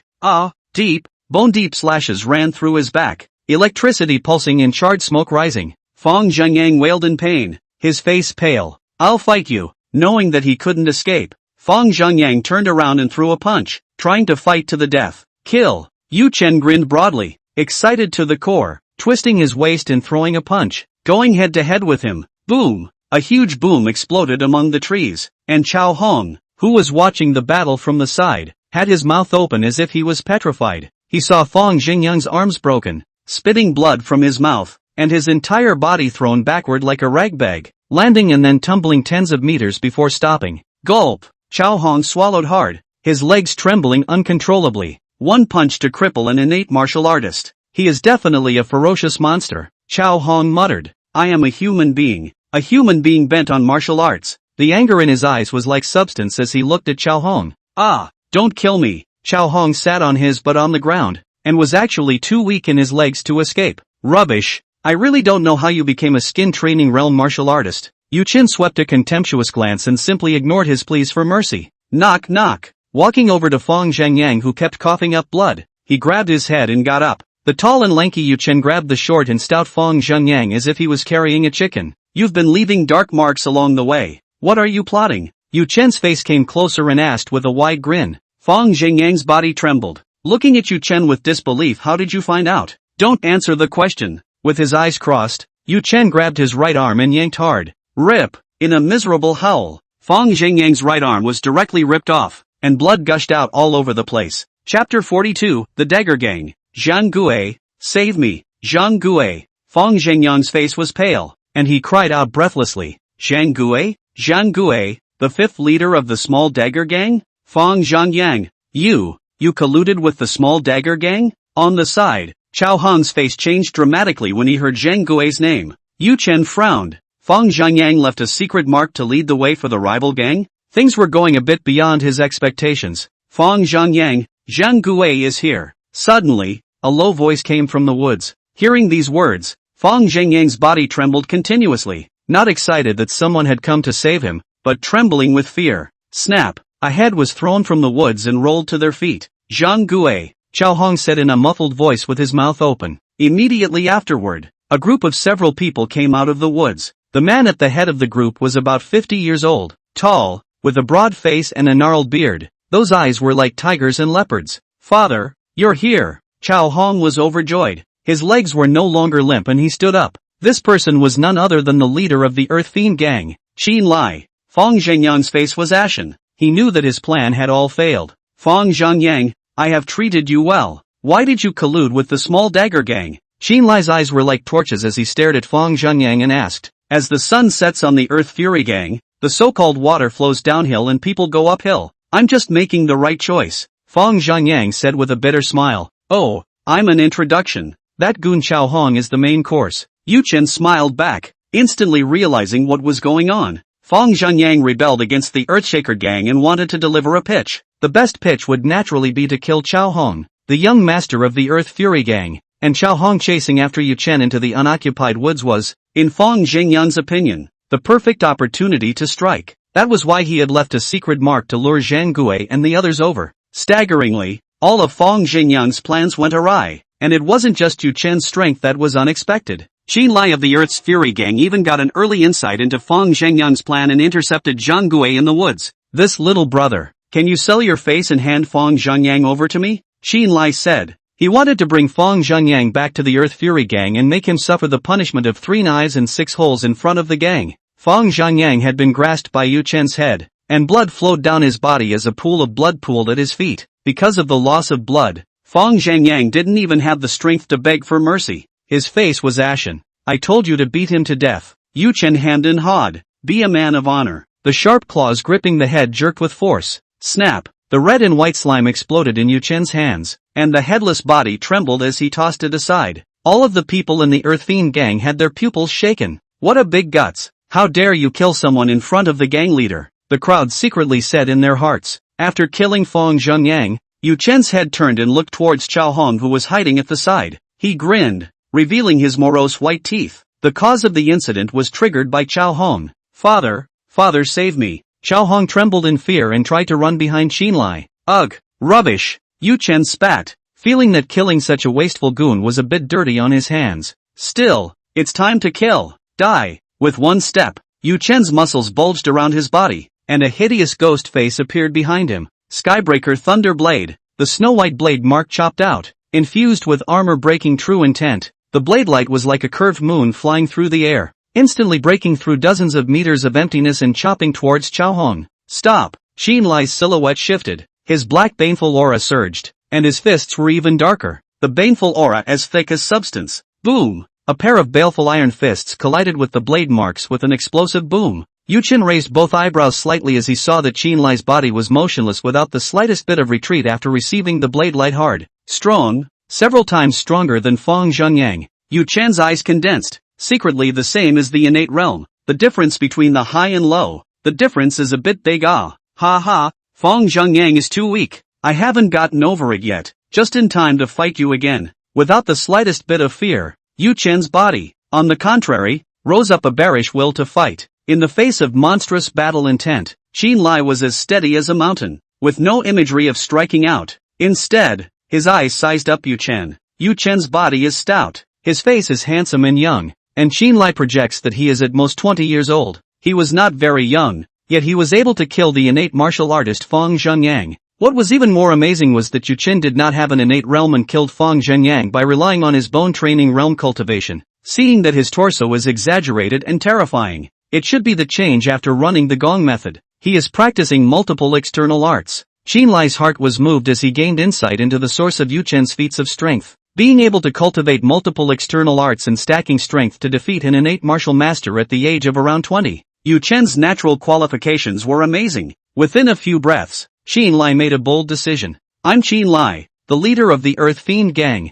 Inuyasha was in the wrong, and I apologize for him. Unexpectedly, as the head of a gang, Qin Lai threw down his face and sincerely apologized on behalf of his son, Chao Hong. This outburst, on the contrary, will not make Yu Chen whole. Seeing that Yu Chen froze for a moment, Qin Lai said with a smile, "Little brother, do you think that gangsters are all about drawing swords at the drop of a hat? Murdering a whole family?" Yu Chen frowned and thought and said, "Isn't it? Ha ha ha. Others may be, but I, Qin Lai, am a person. Right is right, wrong is wrong. My son has done something wrong and has to admit it." After Qin Lai finished speaking, he glared at the men beside him. A hunched old man stepped forward and handed over a stack of silver tickets. "Little brother, the silver ticket of 3,000 taels is considered the Earth Fury Gang's compensation." Qin Lai arched his hand and then asked, "Dare I ask your name, little brother?" Yu Chen. The yellow essence that Chao Hong wanted to grab was worth 3,000 taels, and the compensation offered by Qin Lai was also 3,000 taels,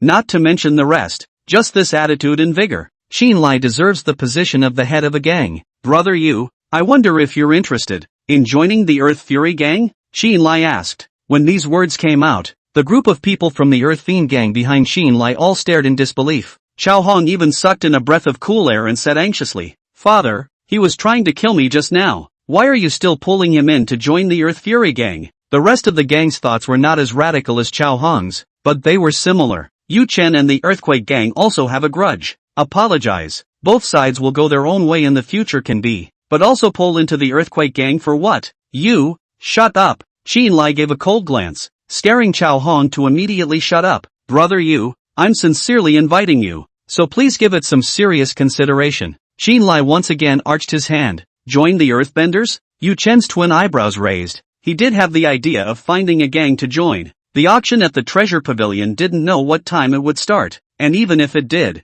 Yu Chen would have to prepare at least 50,000 taels of silver. Listening to what Su Cheng of the Lianyun Martial Arts School said, the gang had enough oil and water, and might be able to make him 50,000 taels of silver. Plus, by joining a gang, you also have a chance to get the innate heart technique. It's kind of like killing two birds with one stone. Only, is it necessary to join the Groundhog Gang? Chapter 43 The Gathering Hall. Yu Chen's eyes swept over Qin Lai, who smiled faintly, not hiding or avoiding, letting him watch. "Good, I'm in." Yu Chen held out his arm. "Ha ha." Qin Lai stepped forward and held onto Yu Chen's arm as he said to the surrounding crowd, "Let's go back to the clubhouse, set up a banquet, and celebrate Brother Yu's joining the Earth Fury Gang." Knowing that the gang leader's mind was made up, the people of the Earth Fiend Gang did not utter a word to persuade anything, and looked at Yu Chen with a smile on their faces. After all, they'll all be part of the Groundhog Gang from now on, except for Chao Hong, a face drooping, steeling his eyes to look at Yu Chen with a resentful gaze. Yu Chen shook his head and smiled,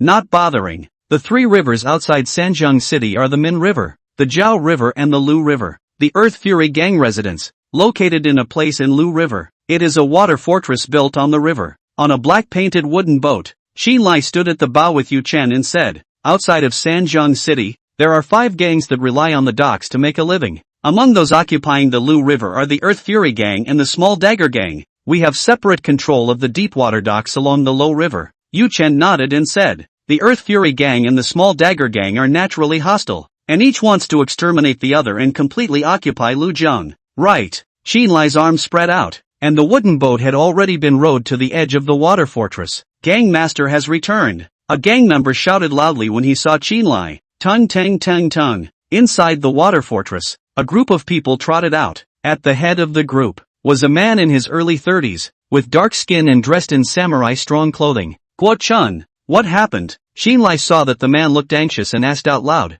The man named Guo Chun came forward and whispered in Qin Lai's ear. Not knowing what Guo Chun had said, Qin Lai's face sank as he patted his arm and said, "This matter will be discussed later. Brother Yu, a banquet has been set up in the gathering hall to receive you," Qin Lai said with a smile. "This, Gang Master, can you let me change my clothes first?" Yu Chen pointed at himself. His upper body was naked, blood hanging from his skin. "Oh," confused. "Someone come, take Brother Yu to bathe and change." A member of the gang stepped out and led Yu Chen through the outer perimeter of the water fortress and into the inner living area. Along the way, there was no imagined filthiness of the water bandits' cottage. The Earth-themed gang's quarters were well organized, and it was evident that Qinlai knew how to manage a party's forces. However, Yu Chen could see the same. The members of the Earthbending gang were a bit depressed. Whether it was the gang members patrolling the outer perimeter or the attendants and maids in the inner living quarters, a worried look pervaded their faces. Fang Zhangyang, as the second leader of the Earth Fury gang,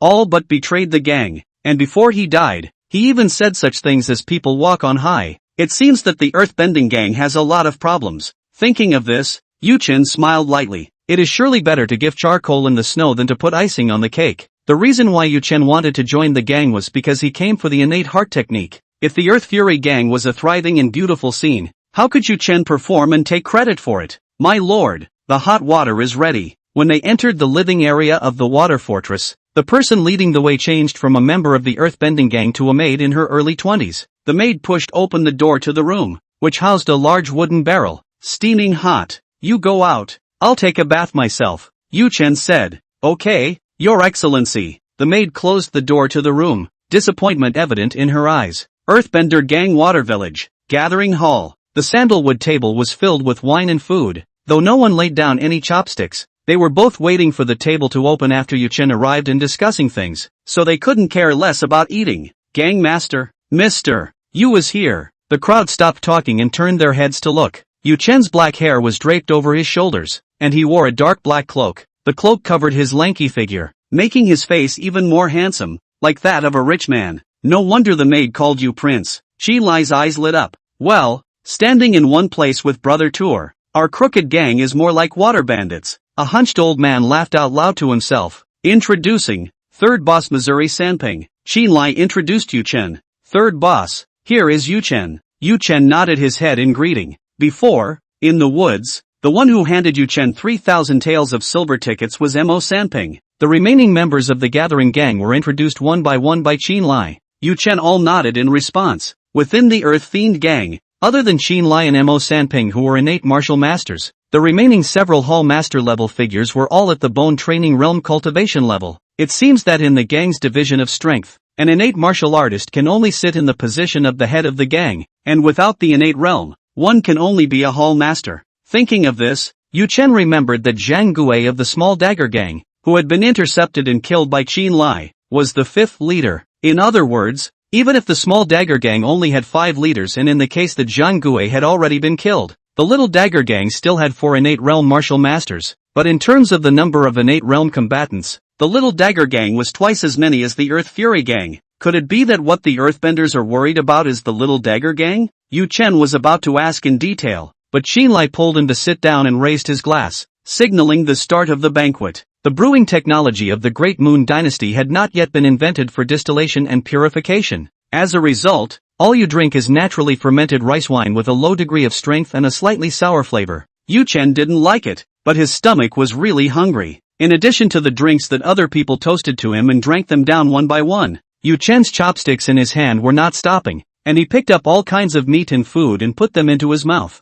People who practiced martial arts had plenty of qi and blood, and their meal sizes were larger than those of ordinary people. But Yu Chen, after the hellish hammering of the panel, called his meals amazing. Before Qinlai and the others had a few rounds of wine, the dishes on the table had been eaten by Yu Chen. A few people from the Earth Fury Gang were slightly surprised when Qinlai summoned the maids and asked the back kitchen to make a few more meat dishes. Knock! The door to the gathering hall suddenly opened and a man rushed in with his head down. Gang Master. The man looked up. 30 years old. The same Guochun that he had met at the entrance of the water fortress. Say, Qinlai stood up in a prancing manner, his eyebrows locked. There at Willow Leaf Dock, 2 more gang members died, Guochun said in a cold voice. Bang! Qinlai was extremely angry, his gnarled beard exploding like a lion. Gang Master, I'll go there. Mo Sanping volunteered and stepped forward. No way. Qinlai shook his head. Mo Sanping was an innate martial artist, but he was almost 70 years old, and his specialty in martial arts was tracking and hiding,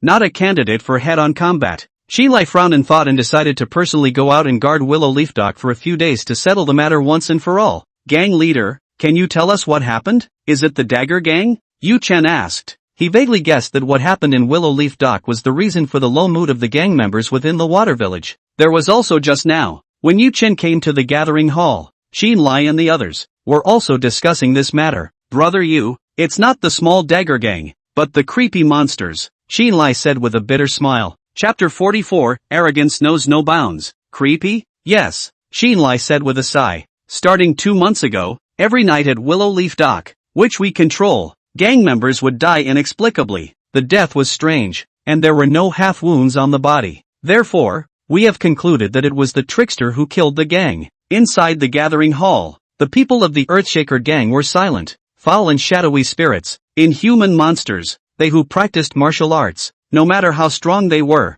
still flesh and blood, against the godforsaken, murderous creeps. How much of a role does Budo play? Seeing that the atmosphere in the gathering hall had lowered, Xin Lai sighed again. The Earthshaker gang was in trouble both internally and externally. But, just then, Yu Chen took a step out and grinned. I'd like to go meet the creepy monster for a while. With these words, the eyes of the people of the Earth Fiend gang all suddenly widened as they looked at Yu Chen in unison. You just joined the Earthbenders today, and you've taken on the most dangerous mission of all? Brother Yu, this matter cannot be joked about? Xin Lai's eyes appeared to be grave. He was afraid that Yu Chen's juvenile bloodthirstiness was an impulse to make a splash, and that he had taken on this single dangerous task. Gang leader, I'm serious. Yu Chen spoke calmly, without any semblance of agitation. Good. Xin Lai let out a low gulp and said, Yu Chen, follow me to the study. Xin Lai took a step and led Yu Chen out of the gathering hall. Inside the gathering hall, the crowd left behind remained silent, their emotions still immersed in Yu Chen's shocking move. Hey,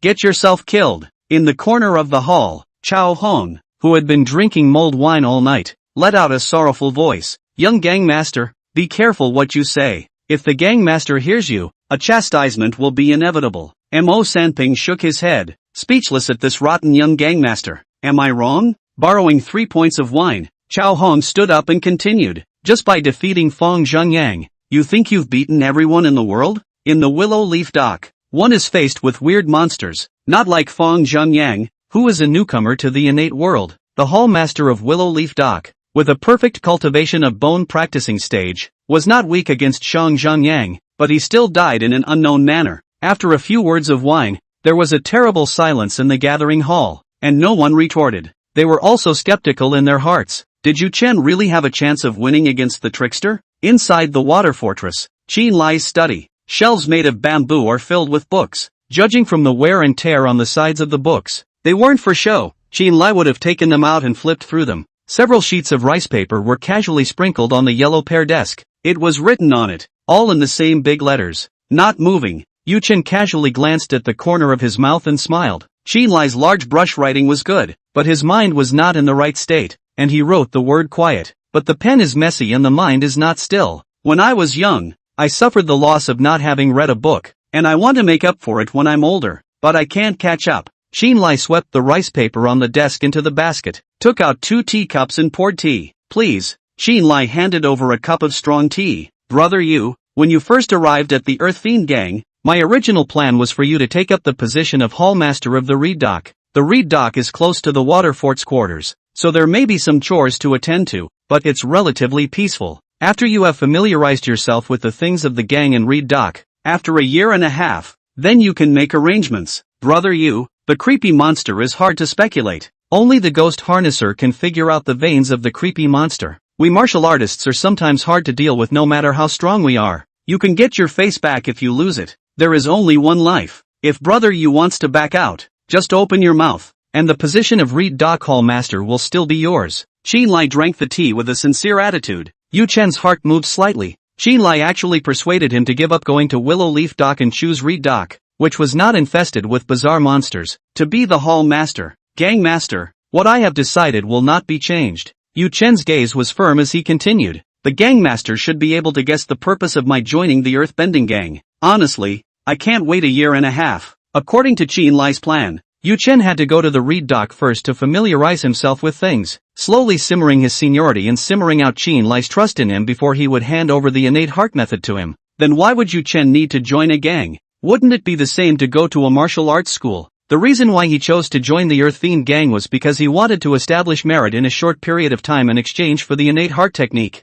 Xinlai nodded his head and stood up to pace, seemingly hesitating about something that, a moment later, he spoke. I can guess what's in Brother Tuor's mind. You're already at the perfect cultivation level of the bone training realm, and what you want is nothing more than the innate heart techniques of the next realm. Since brother you speaks openly, I won't hide anything. When Brother Tuor removes the trickster, the innate heart technique will naturally be offered. Yes, Yu Chen let out a low gulp. Xinlai poured 2 more cups of strong tea, one for each person, and tilted his head to drink it. After some deliberation, it was late at night. Tomorrow morning, I'll set off for Willow Leaf Dock. Yu Chen got up to say goodbye. Xinlai arched his hand in farewell and closed the door to his room before sitting back at his desk. Adding water and grinding ink, Xinlai spread out the rice paper and waved his brush, writing a large Jing character on it. 5 or 6 sheets of rice paper in a row. The word quiet is not quiet, and the stroke remains messy. Wow! Crumple the rice paper into a ball and throw it into the basket. Another piece of rice paper spread out.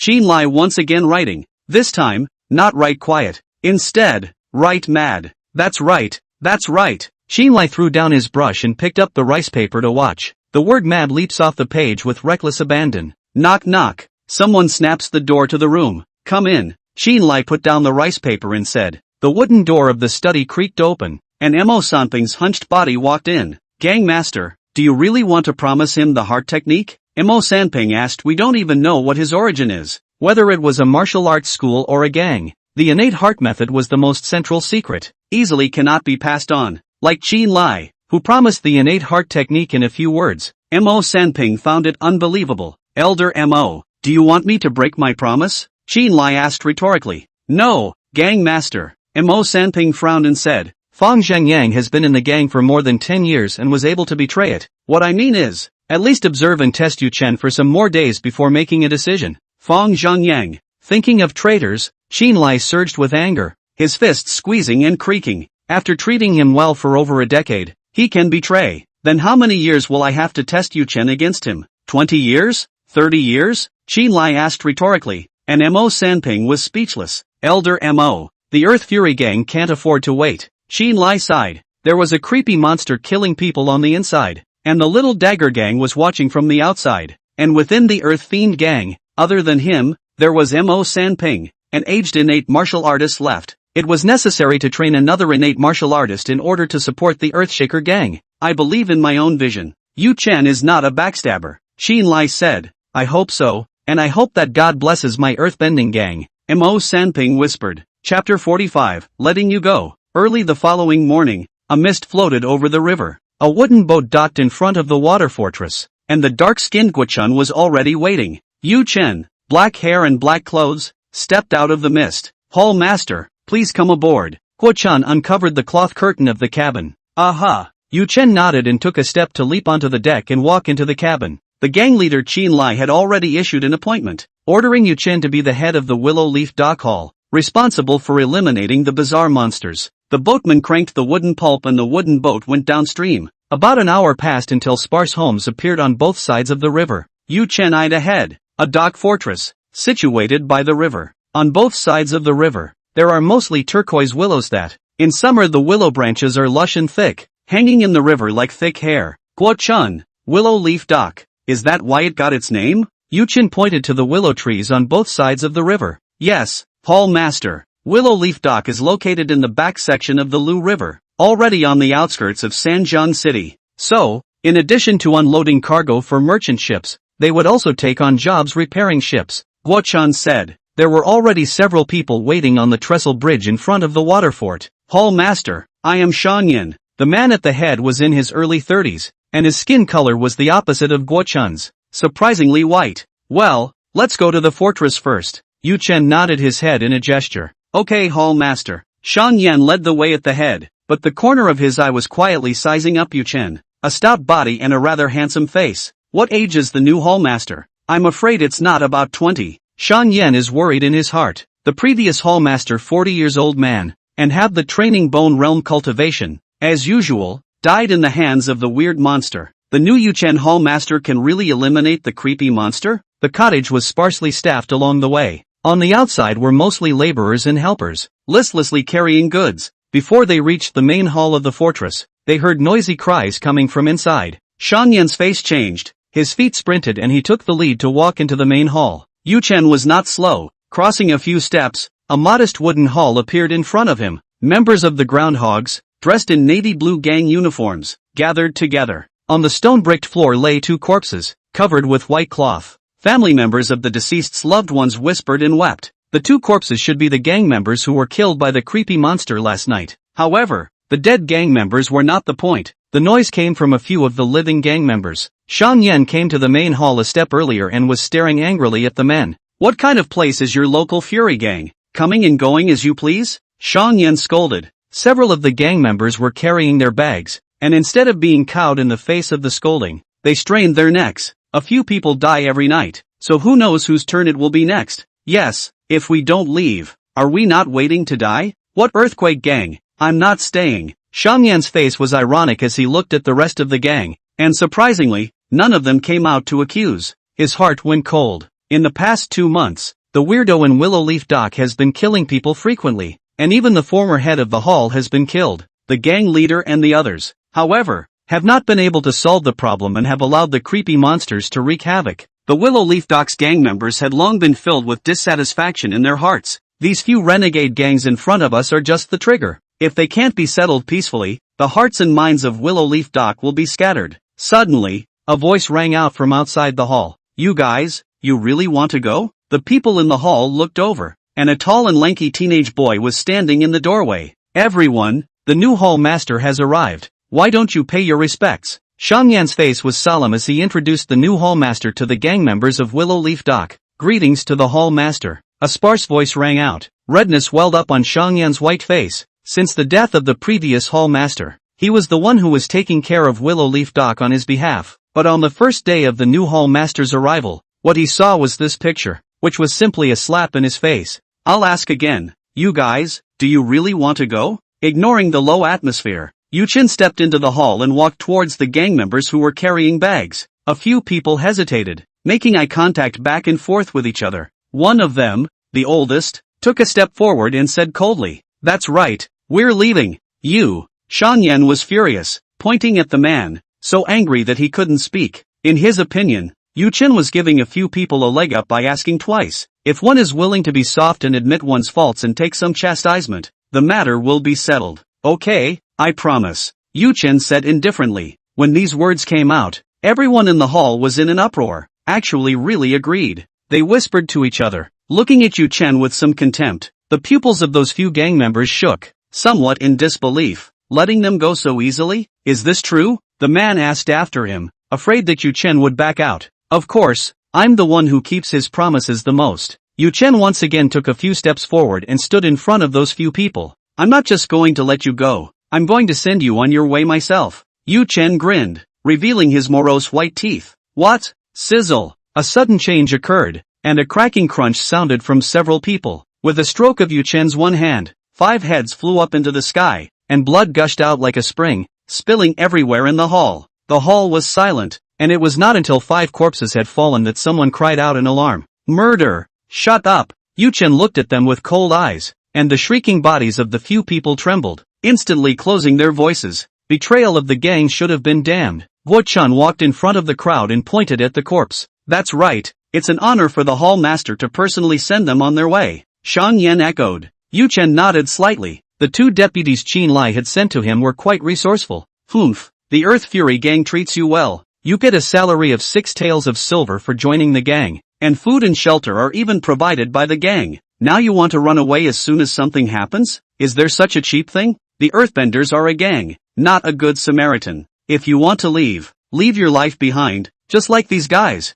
Yu Chen's tone was icy cold, and his gaze swept between the remaining gang members. Everyone who was swept by his gaze felt chills running down their backs and cold sweat rising from their foreheads. They say that creepy monsters are scary, and they now felt that the new hall master was even scarier. Shang Yan. Yu Chen drank low. Subordinate is here. Shang Yan stepped forward and respectfully bowed his hands in obeisance. Another 100 taels of silver to the homes of all the gang members who have died in the past 2 months. The rest of the gang is also compensated with an extra month's pay. All silver money. I'll provide it privately. Yu Chen said. Many thanks, hall master. Shang Yan once again bowed down and responded loudly. Many thanks to the hall master. Inside the main hall, All the gang members bowed down in unison, chanting under their breath. Shan Yan heard a big stone fell to the ground. Originally thought Yu Chen face young. Willow Leaf Dock is another stormy moment. Yu Chen, the new head of the hall, will be unable to sit still. I did not expect the first day to the hall on the job. Yu Chen first to cool means to deter the crowd, and then use the silver money pension. A 1 and a chi. In a few moments, in the hearts of the people of Willow Leaf Dock, an image of majesty and unpredictability was established. Hall Master, please sit down. Shan Yan parted the crowd, revealing the tiger skin cross chair directly above him. Yu Chen's cloak was unfurled and he sat in the center of the main hall. Shan Yan, Guo-chan stay behind. The rest of the gang disperse. Yu Chen ordered. The gang dispersed, and Shan Yan ordered a few people to remove the corpses and clean up the blood. The corpses that were killed by the trickster are left behind for now. I want to check them out, Yu Chen said. Chapter 46, Making Money. Not long after, the door to the main hall was closed, leaving only a few people in swimming. Chen. Shan Yan, tell me what you know first, Yu Chen asked. Shan Yan scratched his head and said with some embarrassment, Hall Master, I'm not afraid to laugh at you. It's been 2 months and I don't know what's happened. Anyway, every now and then, people die in Willowwood. The bodies were all found the next day, except for the last Hall Master who showed few signs of resistance. The other victims, all of them died in their sleep without even a scratch on their bodies. The Hall Master can see for himself. Shan Yan pointed to the corpse on the ground. Aha! Yu Chen got up and lifted the white cloth. The expressions of the two corpses were serene, and the surfaces of the corpses could not be seen as abnormal. Is there a list of the dead? Yu Chen asked. Yes, Hall Master, wait a moment. I'll bring it to you. Shan Yan nodded and took out a pamphlet from the side room. This is the booklet in which the Willowwood pensions were issued. Yu Chen flipped it open to view it, and within a short time, he frowned and asked, all the dead are men? Hiss. Shan Yan sucked in a mouthful of cool air, recalled some, and said, the Hall Master said so, but there is no dead female family. On second thought, what else do the dead have in common? It seems like they're all strong men, Shan Yan said in retrospect. Yu Chen put down the booklet and said indifferently, this creepy monster has some special fetishes. Hall Master, what should we do then? Shan Yan asked. There are some ideas, but we need to wait until dark to implement them. Yu Chen smiled faintly and waved his hand. Go ahead and go about your respective business, and tonight, I'll be sure to take care of the creepy monster. This, Shan Yan froze. Guo-chan poked him in the back before Shang-Ji reacted. The two men bowed their hands and took their leave. After walking out of the main hall, Shan Yan inquired in a low voice, Brother Guo, quickly tell me the bottom line. Is the Hall Master really sure of solving the weird monster? Guo-chan's dark face smiled and said, to tell you the truth, the Hall Master only joined the Earth Fury gang yesterday. What? Shang-Chi was confused. You just joined the Earthshaker gang yesterday, and today you're the head of the hall, and you're here to solve the gang's most troubling shenanigans? Do you see that the means the Hall Master used to fix the gang just now was not much more brilliant than you and I? Guo-chan said confidently. You don't need to think too much. The Hall Master, he has it all under control. Aha! Shan Yan nodded heavily. Inside the main hall, Yu Chen was the only one. He took out a thick booklet, which was none other than the Bright King's secret that he had bought from the treasure pavilion. Quietly, Yu Chen flipped through the booklet and read it carefully. The main points of the Bright King's decisions gong method were much more detailed. Yu Chen flipped through it without any distractions, and by noon, he had only read less than half of it. After a hasty lunch, Yu Chen continued to read, until towards evening. Come on man, Yu Chen shouted. The door to the main hall was pushed open, and a member of the gang arched his hand to receive orders. Prepare a table for 10. Hall Master, is it a banquet for guests? The gang member inquired. No, I'll eat it myself. By order. Although the gang members had doubts, they still ran to the back kitchen to prepare. It wasn't long before a table was ready. Riverside Waterfront Cottage. Most of the dishes served are fish, shrimp and crab, which is not convenient to eat. Should we call air from Nanling City? Yu Chen thought about it. It was really a bit inconvenient to not have a familiar serving around. Calling up the panel, blue light converged in the void. Force 138, speed 111,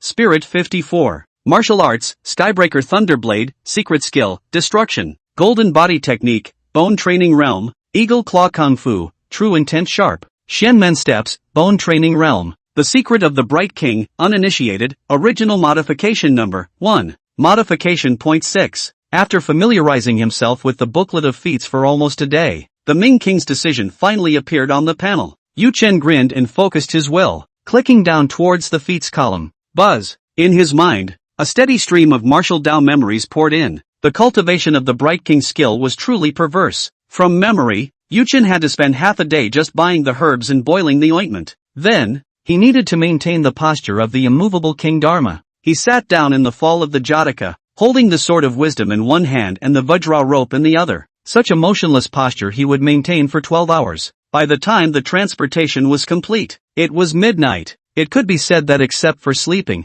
Yu Chen spent the rest of his day cultivating the Ming King's decree. Really let me go into cultivation. This ascetic method of cultivation won't last long, Yu Chen said darkly. The good thing is that all the pain is infused by the panel's thrust. The memories and fruits of cultivation were given to him directly. In just a few short breaths of time, his mind remembered that he had been practicing hard for 20 years. Bear. In reality, Yu Chen's muscles tore through his clothes, and the cultivation of the flesh practicing realm was about to be complete. Buzz. Yu Chen opened his eyes as the primal modification boost ended. It's actually only elevated to the early stage of the tendon training realm, Yu Chen muttered. He had previously upgraded other techniques that were able to raise to the skin training realm in one breath. The Bright King's secret is a leakless technique, and it is much more difficult to cultivate, not something that can be compared to a low-ranked external technique like the Wind and Thunder Palm. After thinking for a while, Yu Chen came up with an answer. Gollum. The fire of hunger rose from his belly, almost draining the blood from his body. Instead of going for the food in front of him, Yu Chen pulled out 2 slices of blood ginseng and ate them. Otherwise he would have fainted straight away. The 2 slices of blood ginseng caused him to maintain his blood qi, and only then did Yu Chen gain some strength in his body as he picked up the meal on the table and put it into his mouth. The leakless technique requires more blood qi to be replenished. With the next boost, regular food will be completely useless. After finishing the table of food, the dusky sunset filtered through the window pane. With time running out, Yu Chen once again focused his will and used his modification points to begin a second enhancement to the Bright King technique. Buzz. The memories came flooding back again, and another 20 years passed. Inhumanly hard cultivation is but a few breaths of time in reality. Yu Chen broke through to the late stage of the tendon training realm. It bulges at the spine, and the grooves of the muscles of the back are more pronounced, giving it a hideous ghostly look. After the revisions were completed, Yu Chen took out the blood ginseng and ate it piece by piece until 5 pieces of blood ginseng entered his abdomen. His qi and blood filled up again. Keep revising. The Bright King technique broke through towards the skin training realm, and the light golden color on his skin faded away as the technique worked. In its place, Yu Chen's skin took on a white jade color. A few breaths later, Yu Chen opened his eyes, somewhat surprised. With this revision, the Bright King skill was only raised to the middle stage of skin practicing. The later you get to the later stages of the feat, the less progress is made on the panel modifier point increase, meaning, Yu Chen needed more modification points. The hunger in his stomach surged out once again, and Yu Chen finished all of the remaining blood ginseng. Luckily, I bought a yellow essence at Jumbo Court. Yu Chen took out the yellow essence and cut it into thin slices in advance. The herbs, the innate mind techniques, all require silver tails. Yu Chen thought about finding a way to make money after solving the creepy monsters in Willow Leaf Dock. As the head of the hall, I'll see what lucrative trades there are in Willowwood first. Emptying his mind of the tumultuous thoughts, Yu Chen looked at the sky. There was still time to push the Bright King technique to the bone training realm. Chapter 47, The Big Fish. Buzz.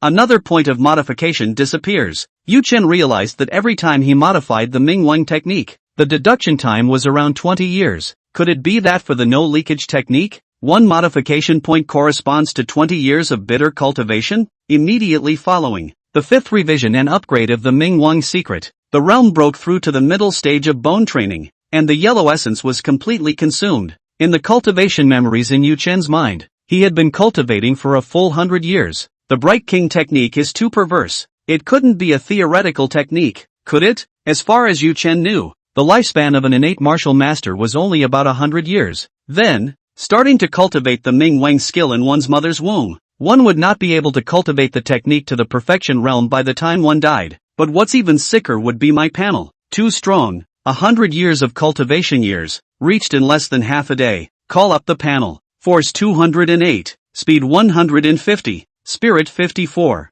martial arts, Skybreaker Thunderblade, breaking, golden body technique, bone training realm, eagle claw kung fu, true intent sharp, Shenmen steps, bone training realm, Bright King technique, middle bone training realm, modification required points 1. Modification point 2. As a leakless technique, The Bright King's decree didn't just boost horizontal defense. Yu Chen's strength increased by 70 points, and his strength value broke through to 200 points. The speed boost is slightly less, also 40 points, and the speed value breaks through to 150 points. Yu Chen stood up, his bones crackling and popping. Lo and behold, no change in height or size. Without running my gongfu, my height should be fixed at over 1 meter 9, and my overall figure should no longer grow.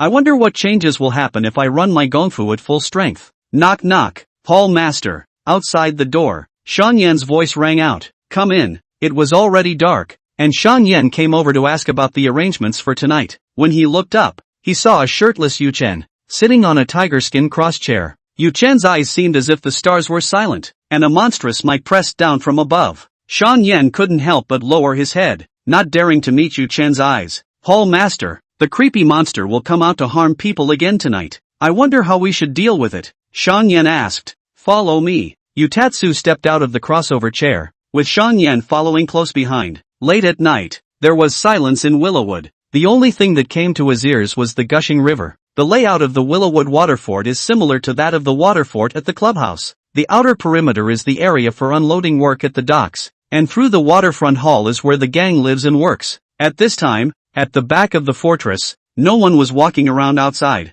Only the red lanterns under the eaves of the house fluttered slightly. All the men in the cottage were gathered together by Yu Chen and slept in several neighboring huts. In one of the rooms, on a bunk, Shan Yan and Guo Chun sleep next to each other. In the height of summer, the tide is hot along the river. Shan Yan stored things in his mind. How can not sleep? In the bunk pancake like tossing and turning. Guo Chun, you said. Shan Yan pressed, wanting to ask out. Don't talk. Guo Chun whispered. The hall master said that sleeping is the only way to attract the creepy monsters. You are not asleep, but still say me? Shan Yan's heart was suffocating. He just wanted to ask if the hall master's plan would work. Lie still even if you can't sleep. Guo Chun finished, shutting his mouth and letting Shan Yan shout. This black charcoal. Shan Yan gritted his back teeth and rolled over to turn his back to Guo Chun. I don't know how much time had passed, but Shan Yan, who had his eyes closed, began to well up with sleepiness. He had been busy all day during the day in order to welcome the new hall master to his office, and his body had long been tired. The sound of the heaving river seemed hypnotizing, and Shan Yan was overwhelmed by sleep and fell into a deep sleep. Outside Willow Leaf Dock, a mass of light-colored black shadows floated up from the water like a fluid, surging down the trestle bridge towards the inside. Within a few breaths, the black shadow appeared in front of the cabin. All the strong men of Willow Leaf Dock were concentrated in the wooden house, and the vigorous blood chi gathered in one place, burning like a torch in the sky. Ha! Think you can escape me by gathering together? The dark figure hemmed and hawed and was about to enter the cabin and pick out his prey for the night. Suddenly, the dark figure's form lurched, and his eyes looked to the front of the cabin. A man lies on a bamboo chaise long and sleeps with his eyes closed. The weather was hot and the man was naked with only a thin blanket over his stomach. What a handsome young man, and the blood chi in his body is even more full and surging. The dark figure hid in the shadows, his eyes scanning. Hey, just pick him, just as the black shadow wanted to act. Yu Chen, who was on the recliner, suddenly opened his eyes. Two beams of refined light lit up in his eyes, and with a turn of his head, he looked towards the corner where the black shadow was hiding. With a single leap, Yu Chen crossed a distance of tens of meters in an instant. The pitch-black corner was empty. It seems to be my illusion, Yu Chen muttered to himself. Without slowing down, he walked back and reclined on the bamboo chair, sleeping with his eyes closed. Beneath the planks, between the interlocking wooden posts, the dark figure reveals its true form. It was actually an old woman with an ugly face, crane hair and chicken skin, with only a few yellow teeth remaining in her mouth. She was wearing a gorgeous palace garment, embroidered with flowers and birds, complicated and gorgeous. There's something odd about that teenage boy. The glint in his eyes alarms me. The crone developed a few scruples and, what she was best at was the art of hiding and sneaking. If even this was seen through by Yu Chen at a glance, then she would be so scared that she would just vanish and never come to Willow Leaf Dock again. However, when she heard Yu Chen's self-talk, she put her heart down again. Just a momentary flash of insight. The crone smiled sorrowfully. On the recliner, Yu Chen closed his eyes as if he had fallen back asleep. In his mind he was sorry. The rod is early and the fish haven't bit yet. I hope I didn't spook the big fish. All the buildings in the riverside water fortress are not built on the ground. Instead, a wooden house was supported by a thick stake, driven into the dirt. The crone circled between the stakes and threaded her way under the cabin. At this moment, the old woman once again transformed into a black shadow, ignoring the blockage of the wooden boards, like a cloud of mist, and directly appeared in the wooden house. In each room of the cabin, 2 members of the groundhog gang slept. After seeing Yu Chen's handsomeness at the door, the old crone felt a few points worse for anyone she looked at the members of the earthbending gang. Until, that is, the crone touched the room where Shang Yan and Guo Chun lived. This man is nice and white-looking. Between Shang Yan and Guo Chun, the crone's gaze shifted to stare at the sleeping Shang Yan. Sangam's old home is located at the foot of Mte. Every summer, the weather is very hot. Shang Yan always run to the mountains with his fellow village partners. The streams in the valley were cold and he would spend the whole day soaking in the water. With a plunge into the water, as he surfaced, Shang Yan looked from side to side. In a flash, those partners disappeared. Within earshot, there were no more sounds of playfulness. The entire valley was suddenly awfully quiet. Overhead, the clouds were thick, and before he could get out of the stream, the pouring rain poured down. It crackled and hit his skin. Sangam couldn't find any clothes, so he wore a pair of shorts, barefoot, and walked down the muddy mountain path. It was getting darker and darker, and the rain was getting heavier and heavier. The temperature began to drop and he hugged his arms, shivering. But, looking around, I couldn't see a single familiar sight. Where is there a way home? Shang Yan's body was cold and his heart panicked. The darkness of the mountains seemed to swallow him up. Suddenly, a compound appeared in the middle of the dense forest. Chapter 48 Discoveries. Moss is all over the place and the brickwork is rotting. The young Shang Yan was afraid in his heart and had no other way to push the door and walk in. The compound was full of weeds that stung the soles of his feet. A candle flame peeked out of the main room, and a woman's voice came from inside. Baby, go to sleep. Go to sleep quickly. Shang Yan, who had been drenched by the heavy rain for a long time, couldn't help but walk towards the candle flame, wanting to obtain a trace of warmth. Literary, squeaky clean, pushed the door in. Inside the compartment, a woman had her back to him, wearing her hair in a bun and a flashy palace dress. Her arms were wrapped around her and she was rocking the infant in the crook of her arm. You're disturbing the baby. The woman didn't turn around and whispered. Sangam froze in the doorway. Not a trace of warmth from the candlelight in the room, and a deeper chill poured out of the room. Knock knock. With inexplicable fear in his heart, Shang Yan couldn't help but take 2 steps back, making a dull stomping sound. I said, you're disturbing the baby. The woman turned around, revealing her pretty face, and the baby she was holding in her arms was sleeping soundly. Yes, sorry. Shang Yan's hanging heart dropped slightly, and he couldn't help but open his mouth to apologize. You are annoying the baby. The woman still repeated the words as she stood up and looked straight at Shang Yan. Suddenly, the thud came from behind. The courtyard door suddenly closed. When Shang Yan turned his head again, a miserable white face was plastered in front of him. Ah! Sangam shrieked out in shock and the woman, holding the child, said sorrowfully, you're disturbing the baby. Hey, the baby is waking up. Shang Yan looked down and was so shocked that his soul flew into the sky. In the woman's arms,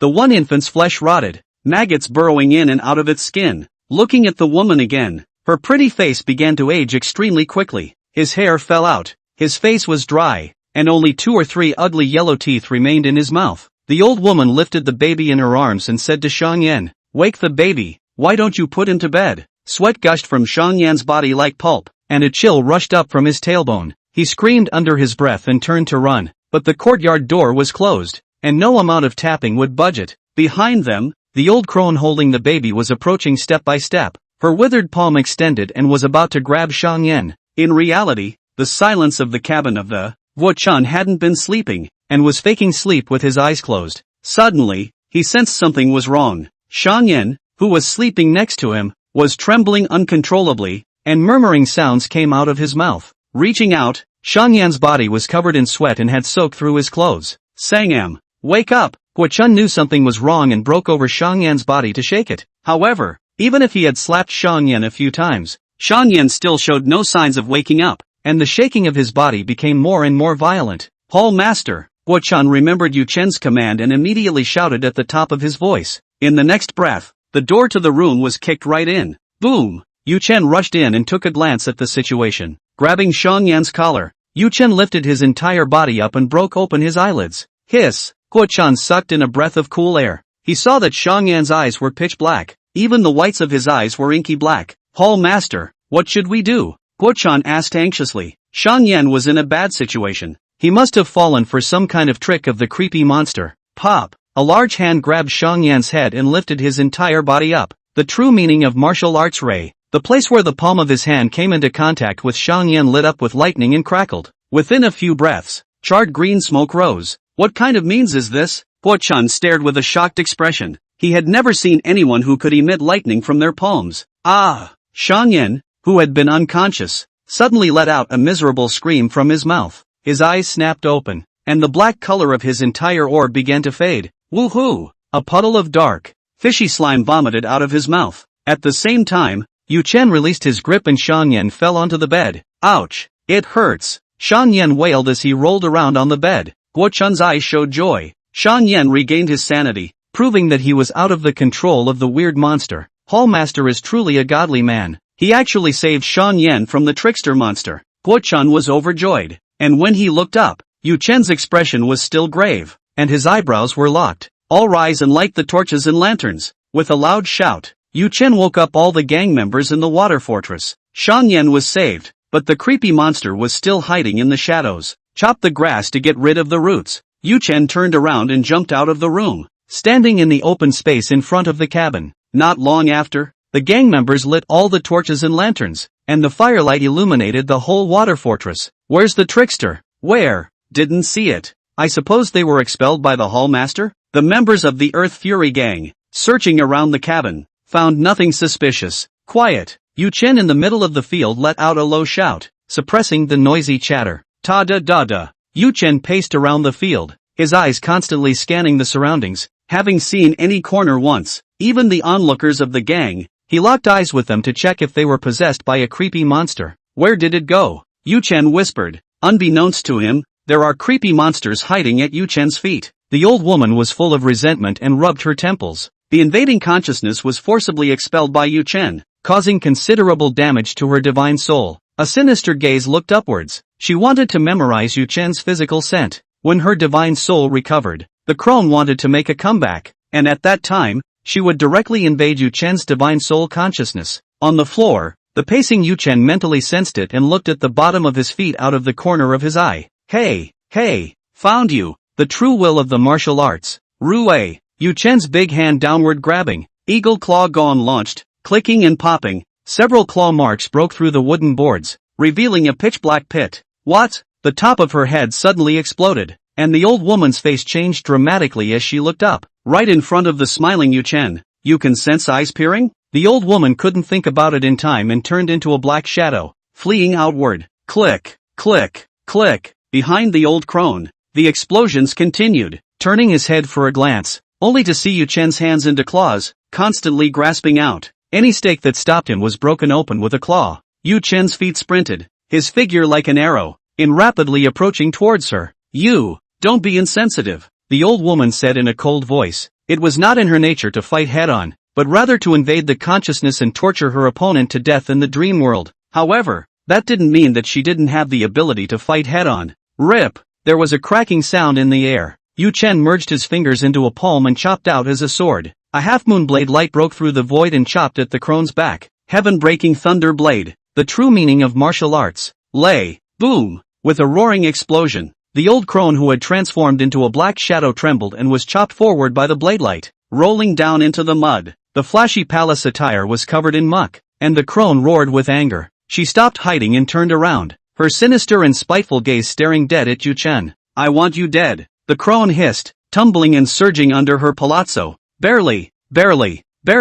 A scarlet tentacle pierced through the palace dress and lashed wildly like a whip. At the tip of the small arm-thick tentacle was a black spike. The crone looked like a bizarre octopus, lifted up by the tentacles. Chapter 49, Smile Even Better. Click, click, click. The tentacles twitched and the black spikes at the top cut the thick steak in two like a knife slicing through tofu. A smile tugged at the corners of the crone's mouth and, every time he showed his true form, just this ghastly appearance alone could scare the hearts of humans. Hey! Yu Chen grinned a big mouth, revealing his morose white teeth without the slightest bit of fear. Transformation, huh? It just so happens that I've practiced a new kung fu, and I'd like to see the effect of the transformation. Tear it up. The first thing that skyrocketed was height as soon as he ripped his upper body. 2 meters, 2 meters 1, 2 meters 2. Yu Chen's height skyrocketed to 2 meters 2 before stopping. The muscles were staggeringly exaggerated, one bulging like granite, After cultivating the Bright King skill, his complexion changed from a light golden color to an alabaster color. On his back, large spinal tendons bulged under his skin, as if something was about to break out from under it. Sharp claw-like palms grasped a stake that, 10 fingers exerted force, and the stake was clutched into wood shavings. The power. It's fascinating. Yu Chen showed a mesmerized expression. Across the room, the crone's expression froze, her mouth open and her eyes wide. She couldn't be sure whether the Yu Chen in front of her was a ferocious monster or a martial artist. It took a ferocious monster to possess such an exaggerated physique. But on Yu Chen's body, there was a rushing power of qi and blood coming from the sky. The majestic qi and blood that uniquely belonged to human martial artists. I know what you want to ask. Yu Chen lowered his head and took a step towards the old woman. I will show you with my actions that I am human. A human with one heart for martial arts. The crone danced all over her tentacles, and smiled an ugly smile that, needless to say, that expression was telling Yu Chen that she didn't believe that Yu Chen was human. You have an ugly smile. It's not bright and sincere at all. The handsome face became hideous. What Yu Chen hated the most was to be treated as a ferocious monster. So die for me. Bang! A large crater exploded under his feet, and his figure surged forward. Yu Chen was like an ancient savage beast, filled with brutality and dominance. Sharp claw-like hands keep blasting away. Shasta, claw marks, blade lights, and palm prints filled the void. Ha, Budo? The old crone's smile did not diminish in the face of the roiling attacks. It was because she saw that what Yu Chen was making was all human martial arts moves. It's just shitty fisticuffs. Scarlet tentacles darted and stabbed like sharp arrows, and the black thorns at the tips of the tentacles shone with a cold light. Boom! Whisper! Throat! In a few breaths of time, the two sides exchanged dozens of rounds, and the sound of crashing and roaring was undecided. The aftermath of the battle continued to destroy the wooden stakes around them. Above the water fortress, Guo Chun helped Shan Yan out. Their eyes were extremely wide as they watched the buildings of the water fortress continuously shatter and collapse as if they were being lapped by a huge wave. Beneath the wooden planks, which were already dim, the aftermath of the battle raised thick dust. It's hard to see what's in front of you. The scarlet tentacles seemed to be endless, attacking the front indiscriminately. After all, Yu Chen only had a pair of sharp claws. How could he defend himself against the roaming tentacles? Jia jia jia jia. In the thick smoke, the crone let out a strange laugh. She was sure that just a few short breaths ago, the black spikes of the tentacles had pierced through Yu Chen. What a pity that the handsome young man died just like that. The crone scat out. Phew! A stream of air rolled up and cleared the sky of smoke and dust. The iron tower-like body gradually became clearer in the smoke and dust. You're laughing. Really hard. Yu Chen waved his hand to disperse the smoke and looked at the old crone in disgust. What? The old woman's face changed drastically and was filled with shock. The Yu Chen in front of him, exaggerated to the point of excessive muscularity, was jade-like skin, her tentacled black thorns, which can easily penetrate gold and iron. However, on Yu Chen's skin, there wasn't even a single scratch left. What kind of monster are you? The crone swallowed hard, only to feel her throat dry up. I told you, I'm human. The veins on Yu Chen's forehead bulged, and his anger was like substance, burning in his eyes. Die! True intent of martial arts armor breaking. His body exploded, and when he was still in mid-air, the blade light in Yu Chen's hand chopped out, containing the true meaning of armor breaking. Rip rip rip. Several tentacles that tried to block were cut off by the blade light, as dry as a knife cutting through tofu. The old woman's face was horrified, and in her heart, she was terrified. She reversed her stance and tried to flee. However, his torso choked violently, and when he turned his head to look, Yu Chen grinned widely, revealing a smile full of white teeth. Yu Chen's hands were tugging on the scarlet tentacle to prevent her from escaping. Break it for me! Yu Chen low roar. Back muscles of the formation of a hideous ghost face. The muscles of the arms once again rose a circle. Under the skin of the sinews like a small snake rumbled and snaked. The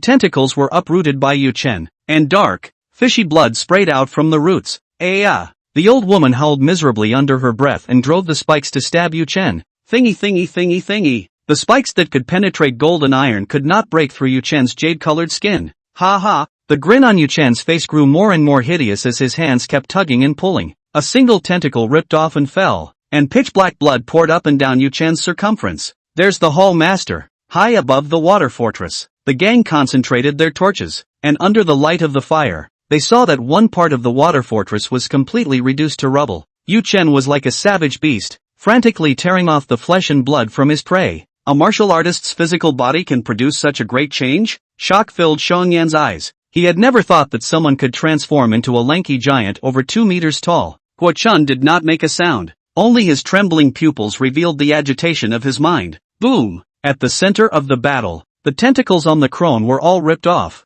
and Yu Chen blasted out with a punch, slamming her into the ground. Bang! The crone's chest shattered, her head spinning. She didn't wait for her to react as the sheltering body blocked her view and a clawed hand reached out, tugging at her head and lifting her out of the mud pit. I'm going to make you smile even more. Yu Chen grinned. One hand grasped the crone's head and the other grabbed her chin. Then, a hard yank. The crone's eyes glared extremely wide as she flailed and struggled in agony. But all resistance was useless. Her mouth was ripped open in its entirety, as if she were laughing wildly. Yu Chen was grinning back, and his hands continued to push harder. Rip! The entire jaw was torn off and dark blood spurted out. Having lost her vocal cords, the crone was so terrified that she couldn't even scream and howl in misery. Boo! With a lightness in Yu Chen's hand, the crone's body turned into a black shadow and fled in desperation. Kill! With both hands chopping out. Several slashes of light cut through the void and chopped at the black shadow. Barely, the black shadow was chopped into several pieces, and the scream of an old woman was heard. However, in the next breath, the black shadows condensed and converged, escaping again. What I hate the most is the Yin spirit with great resilience. The two chased and fled, rushing out of the water fortress, and Yu Chen chased her into the dense forest along the shore. On the way to the chase, Yu Chen kept bombarding, but it did little damage to the black shadow. Jie, you can't kill me. If you are a ghost master, you can have countless means to leave me behind. A mere martial arts path can't hurt me at all. The old woman smiled arrogantly and strangely. Chapter 50 Secret Techniques. Die for me. Yu Chen chilled his voice and drank low, his face hideous and terrifying. A ray of lightning floated out of his body and hovered and danced on his right arm. The old woman, who was fleeing, suddenly felt a chill down her spine, and a warning sign of a life and death crisis surged to her heart. The lightning on Yu Chen's right arm converged into one place and fused with the armor-breaking true intent, transforming into a lightning blade. The secret technique of destruction. Barely, the blade cut through the void and viciously chopped at the crone's back. No! A miserable howl rang out, and the black shadow dissipated, revealing the crone's true form. Barely, pieces of flesh and blood fell from her body as she looked on in despair and, subsequently, every piece of flesh and blood was penetrated by lightning and exploded into pieces. Until the end. Boom! There was a roar and a blinding flash of bright light. The old woman's body completely turned into flying ash, never to be recovered. Ding! A bracelet, not gold or jade, fell from midair. Yu Chen's pupils shrunk as he stepped forward to pick it up. Taking it in my hand and rubbing it, I didn't notice anything unusual, but it was the fact that the material was very strong that kept it from being destroyed in the secret technique. Is this, on the inner rim of the bracelet, etched with a pattern that appeared to be some sort of flower. The bracelet and the flowers, what do they represent? A strong feeling of weakness interrupted Yu Chen's thoughts. Making a move to break the secret technique almost drained the qi and blood from Yu Chen's body. His head was now foggy and he couldn't muster a few moments of strength. Click here, a little farther away. There was the crunching sound of branches and bushes snapping, and the faint light of a fire filtered into the dense forest. Hall Master! Hearing the shouts, Yu Chen's heart was slightly calmed. In a few moments, the dark-faced Guo Chun, with a team of men, appeared before him. Several people sheathed their swords and looked around warily. No need to look. The trickster has been killed by me, Yu Chen said. There wasn't much chakra left, and he couldn't maintain his 2-meter-tall fighting stance. His body fell back and changed back to his appearance of 1.9 or so. Guo Chun stared around in disbelief. Many brightly colored pieces of cloth hung between the branches after being destroyed by the aftermath of the battle. Creepy wore a fancy palace dress, and now there are pieces of cloth all over the place. The hall master blasted the creepy monster to pieces. After understanding the battle, Guo Chun, who had always had little expression, was all full of excitement. He raised his long sword high and shouted, "Hall master is mighty!" The rest of the gang was also energized and followed by raising their swords and shouting, "Hall master is mighty!" Back to the cottage. Yu Chen took a step and led the way towards the water fortress. Gotcha! Guo Chun led the gang and followed respectfully. It wasn't long before the water fortress was just ahead of us. Xiangyan was pale and dragging his weak body. He was directing the gang to clear the ruins. Hall master! At the first sight of Yu Chen, Xiangyan fell to his knees in obeisance. "Thank you, Hall master, for saving my life." Shan Yan shouted under his breath. If it wasn't for Yu Chen's timely intervention to get rid of the creepy monster that had invaded his dream world. So now, Sangam is a corpse. Get up and have the back kitchen make a table. Yu Chen didn't care about the chores in the fortress and headed straight inside. Gotcha. Shan Yan got up and hurriedly ordered the gang to go to the back kitchen to cook. Seeing Guo Chun right at the back, Shan Yan went up and asked, was the creepy monster chased away? Drive away?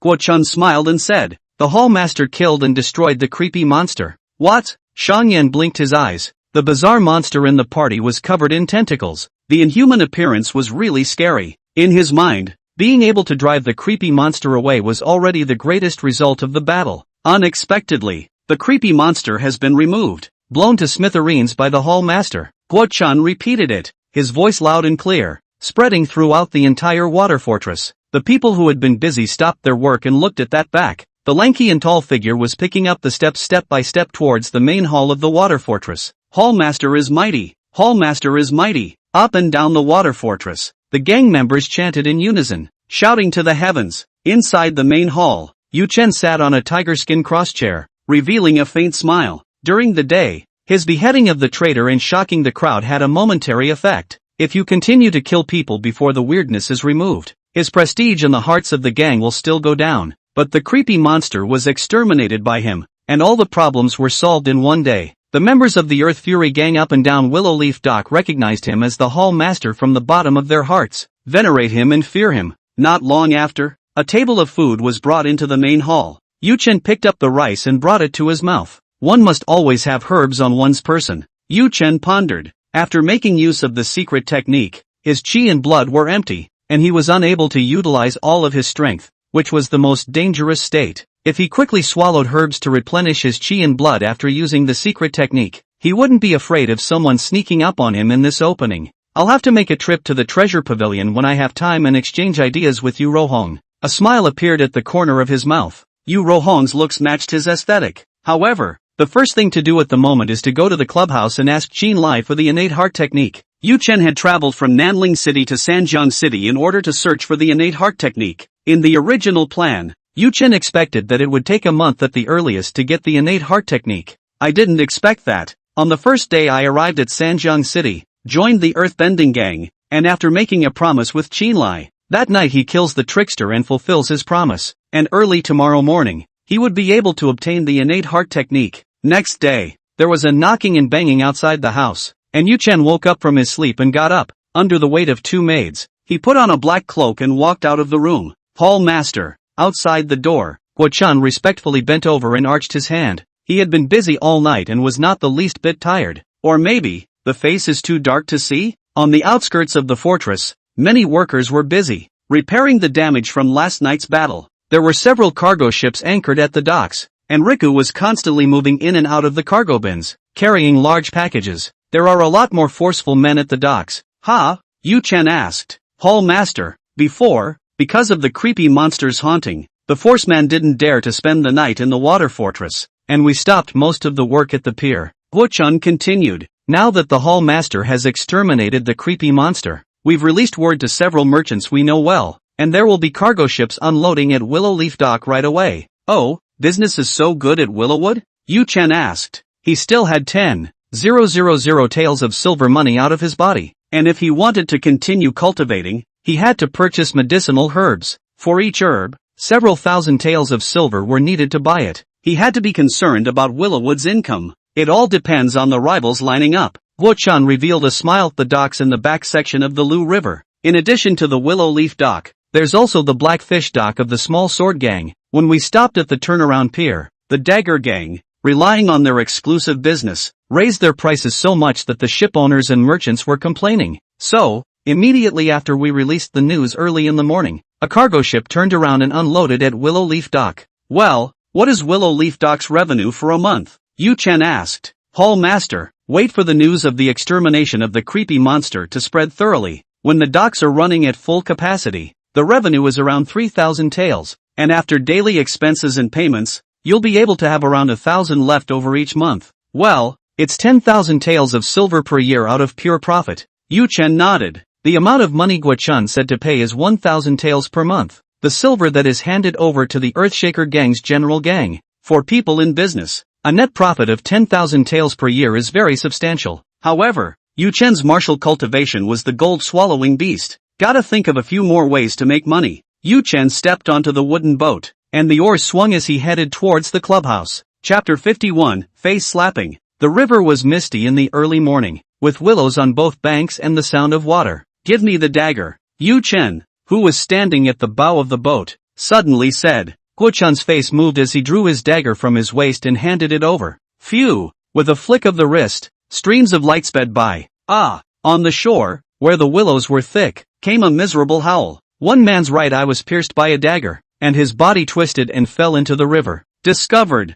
Go! Several figures rose up in the darkness, running for their lives. How dare you? Guo Chun frowned with both eyebrows and let out a low gulp. He leapt out of the wooden boat in one step, tapping his toes on the water, and within a few steps leaped to the shore, chasing wildly towards those few people. After about a quarter of an hour, Guo Chun's long sword dripped blood and stepped through the water to return to the ship. Hall Master, it's from the small dagger gang, a few minions who came to spy. Guo Chun bowed his head and reported. Aha! Yu Chen didn't care. With two marinas, if one is doing well, the other must be doing poorly, so it's only natural to come here to find out what's going on. It's just that they weren't too lucky to meet Yu Chen. Half an hour later, the Earthbending Gang's compound. As the chief gang's residence, the water village was quite a bit larger than Willow Leaf Dock. The outskirts of the water fortress are also a marina, where countless freighters dock. Forceful men came and went, putting their loads on their shoulders and placing them on the wagons aside. The many Lifu workers gave rise to the prosperity of the docks. Here,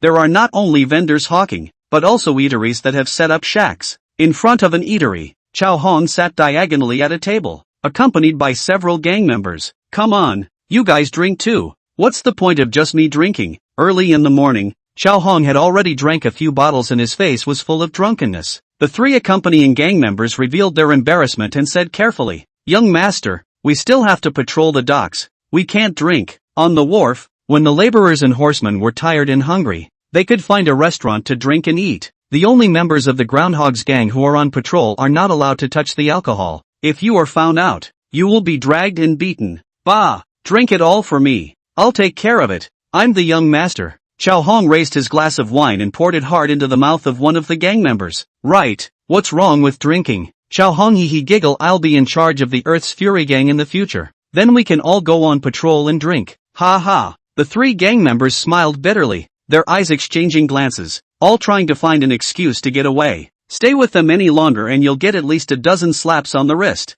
Ha ha, look who's here. Chao Hong's eyes glowed as he suddenly stood up. He saw on the pier, Yu Chen and Guo Chun stepping off the wooden boat and walking inward. Oh, it's only been a day and you're back to bring in help? Chao Hong carried a bottle of wine and stopped in front of Yu Chen. Young gangmaster, we have important matters to seek out Lord Gangmaster. Please make way. Guo Chun stepped out and held out his arm, trying to get Chao Hong out of the way. Pop! As soon as Chao Hong opened the arm that stopped him, he revealed a sneer. Mentioning my father's name will keep me down? Yu Chen. Yesterday he was talking big about eliminating the creepy monsters. Ran back early this morning, scared by the creepy monster. Or to beg my father to change positions and replace you as a hall master at Reedwood. Yu Chen looked down. Chao Hong was full of alcohol and acted ridiculously. Clam, you say it? Feeling ashamed. You can't answer, can you? Chao Hong came closer and tried to say something. Looking up, he found Yu Chen looking at him indifferently, the murderous aura in his eyes piercing the back of his spine and dissipating 7 points of his drunkenness.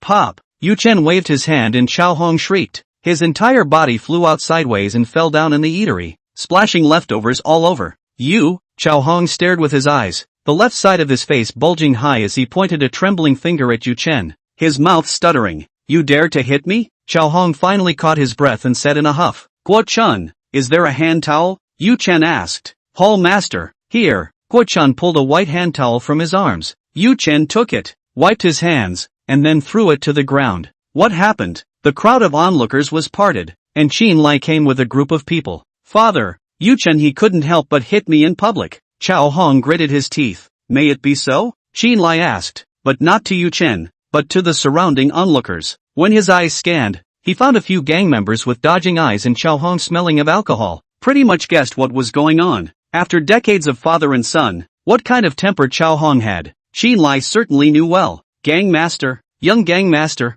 he slandered the hall master. and only then did the hall master step in to teach him a lesson. Guo Chun, who was on the side, said archly, "Smear?" Without waiting for Qin Lai to open his mouth, Chao Hong jumped up and said with a twitching face, "What have I slandered him for? Didn't he come back to the general gang's quarters early in the morning to beg my father after things went wrong? I'm the young gang leader, and I can't say a few words about him." "Shut up!" Qin Lai frowned and let out a low gulp. What Qin Lai had anticipated in his mind was similar to what Chao Hong had said. Last night at Willow Leaf Dock, Yu Chen must have suffered a loss and felt remorse, so he returned to the clubhouse to discuss how to make things right with him. Yu Chen's martial arts talent is extremely high, and it's normal for a teenager to be a little arrogant. Having suffered a loss this time, we can instead sharpen our hearts, and in a few years' time, the Earth's Fury Gang will surely produce an innate realm martial artist. It's just that it's okay to say such degrading things behind closed doors. As a result, he was stabbed by this rebellious son in public. No wonder Yu Chen slapped him.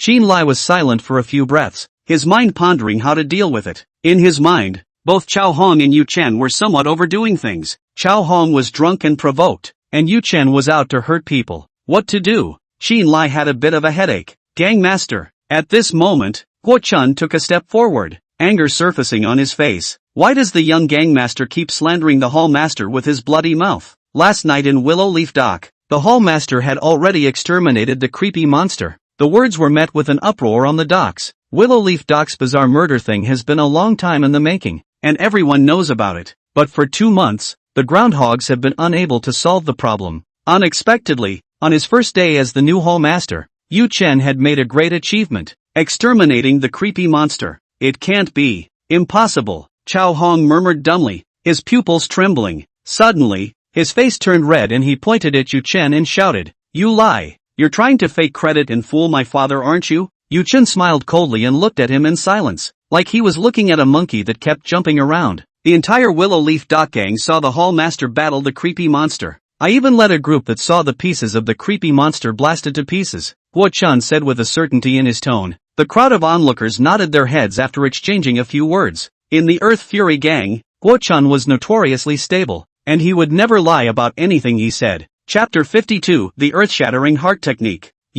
Chao Hong wanted to say something else, but his face was suddenly hot and raw. Pop! Clear slap marks appeared on the other side of his cheek. This time, the one who hit him wasn't Yu Chen, but Qin Lai. "Take this rebellious son back to the inner fortress and spend 2 months behind closed doors. Not allowed to come out." Qin Lai droned in a low voice. "Father." Chao Hong covered his cheeks and trembled. "Get out." Qin Lai pointed with his big hand, and 2 gang members came forward, dragging Chao Hong by the arm and pulling him out of the crowd. This rebellious son. Qin Lai's heart was on fire. If Yu Chen didn't kill the trickster, then Chao Hong and his dispute could only be broken 50 times each. However, Yu Chen had taken great credit for blasting the creepy monster in one night. On the contrary, Chao Hong, in front of so many people, slandered a meritorious official. What a disgrace to his old face. "Brother Yu, this rebellious son, I will definitely teach him a good lesson. I hope you won't take it to heart." Qin Lai arched his hand and said in a low voice, "A little something,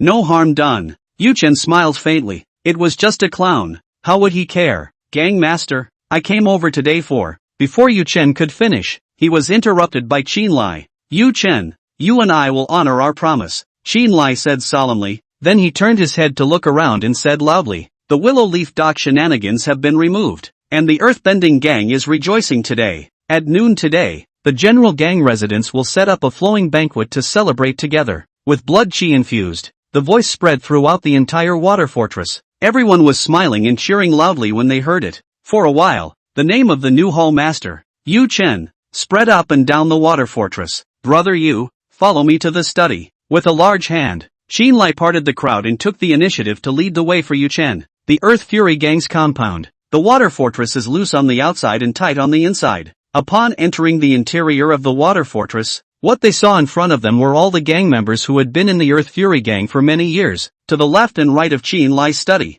there were even many hidden sentries buried. Walking into the study, Qin Lai boiled water and made tea. "Here, have some tea." Receiving a cup of strong tea, Yu Chen tilted his head and drank it. "Brother Yu, I see that you don't like tea?" Qin Lai asked. Yu Chen nodded, preferring to take big gulps of cold white water. "It's too much of a hassle to boil and brew again. I, too, have gotten into the habit of drinking tea to refresh myself because there's so much going on in the gang. As a result, The tea is getting stronger and stronger, Qin Lai said with a smile. Gang master? Why is the young gang master's surname Chao? Yu Chen asked. It was a question he'd wanted to ask for a long time. Father and son, not only do they have different surnames, they even look much different. Chao Hong is not my real son. He's a righteous son I recognized, Qin Lai said. His answer, on the contrary, made Yu Chen's questions grow even more. It's nothing to recognize a righteous son, but why did you let Chao Hong be the young master of the Earth Fury gang? With Qin Lai's status,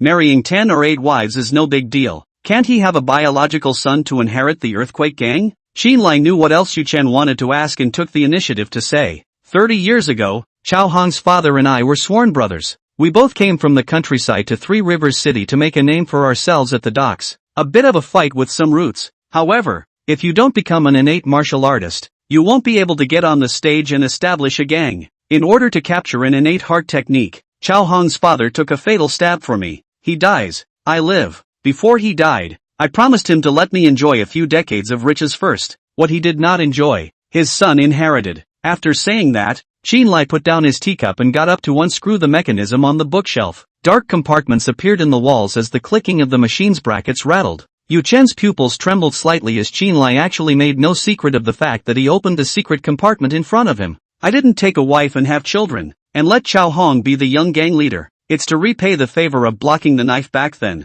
And what my brother fought for with his life is this earth-shattering heart technique. From a hidden compartment in the wall, Qin Lai took out a stack of books, 4 in total. On the book cover of the pamphlet, there were 4 big words written on the earth-shattering heart technique. The heart method you first bring back to Willow Leaf Dock. Remember to carry it with you. Read all of it and memorize it. Then return to the general gang to return it to me. Qin Lai pushed the booklet of heart techniques forward and said, Gang master, I would like to ask, why do you trust me so much? Yu Chen frowned. It's only been the 2nd day since he joined the Earthbenders. The innate heart technique, which was the foundation of the Earth Fiend gang. Just let him bring it back. What if he takes it and runs? I'd like to bet on it. Qin Lai whispered with a sigh. The Earthbending gang, too, has reached a point where it has to gamble. Oh, is the situation of the Earth Fiend gang that bad? Yu Chen asked. Yu Chen hasn't been to any of the other sects of the Earthbending gang, judging from the general gang water village alone, as well as the Willow Leaf Dock water village.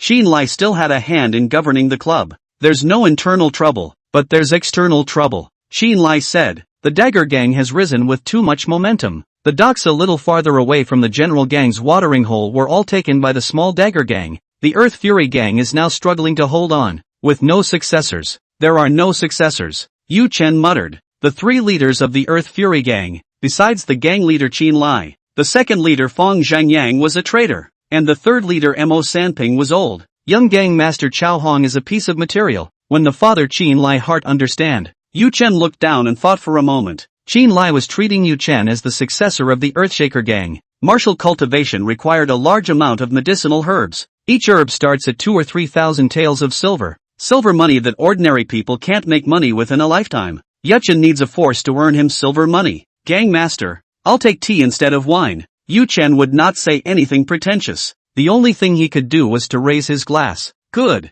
Qin Lai grabbed the teacup with his big hand and clinked it with Yu Chen. Both of them tilted their heads back and drank. Gang master, what other external skills can the gang practice? Yu Chen asked. To him, the more feats the better naturally. Yes, what the gang members uniformly cultivate is an external skill called Poison Dragon Hand. Qin Lai replied, but he frowned and continued. When you killed Fong Zhangyang, that ability to change your body when you killed him, you should have practiced multiple external arts. Right. Yu Chen nodded. Qin Lai wasn't surprised and continued. Cultivating multiple external arts is capable of stacking growth in martial strength. However, it is unfavorable for the later stages of cultivation in the innate realm. And please help me answer? Yu Chen raised both eyebrows. Before coming to Three Rivers City, he had never come into contact with an innate realm martial artist and had no idea that there was such a saying. The initial cultivation of the innate heart technique is to use the heart technique in conjunction with the breathing technique to strengthen the 5 viscera and 6 bowels and wash the physical body. Thereby,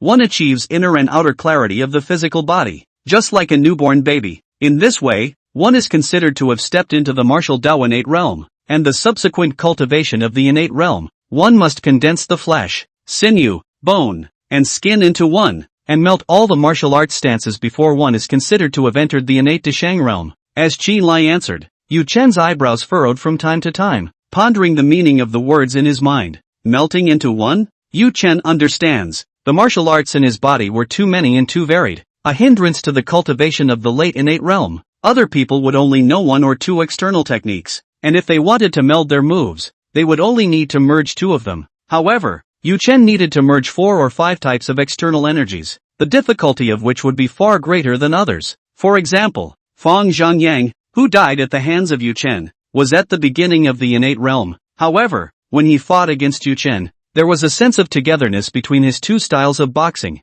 Yu Chen, don't cultivate any other external martial arts. Xin Lai persuaded. He wanted Yu Chen to go farther in the martial arts. Gang Master, I understand. Yu Chen nodded his head, without the slightest worry on his face. Instead he had an expression of eagerness to try. Will the panel boost be able to break the barrier? Yu Chen said darkly. The gang affairs of Willow Leaf Dock can be handed over to Guochan and Shang Yan to take care of. If the small dagger gang comes to pick a fight, the third leader will come to your aid. The most pressing thing for you right now is to cultivate with all your might and break through to the innate realm. Xin Lai said. No matter how strong the strength of multiple external techniques stacked on top of each other was, after the age of 40, the strength would be greatly reduced as the body's functions declined. The only way to enter the innate realm is to have strong internal organs and long breaths, and to be able to maintain the body's optimal state all the way through. Therefore, one could not hold up a party's power until one was at the ascended realm. Yu Chen, strive to break through the innate realm before you turn 20.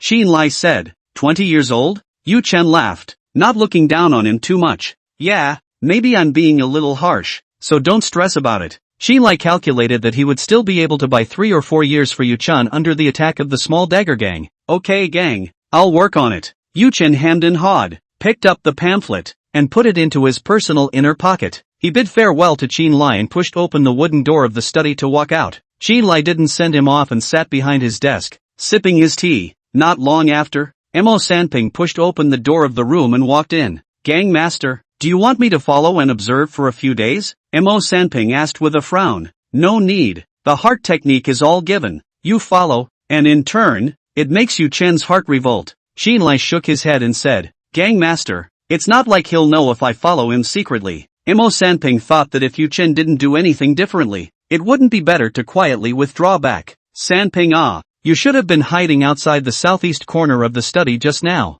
right? Xin Lai asked. Gang Master, you've broken through the realm? Mo Sanping didn't think much about it and just assumed that Xin Lai had discovered him. Oh, not me. Xin Lai shook his head and smiled. Hiss. Mo Sanping's eyes rolled and he sucked in a mouthful of cool air. Was it Yu Chen who found me? Chapter 53. Lu Jiang, Blackfish Dock. In the hall's eunuch chair sat a tall, thin man, about 40 years of age, with sunken cheeks, a greenish-white face, and a pair of triangular eyes that looked grim and ghastly. Fourth Lord, the item you asked for is here. A gang member came carrying a sack. The one placed in the sack appeared to be alive, writhing and making whimpering noises. Open, he spoke coldly. This person is the fourth leader of the small dagger gang, Ma Pang. The dagger gang members unraveled the sack and poured out a young girl from it. The young girl was in her late teens, dressed in rough clothing, and appeared to have been taken from the village. At this time, the young girl's hands and feet were tied with twine, and her mouth was stuffed with cloth.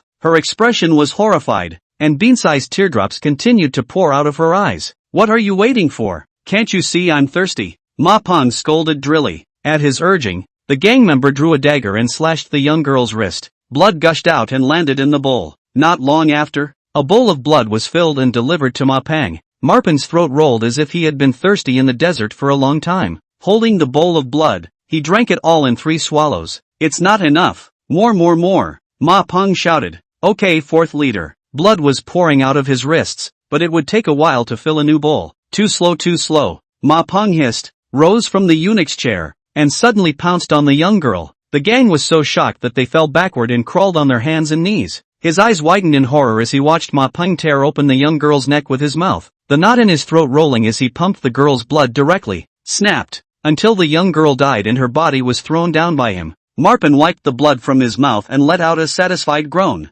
This is the way to drink. Turning around and sitting back in the eunuch's chair, Ma Pang asked as if nothing had happened. Where are the scouts sent out? Why haven't they returned by noon? Just then, clunk, someone pushed open the door and walked in quickly. Fourth boss, the scouts that were sent out have all folded. Blackfish Docks Hallmaster. Zhang Zhou knelt down and arched his hand. Waste. Ma Peng gulped and cursed. Cold sweat broke out on Zhang Zhou's back as he peeked out. Ma Peng had a bad expression on his face and seemed to be staring at his neck. Fearing that he would fall into the next blood-sucking object, Zhang Zhou hurriedly said, Fourth Lord, the news has come through. There's a new hallmaster in the earthbending gang who solved the creepy monster in Willow Leaf Dock. Now that Willow Dock is picking up business again, the work at our docks is. Zhang Zhou's voice got smaller and smaller. Business is being robbed, is it? Ma Peng's triangular eyes dangled and he slapped the armrest. Zhang Zhou lowered his head, not daring to answer. The Earth Fury gang doesn't know what's good for them. There are only 2 old guys left and they still dare to go against the small dagger gang?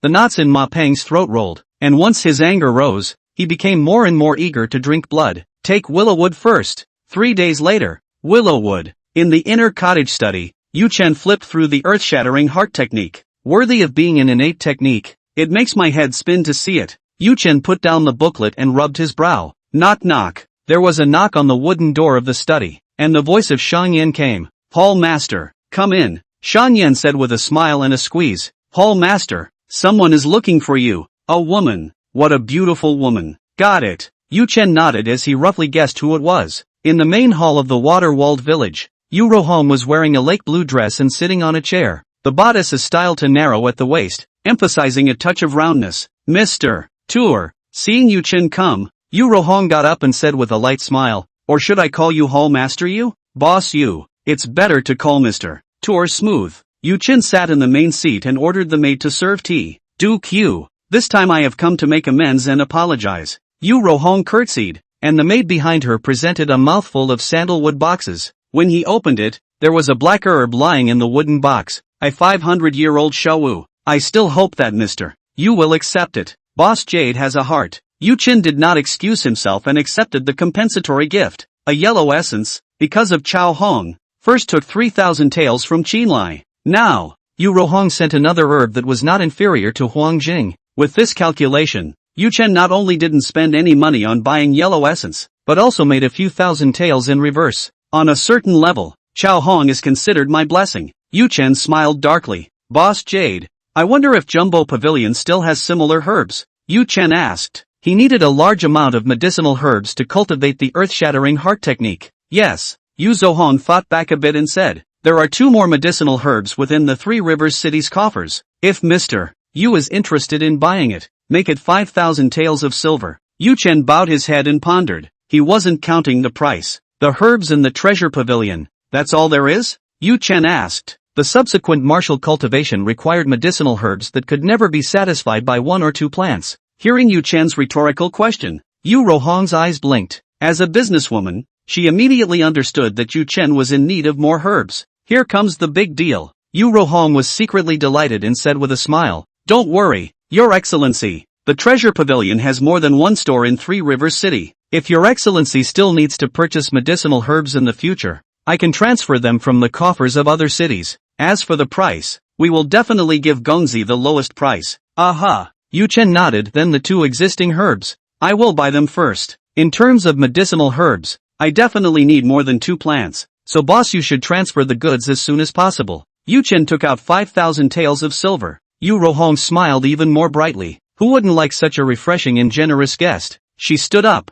moving her slender legs and holding her hands out. The silver ticket was placed in her hand, and Yu Rohong was still not honest and blatantly touched Yu Chen. Duke, Yu Rohong winks so and exhales. Come sit in the treasure pavilion when you have time. Don't worry Boss Jade, I'll be sure to take a seat. Yu Chen sat in the cross chair and looked down at her. The aggression in her eyes was undisguised, like she was going to eat her next. In the face of such domineering eyes, Yu Rohong was not annoyed in the slightest. The charm on her face looked like it was about to drip out of the water, and her legs couldn't help but clench. My lord, the herbs you bought will be delivered to Willow Leaf Dock as soon as possible, Yu Rohong said quickly, turned around and trotted out of the main hall. If we stay any longer, I'm afraid I'm going to lose my mind. It was not until she walked to the periphery of the water fortress that Yu Rohong's thumping heart calmed down a little, and with unnatural steps, she walked into the cabin. Inside the hall of the water fortress, Yu Chen looked at the hastily departing back, a smile at the corner of his mouth. Shang Yan,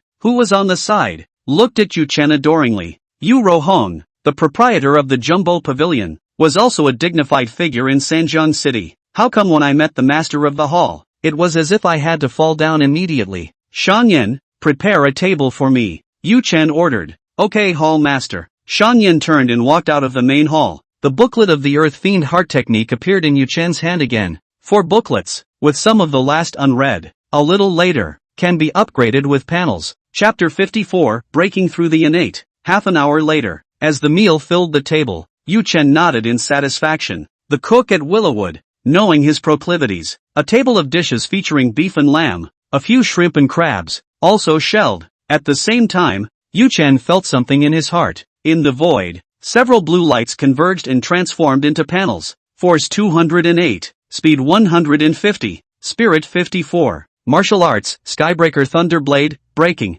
Golden Body Technique, Bone Training Realm, Eagle Claw Kung Fu, True Intent Sharp, Shenmen Steps, Bone Training Realm, Bright King Technique, Middle Bone Training Realm, Modification Required Points 1, Earthly Fury, Uninitiated, Original Modification Number 1, Modification Point 6. The crone creep killed last night is in the realm of the nightly ghosts and gets 4 modifier points. Now Yu Chen has a total of 6 modifier points. In the martial arts column, both the Bright King Technique and the Earth-Shattering Heart Technique could be upgraded. I wonder how the panel is upgraded for the innate mind. Yu Chen felt that he would first raise the Earth-Shattering Heart Technique. Concentrate your mind and click down towards the Earth-Bending Mind. Buzz. In his mind, countless cultivation memories began to pour in. The word Earthly Fury in the Earthly Fury Mind Technique comes from the astrological signs. In the night sky, there are 36 stars of the Big Dipper and 72 stars of the Earth. The Earthly Star, the Lord of Murder. To cultivate the Earth Fury Heart Technique, one must first practice the breathing technique,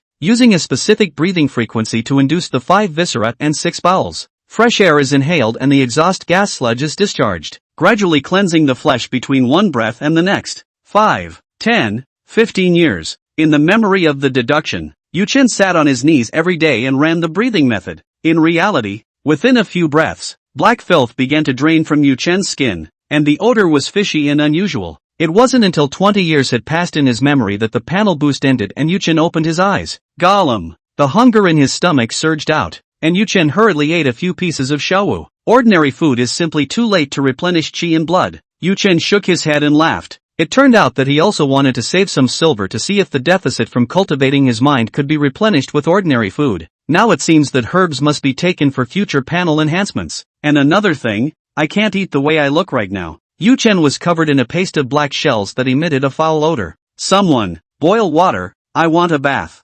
Inside the water fortress, Yu Chen sat in the tub, the heat steaming. A few maids, their pretty faces scarlet, took towels and scrubbed his front and back. Wow! Yu Chen stood up, water running down between his muscular grooves. Phew! A mouthful of turbid breath was exhaled, and the airflow turned into a bundle like a sharp arrow. Stretch out your limbs and send out a crunching sound like popping beans. Yu Chen felt a relaxed and refreshing sensation coming from his limbs and bones, like a burden has been lifted. Checking the panel, there was no increase in strength and speed, but a 5-point increase in spirit value. The values haven't changed much, but my strength, it's definitely increased by 1 or 2%. Yu Chen merged his fingers into a palm and chopped away at will. A blade of qi erupted and chopped into the wooden pillars in the room. Ka-ching! The wooden post cracked in response, the crunching sound scaring the maids into panic. Okay, brush and clean the tub. I'll have to take a bath later. Yu Chen ordered it down. Several maids bowed their heads in agreement and brought him dry clothes to put on. Returning to his study,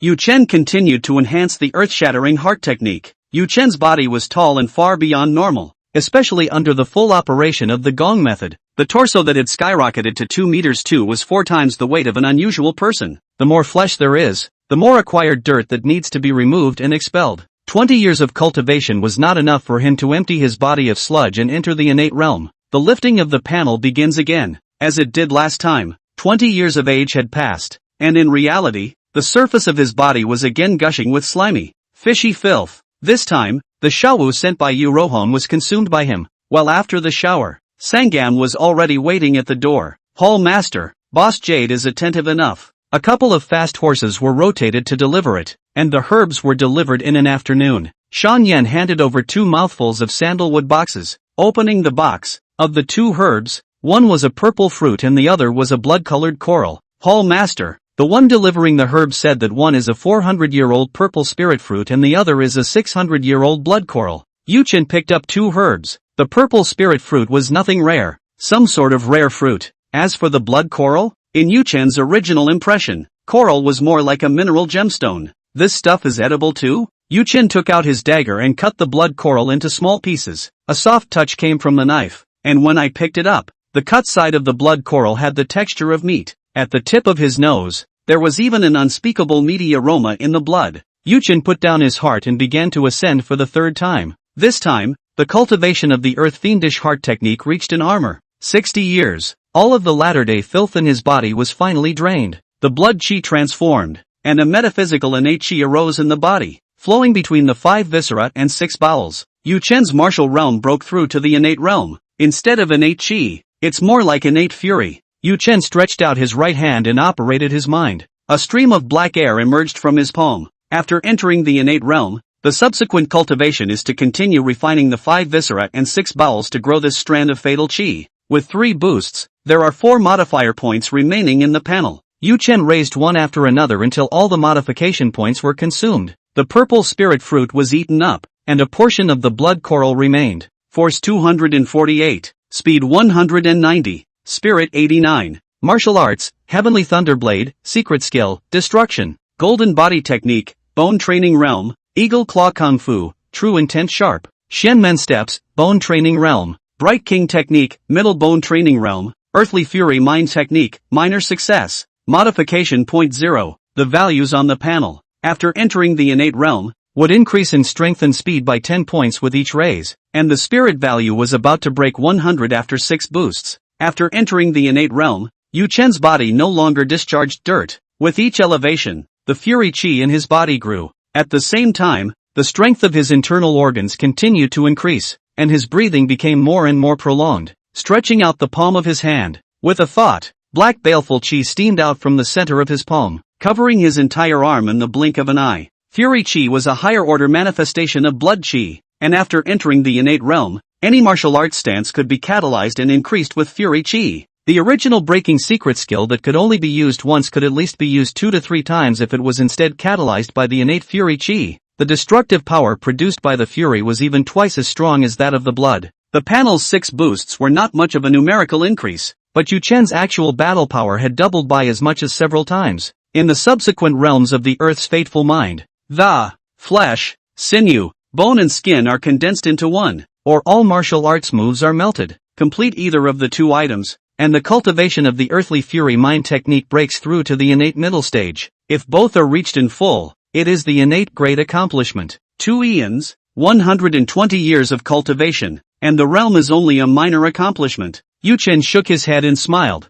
His own gifted physique was not a good match for the earthly fate heart technique. It took 120 years, and he had not yet touched the threshold of any of them. But none of this is hard to beat. The corners of Yu Chen's mouth grinned wider and wider, revealing white teeth. If 100 years isn't enough, then 200, 300, with the panel in place, 100 years is just 5 revisions and 2 herbs. He would definitely be able to break through to the great perfection of the innate realm. Chapter 55, Kill Them All. Next day, after 4 days of repairs, most of the buildings damaged during the battle have been rebuilt. Business at the marina picked up, and a few jobs were taken on to repair boats. Inside the study, Shan Yan held a ledger and gave Yu Chen the entries in it. Hall Master, there are still 3,000 taels in Willow Leaf Dock's public accounts. There is still a portion of the wages for the remodeling of the house outstanding, and by the time the end of the month comes, there should be 2,000 taels left in the public accounts. There is enough money to pay the salaries of the gang and the workers this month. When business is all underway next month, Willowwood's silver money won't be so tight. Yu Chen looked at the accounts for a few moments and nodded. There was little hope of counting on the docks at Willow Leaf Dock to make money in the short term. However, it can't be helped. That creepy old crone has been running rampant in Willowwood for 2 months. Instead of doing business properly for 2 months, they are constantly losing money. With this, there are still 3,000 taels left on the books, so it can only be said that Shan Yan is a good talent in internal affairs. Suddenly, the shrill whistle of the outside the room. There were shouts of killing, and even more crunching sounds of weapons clashing. Both of them had a change of color. How could a fight happen in front of their own house? Yu Chen's study was located high above the water fortress, and when he pushed open the door of his room, he saw several fast boats trapping the exit of the pier on the river in the distance. Some people waved their weapons and jumped off the bow of the ship. rushing into the water fortress. Shan Yan saw a small knife symbol embedded in the bow side of the ship. Good guts, bastard of the small dagger gang. How dare you hit the door? Shan Yan's eyes were red and full of hatred. In the previous 2 months, the Willow Leaf dock had been ravaged by bizarre monsters every night, and even the former hall master had died. The Dagger Gang took the opportunity to dominate most of the Lu River waterways. Willow Leaf dock's gang members, if they bumped into them outside, they just drew their swords and surrounded them, carefully counting. The number of gang members killed by the creepy monster in the past 2 months was almost equal to the number killed by the small Dagger Gang. During that time, Shan Yan was extremely suffocated, but was unable to fight back and could only cower in the water fortress compound. After enduring it again and again, you guys still dare to attack at the door. Shan Yan's tone was chilly and he gritted his teeth. Choke on it. Shan Yan unsheathed his sword and charged towards the pier. Behind him, Yu Chen's face was grim as he smiled coldly. It seems my name isn't loud enough for any cat or dog to want to come and touch it. The battle was in full swing on the pier trestle. Guo Chun, holding his sword in both hands and drenched in blood, was fighting several enemies. The situation was even worse for the rest of the gang. The number of incoming enemies was twice as many as they were. For every one of them, they had to face the siege of 2 members of the Dagger Gang. And, as time passed, there was a constant stream of gang members dying, while the number of enemies appeared to grow more and more. Quick, send someone to inform the hall master. Guo Chun shouted. The only way to turn the tide of battle and exterminate the enemy was for the hall master to make a move. On the bow of the ship, the Blackfish Dock Hall Advocate boat stood, his eyes scanning over the battlefield. Seeing Guo Chun, who was surrounded by 3 or 4 people, he smiled disdainfully. I didn't realize Willowwood had a capable fighter. Hall Master, I'll go and behead him. Behind Zhang Zhou, there were still several backbones that hadn't moved out. They were all at the bone training realm cultivation level. Good, kill him. Zhang Zhou pointed with one hand and a figure immediately leapt out behind him. The man was armed with a spear and rushed down from the bow of the ship like an arrow. Guo Chun, who was in the middle of the battle,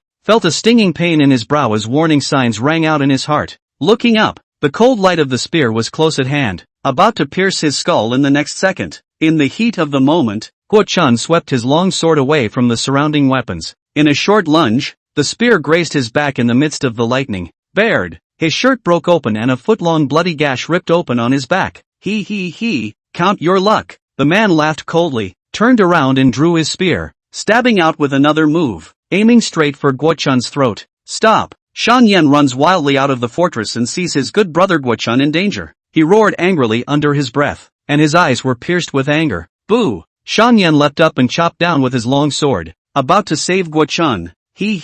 Shan Yan? Zhang Zhou had a disdainful look on his face. You became a hall master? As Shan Yan was an old man of Willow Leaf Dock, Zhang Zhou naturally knew about it. All of them are at the bone cultivation realm. Even if we turn over a big sky today, Willow Leaf Dock will be destroyed. Snap! Zhang Zhou slapped the boat's gang and shot out electrically, a thin sword in his hand shaking like a snake. Dang! The thin sword clashed with the long knife. A strong force came from the sword. Shan Yan's face changed. His tiger's mouth was numb. He could barely hold the hilt of the knife. No! Shan Yan's long sword was stopped, and the spear stabbing at Guo Chun was unstoppable, and would be killed in the next breath. In the middle of the battlefield, the crowd of the small sword gang revealed smiles, feeling that the situation had been finalized. But just then, a gust of wind that hit the face. It almost blew the crowd off their feet. In the sound of the wind whistling, a sturdy body was like a tiger out of the gate, turning instantly across a distance of tens of meters. A cold and devouring eye light lit up in the center of the field, and countless people felt chills rise from the bottom of their hearts just by looking at it. Before the man with the spear in his hand could react, Yu Chen had already rushed in front of him. Yu Chen's aura was too shocking, and the man knew that he was no match. Spear crosses guard, looking to pull back in guard. Die! The iron fist blasted out, hitting the spear squarely. The refined iron spears, the thickness of a baby's arm, were bent like spaghetti. The force of the fist was unrelenting, and a plop came through the man's back. Yu Chen was still holding a beating heart in his palm. Poof! Body thrown into river. Yu Chen turned around and looked at Zhang Zhou and said, I'm the Willow Leaf Dock Hall Master Yu Chen. In your next life you'll have to remember that. Being stared at by Yu Chen, Zhang Zhou's scalp instantly went numb and a chill rose from his spine. What a strong killing aura! What a terrifying look! Zhang Zhou made an instant decision and shouted, Go together and surround him. Gotcha! All the members of the small Dagger Gang, including the several bone training realm backbones on the bow of the ship, all rushed off and killed towards Yu Chen. Zhang Zhou's thin sword stabbed out with a tricky and poisonous move, stabbing at Yu Chen's right eye. Ha! With a cold smile, like catching a fly, Yu Chen's right hand swung and directly clutched the tip of the sword in his hand. What? Zhang Zhou's mouth was wide open and his eyes stared out. Flesh and blood can block his full-strength sword? Die! The left hand made a claw. An eagle claw kung fu was used. With a poof, Zhang Zhou's head was grabbed whole, and blood spurted from his broken neck. You, all of you, die together. In a morose tone, his burly body rushed towards the incoming crowd of the small dagger gang. A bone training realm martial artist was holding a sledgehammer and was about to smash down. Yu Chen struck the hammer with a fist, and with a thud like ringing a bell, the hammer turned into a cannonball and flew backwards. The hammer-wielding martial artist's head exploded and his headless body fell into the river. Another person with a water-splitting thorn, short and sneak attack, double thorns stabbing at Yu Chen's thighs. Like Zhang Zhou, the man looked shocked and realized that his weapon could not cause any damage at all.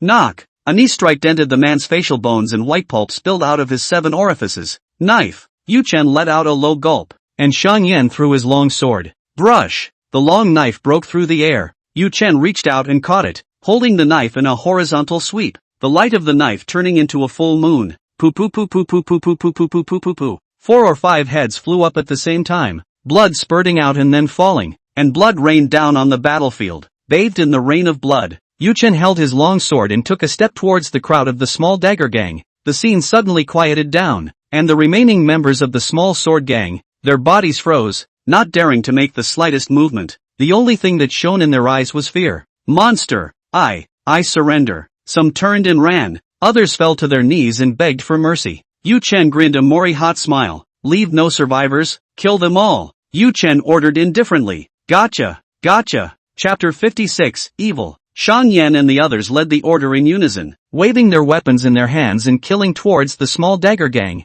The small sword gang, which had lost the backbone of the bone training realm, was no longer a match for the Earth Fury gang's members, plus they had lost their courage in their hearts as their aura had been leaked out. It could only be slaughtered side by the crowd of the Earthshaker gang. A few moments later, the river was scarlet, with bodies floating everywhere. Hall Master, the small dagger gang has been eliminated without a single survivor. Shang Yan knelt on one knee, leaning on his long sword to report back. Yes. Yu Chen looked towards the river, where several boats of the small dagger gang were parked on the river. He planted his feet and jumped onto the bow of the boat. Get in the boat and crank the batter. Destroy Blackfish Dock today. Yu Chen stepped on his feet and jumped onto the bow of the boat. He looked to the crowd of the earthbending gang and ordered in a sullen voice. The small sword gang dared to attack and kill at their door. So with Yu Chen around, all the situations were about to be reversed. They're going to kill back at the door and destroy Blackfish Dock. Gotcha. Shang Yan's face was full of excitement and he shouted loudly. The rest of the gang all looked the same,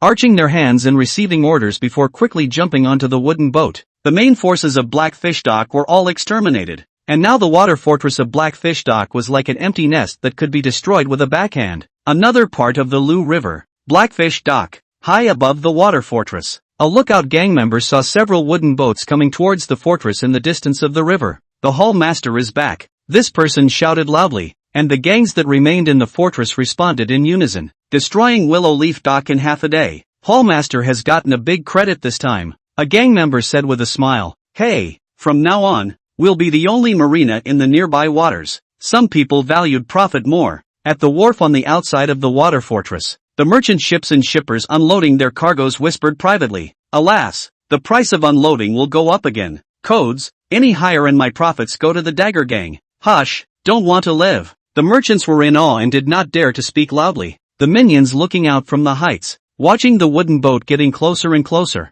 had doubts rising in their minds. How come there's no one on deck? Without waiting for him to say anything unusual, the wooden boat's paddles shook quickly, and in just a moment, the wooden boat approached the trestle bridge not far away. On the trestle, the gang ready to meet them backed away in horror. They realized that the wooden boat showed no signs of slowing down. The paddles kept cranking and came straight toward the dock trestle. Stop! Stop it! The loud shouts did not help, and with a crunching sound of clicking and clacking, the bow broke through the trestle until it was against the dock. Kill! Several wooden boats, their cabin doors opened in unison, and amidst the shouts of murder, the members of the Earth Fury gang rushed into the water fortress and hacked towards the crowd of the small sword gang. Not good! The Earth Fury gang has killed the door. Quickly! Retreat! The members of the dagger gang were dumbfounded, and in less than half a day, the situation flipped upside down. The main force of Blackfish Dock, including the Hall Advocate boat, had been killed. So how could the minions left in the water fortress hold back the imposing crowd of the Earth Fury gang? Shan Yan led the gang and killed them inward like a wave without encountering any obstacles. Extraneous persons, crouch down and hold your heads, Shan Yan shouted at the top of his voice, and a crowd of people crouched down in unison on the dock. Merchants, boatmen, laborers, and wagon drivers are not the kind of people who get involved in gang warfare. Several merchants crouched together and snickered. Retribution. Present retribution. He. This time it's safe to say that the small dagger gang does things in an overbearing manner and deserves it. Strange. The Earth Fury gang has always been suppressed by the small dagger gang. Why did they counterattack today? I know that, said a small merchant out of the corner. Look at the white-faced man in the lead. It's Shan Yan from Willowleaf Dock. I heard that there's a new hallmaster in Willowleaf Dock, who exterminated the creepy monster and is very powerful. Knock, knock, knock. The sound of unhurried footsteps came from the boarded-up floor. The few people who were crouching with their heads in their hands looked up as a tall, lanky body was approaching. Is that him? Someone asked in a whisper. Yes, it seems to be called Yu Chen, the small merchant said. The merchants on the pier were all sneaking glances with their eyes, trying to memorize Yu Chen's appearance. They thought in their hearts that in case they met in the future, they would absolutely have to behave in an incredibly respectful manner. Guo Chen followed behind Yu Chen, his body wrapped in bandages. All rise, Guo Chen shouted loudly. All freighters and wagons leave Blackfish Dock, laborers, etc., and go home at once. At these words, the people on the dock stood up in unison and hurriedly headed out. Not long after, the Blackfish Dock pier was empty. Inside the water fortress, less and less resistance was encountered. Many members of the small dagger gang, seeing that the momentum was gone, directly slipped away from the back. Hall Master, there's something odd. Shang Yan frowned and ran back to report. Oh, what is it? Yu Chen was curious. What else could be unusual about an ordinary hall? The main hall of the watering hole at Blackfish Dock. Shan Yan pushed open the wooden door, and a strong stench of corpses came out. It was like a hell of blood and flesh in front of me, with limbs and broken arms everywhere. The heat of summer steamed through the halls. Blood dried and blackened. Maggots rolled in the pink flesh. With so much blood and flesh, at least dozens of people died horribly and then were split up. The clothes remaining on the bodies were mostly coarse linen. The people who died should be the villagers who were captured from the surrounding area. I've never heard of Zhang Zhou having this kind of fetish. Shan Yan frowned and subconsciously covered his nose. Death is not quite right. Yu Chen stepped into the main hall and crouched down, looking at the broken pieces. Hall Master, it's all in pieces? How did you see that something was wrong? Shan Yan asked in surprise. Yu Chen stretched out his fingers and traced them across the floor. His fingertips had a layer of faint blood. 20 or 30 corpses that were shredded in spilled blood that could fill a small pond. Yu Chen looked at his fingertips. The blood left in the hall, mostly spattered from splitting the body. There's too little blood. So, the blood that was stored in the body, where did it go? This, Shan Yan understood, and on second thought, said, is Zhang Zhou playing any evil tricks, collecting so much blood? The maggots in the flesh and blood haven't turned into flies yet, and the group hasn't been dead for days. It probably wasn't Zhang Zhou who did it. Yu Chen ordered. Search. Maybe the real murderer is hiding in the shadows and hasn't withdrawn yet. By order. Shan Yan arched his hand and led the order. The gangs in the field, enduring the stench, used their weapons to pry open the wooden boards and search the corners. It wasn't long before a member of the gang let out an alarmed cry. Hall Master, here. The crowd gathered around them, and Shan Yan shouted lowly, get out of the way. The gang parted the road and Yu Chen stepped in. In the center of the hall, underneath the eunuch chairs, there was a deep canal. The river has loose dirt and no rocks. The dirt around the tunnel was densely packed with palm prints and fingerprints. It stretches all the way to the dark corners where sight cannot reach. Hall Master, it's a bit evil, isn't it? Beads of sweat broke out on Shang Yan's forehead. How this tunnel looked. It looked like a person dug it out with his bare hands. Evil? Yu Chen showed his teeth and smiled, his eyes looking into the darkness like a torch. I just love evil. Taking a step forward, Yu Chen fell vertically into the tunnel. Chapter 57, half human, half creep. Hall Master? Shan Yan was surprised. You continue to search Blackfish Dock and find me anything of value. As for here, leave me alone. This is my playground. In the darkness, Yu Chen's voice came out with a buzzing echo. Hiss. The gang looked at each other. Didn't you hear the Hall Master's order? Shan Yan's face was solemn as he droned lowly. Go out and scavenge for your belongings. And don't leave me a single coin behind. Gotcha! Shan Yan rushed out of the main hall with the crowd and split up towards the various rooms of the inner fortress. Inside the tunnel, it was pitch black, quiet enough to hear your own heartbeat. The smell of mud came from the tip of his nose, and from time to time fine dirt fell from the top of his head. Yu Chen's eyes narrowed slightly, as if there was a light shining in his pupils. Having gone through countless times of external reinforcement, his eyes, already capable of seeing in the dark, the deeper you go,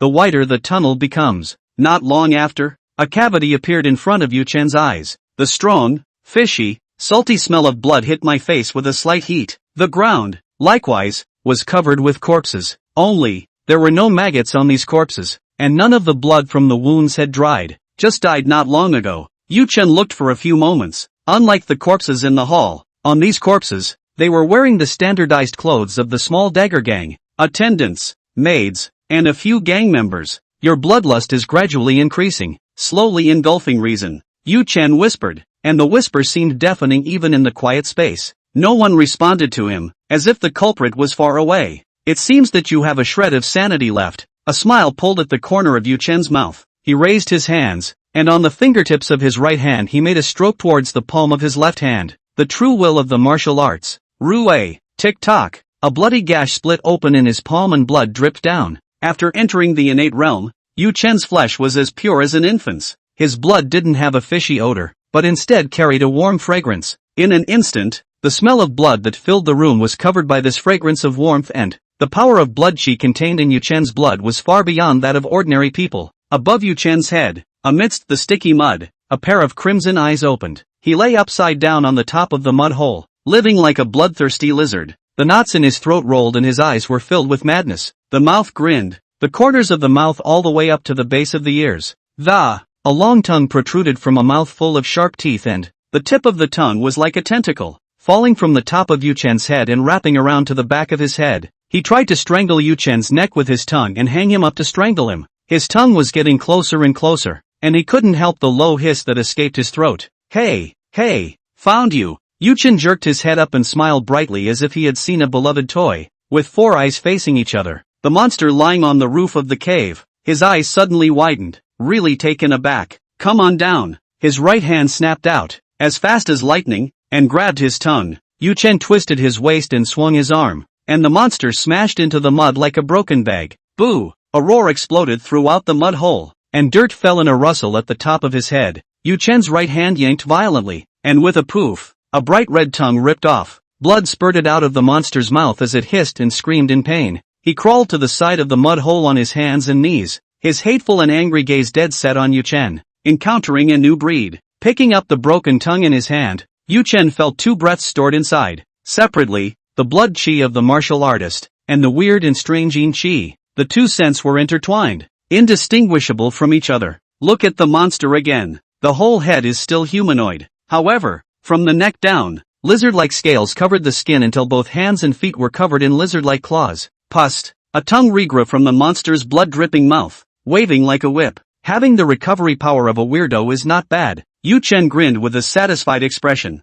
Otherwise, it's just too much of a fight. Before the words left his mouth, the monster seemed to be irritated by the words, and his hands and feet slammed down. Boo! Dirt splattered in all directions as the monster lunged towards Yu Chen, its sharp claws emitting a cold light in its hands. In an instant, 10 claw marks intertwined without any dead ends, enveloping down towards Yu Chen's circumference. He wanted to cut Yu Chen into pieces. Rip, rip, rip. Claw marks fell, and Yu Chen's upper body clothing ripped open, revealing a toned muscle. The claw marks were unrelenting in their force and chopped into Yu Chen's skin. The gongfu was running at full power, and in an instant, Yu Chen's figure skyrocketed, transforming into a 2-meter-3 tall giant, immovable as a mountain. The claw marks could not break the slightest damage on the jade-colored skin. Are you tickling me? A morose tone resounded through the mud hole. The monster's pupils snapped wide, and from his body, wisps of green smoke emerged. Hiss! The smoke vaporized, corroding the dirt away overhead. Boo!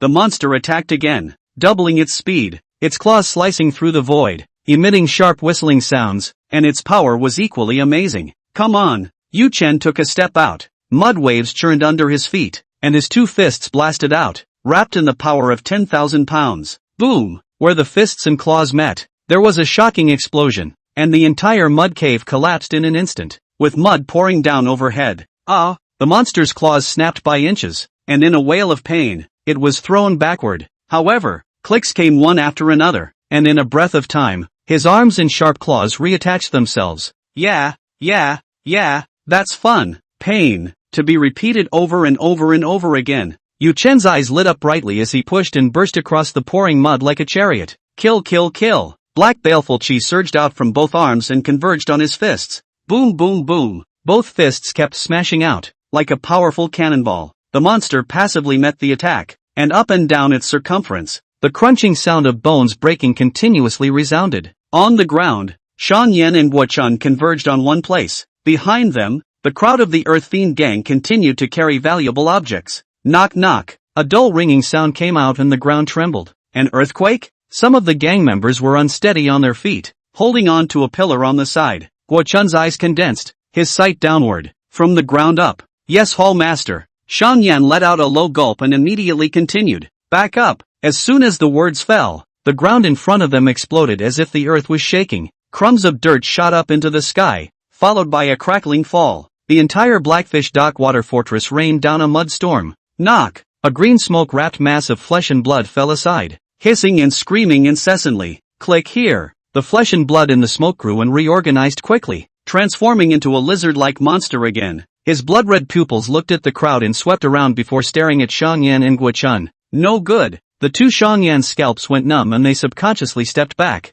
The monster got down on the ground and lunged, its scarlet tongue acting like a whip as it took the lead, curling around Shan Yan's ankles and hanging him upside down. Fuck off! Guo Chun let out a furious roar. His long sword slashed out violently, and the freshly bandaged wounds on his body instantly collapsed, spilling out blood. PSSST. The tongue breaks and Sangam falls off. But by now, the monster had already pounced in front of the two men, its sharp claws close at hand. Chapter 58 Flowers. Boom! A sudden change occurred, and the ground beneath the two men exploded. A thick arm stretched out with a large grip, directly strangling the monster's neck. The 2-meter-3 tall muscle giant pierced through the earth, grabbing the monster by the neck and exploding forward. Hall Master! Shan Yan and the others brightened up and put their hearts down. Fizzle! Green mist surged and corroded Yu Chen's skin. Unmoved, Yu Chen kept his feet on the ground and pressed the monster to rush through one house after another. The other fist was raised high in the air and blasted the monster in the face with the force of 1,000 pounds. Boo! In a hissing scream, the monster's entire face was dented, its nose smashed into the bones of its face. Knowing that any more of this was certain death, he got on both feet and struggled to get out of the choke. Rip! The price he paid was a gush of blood as almost half of his entire neck was clawed away. Is this Marpin? Shan Yan asked in surprise. It's him. Guo Chun nodded. The fourth leader of the small dagger gang, Ma Peng. Both of them had met a few times. Now, Ma Peng's figure had changed so much that only one face was still visible from the old days. Hearing someone call out his name, Ma Peng seemed to have regained some of his senses, and his mouth no longer hissed like a wild beast, but instead emitted a human voice. Hiss! You don't make me! The injured and flayed flesh and blood on his body recovered extremely quickly, and Ma Peng stood up, his gaze fixed dead on Yu Chen. Force you? Yu Chen grinned and said sincerely, where did I force you? I just wanted to beat you to death. Ah! You asked for it. Ma Peng roared up to the sky. His body's green mist vaporized and rose up to the sky. Gobble gobble. Odd sounds emanated from within him as the flesh and blood beneath his scales bulged and rose. Ma Peng, who was originally tall and thin, like a big lizard, grew lanky. Even more bizarrely, his scale armor poofed and cracked, and a scarlet eyeball emerged from underneath. The pupils rotated and stared at Yu Chen in unison. I'll kill you! With a furious roar, Ma Peng burst into a long dash, his claws continuously striking out various martial arts moves. In an instant, a strong wind whistled in front of Yu Chen, and waves of air surged. Die! Black Fury Chi gathered, Eagle Claw Kung Fu, and Heaven-Breaking Thunderblade were used in succession. Boom boom boom. Between a few breaths, the two sparred dozens of moves. The aftermath of the battle poured out. The wooden boards broke, and the soil blew up. Wherever the two of them went, it looked like a tornado had attacked half of them, and even the ground broke into a meter-deep gully. So strong. Shan Yan's eyes flashed. With his cultivation at the bone training realm, he could actually only see some remnants. Did the Hall Master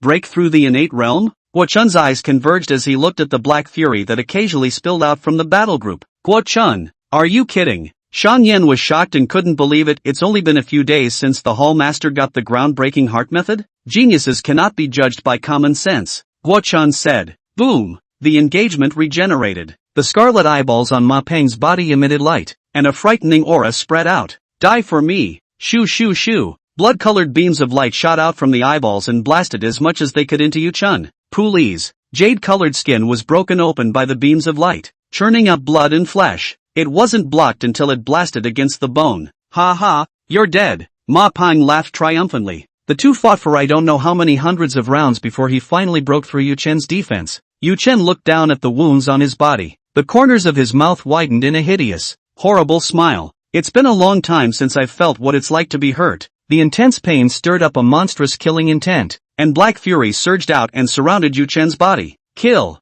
True intent of martial arts armor breaking. The heaven-breaking thunder blade chopped out repeatedly, one blade after another, and in a flash, the sky was filled with blade light, falling like rain. The eyeballs on Ma Peng's body were once again powerful, and scarlet beams of light attacked the vitals around Yu Chen's body. In the midst of the explosive rush, Yu Chen slightly deflected his body, avoiding the vitals before letting the beam hit. Rip rip rip. The armor-breaking blade light slashed continuously, and Ma Peng's body shattered. Hissing in pain, he urged the green mist to pick up the broken pieces of his body back to their original form. Bang! Bang! Bang! Struck by the beam of light, Yu Chen didn't retreat in the slightest. His body exploded and dashed, bringing the distance between the two of them to a close distance. True intent of martial arts. Sharp. His hands were pitch black, and his black aura was as thick as substance. The claw marks broke through Ma Peng's scale armor, and the baneful chi invaded it, continuing to destroy the flesh and blood. The true meaning of martial arts Ray.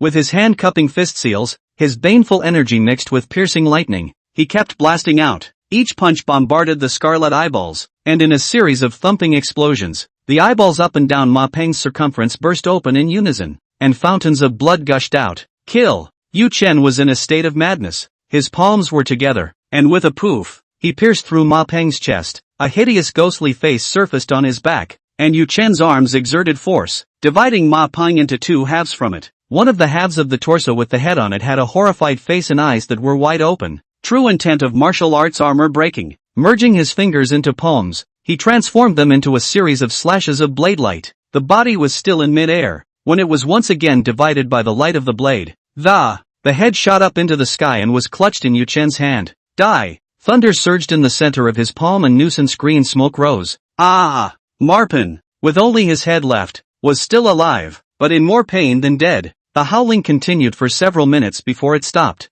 Snap! A charred head was thrown down, and Yu Chen raised his big foot. Knock! A footstep explodes into red and white goo. Paul Master is too strong. The gang members revealed reverent gazes and looked up at the burly figure. The innate realm is definitely the innate realm, Shan Yen muttered. There are still variables. Suddenly, Guo-chan bellowed, pointing at Ma Peng's shattered corpse, white roots spreading outward from the crushed remains of the corpse.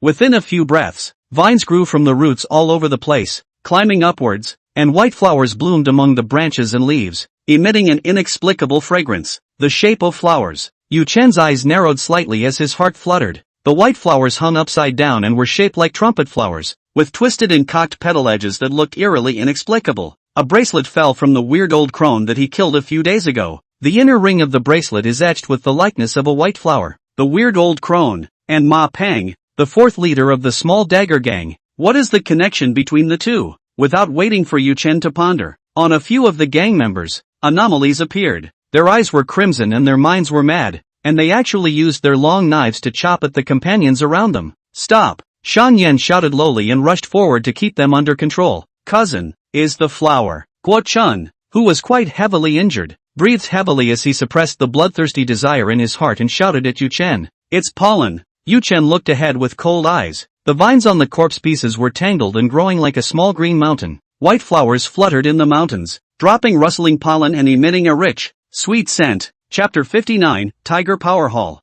Knock knock. Stepping forward, Yu Chen stood in front of Huashan in a few steps. Bend at the knees and spread your arms. Then the arms came together and slapped heavily forward. Boo! The palm slap formed a fierce wave of air that swept towards the front. Hula hula! The whole mountain of flowers looked like it had been blown violently by a storm and tipped backwards. The pollen fell off as much as it could, and then was blown into the distance by the airwaves. However, the roots of the bizarre flower had already been deeply rooted into the ground. After the mountain of flowers swayed a bit, new white flowers bloomed. Hold your breath. Tongue oil, torches. Yu Chen shouted. Burn me. With no pollen falling for a while, Guo Chen and the others regained their sanity. Upon hearing Yu Chen's order, they all acted. Among the water fortresses, the last thing that is lacking is tongue oil. A barrel of 200 to 300 pounds of tongue oil was carried, and Yu Chen lifted the barrel and threw it towards the top of Flower Mountain. With a wave of his hand, the silver blade broke through the night sky. The barrel shattered with a loud bang at the top of the mountain of flowers, and the sticky, yellow tongue oil poured down. Torch. Yu Chen drank low. Gotcha. Shan Yan and the others, the torches in their hands were thrown out in unison. Boom! The torch made contact with the tongue oil, and the blinding flames instantly rose. The entire mountain of flowers began to burn. The vines were burned dry and curled and scorched, but new vines continued to grow, still trying to bloom. Aha! Eerie female screams came out from the vines, which were so much like women that they could hurt and cry. The gang members listened with numbness in their scalps and chills in their hearts. Playing God. Yu Chen sneered. Again. Yu Chen ordered, and another barrel of tongue oil was brought in. Boom! The tongue oil broke open and poured down. The fire grew fiercer and fiercer, and the heat waves rolled around, roasting one's face. The vines could no longer grow and the black ash fell in all directions. Yu Chen's lanky and unusual figure stood in front of the flames, his entire person illuminated like a god of war. Hallmaster is mighty. I don't know who led the way first, but an unrestrained cry resounded through the sky.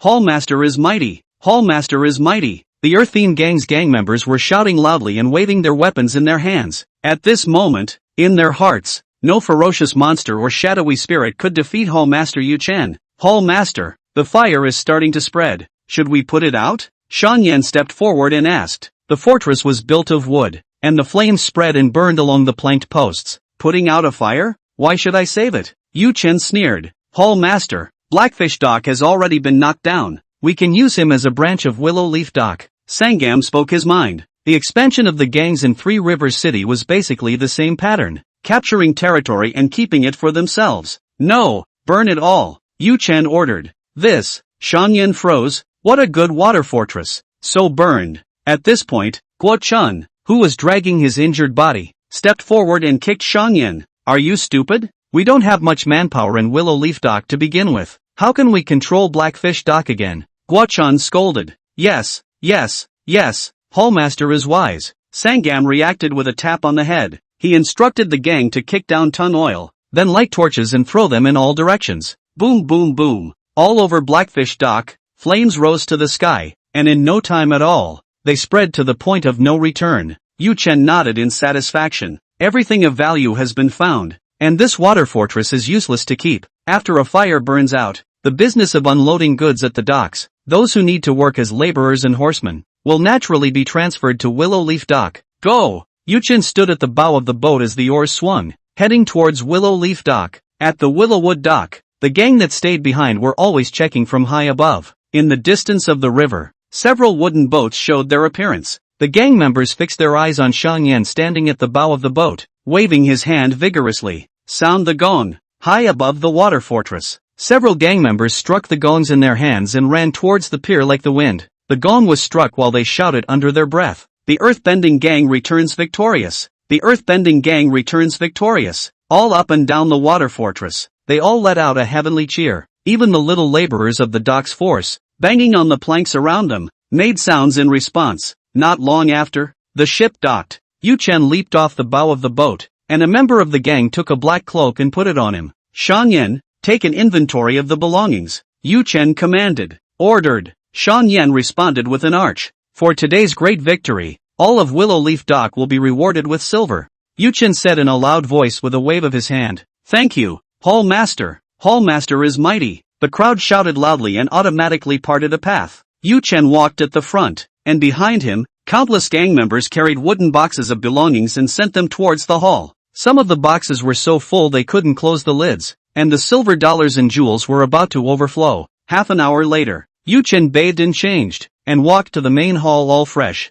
Inside the hall, the floor was filled with boxes of belongings, and Shan Yan was checking them off with a booklet. Hallmaster, Shan Yan said as he handed over the booklet. Inside the property seized this time, there are 13,000 taels of cash silver, and the rest of the jewelry, and some antiques and paintings. can be sold for an estimated 7 or 8,000 taels of silver. Aha! Yu Chen nodded his head. A total of 20,000 taels of silver. A good harvest. Sure enough, the gold belt for murder and arson. Hall Master, antiques and paintings and these, should we store them or sell them? Shang Yan asked. Sell them all, Yu Chen said. Other than martial arts texts, he had no hobby of collecting other treasures. Outside the hall, Guo Chun walked quickly. Guo Chun, why don't you go and heal your wounds? Yu Chen asked with a frown. Guo Chun was quite heavily injured, and his originally dark face was a bit white. Hall Master, some injuries, wait until things are finished before resting. Guo Chun stepped forward and continued. The gang leader and the others are here and are waiting for you at the dock. Aha! Yu Chen took a step towards the outside and found Guo Chun following behind him. He stopped and turned around. Guo Chun, I order you to return to the inner fortress to heal your wounds. Shang Yan, follow me. Yu Chen waved his hand, and Shang Yan smiled cheekily and rushed forward. As he passed Guo Chun, Shang Yan squeezed his eyebrows and shoved a sandalwood locket into his hand. Good healing medicine. Take it. Outside the pier, several large ships were docked, the flags of the Earth Fury gang hunting on their masts. Behind Xin Lai, stood the third leader and hundreds of gang members. Why are all the gang's elites here? Shang Yan muttered in a low voice. Elite? Yu Chen asked. Hall Master, look at those people, with red ropes tied to their arms. They're all from the Tiger Way Hall. Shang Yan said. Tiger Power Hall, composed of the gang leader Xin Lai's cronies. The hall has no quarters and is stationed at the club's water fortress on weekdays. Those who were able to join the Tiger's mighty hall had to be at least at the skin training realm cultivation level. Among them, there were 2 to 3% of the members of the bone training realm. A violent institution loyal only to the groundhogs. Yu Chen whispered. Within every power, there would be such a violent organization. For example, the Black Armor Army of the Enforcing Netherworld of the Great Moon Dynasty. Chapter 60, Crazy. Gang Master. Yu Chen arched his hand. Ha ha, no need to be polite. Xin Lai laughed and stepped forward, holding his arm and said, are there any injuries? Some minor injuries, not a problem. Yu Chen replied. The beam of light from the scarlet eyeballs broke through the flesh and blood, but was blocked by the bones. Not a serious injury for him. He had already controlled his blood and flesh to close the wounds on his body surface, and in a few days, it would naturally heal. Well. Xin Lai even said the word good and turned to the crowd. Willow Leaf Dock Hall Master Yu Chen. He has made a great achievement by destroying the black fish dock of the small dagger gang today. Come on man. A member of the gang came forward, tray in hand, and there were several layers of gold bars stacked on the tray, and a rough estimate was that there were about 4 or 5,000 taels when converted to silver. A gold bar worth 5,000 taels of silver is your reward for your great merit, Xin Lai said. Shang Yan couldn't help but be overjoyed and went forward to receive the gold bar. Gang Master, we have robbed the property back from the black fish dock. It is reasonable that we still have to share a share of the general gang. Yu Chen raised both eyebrows slightly and asked suspiciously. This annihilation of the blackfish dock was a real treat inside and out. Take it if you're told to. You guys are bound to have gang members killed and injured in battle when you take blackfish dock. These, are considered pensions issued by the general gang. Xin Lai waved his big hand and said with a smile. Yu Chen smiled and nodded his head, not saying anything more. What Xin Lai was doing was trying to deepen Yu Chen's sense of belonging to the Earthshaker gang. I'm afraid that if he's been out as a hall master for a long time, he'll only know about his Willow Leaf Dock and not the Earthbending gang. Come on. Introductions, Xin Lai said, stepping aside to introduce him to one person. Tiger's Might Hall Master Fong Bai. Hall Master Yu. Fong Bai stepped forward to greet him. Hall Master Fong. Yu Chen nodded in response. Fong Bai was nearly 40 years old, with an upright figure, a pair of thick eyebrows slightly locked, and his eyes always subconsciously squinted slightly. I hope that when Hall Master Yu goes to war next time, you can notify the general gang in advance, Fong Bai said in a cold voice. Oh, Yu Chen raised both eyebrows. He went to attack Blackfish Dock on a temporary basis as well, and fought whenever he wanted to, pressed to notify anyone. Hall Master Yu, anything that happens will trigger consequences. I still hope you can keep the big picture in mind. Fong Bai once again added a sentence, the reproach in his words undisguised. Fong Bai. Xin Lai glared with both eyes, stopping Fong Bai's momentum that was still trying to speak, talking always without looking at the occasion. Yu Chen returned from his great victory. What demoralizing words are you saying? Yu Chen showed his teeth and looked at Fong Bai and said, I wonder what consequences Hall Master Fong is talking about. Consequences? Fong Bai said as he pointed at the Tiger Power Hall men and women flanking the pier.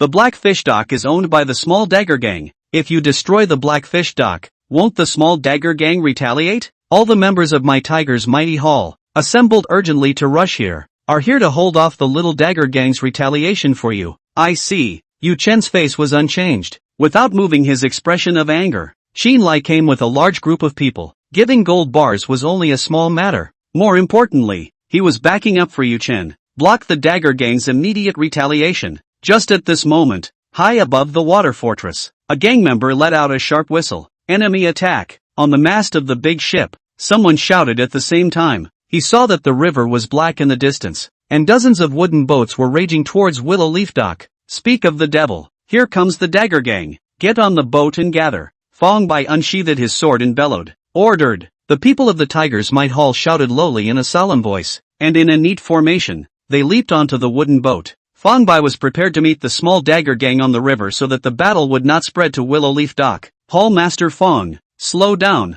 Yu Chen suddenly spoke out, stopping Fong Bai. What is it? Fong Bai's thick eyebrows became more and more furrowed, the furrow in his brow resembling a chuan. I'm the one who annihilated the Black Fish Dock, so naturally I'll bear the consequences. Yu Chen finished indifferently and turned his head to Shang Yan. Sail the ship and follow me to meet the Small Dagger Gang. Ordered. Without the slightest hesitation, Shang Yan shouted up the Willow Leaf Dock Gang and jumped into the boat. Yu Chen, this matter cannot be joked about. Xin Lai blocked in front of Yu Chen and said anxiously, Fong Bai is such a stinker. You'll just get used to it later. Now that the enemy is at hand, we must work together to repel the Small Dagger Gang. The third leader, Mo Sanping, also came up to persuade them. In their eyes, the highest combatant that Yu Chen had encountered when he fought his way down to the Black Fish Dock was the Bone Cultivation Realm's Hallmaster, Fong Zhou. The raging Little Dagger Gang, on the other hand, possessed 4 innate realm pawns. Contrasting the two sides, even if the Earthshaker Gang had come out in full force,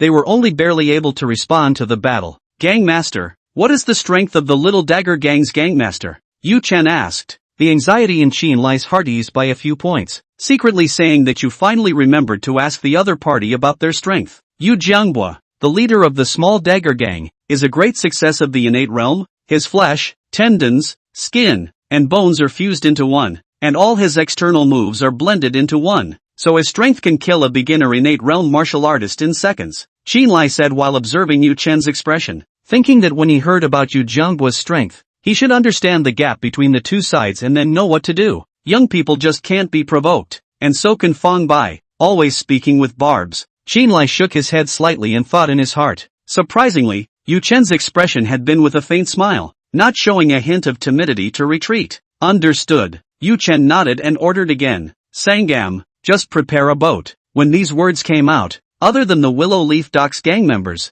everyone else on the dock stared in disbelief. What? What do you want, Yu Chen? A few people on one boat, facing an attack from dozens of boats and nearly 1,000 people from the Small Sword Gang. The audacity of the... No, it's downright lawless. What was even more shocking was that in their eyes suicidal behavior. Shang Yan and a bunch of Willow Leaf Dock gang members did not show the slightest bit of questioning or resistance. Follow Yu Chen's orders quickly. A bunch of crazy people. One ship to play with their lives? The third leader, Mo Sanping, froze with his mouth open. Yu Chen, don't joke with your life. Xin Lai was anxious. How is it that after telling you about the strength of the Small Dagger Gang, your approach has become even more paranoid? Fong Bai even stepped forward and stopped in front of Yu Chen, saying, Hall Master Yu, I'm a straight talker, and my words are a bit impulsive. I hope you won't take the lives of the Willow Leaf Dock gang members because of a face fight. Sangam unhooked the cable and the gang was already sitting in the rocking hatch, on the bow of the boat.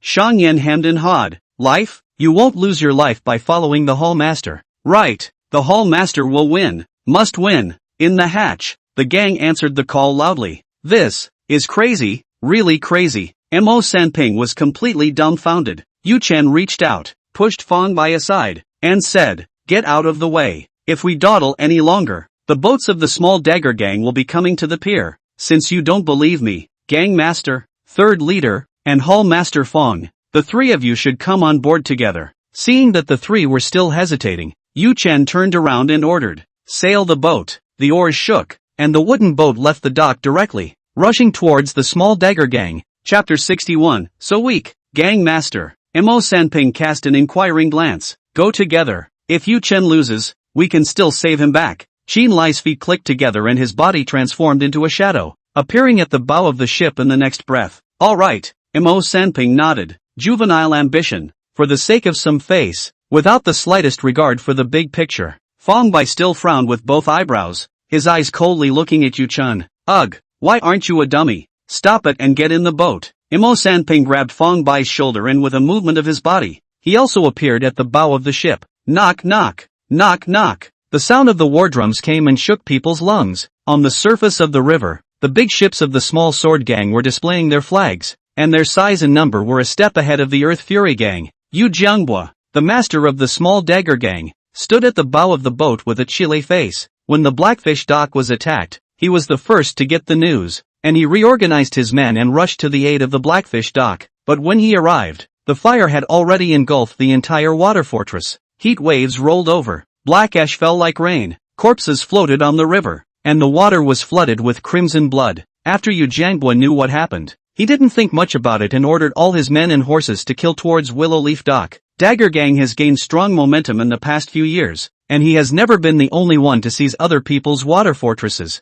And when has he been beaten to the door and had his water fortress burned down? If this matter could not be recovered, his face would not be saved, and the small Dagger Gang's Jianghu status would also be affected. Master, the Earth Fury Gang's coming. How come there's only one ship? Meng Chang, the second leader, said suspiciously. Simple. Want to make peace. The third leader, Zhao Xian, was only in his early 30s and looked frivolous, standing at the back playing with the iron fan in his hand. On the ground of Lujiang, the Earthshaker gang has always been in a weak position. The third leader guessed that the Earth Fiend had helped Qin Lai and wanted to make amends and beg for peace. No matter what conditions are offered, the top and bottom of Willow Leaf Dock will definitely die. Yu Jianghua said in a cold voice. If we don't destroy Willow Leaf Dock, we can't fight the little Dagger Gang. Not bad, that Willow Leaf Dock's hall master, but also to be captured back to the general gang's residence and die by 1,000 cuts. Third leader Zhao Xian said playfully. Change formation. Meng Chang, the second leader, shouted, and someone on the mast waved a semaphore. Dozens of boats spread out, locking up the water of the Lu River and surrounding the wooden boats of the Earth Fury gang that had come. Qin Lai, isn't it a bit late to admit your mistake now? Yu Jianghua stood at the bow of the boat, condescendingly pressing. Recognize a mistake? Qin Lai thought for a second and realized that the other party had the wrong idea. Just about to open his mouth, Little Dagger helped Zhao Xian to speak out. What's the point of talking nonsense with him? Hand over the Willow Leaf Dock Hallmaster. I'm going to kill him by 1,000 cuts to honor the dead Blackfish Dock gang members. On the Earth Fiend gang's wooden boat,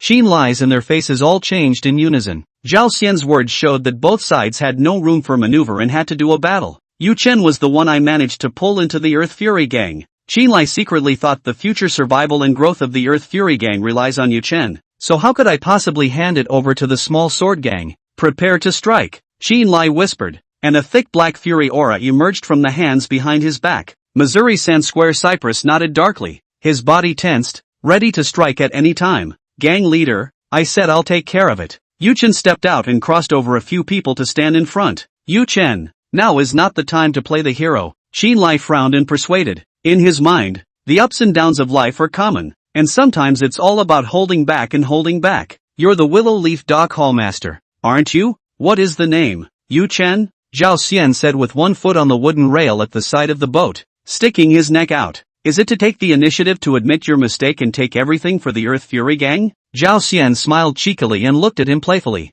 Seeing how hard you look now, I'm afraid you'll cry like a limp noodle when I cut off your skin and flesh with a knife. The wind whistled on the river, and Yu Chen's black hair flew and his cloak was raised. His gaze was cold and indifferent as he looked towards Zhao Xian. What kind of eyes are you looking at when you're dying? Zhao Xian stormed out in anger, his face twitching, long-winded. Yu Chen lifted his foot on the wooden rail at the side of the boat, his posture almost the same as Zhao Xian's. From his arms, he took out several pieces of blood coral and ate them, chewing them with a crunch in his mouth. Then, in the next breath, a bang suddenly sounded, and the wooden fence under Yu Chen's feet shattered into powder. The entire wooden ship shook violently, and Yu Chen transformed into a stray arrow, rushing to Zhao Xian in the blink of an eye. Good guts? Zhao Xian's eyes widened in an instant, his pupils shrinking to the size of pinpoints. The gusts of wind lashed at his face, and Yu Chen was close to him. Zhao Xian took a step back, his hand clattered and unfolded. Green mist surged out from within and attached itself to the iron fan.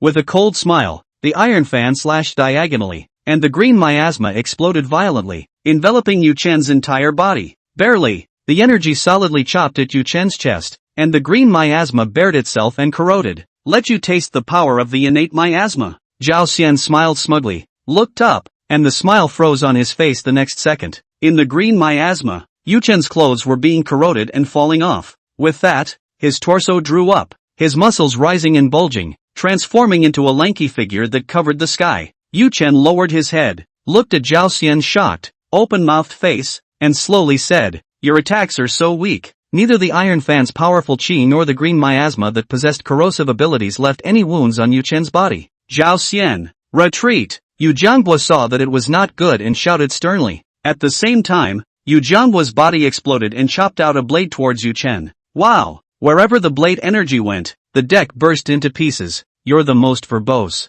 Kill you first." Yu Chen moved sideways, not caring in the slightest about the knife qi that was about to strike. Stepping forward, he lunged forward like a savage beast. In contrast, Zhao Xian's body was as small as a chicken. Die! The right fist gathered black fury, like a boxing glove. Twist and punch. The wind is whistling. Zhao Xian was the first to bear the brunt of the attack, his face shaking as he summoned all his strength and held his iron fan across his body. Boom! The large iron fist bombarded the fan, and the fan bone fan made of fine iron bent like a willow branch. The force did not diminish, and Zhao Xian's tiger's mouth instantly crumbled and blood burst out. He howled miserably under his breath, and his lungs were shaken. With just one blow, Zhao Xian flew backward like a cannonball and smashed his entire body into the cabin. In a roaring explosion, an unknown number of layers of hatches were blasted through and smashed by him. The blade she sent out by Yu Jianghua arrived in the next moment. "Get out!" With a furious shout, Yu Chen merged his fingers into a palm and similarly slashed out with a slash. True intent of martial arts armor breaking. The blade aura also turned black after it was infused with black baleful qi.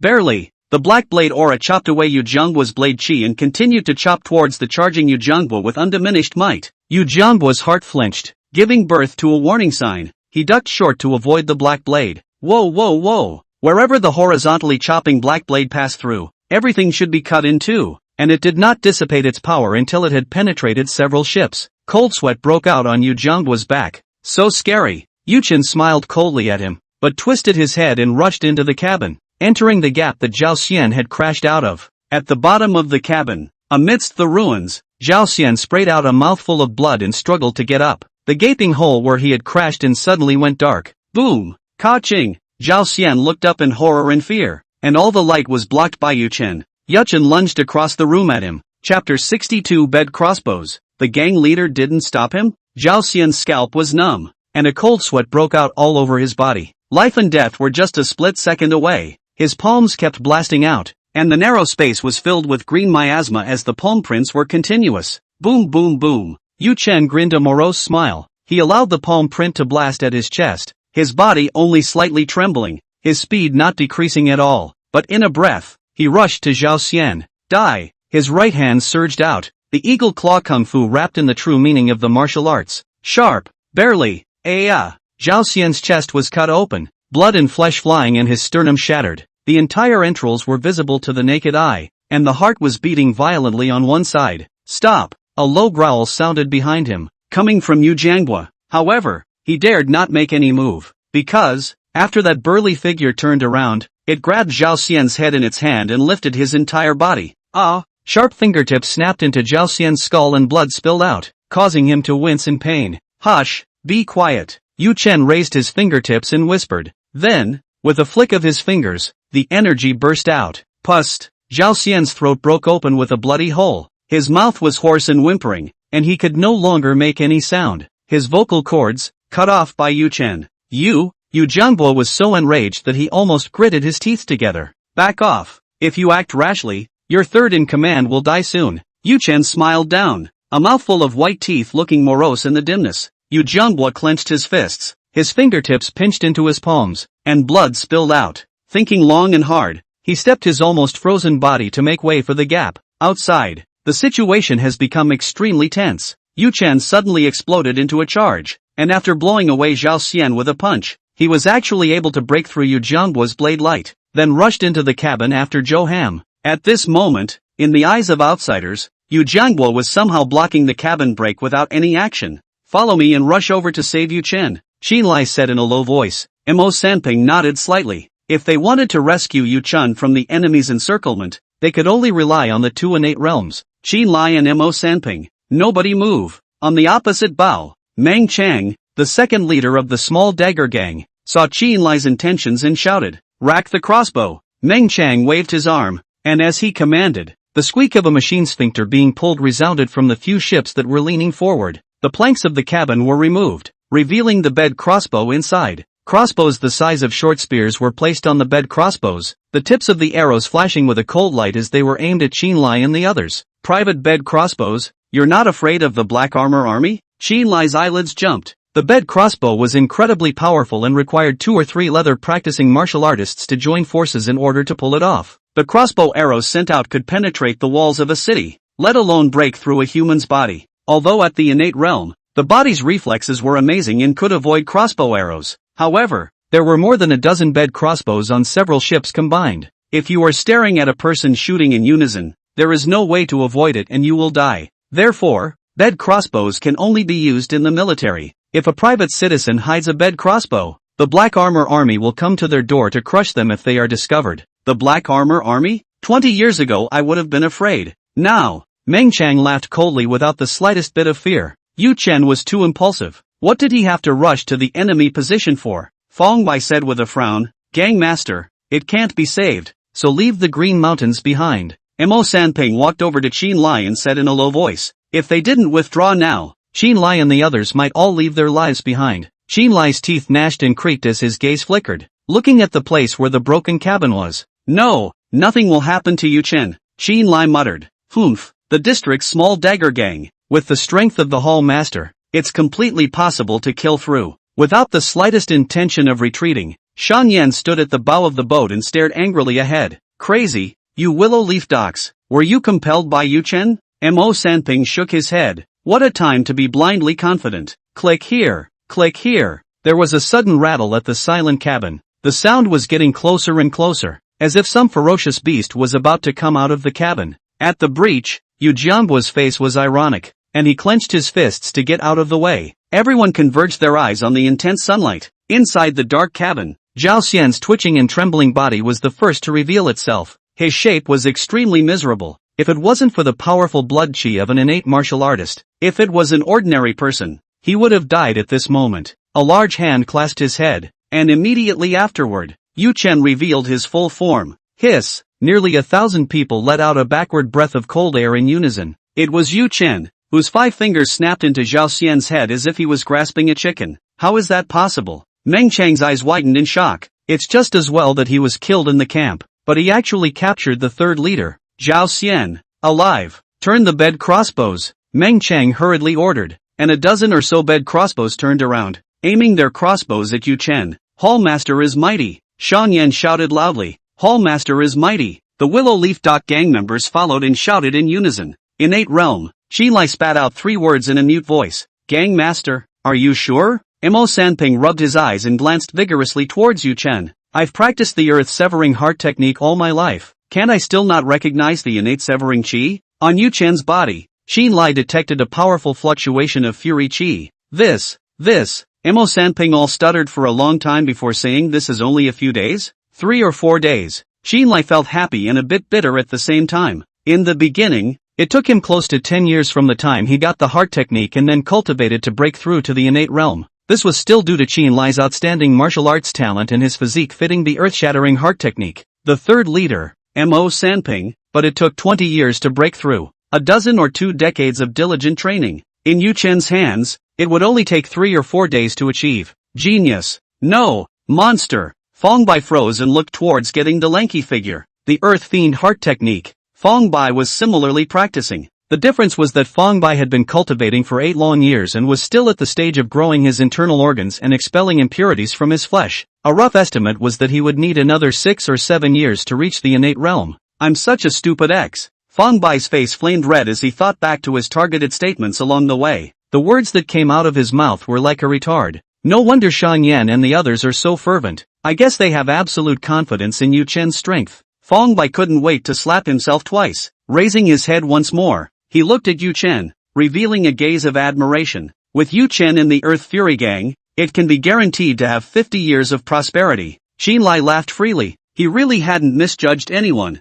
Everyone on the Dagger Gang's big boat didn't dare to act rashly, because their third in command, Zhao Xian, is still alive. Yu Chen, let go of Zhao Xian, and we'll write off the matter of Blackfish Dock. Yu Jianbo suppressed the anger that filled his mouth and spoke the words of concession with difficulty. Ha ha. Yu Chen grinned and didn't reply. Instead, he lifted Zhao Xian and leapt to the high part of the cabin in one step. Z acres.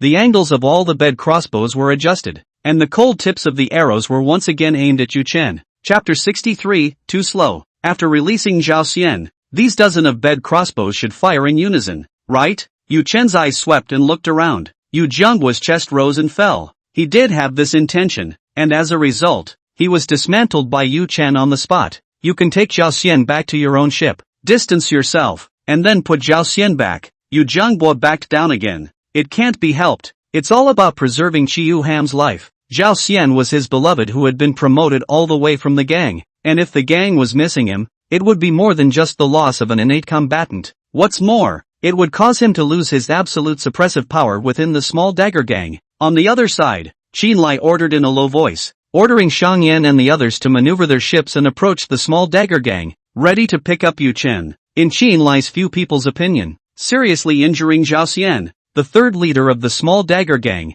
and forcing Yu Jianghua to give in again and again was already a great victory. Coupled with the destruction of the Blackfish Dock, Yu Chen's battle was described as a great victory. But, Yu Chen grinned and drank low to Shangyan. Back off. No coming. This time, Lian Shangyan froze, and he looked at the gang leader Qinlai, not knowing who to listen to. Listen to your hall master, Qinlai said decisively. On the small knife gang's big boat, Yu Jianghua's pupils vibrated as he stared at Yu Chen and said in a cold voice, "You, what do you want?" Standing high above the cabin, everyone's eyes converged on Yu Chen. The small knife gangsters who manned the bed crossbows even put their hands on the firing drawbars. Yu Chen raised his right hand high in the air, grabbed Zhao Xian, leaned down to his ear, and said, "Didn't you say you were going to cut me into 1,000 pieces in front of everyone?" Underneath his large hand, Zhao Xian's body trembled, and his eyes were filled with fear. Zhao Xian wanted to beg for mercy, but he couldn't even make a sound. "Don't worry, I won't kill you by 1,000 cuts."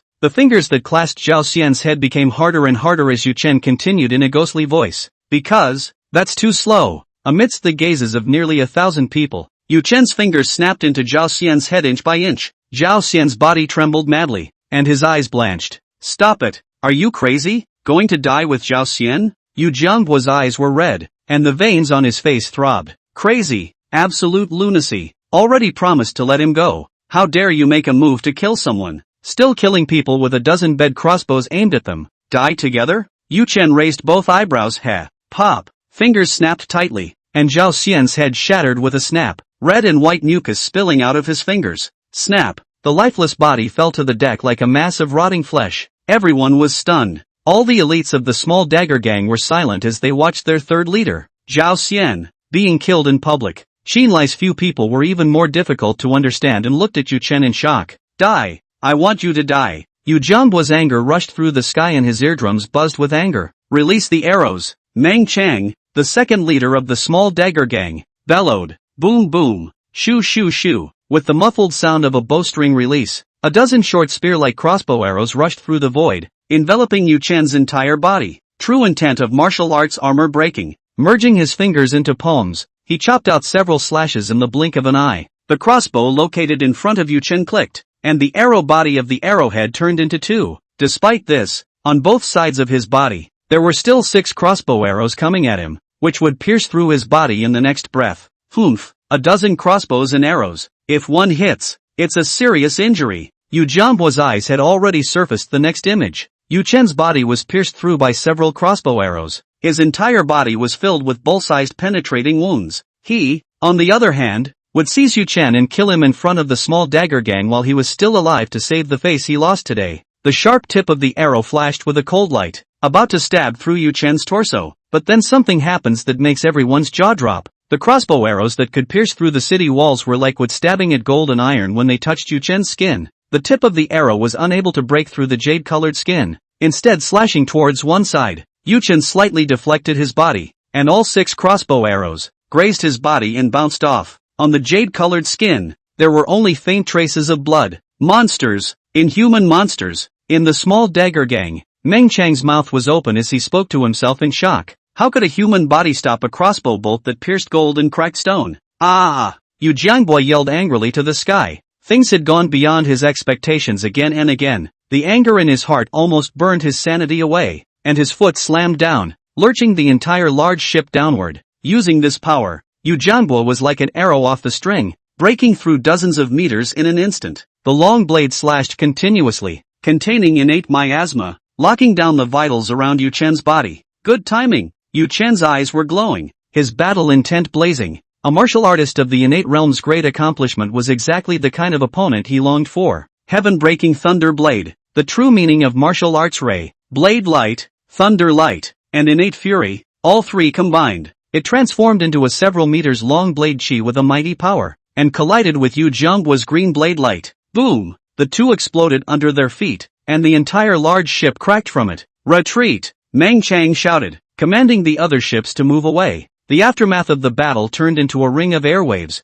blowing the crowd's eyes open. When their vision recovered, Yu Jiangbo rushed out from the blinding thunder light, his eyes like eagle and wolf, staring at Yu Chen as he chopped out several slashes again. The knife moves were at a tricky angle, like a gazelle hanging from a horn, attacking Yu Chen at an unbelievable point. Innate greatness, is it the ultimate skill? Yu Chen was unable to avoid it and could only be cut by the blade light. The fierce blade chi bombarded Yu Chen to retreat explosively, and his body broke through the river water, retreating all the way to the muddy ground on the shore. Barely, blood splattered all over his body. Not only that, the miasma contained in the blade chi is even more corrosive and toxic. The wound was bared and smelled fishy, skin that a crossbow can't break. Yu Chen looked down and understood that Yu Jiangbo must have comprehended some kind of martial arts intent that could increase the sharpness of the blade's light. Don't know what's good for you, you go to hell. Yu Jiangbo roared low in a cold voice. His feet stepped continuously, rushed through hundreds of meters of river water, and chopped out several more knives.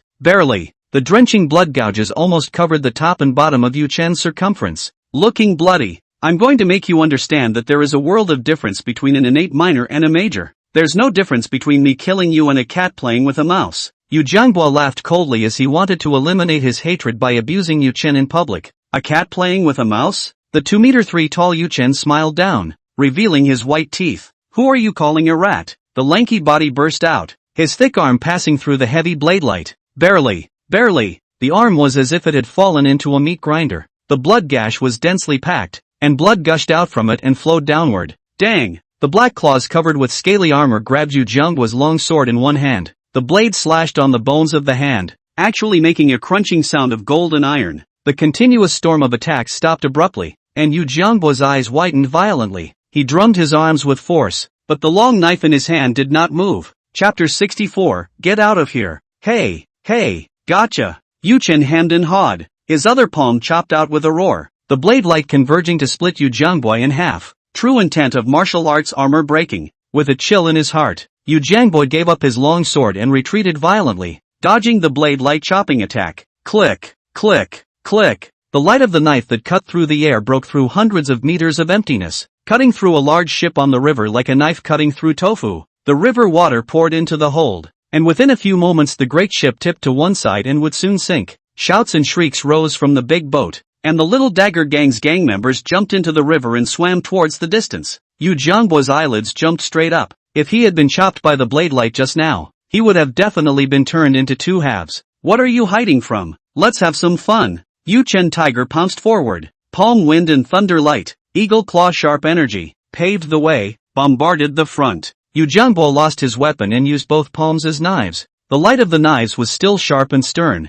constantly opening bloody gaps in Yu Chen's body. As dozens of moves passed, beads of sweat broke out on Yu Jiangbo's forehead and flowed down his cheeks. How many external skills have you actually practiced? Yu Jiangbo snapped through clenched teeth, because he realized that his attack could only break through Yu Chen's skin and flesh, and it did not go deep into the flesh. The injuries inflicted on Yu Chen were far from being fatal or affecting his movements. However, each of Yu Chen's moves were extremely deadly, and Yu Jiangbo could only try his best to dodge them. The sharp true intent of the eagle claw technique, and the armor-breaking true intent of the heaven-breaking thunder blade, Piercing through gold and breaking through stone was no big deal. The effect of destroying flesh and blood was also superimposed after it was activated with the innate fury chi. How could Yu Jiangbo's human body block it? Wait, I'm human too. Yu Chen grinned and said, hey, who's the cat and who's the mouse now? The dirt exploded beneath Yu Chen's feet. Boo! The lanky body rushed forward. The sharp claw-like hands crossed and chopped diagonally.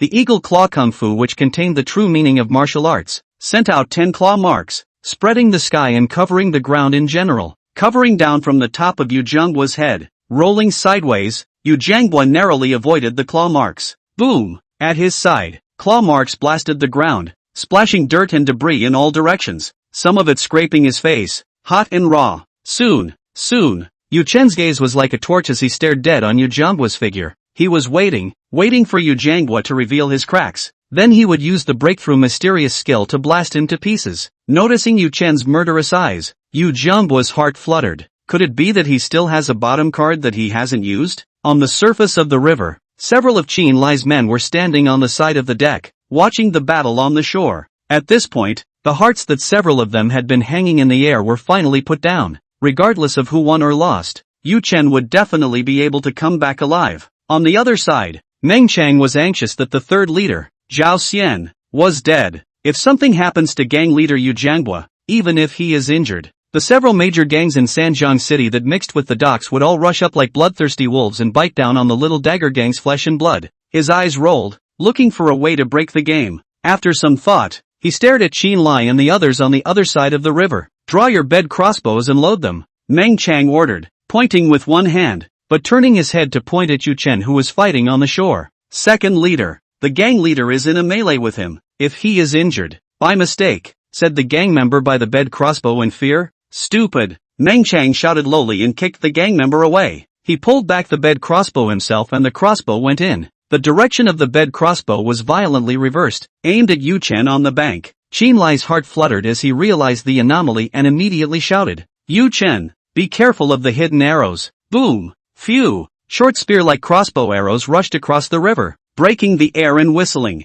On the shore, both sides fought fiercely, and out of the corner of their eyes, they simultaneously detected incoming crossbow arrows. Extremely tacitly, he and Yu Jiangbo withdrew their hands in unison and took a step back. Knock! The crossbow bolt stuck into the ground, but it was some distance away from where the two sides were fighting. This arrow wasn't a sneak attack, it was a way to make both of them pause their sparring. Yu Chen stood aside, steaming hot air on his bloody mouth, glancing obliquely at Meng Chang, killing intent in his eyes. If he hadn't intervened, Yu Chen would have been able to seize the opportunity and blast Yu Jiangbo to death. Meng Chang, who was standing at the bow of the boat, was startled by Yu Chen's glance, and a light sweat broke out on his back. What a horrible look! Meng Chang fixed his mind and shouted out, "Stop, or I'll kill to them, fish to death." As soon as the words fell, the big boat of the small sword gang swung its oars and rushed toward Qin Lai's several people. The bowstrings of the bed crossbows reversed their direction, all aimed at Qin Lai's several people.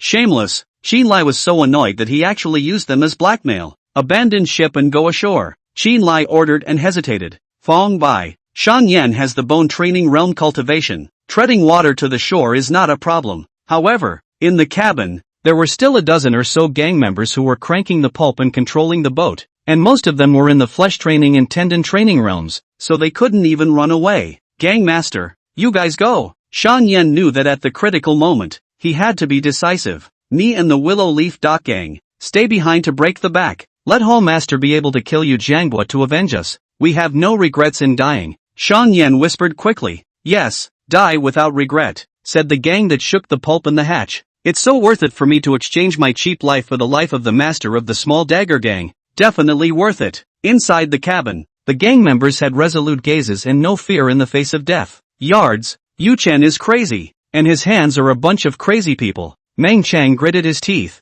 fought for a moment, and then shouted, if you want to run, we'll attack Willow Leaf Dock. The dagger gang's trip was originally aimed at Willow Leaf Dock. This river is only a quarter of an hour away from Willow Leaf Dock. Damn it! Qin Lai was so furious that he slapped the bow rail to smithereens. He didn't have a perverted horizontal defense like Yu Chen, and he could only dodge and hide in the face of the bed crossbow's continuous shooting. If the small sword gang was determined to attack Willow Leaf Dock, no one could block the attack. Inside the cabin, The people of the Earth Fury Gang were even more vocal in their curses, greeting the ancestors of the Small Sword Gang under their breath. A few of them can be determined to die, but in the Willow Leaf Dock Water Fortress, there are their family and friends. Slap. On the river, there was a series of sounds of treading water. Yu Chen's figure returned to his normal form of 1 meter 9, stepped on the river, and returned to the wooden boat. Hall Master. Shan Yan took out his black cloak and draped it over him. On the shore, Yu Jiangbo looked complicated and froze without movement for a while. Don't get out yet, a low voice shouted. It was Yu Chen. He stood at the bow of the ship in his cloak. Yu Jiangbo glared angrily, his fists clenched. What? Still want to fight again? I'll accompany you to the end. The murderous aura in Yu Chen's eyes did not diminish. The gazes of both sides clashed in the air, and fire seemed to burst out. Humph. Yu Jiangbo's anger turned into grimness as he stepped on both feet in quick succession and returned to the bow of his own ship. Go back and practice well. If your strength doesn't grow, it won't be fun to fight next time. Yu Chen's voice was not loud, but it echoed on the river and everyone could hear it. Chapter 65, Deadly Feud. Yu Jiangbo's face color is iron blue. Want to refute? Throat is blocked, cannot say a word. As he swept his gaze, the little sword gang was demoralized. Everyone was hanging their heads and bowing their heads. Morale is all over the place and looking to get back to his feet. Unexpectedly, an even louder slap in the face. The third leader, Zhao Xian, was killed and several large ships were destroyed. Even he himself hadn't gotten any bargains. As for the other side, the groundhogs have nothing to lose. The Willow Leaf Dock Hall Master, Yu Chen, was even letting out vicious words in a row. Yu Jiangbo grasped the railing on the side of the boat and slowly clenched it, crushing it into powder. Yu Chen, if I don't take this revenge, I'll never be a human being. Looking at the small knife gang's dusty departure, Xin Lai's chest of turbid air all exhaled. His heart is extremely happy. Over the years, they have been suppressed by the Dagger Gang, and their pier halls have been looted and occupied. All the stifled grievances, the unwillingness, were released at this moment. Yu Chen, is the injury alright? Xin Lai asked Yu Jiangbo's innate miasma is violently toxic. You can't be careless. Help, it's not in the way. With a show of his shoulders, Yu Chen's cloak fell and was caught by Shang Yan. The qi and blood in his body operated, and the foul-smelling and highly poisonous miasma was squeezed by the flesh and blood and expelled from the wounds. The blood and flesh wriggled, and the wound gradually closed up, leaving only a slight gap. In a quarter of an hour, the injuries were suppressed, and next, they would have to wait for time to slowly heal. You are at the innate middle stage? Xin Lai asked in surprise. Flesh, tendons, skin and bones are fused together in order to manipulate the body's flesh and blood. No, a little trick. Well, just stabilize the injury. Xin Lai didn't ask in detail. Geniuses. They always had countless cards. The wooden boat approached Willow Leaf Dock, and on the dock, everyone had long been waiting with eager anticipation. Although they didn't know the exact details of the battle, the people watching from the heights of the water fortress saw the small knife gang's big ships capsize and destroy one after another, until finally, the small Dagger Gang retreated, and the wooden boat that the hall master, Yu Chen, was on, returned unharmed. It doesn't take much to know who was on the winning side. Xin Lai stood at the bow of the boat and recounted the events of the party in a loud voice. From destroying Zhao Xian, the third leader of the Little Dagger Gang, to battling Yu Jiangbo, the leader of the Little Dagger Gang, to forcing back the Little Dagger Gang. Every time he said something, the whole Willow Leaf Dock cheered in unison for a while. Until the end, everyone looked at Yu Chen as if they were looking at a godman. Even the members of the Tigers Might Hall looked at Yu Chen with gazes of worship and admiration. Fong Bai slapped his face, secretly, asking for it. Finally, Xin Lai announced that all the pier halls of the Earth Fiend Gang would set up flowing banquets and feast for 3 days to celebrate. A little later, the celebration banquet of the water fortress began. Not only the members of the Willow Leaf Dock, even the forceful drivers of the dock, even the small workers of the cargo ship, could sit down to eat and drink. At the hall, the feast was more sumptuous. Shang Yan held his glass of wine, 1 foot on the stool, and kept talking about the details of the battle under his breath. On one side of the wine table, Guo Chun's face was as black as the bottom of a noodle pot, in annoyance that he had missed a great battle. Yu Chen bathed and changed, came to the hall, and drank 3 cups in a row with the crowd. With his status and prestige in Willow Leaf Dock, naturally no one would come to persuade him to drink. Yu Chen put down his wine glass and beckoned Shang Yan over. Drink to your heart's content tonight, and leave the defense matters to Guo Chun. Yu Chen said. Guo Chun is injured and can't drink much, so he happens to be in charge of tonight's defense. Don't worry, Hall Master, I will only drink 1 jug. Xiang Yan raised the wine jug in his hand and continued. The brethren on rotation are not allowed to drink, and they will be compensated in silver. The rest of the brethren, as I have commanded, are to have a pot's worth, and more will not do. Aha! Yu Chen nodded. There was no distillation technology, and everyone drank rice wine in the teens. The wine pot in Xiang Yan's hand can hold 5 taels of rice wine, and it is fine for those with an average amount of alcohol to drink. On the internal affairs side, Sangam has been doing a good job, and he can be comfortable being a handful. Returning to the study, Yu Chen sat down at the table and followed Qin Lai's example, brewing a cup of strong tea. After taking a sip, he shook his head and poured it out, replacing it with plain water. The sound of lively exertions came from outside the window, and the candle flickered slightly in the study. A flash of consciousness brought up the blue panel.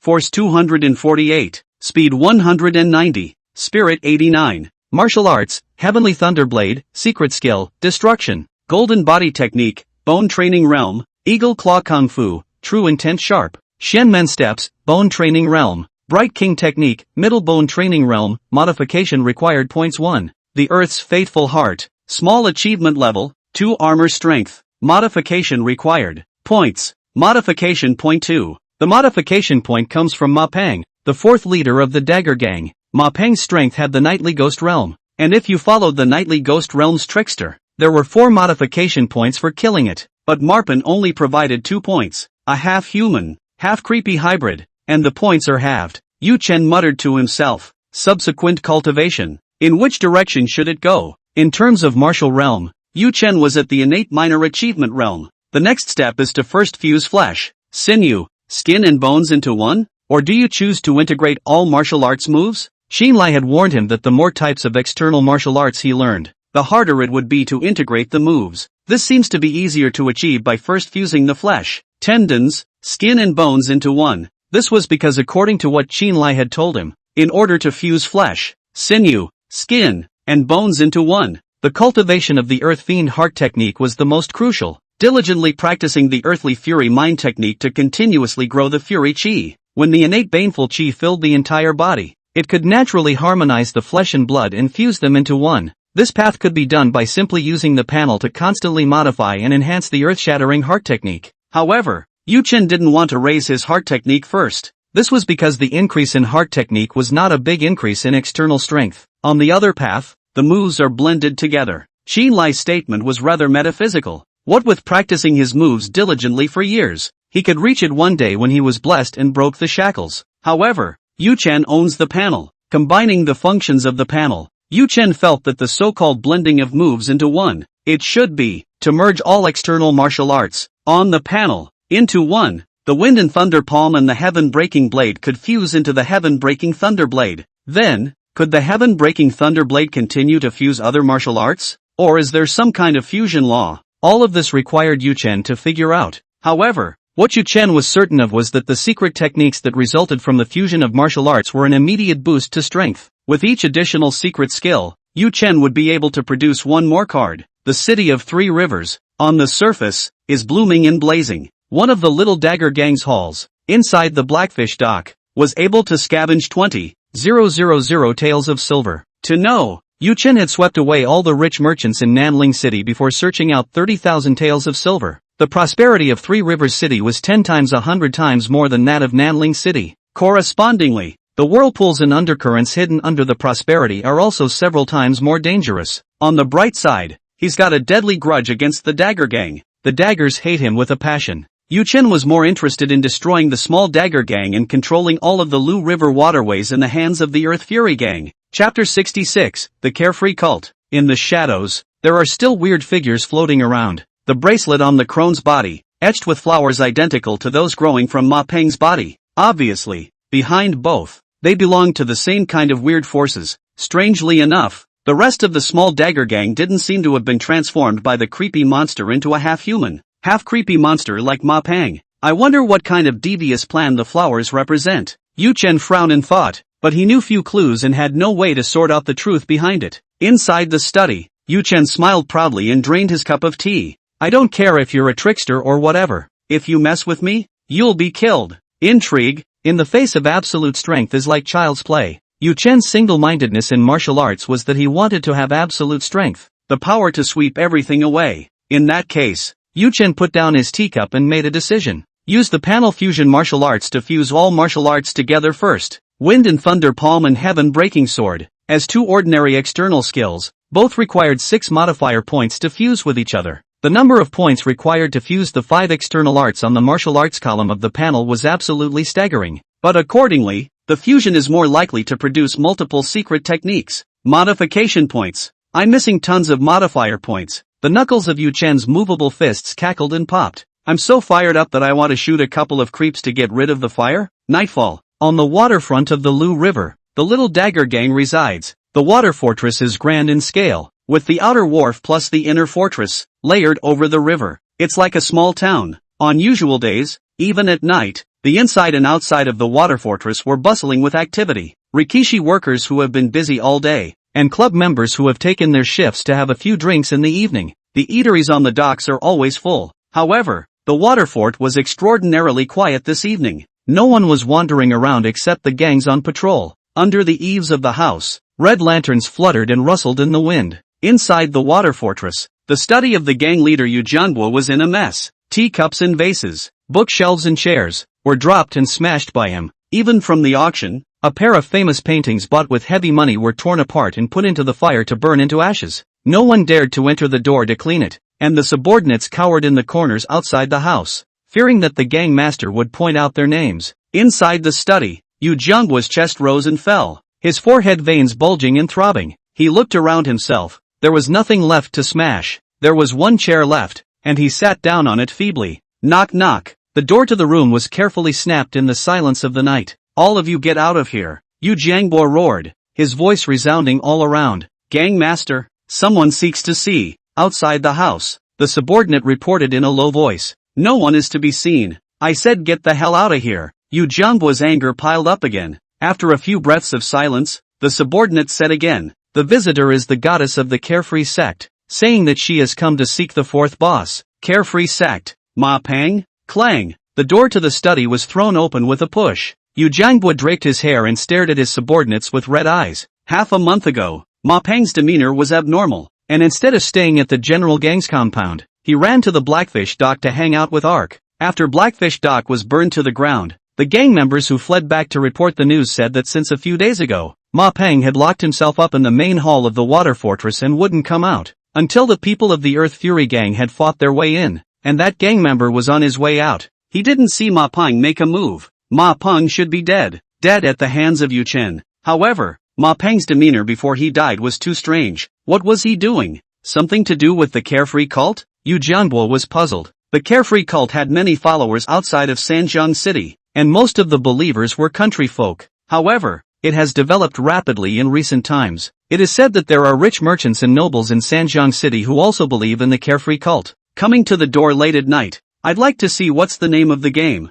Yu Jianbo spoke in a cold voice. The council hall of the Dagger Gang. A young girl sat at the bottom, dressed in a colorful dress. The skirt was extremely short, revealing a section of snow-white, young and thin legs. Her face, playful with a touch of flirtation. The eyes were bright and the red lips were pouty. Seeing Yu Jianbo enter, the young girl got up and saluted. Carefree sect Jiang Chu, greetings to Master Yu. For some reason, the moment he saw the young girl, the anger in Yu Jianbo's heart dispersed 7 points, but instead evoked 3 points of evil fire. Enchanting bone heavenly, Yu Jianbo secretly said. Such a woman to be a goddess. The Carefree sect wasted awe. Gang Master Yu, can you tell us the whereabouts of fourth leader Ma? Jiang Chu asked. Dead. Yu Jianbo tone indifferent, killed by the Earth Fury gang's Yu Chun? Jiang Chu frowned, and after hesitating for a few breaths, he smiled bashfully instead and said, that's quite a shame. Ma fourth leader donated a lot of incense and offerings to the Carefree sect with a sincere heart. I came here tonight, originally to inform Ma Si Dongjia that in a few days, he can come to the relief-painted boat to enjoy himself for a night. The relief-painted boat? Yu Jianbo whispered.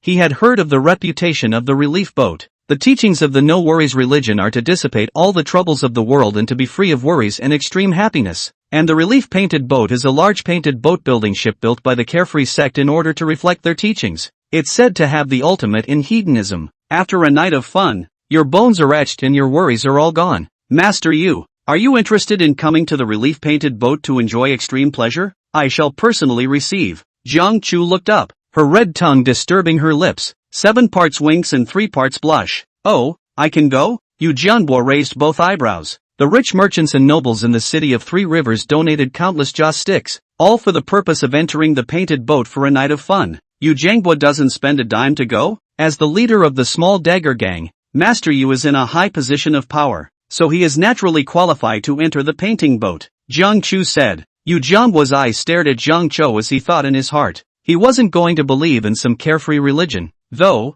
just going to have fun for a night. If you can spring for a night with a woman who is so charming, just thinking about it, the evil fire in Yu Jianbo's heart burned his mouth dry. He. Jiang Chou smiled shallowly and stepped towards Yu Jianbo. Short skirt under the legs long and straight, between steps, the scenery between the legs hidden. Walking up to Yu Jianbo, Jiang Chu leaned his body and smoothly sat on his lap. The beauty was in her arms, and a rich body odor hit her. Yu Jianbo took a deep breath, revealing a mesmerized look. Mr. Yu Gang Main to come? I personally receive oh. Jiang Chu pressed behind his ear and exhaled. The words were charming. However, her eyes were cold, as if she was scrutinizing her prey. Well, of course I'm going. Yu Jianbo wrapped his big hands around Jiang Chou and his hands got restless. Ah! With a wooing sound, Kong Chor gasped and lay down between his neck, her fine tongue reaching out and licking the outline of Yu Jianbo's ear. In the air, the aroma grew stronger and more intoxicatingly sweet. Yu Jianbo's vision blurred before his eyes, and the blood in his entire body seemed like it was about to boil. Chapter 67 Old Mother Worry Free.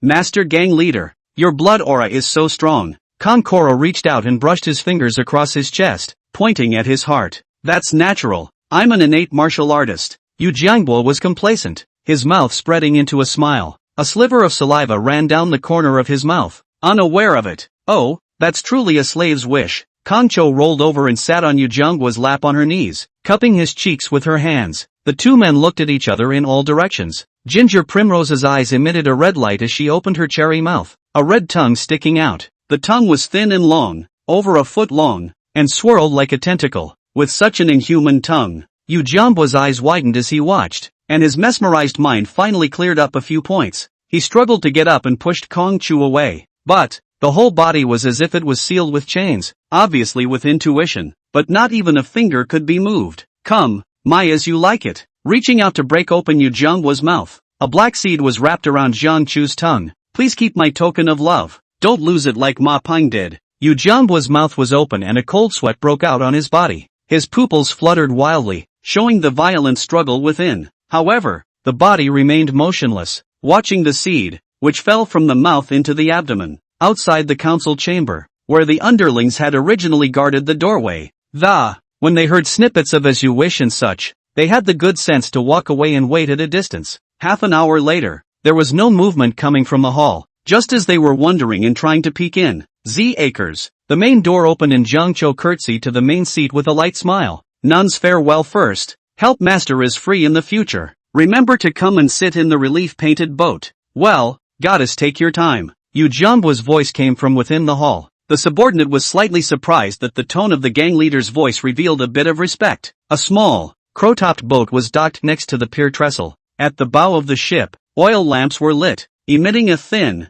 faint yellow light. Two beautiful women dressed in flashy palace attire sat on their knees at the bow of the boat. Seeing Jiang Chou approaching, one of the beautiful women moved on her knees, then bent down and used her body to build a bridge over the water. Stepping over that beautiful woman, Jiang Chu walked into the boat. Go back. Ginger Primrose let out a whisper. On the surface of the water, there was the sound of paddling, and the crow's nest boat left the dock and headed toward the center of the river. But there were no boatmen standing in front of or behind the crow's nest, let alone seeing the oars swinging. The darkness of the river, illuminated by the faint oil lamps of the, vaguely visible on one side of the ship, there seemed to be scarlet tentacles reaching into the water and swinging like oars. Lord Goddess, have you gotten the news? A beautiful woman asked. Well, my flower slave, and grandmother Zhou, were killed by a human martial artist, Jiang Chu said. A human martial artist? The two beautiful women looked up at the same time, somewhat in disbelief. Yes, a martial artist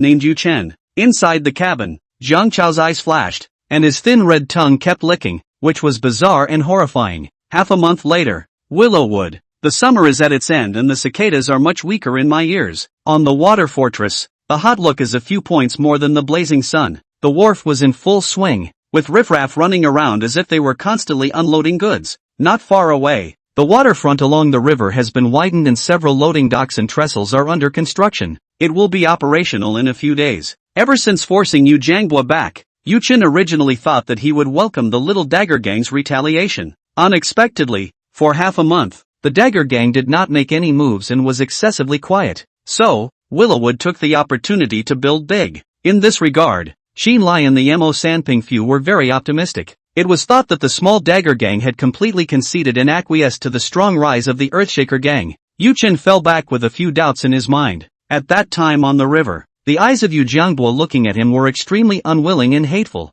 Yu Jiangbua isn't some kind of a high priest. A few days will be able to put down the hatred. Yu Chen doesn't believe it. High above the water fortress, Shan Yan spread out several pamphlets and told Yu Chen about the expenditures and revenues for the period. Hall Master, there are 18,000 taels of cash silver on the books. With the investment in the newly built pier, I expect to recoup my capital in half a month. Shan Yan said. That fast? Yu Chen was a bit surprised. Well, the merchants are looking forward to us opening more docks, Shan Yan said with a smile. The forceful men of the Blackfish dock are basically taken over by us. And there's no problem in terms of manpower. After recovering the costs, Willow Leaf Dock's income will double to a net profit of 2,000 taels per month. Shan Yan pointed to the dense numbers on the ledger. Yu Chen glanced at it as if he had read it. A few days ago, Guo Chun took in a group of young men from among the dock workers into the gang. The picks are the honest, reliable, clean-cut kind. The business was there, the workers were there, and the management of the gang was replenished. Now, just wait for the docks to keep earning him silver. Ta-da-da-da. On the lower steps, Guo Chun came with his feet up, holding a letter in his hand. Half a month of busy. Guo Chun's face black cold, but Shan Yan, how the sun is white look. Of the two, Guo Chun dominated the outside and Shan Yan dominated the inside, known as the black and white duo of Willowwood. Yu Chen had thought that the name of Double Fury was unpleasant. Should he change it to the name of Black and White Twin Jia? But Guo Chun Shan Yan too categorically refused. Said the mixed rivers and lakes naturally have a vicious nickname. In order to calm the scene, Hall Master, there is a letter for you. Guo Chun handed over the epistle, the fire seal bearing the stamp of the Jumbo Pavilion. Yu Chen raised both eyebrows slightly and took out the letter to have a look. Yu Rohong handwritten letter. The letter did not mention the auction. Is to a few herbs. Arrange for a boat and make a trip to Three Rivers City. Yu Chen commanded. Guo Chun arched his hand and led the way, turning to trot out. After traveling on the river for half an hour, the wooden boat docked at the outskirts of Sanjian City. On the shore, a carriage equipped with 4 sturdy horses was already waiting. The carriage was spacious, and there was some room to spare when Yu Chen sat down. In the corner, sandalwood incense was lit and pastries and fruits were set out. These arrangements, needless to say, came from Sangam. Guo Chun sat at the front of the carriage as the horseman swung his whip with a crunch in the air. Pop! The carriage drove in the direction of Three Rivers City. The country roads are lined with paddy fields. The south grows 2 crops of rice. Summer is over. Early rice has been harvested, and the fields are sparkling with water and full of tiny late rice seedlings. Between the fields, laboring people bend low and pull out the tares from the watery fields. Inside the carriage, Yu Chen held a martial arts tome and read it carefully. Poisonous Dragon Hand. The Groundhog's gang has a handful of external kung fu. Yu Chen, who had practiced countless external skills, had taken a cursory look at it once and realized that there was nothing surprising about this external skill. Similar to Eagle Claw Kung Fu, it practices handwork and specializes in grappling. However, it was precisely because the Poison Dragon Hand was similar to the Eagle Claw technique that Yu Chen wanted to cultivate it. The Poison Dragon Hand was his first step in performing martial arts fusion. Suddenly, the carriage stopped and, ahead, the cacophony of voices and the pungent smell of incense came. Yu Chen put down his feet and uncovered the curtain on the side of the carriage. Next to the country road, a temple was built. Red walls and golden tiles, rich and noble. The temple was newly built, and on the plaque, the words Carefree Divine Cult were written in large letters. The people were clustered at the entrance of the temple, and there was a great deal of noise and incense. An old woman sitting on a high platform, reciting words, a class of boys and girls under the stage, playing and singing, seems to be doing things. Suddenly, the carriage stopped. Why did you stop? Yu Chen asked. Reporting back to the hall master, the carefree sect stopped the road to ask for incense money. Guo Chun said, in an idiomatic tone, you gave? Yu Chen frowned. It was given. By Lao Wang. Guo Chun said with some confusion. The carriage curtain was lifted, and the carriage driver, Old Wang, smiled and said, "Hall Master, we country folk mostly believe in the carefree God cult. O believer in God's religion, there is no worry and peace in the house." Lao Wang passed his hands out, holding a yellow talisman folded into a triangle and hung on a red rope. "A penny of silver for the yellow talisman. Hall Master, carry the yellow talisman on your body and your troubles will disappear." Chevron Old Wang said. "Aha." Yu Chen took the yellow talisman, and the wheel began to roll onward. The puja continues in front of the temple, and the villagers murmur reverently, "Carefree old mother, supremely comfortable. Carefree old mother, supremely comfortable." The old crone on the high platform mouthed the words as she gazed towards the carriage. On the side of the wagon, a palm stretches out of the cloth curtain, the yellow amulet hanging from its center. Yu Chen held the yellow talisman and rubbed his fingers together, yellow confetti rustling down. The old woman's pupils violently condensed, flashing with a hint of gloom. Chapter 68, Appreciation of Treasure. The carriage didn't head directly to Sanjiang City. Turn into a fork in the road that leads to the black armored military camp outside the city. Both thick logs were sharpened at one end to make a deer halt that surrounded the entire barracks. The schoolyard inside was vaguely visible, but no sounds of drills and shouts could be heard. At the gate, two old pawns stood in black armor, armed with guns. "Stop! What for?" The old pawn stopped the wagon and asked out loud, "Seeker, is Zhuo Zishong Zhuo Qianhu in?" Yu Chen uncovered the cloth curtain and stepped out of the carriage. When he was in Nanling City, he had also agreed with Zhuo Qiandu to get together for a meal when he arrived at Sanjiang City. As a result, he had clashed with Chao Hong at the Treasure Pavilion on the first day, and was busy all the way through to joining the Earth Fury gang at the back and exterminating the creepy monster. "Zhuo Qianhu?" The two old pawns looked at each other. The young man in front of him had a handsome face, a stout and tall body, and a strong murderous aura. "Zhuo Qianhu is out on military duty. As for when he will be back, we don't know," the old pawn said. "Performing military duties?" Yu Chen glanced towards the barracks. Not many people were walking around the barracks. "Both of you, if Zhuo Qianhu comes back, please tell him that a deceased person from Nanling City is visiting. If you're free, you can meet up at the Willow Leaf dock of the Earth Fury gang," Yu Chen said, his eyes signaling. Guo Chun, who was standing on one side, went forward and handed the old pawn a few taels of broken silver. The old pawn received the broken silver, surprised and delighted, and hurriedly bowed his hand in response. "Don't worry, Your Excellency, we will definitely bring your words." "Aha." Yu Chen nodded and turned to walk into the carriage. The carriage turned around and headed towards Three Rivers City. At the entrance of the barracks, the old pawn looked at the carriage and muttered in his mind, "Of the Earth Fury gang, judging by his stance, he's a hall master at the very least. When did Zhuo Qianhu know someone from the Earthbending gang?" Inside the carriage, Yu Chen's brow was slightly furrowed,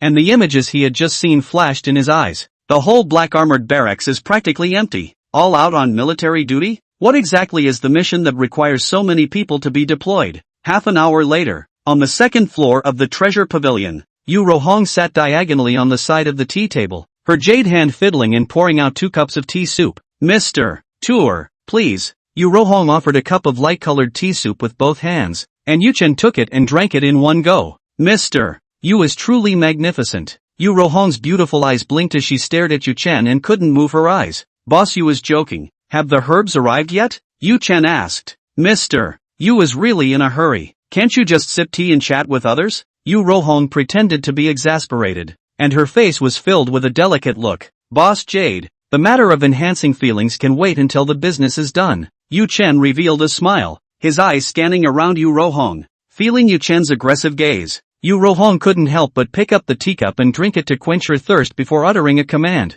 "Someone come and fetch the medicinal herbs ordered by Mr. Yu." Not long after, the maid came with a tray, and 3 sandalwood boxes were placed on the tray. Yu Rohong opened the box, which contained a red fruit and a black tree root herb respectively, the last same, shaped like jade, red fruit, earth yellow, and whale gum. Yu Rohong said the names of the 3. Yu Chen picked up and watched. The first 2 sorts of nothing surprising, natural resources, the growth of the year enough just. He was very interested in the last piece of whale glue. It is shaped like an oval jade, and when you hold it in your hand, it is flexible and tough to the touch. There is a kind of whale in the East China Sea with a double-horned head, and after hunting it, there is a chance to take out whale gelatin, which is a great tonic for qi and blood. Yu Zohong explained. A whale with 2 horns on its head? It occurred to Yu Chen that the so-called whale gum was not an early form of a demonic beast's inner elixir. "Boss Yu, in the past days, what kind of people were buying herbs?" Yu Chen asked. The various branches of the Jumbo Pavilion had such medicinal herbs stored in them, and it wasn't just Yu Chen who wanted to come and buy them. Yu Rohong smiled and replied, the herbs of the last vintage are a great tonic for qi and blood, and most of the people who buy them are martial artists like Mr. Yu. When a martial artist cultivates, if they can take medicinal herbs to replenish their qi and blood, their cultivation progress will come faster than normal people. It's just that the herbs are precious and ordinary martial artists can't afford to use them. Oh, Yu Chen raised both eyebrows and then asked, most? Then what other people will buy herbs? At this moment, Yu Zohong's voice lowered and came closer to her body and said, like the senior people in the execution of the netherworld, they also need medicinal herbs on weekdays to aid in their cultivation. Beyond that, there's weirdness. Yu Chen nodded slightly. Creepy monster cultivation, which required the absorption of qi and blood. If you don't go to kill people to extract qi and blood, you can get it from herbs instead. Boss Jade, I'll take it all. What's the price? Yu Chen put down the whale glue and asked. 9,000 taels of silver. Yu Rohong said the price. The red fruit and the groundnut are cheaper. The two together cost 5,000 taels. Whale rubber is the most expensive, costing 4,000 taels for a single one. Okay, deal. Yu Chen didn't hesitate and agreed in one bite. The two sides were going to work together for a long time, and the price given by Yu Rohong was absolutely fair. Guo Chun took out 9,000 taels of silver bills from his bosom and placed them on the tea table. After the maid counted them, she neatly wrapped the herbs and handed them to Guo Chun. Boss Yu, my need for herbs goes beyond that. Yu Chen said, I hope that Boss Yu will continue to purchase herbs. I will buy them all. Yu Rohong nodded her head in agreement, and with another exasperated stare at Yu Chen, she said, why are you still saying Boss Jade in one breath? Are you and I so distant from each other? What about? Yu Chen raised his eyebrows and asked her with a smile. Just call me Soft Red. Yu Rohong's voice lowered and her cheeks blushed. In the tea room, Guo Chun and the maid left in a sensible manner and even brought the door of the room with them. Zoe read, after business is done, you really want to chat with me over tea? Yu Chen reached out with his probing hand and held onto Yu Rohong's jade hand. Ah! With a low cry, Yu Rohong shuddered around her body. After hesitating for a few breaths, Yu Rohong struggled to pull out her hand and stood up. Just when Yu Chen was disappointed, Yu Rohong turned around and counted in succession on the wall. A slight machine bracket rattled, and the wall was recessed, revealing a dark passageway. This, Yu Chen wanted to ask a question. Mr. Yu, I also have some treasures from my private collection for you to taste. Yu Rohong exhaled like an orchid, as if she had used all her strength to say these words. Good, then I'll savor it. Ah! Yu Chen stepped forward and held Yu Rohong horizontally in his arms, causing Yu Rohong to let out a shriek of fright. Outside the tea room, the waiting maids and Guo Chun all heard Yu Rohong's shocked cry. The maid bowed her head and blushed, walking away silently. Guo Chun stood solemn and motionless. No change of expression could be seen on his dark face. Chapter 69, Building a Temple. 3 days later, Willowwood. After a table of food was eaten, Yu Chen stood up, his bones crackling and popping around him. The panel mobilized and blue light converged in the void. Force 281, Speed 208, Mental 100, Martial Arts, Heavenly Thunderblade, Secret Skill, Destruction, Golden Body Technique, Bone Training Realm, Eagle Claw Kung Fu, True Intent Sharp, Shenmen Steps, Bone Training Realm, Bright King Technique, Middle Bone Training Realm, The Earth's Faithful Heart, Small Achievement Level, 2 Armor Strengths, Poison Dragon Hands, True Meaning, Poison, Modification Point 0. The 2 modification points obtained from killing Ma Peng were used by Yu Chen to enhance the Poison Dragon Hand. On the base 3 values, strength increases by 40 points and speed by 20 points. The last item of spiritual value, because of the realization of the true meaning of the martial way, after growing by 10 points, the spiritual value broke through to exactly 100 points. Poison Dragon Hand. In addition to the grappling move, in daily practice, you can make a poisonous wine with various poisons, and after practicing external energy, dip your hands in the poisonous wine to absorb the toxins. For a long time, with poisoned hands, in fighting and killing with the enemy, the venom soaks in and can kill without being seen. The cultivation of the ordinary members of the Earth Fiend gang naturally did not have such good conditions. Centipedes, scorpions, poisonous snakes and other herbs are worth a lot of money, and it takes time to make them into medicinal wine. As a result, most gang members only practiced the grappling techniques in it, and would not imbibe the medicinal wine. However, all this is not a problem for the panel. In the 3 modified indoctrinations, what Yu Chen used was the best poisonous medicinal wine to soak his hands. Until the last cultivation, Yu Chen comprehended the true meaning of martial arts poison. flip your hands and catalyze the true intent of Wudao poison. In the palm of his hand, he emitted a grassy odor that was so faint that it was not noticeable in the slightest. However, Yu Chen knew that an ordinary person who came into contact with this trace of odor would immediately die a violent, poisonous death. That's how counterintuitive the panel boost is. When the poison dragon hands reached the perfection of the bone cultivation realm, the toxin emitted was unusually fishy and smelly, and it also emitted green smoke. A discerning person would know at a glance that it is a highly toxic poison, and would certainly take precautions in his mind. However, when the panel raised the poison dragon hand to the true intent level, the toxin goes back to the basics, with no striking color and only a faint grassy scent. I wonder if it works on the trickster, Yu Chen muttered to himself. Knock knock. There was a knock on the door of the room and Sangam's voice came. Hall Master, something has come up that requires you to make a decision. The door to the room opened, and Shan Yan frowned in embarrassment. Oh, lead the way. Yu Chen raised both eyebrows, curious in his heart. Shan Yan was in charge of internal affairs. What could there be that he couldn't decide and needed to intervene himself? Behind the water fortress is a large road leading to the outside world. Goods from the docks, unloaded from the merchant ships, would be loaded onto wagons and sent off to various places from this main road. No sooner had we reached the mouth of the walled city than there was a traffic jam along the road. Many people stood on the carriages, looking ahead with anxious expressions. Seeing Yu Chen come, the merchants arched their hands and said, Hall Master Yu, why is the entrance to the fortress blocked? Yeah, hurry up and let it go. We're in a hurry to get into town before dark. Someone else wanted to make a sound, but saw several merchants hurrying back from the front to pry for news. A few people exchanged words for a while, and suddenly quieted down, no longer begging for Yu Chen to say the words to release them. Interesting, Yu Chen coldly smiled. On the ground of Willow Leaf Dock, it is possible to make the merchants afraid not to sue. Who the hell is blocking the road? At the entrance to the fortress, a high platform is set up. The old crone of the carefree sect wore three-colored vestments. Her face was painted with red oil, her hair was cloaked, and her mouth was chanting incessantly. Around the high platform, a circle of paper money burned in incense was everywhere. The countryside devotees formed a circle and knelt toward the crone on the raised platform. Goddess on high, bless the old mother for manifesting. Goddess on high, bless the old mother for manifesting. At the entrance of the fortress,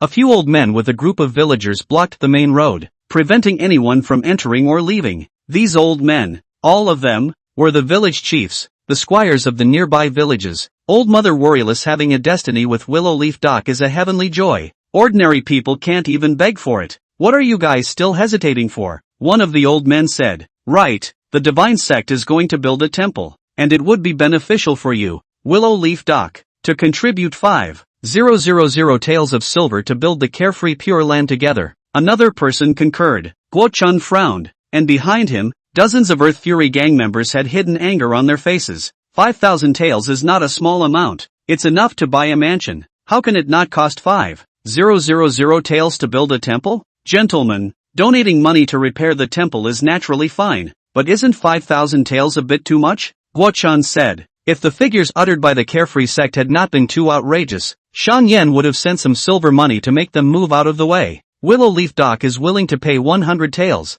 You guys quickly disperse. Don't block the intersection. Guo Chun continued. 100 taels? Enough for what? The villagers clamored, feeling that the silver taels Guo Chun gave were too little. Guo Chun, your hearts are insincere. If Old Mother manifests herself and sends down divine punishment, don't say I didn't warn you. The old man in the lead said sternly. He was one of the most respected of the several villages in the neighborhood, named Lu Rinzheng. As soon as his words came out, countless villagers behind him responded in unison, mouthing various country curses. Guo Chun's face grew darker and darker, and his hand gripped the hilt of his sword. However, at this time, it was during the farming season, and under the leadership of a few village chiefs and squires, villagers continued to arrive and surrounded the intersection. Little brother Guo, I think it's better to mention the price, or else we can't make things right today. A merchant stepped out and whispered to Guo Chun. They, the small and medium-sized merchants, have seen a lot of things like the worry-free church blocking the roads and asking for money. If you don't give it, there are really bad luck things that happen that you have to believe. In the end, it could only be doubled and added to the money and given to the carefree god cult. Is it really that evil? Or is there a hidden mystery in it? Guo Chun muttered to himself. After seeing Yu Chen exterminate the creepy monster, Guo Chun was less in awe and fear of the divine creep. All is at ease. Old Mother manifests. Suddenly, The goddess on the high platform shouted loudly, drawing everyone's attention over. With it, a puff of dirt exploded from the wasteland not far away. Boo! Old Mother Carefree has manifested. Old Mother Carefree has manifested. The frenzy of the devotees under the high platform knew no bounds, and they rose and rushed toward the explosion. A large pit exploded in the wasteland, and a stone statue was half buried in the pit. The devotees dug the mud pit with their hands, and in a short time, they lifted out the stone statue and placed it on a mound of earth. The stone statue was seated in the posture of a fallen japa, holding a seal in both hands. The face was the image of an old woman with a faint smile on her face. Suffered. The merchant beside Guo Chun's face changed and secretly whispered, "This time it's not just Willow Leaf Doc that's going to bleed. All of us in the gang are going to get a layer of skin scraped off." On the high platform, the goddess crone stepped down and reverently bowed 3 times in front of the stone statue, chanting under her breath, "Old Mother Carefree has manifested her spirit. This is a blessed place, and it is necessary to build a temple to worship the Old Mother." Chapter 70, Blasphemy. Village Chief Lu Rinzhan laughed loudly and said to Guo Chun with an arch, "Old Mother Carefree manifested herself at Willow Leaf Dock, and the site for the new temple was chosen here. In the future, with the Carefree Divine Sect on the side, Willow Leaf Dock will surely have good weather and prosperous business." What? Guo Chun understood the merchant's whisper. The Carefree cult doesn't just want 5,000 taels. They also want to build the new temple at the gate of the water fortress. When the temple is completed, all merchants and carriages entering and exiting the water village will be charged a 10% toll by the Carefree sect. Little brother Guo, what's the hesitation? It's a great thing. Quickly bring 5,000 taels of offerings and we'll build a new temple tomorrow.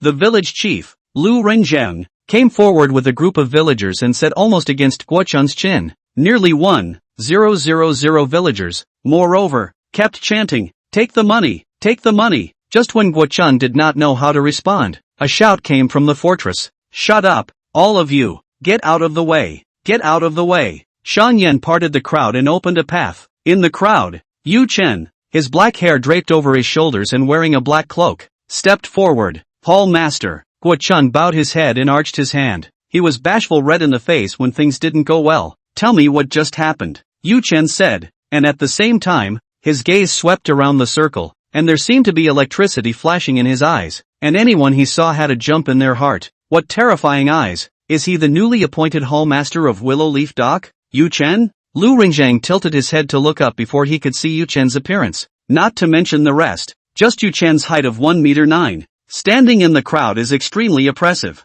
Guo Chun spoke in a low, quick voice and briefly described what had just happened. Not far away, the divine woman crone saw Yu Chen appear and stopped chanting under her breath. A pair of sinister eyes constantly swept over Yu Chen. "You want me to pay 5,000 taels and block the doorway to build a temple?" After listening to Guo Chun's account, Yu Chen smiled coldly. Pop, pop. 2 palms slapped on top of Guo Chun and Shan Yan's heads, frightening both of them to lower their heads and tremble. "You too, you've been hanging out in gangs for over a decade, and you're still black and white? At the end of the day, being blocked at the door by someone collecting protection money?" Yu Chen scolded in a cold voice. "The Hall Masters are all villagers from the neighborhood, and the Carefree sect is quite powerful." Shan Yan tried to explain, but Guo Chun went up and kicked him, staggering him. "Stop it." Guo Chun drank low. On the other side, surrounded by fervent believers, the divine woman crone suddenly stared wide-eyed and hissed under her breath. Evil spirits are possessing me." She stretched out her withered fingers,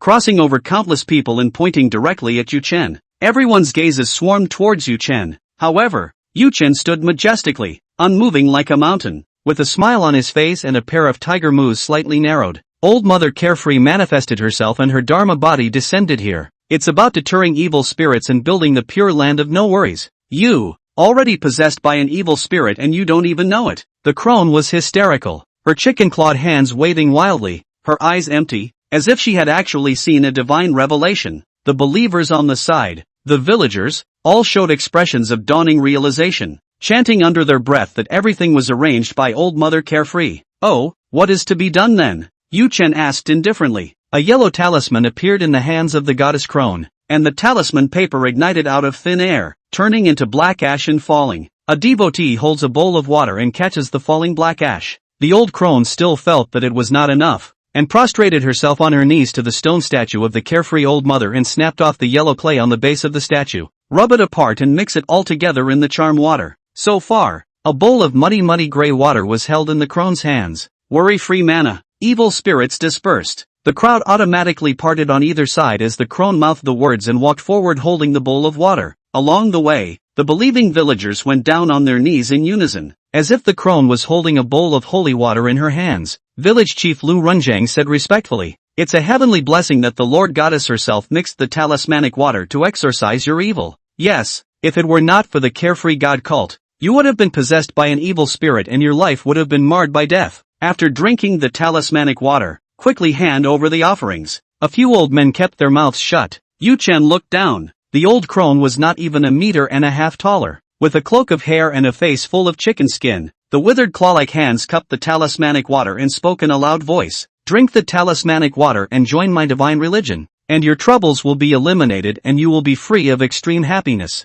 Behind him, a group of villagers knelt in unison and repeated in a loud voice, "Drink the talismanic water and join my divine religion, and your troubles will be eliminated and you will be free of extreme happiness. Drink the talismanic water and join my divine religion, and your troubles will be eliminated and you will be free of extreme happiness." For a long time, Yu Chen was unmoved and still looked at the crowd with a smile. The crone's face froze and she looked up, grimly, without the need for her to open her mouth. Lu Ren, who was kneeling on one side, was angrily shouting, "Why don't you drink the talismanic water? If you don't join the carefree god sect, the carriages of Willow Leaf Dock will never pass through the road at the entrance of our village. Right, if you don't join the divine religion, cut off your business." The rest of the village chiefs and squires spoke at the same time. When these words came out, Shan Yen Guochun's face changed. The merchants gathered around the entrance of the fortress to see what was going on were even more alarmed. The summer is over, and all the late rice seedlings have been planted, so it's time for farming.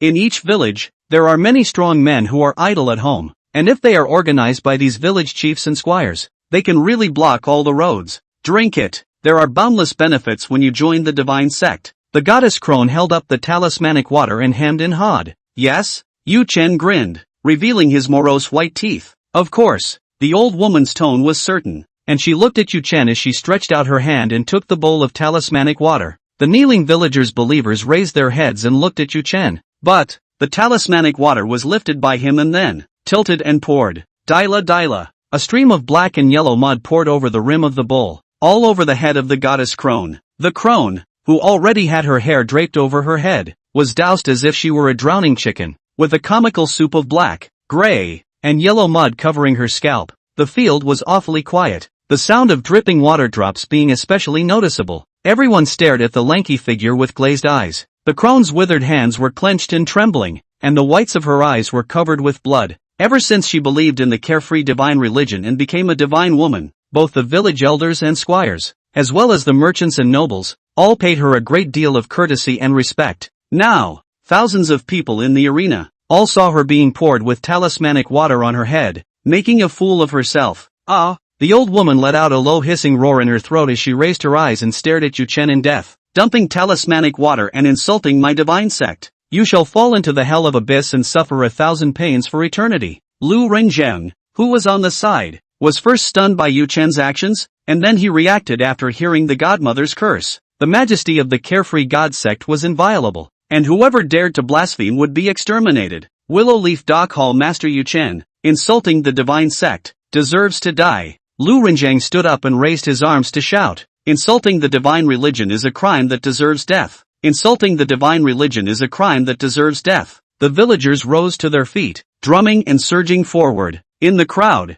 cold light flashed as many pulled out the daggers they had with them. Chapter 71. Touched. Stop. Guochun bellowed. Click. Sheathe your sword. The Willow Leaf Dock gang members, in unison, drew their swords and stood behind Yu Chen. The two sides faced each other and the battle was on. Yu Chen, you must give a statement today, otherwise, our several villages combined, 2,000 to 3,000 people, are not vegetarians, Lorenzang said in a loud voice. At the back of the crowd, several people had already gone back to report, wanting to pull the whole village in and besiege the water fortress. Young man, the will is in the air. You've made the worst decision of your life. The goddess crone's face twitched as she stared at him resentfully. Give a shit? Yu Chen revealed a smile and looked down at Lu Renjiang, saying, at your age, why are you so naive? Tianjin? Luren was still thinking about it when he saw a pair of large hands reaching towards him. His head was grabbed by Yu Chen, and his entire body was lifted into mid-air. Lauren was shrieking in terror and flailing his arms and legs.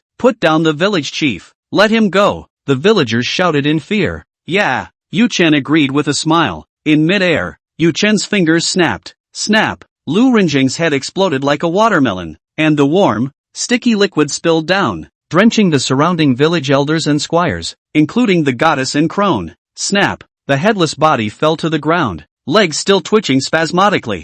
"You see, I do what I say." Yu Chen loosened his grip and took the white silk scarf that Shang Yan handed him and wiped the dirt. "You are crazy," the goddess crone trembled and said. "Killing in front of so many villagers? Right." Yu Chen grinned, and said with his big hand stretched back, "Knife." Guo Chen flipped his wrist and handed his saber to Yu Chen. Yu Chen held his long sword and chopped away recklessly. Barely. In the crowd, several slashes of light instantly lit up. After the white blade light, rolling heads and raining blood from the sky fell in showers. "Ah!" The old woman cried out in shock, her eyes glazed over as she looked around. The village elders and burghers who had been around her all lost their heads and their bodies fell limp. "I'm not just going to kill, I'm going to kill them all." Thousands of people were silent, and the only thing that came out coldly were Yu Chen's words. The originally noisy believers all felt a basin of icy water pouring down on their heads, and their hairs stood up in sweat. They didn't dare to move the slightest bit more, and they all froze in place. Is he the devil?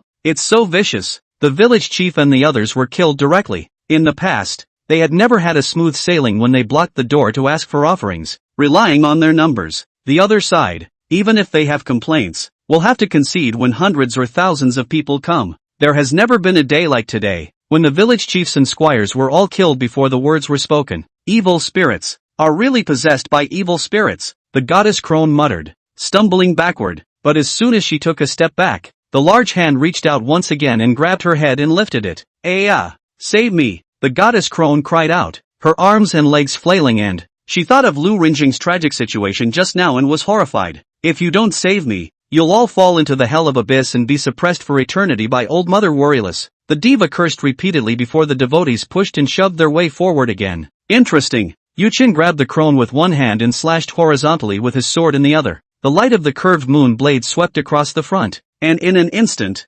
internal organs fell off with a clatter, and wails rose in all directions. A dozen believers were cut off at the waist in unison, separating their upper and lower bodies. After a lumbar decapitation, a person's major organs are still present and they do not die immediately. The old woman looked down and saw a dozen or so believers who had been transformed into halves, wailing and crawling on the ground, truly resembling an abyss. The rest of the believers, who dared to come forward, looked at Yu Chen as if they were seeing a demon. "You killed so many people in public, not afraid of the county guard of Sanjiang City, the Black Armor Army?" the crone whispered. "Ha ha ha ha ha." Yu Chen laughed and asked playfully, "Why don't you beg your carefree old mother, but move out of the Black Armor Army?" The divine woman crone's face reddened. In order to survive, she had to move out the forces that Yu Chen was afraid of. He, the Black Armor Army is pouring out. I don't know what kind of military service it's going to perform, inside and outside of Sanjiang City. Who can stop me? Yu Chen's eyes were like fire, looking disdainfully overbearing.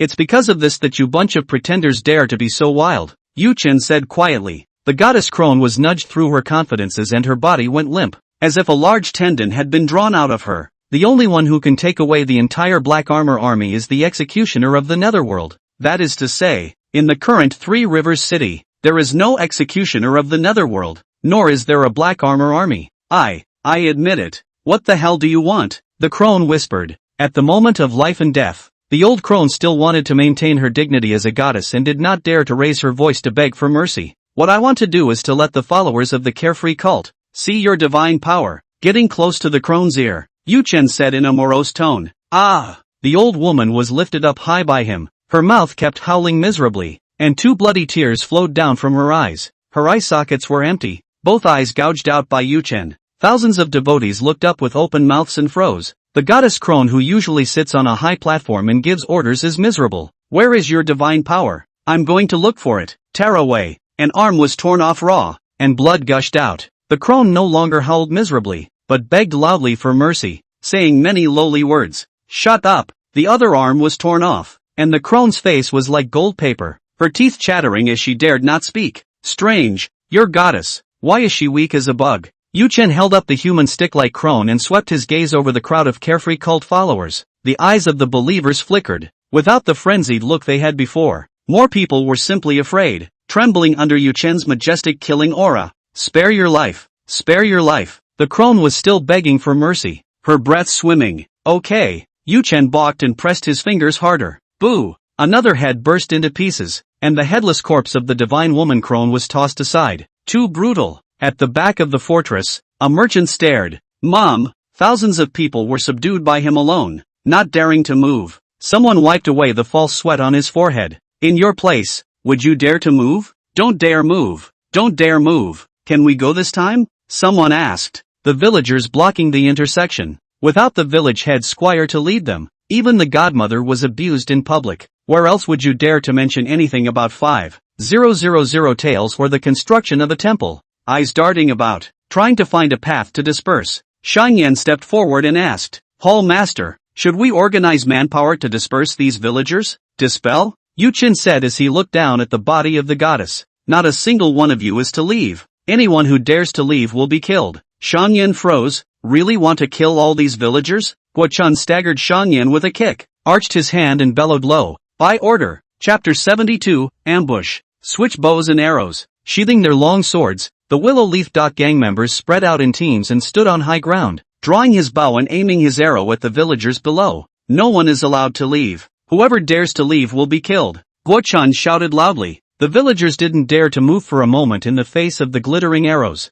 After a few breaths of hesitation, someone asked out loud, Is the Earth Fury gang really going to kill everyone? Slaughtering thousands of people. You want to rebel? The crowd began to stir, and at the periphery, some tried to sneak away. Boom! Phew! Guo Chun loosened his fingers and an arrow broke through the air. Ah! One of the villagers who tried to escape was hit by an arrow in the chest and fell down in response. Hall Master, you came for real? The merchants in the back were shocked. You really want to slaughter thousands of people? Seeing the thousands of people stunned by the arrows, Yu Chen nodded slightly. If you don't move, you won't die. The voice resounded in all directions under the infusion of blood qi. Yu Chen took a step and walked into the stiffly standing crowd. As he walked, he said, The goddess of the carefree sect, which possesses such power, is actually an ordinary old crone who only knows some means of compelling people. Beside her, not a single expert was at my disposal to kill. Do you think I would believe that? Yu Chen's line of sight swept through the crowd one by one,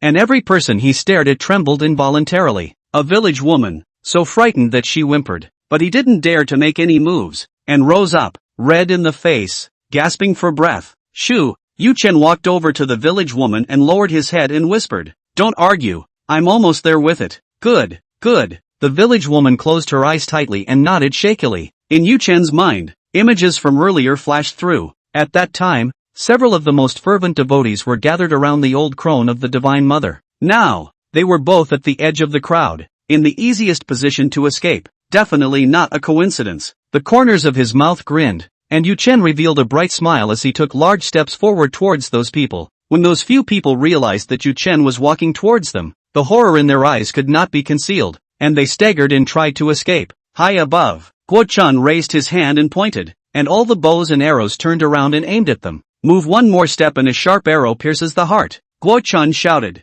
The figures of those few people froze, their hearts fretting. Yu Chen walked in front of them, his eyes swept among the several people, showed his teeth and smiled, and said, Of you few, which one is it? A believer, his body pulped with sweat, trembled and begged for forgiveness. Hall Master, it wasn't me. I was just compelled by the goddess. Me too. I'm just an ordinary person, not a high-ranking person planted by the carefree cult. Several people showed pleading for mercy. Oh, tough one. Yu Chen seemed unable to make a choice, but his smile widened. He joined his fingers to form a palm, and black fury surged on his palm. Black blade awnings emerged, flashing with the true meaning of thunder. How about, kill them all? In the next breath, the blade would chop out and cut them all off. In the nick of time, among the several people, a woman's complexion suddenly changed, the hatred on her face undisguised. Phew! Her figure shifted and suddenly rushed towards the periphery at an extremely fast speed. Hey! Found you! Yu Chen grinned. His feet exploded underneath him, and he rushed after the front. Something strange happened. The woman's shirt was churning and bulging underneath. Pulleys. The scarlet tentacles pierced through the clothes and stuck into the ground. causing the woman's figure to come to an abrupt halt. The nearby villagers stared in horror and backed away in terror. "Creepy! Creeps!" the crowd exclaimed. The woman turned her head and laughed, and several tentacles twisted into a single strand and stabbed at her like a large gun. "You fell for it." All around, several believers hissed and howled, bulging high beneath their clothes until their burgeoning muscles burst through them. Rip! They pulled out their concealed long knives and charged, roaring, with a. Several people united and surrounded Yu Chen. All that has gone before to create this moment of ambush? Yu Chen's expression was cold, and a domineering manner that ignored everything was stored in his eyes. "Plotting and scheming are nothing but a pile of garbage to me." The true meaning of martial arts Ray, putting his fingers together to form a palm. He used his innate fury chi to catalyze the heaven-breaking thunder blade.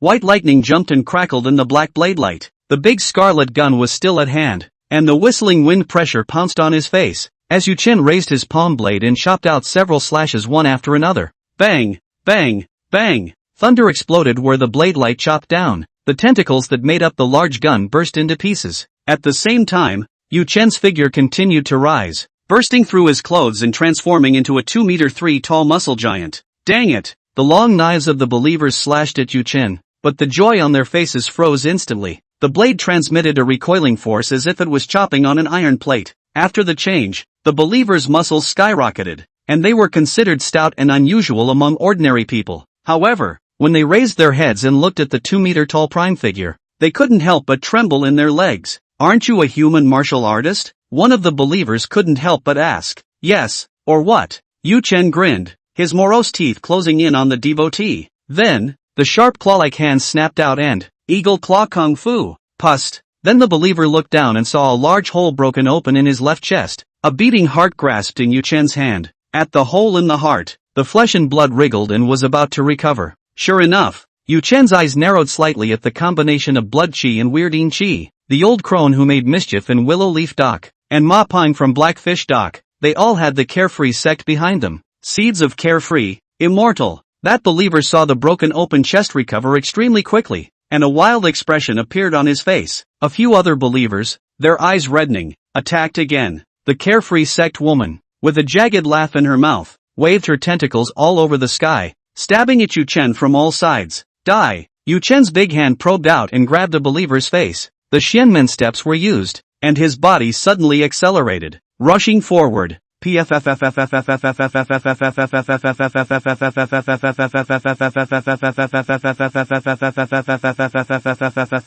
believer, who he used as a shield, had scarlet tentacles piercing him all around. What weak flesh! In a few breaths of time, Yu Chen closed in on the Carefree sect woman, and the believer in his hand had been zapped like a sieve. The believer tried to struggle, but the claws that gripped his face were like iron jaws and did not budge. Kill! 5 fingers pressed hard, the tips snapping right into the brain. In the center of his palm, thunder pulsed and a charred green smoke rose. Ah! The believer cried out in agony, his form convulsing. Shut up! The other hand grasped his neck, and with both arms, he yanked hard. The believer's head, attached to his spine, is withdrawn from his body. Snapped! The mutilated body with only the head and spine was tossed aside. He's not dead yet. The weird, shadowy aura is keeping him alive. He looked like a fish that had been skinned and flopped on the ground in pain. The Carefree sect woman's pupils violently condensed as a chill rose in her heart. Chapter 73, It's Not Cold Yet. Yu Chen had rushed to her, his ghastly smile close at hand. Your turn. True intent of martial arts armor breaking. The palm covered in black scale armor directly pierced through her chest, and in the next breath, thunder exploded and blood splattered all over her chest. The true meaning of martial arts Ray. Ah, in pain. The woman drove her tentacles and tried to fight back. Knock, knock, knock. A dull ringing sound came out, and the tentacles that could penetrate gold and iron could not break through Yu Chen's skin. What kind of monster are you? The woman said in a mute voice. Monster? Pulling his hand from her chest, he grabbed several tentacles and yanked hard. Please, don't you guys know that? I'm a human martial artist. Yu Chen craned his neck, his morosely grinning face aimed just right at one of the charging believers. The devotee's body choked in fear. Pust! The blade cut out and the believer's head flew up. Yu Chen struck out with a palm, and the head burst into pieces amidst the thunderous light. Too weak! Too weak! Amidst the low roar, a strand of black fury vaporized on the surface of his body. Yu Chen was like a tyrannical and bloodthirsty devil ruler.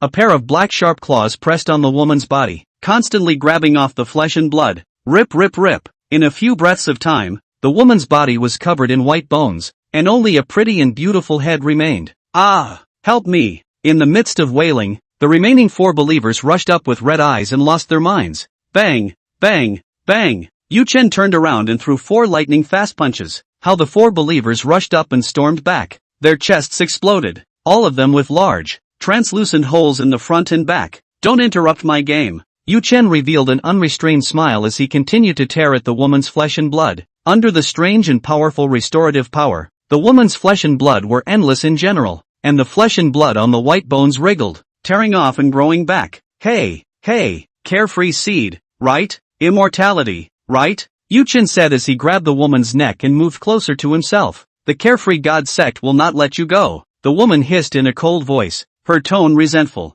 Even more powerful. You are only an innate martial artist. Our divine maiden, the most powerful of the night class creeps, is topped by the carefree old mother, who is nightmare class, a mere human martial artist. You can't possibly comprehend the horrors of a nightmare class trickster. Dare to strike against the carefree divine sect, you will die, all of you will die. The woman's mouth was unceasing, and all sorts of vicious curses were uttered. And you, believe in my divine religion. Why are you standing still? The woman looked at the villagers' believers and said, kill the blasphemer quickly, or you will all fall into the hell of abyss. The villagers looked at each other. How dare they move? It was only at this moment that they realized that the carefree sect they believed in was secretly controlled by the trickster. They feared the creepy monster, but the Yu Chen in front of them was even more terrifying. Over 2 meters tall, steaming with black fury, granite-like exploding muscles, and at the great dragon of the spine behind him, the bones bulged as if something was about to grow through the skin. What shocked them the most was that the woman, such a powerful bizarre monster, was also beaten by Yu Chen to the point where only white bones remained, and was lifted in midair by his neck. Sacrifice my body to the ultimate bliss. Suddenly, the woman let out a low roar, and a sudden change occurred. Her body was rotting and necrotic, like a wilted flower. White bones, internal organs, turned into black mud and ash, gargled and fell. On the contrary, the red light in the woman's eyes skyrocketed, and an inexplicable aura rose to the sky. Yu Chen's eyes stared, his hands were empty, and the woman's neck was similarly rotting. Only a head remained, flying up in the air. Die, the woman shouted under her breath, and the red light in her eyes was like substance. The 4 reformed believers swooped up in unison, chopping and slashing with their long swords in their hands, wanting to drag Yu Chen down. In the next breath, crimson pillars of light exploded out of her eyes and rushed towards Yu Chen's chest. Kill! Black baleful chi surged and was condensed by Yu Chen in his right palm, resembling a long black sword.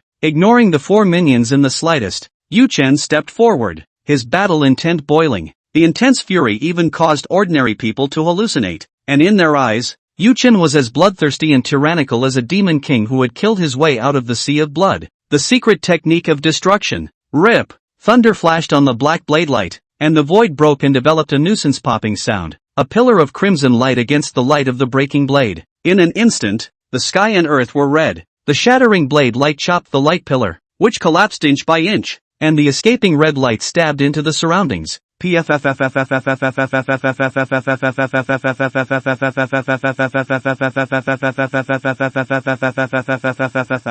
believer who lunged was pierced numerous times around his body, his wounds scorching and smoking. Ah, it can't be, it can't be. The woman hissed in a trembling voice, and the light pillars in her eyes continued to emit, but she still couldn't block the broken blade light. After the innate realm, the baneful aura was added, and the destructive power of the destruction-breaking secret skill was stacked and doubled. Eventually, the blade light cut through the pillar of light and enveloped her head. Boo! There was an explosion and the head turned into flying dust. Losing the woman's control, the believer's crimson eyes dispersed and they regained some sanity. When they looked up, they were confronted with the white teeth of Yanchen. Knives lit up in his vision, followed by intense pain as the legs of the 4 believers were chopped off and half of their bodies fell to the ground. Grievous ghost level. What a waste of time. The half-human, half-creepy believers don't have the same amazing resilience as the real creeps. It's going to take a bit of time to grow a full thigh. Guo Chun, Shangyan, chop them until only their heads remain.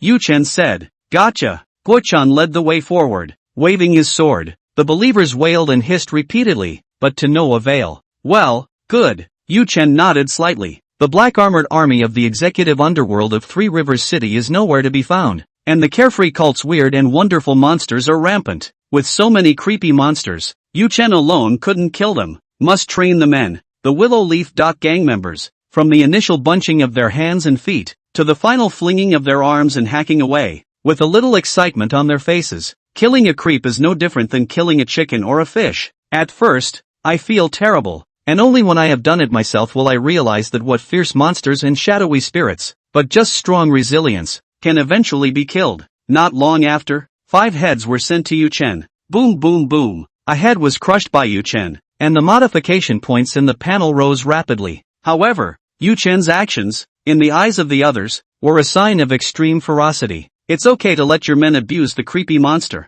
but in the end, you're left with the head, which must be crushed with your own hands. The merchants in the fortress speculated that Yu Chen was the kind of tyrant who liked to kill and abuse corpses. Paul Master Yu, we know we're wrong, can you let us leave now? Among the villagers, one stepped out and cautiously inquired. Thousands of villagers, all stunned by Yu Chen's actions, wanted to leave but didn't dare to, so they elected one person to go forward and ask. The man was also hardened, his heart terrified, fearing that his head would explode if he didn't say the right word. It can go, but not now, Yu Chen said. Can't go, yet, the man muttered in his mind, not daring to ask again out loud. Which village are you from? Yu Chen asked. I am from the Lu family village, the man stammered in reply, thinking in his mind that he wouldn't be going to slaughter the village at his doorstep. LV Jia village, the village of LV Renjiang? On the ground, Lu Renjing's headless body was still cold. Yes, the name of the villain is Lu Fa. Good, you'll be the village chief of Lu Jia village. With a single finger, Yu Chen promoted him to the position of village chief.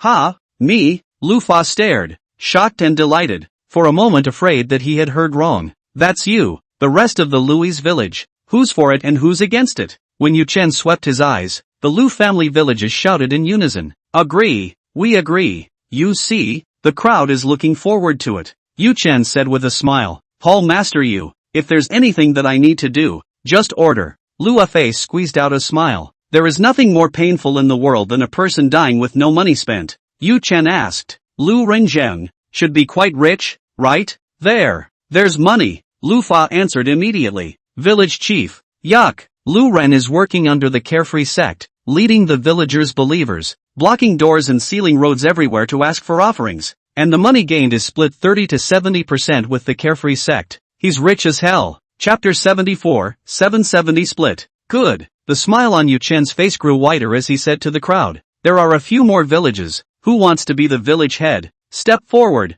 After a few moments of hesitation, a dozen men came forward. Yu Chen casually ordered a few that looked good to his eyes and said, take my men and raid these dead men's homes. A 10% share of the money you get. At this statement, the newly appointed village chiefs were overjoyed. The headless corpses on the ground had scavenged a lot of money in their lifetime. 10% is generous enough. Line up. Guo Chun gave the order, and the gang split into teams, ready to raid the village. Guo Chun, Shan Yan will do the copying of the family. Yu Chen ordered. Ordered. Guo Chun answered with an arch. Hey. Shan Yan smiled and went up, patting Guo Chun's shoulder and said, dude, I'll do the hard work like copying the house. Guo Chun blackened his face and said with a look of contempt, didn't you hear what LVFA said? The village chiefs and the Carefree sect split at 30 to 70%. Who's 3? Who's 7? This. Shan Yan's eyes rolled in understanding, snapping to his thigh. Not bad, Yu Chen said with a smile. Guo Chun, order another team of men. We'll sweep the temple of the Carefree sect. Yu Chen remembered that there was a temple of the Carefree cult near a few villages, which should be a branch of the Carefree cult in this area. That day, when I went to Sanjiang City, the driver, Lao Wang,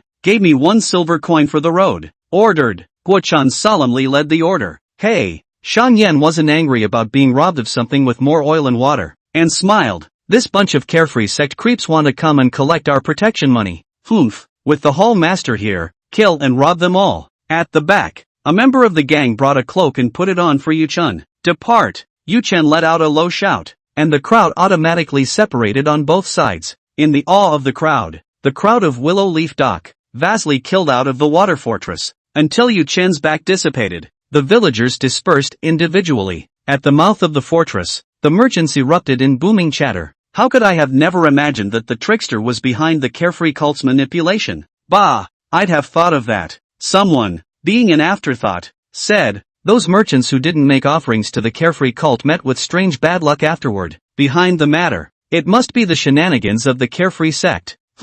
One black and one white. The carefree sect has good tactics, someone sighed. Had. So what if you have high means? You're still not killed by Hall Master you without even a crumb left. Yes, and to be copied out of money. The carefree sect has scraped a lot of silver. A merchant's eyes glistened. A man in business is 100 times more energetic when he hears silver. Oh, but I had a share in those silver tails. Someone regretted. What happened to your route? You asked the touring church to come back? Someone teased. I don't dare to dare. Hallmaster Yu's arm is thicker than my waist, and all the creepy monsters can be strangled with one hand. Kill me. Just snap your fingers. The crowd nodded and then said, in the future, when merchant ships unload their cargo, they must come to Willow Leaf Dock. The world is in turmoil, and it's Willowwood that will give them a sense of security. Or rather, Yu Chen's heavenly devil-like body gave them a sense of security. The roads are back open and the merchants drive their wagons out. In the procession, an old man, short and thin, sat on the carriage without saying a word.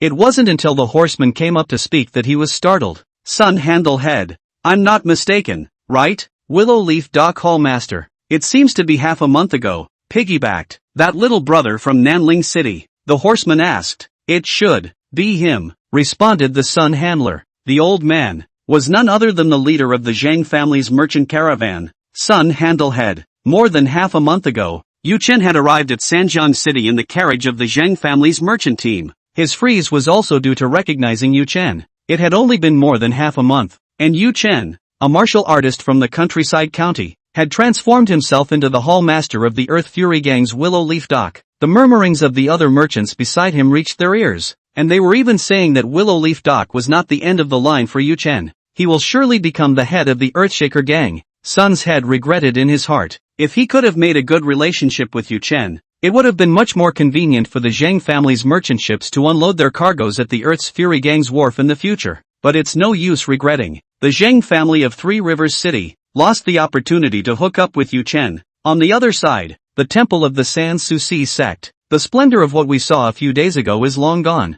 Walls collapsed, black smoke rose, and broken bricks and tiles were everywhere. The four heads, still wailing, were presented by Guo Chun, and then, Yu Chen crushed them one by one. The carefree sect left 2 grievous ghost realm ferocious monsters and 4 grievous ghost realm half-humans and half-creeps to guard the temple. The ferocious monsters were directly smashed by Yu Chen, and the remaining half-man, half-creep, after being crippled by a few punches from Yu Chen, he handed it over to Guo Chun and the others to practice. After a few moments, outside the temple, Shan Yan came with a team of wagons and, the wagon was so loaded that the lids of the wooden crates could hardly be closed. Hall Master, those dead village chiefs and squires' homes, roughly estimated, copied out about 30,000 taels. Shan Yan arched his hand and reported. Meanwhile, in the dilapidated carefree sect temple, Guo Chun and the others, carrying several large wooden boxes, walked out. Hall Master searched out cash silver mostly, the specific number, but also Shan Yan to calculate. Guo Chun reported that he knew nothing about counting accounts. Several boxes were opened, which were full of silver ingots, and Shan Yan estimated some. Said, that's not right, Hall Master, it says 30 to 70%. The silver here, it's only between 30 and 40,000 taels. Load the wagons and return to the water fort. Yu Chen didn't explain and gave a direct order. The crowd got busy, loading wagons and turning horses. Shan Yan scratched his head and wanted to follow up, but he was kicked by Guo Chun and whispered in his ear. It dawned on Shan Yan that he didn't ask anything else. It's right that the Sancho cult and the village squire split the money 30/70ths, but the temple they are now trashing and plagiarizing is just a branch. The money raided by the branch has to be paid upwards. In the end, the big head must be taken by Old Mother Carefree. Even so, more than 60,000 taels of silver called a huge sum of money. That night, Willow Leaf Dock up and down a jubilation, a large number of silver into the treasury. Naturally, to arrange a flowing banquet to celebrate, meals are served according to the best, and there's a silver reward to hand out. However, in order to prevent retaliation from the Carefree cult, the people were not allowed to drink alcohol. At the inner cottage study, Shan Yan held the account book in his hand and talked about today's harvest. Hall Master, there is as much as 60,000 taels of cash silver, as well as antiques and paintings, jewelry, and the like, which are expected to sell for 7,000 to 8,000 taels of silver. Just sell them all, Yu Chen commanded. Okay, Hall Master, tomorrow I'll contact the treasures pavilions and sell the antiques and paintings of the same type out. Aha! Yu Chen nodded. Afterward, Shan Yan arched his hand in farewell. Chapter 75, Continuous Integration. Inside the study, Yu Chen poured out boiling hot white water and drank it down in one gulp, pondering today's gains in his mind, along with his future plans. The haul of 60,000 taels of cash silver was enough for him to purchase a new internal martial arts technique at the auction. With the panel in hand, external skills can be practiced in multiple stacks. It was only natural that the internal heart technique should also be tried out to see if it could be stacked for cultivation. Calling up the panel, blue light converges in the void. Force 281, speed 208, mental 100. Martial arts, Heavenly Thunderblade, secret skill, destruction. Golden body technique, bone training realm, eagle claw kung fu, true intent sharp, martial arts fusion 6 points. Shenmen steps, bone training realm. Bright King technique, middle bone training realm, modification required points 1. Earth Fury Mind technique, small achievement level, 2 armor techniques, modify points required 1. Poison Dragon hands, true intent, poison, 6 points in martial arts fusion. Modification point 18, Ali Ghost Realm Woman, 2 Grieving Ghost Realm Ferocious Monsters, plus 10 half human, half ghost martial artists. Yu Chen harvested a total of 18 modifier points. The martial arts column in the panel shows that Poison Dragon Hand and Eagle Claw Kung Fu can be fused with each other. Without hesitation, Yu Chen acquired the modification points just for this moment. The mind clicks and the panel screen begins to blur. After a few breaths, the martial arts column changed. The Poison Dragon Hand and Eagle Claw technique disappeared, and a new martial art appeared. Candlewick, name. With that, the memories came flooding in like crazy. The Candle Claw's realm began to rise, breaking through a realm in a few breaths. Until after the bone training realm is complete. It wasn't over yet. Yu Chen continued to comprehend and cultivate. The Candle Dragon Soul Severing Claw had been cultivated for over 200 years. Eventually, new secret techniques appear. Force 291, Speed 218, Spirit 110. Martial arts, Heavenly Thunderblade, secret skill, destruction. Golden body technique, bone training realm, Candle Claw, secret technique, sepsis. Shenmen steps, bone training realm. Bright King technique, middle bone training realm, modification required points 1. Earth Fury Mind technique, small achievement level, 2 armor techniques, modify points required 1. Modification point 12. Consume 6 modifier points to fuse the feats and increase the 3 base values by 10 points. Most importantly, by fusing the 2 true meanings of martial arts, sharp and poison, Yu Chen had obtained a new secret skill,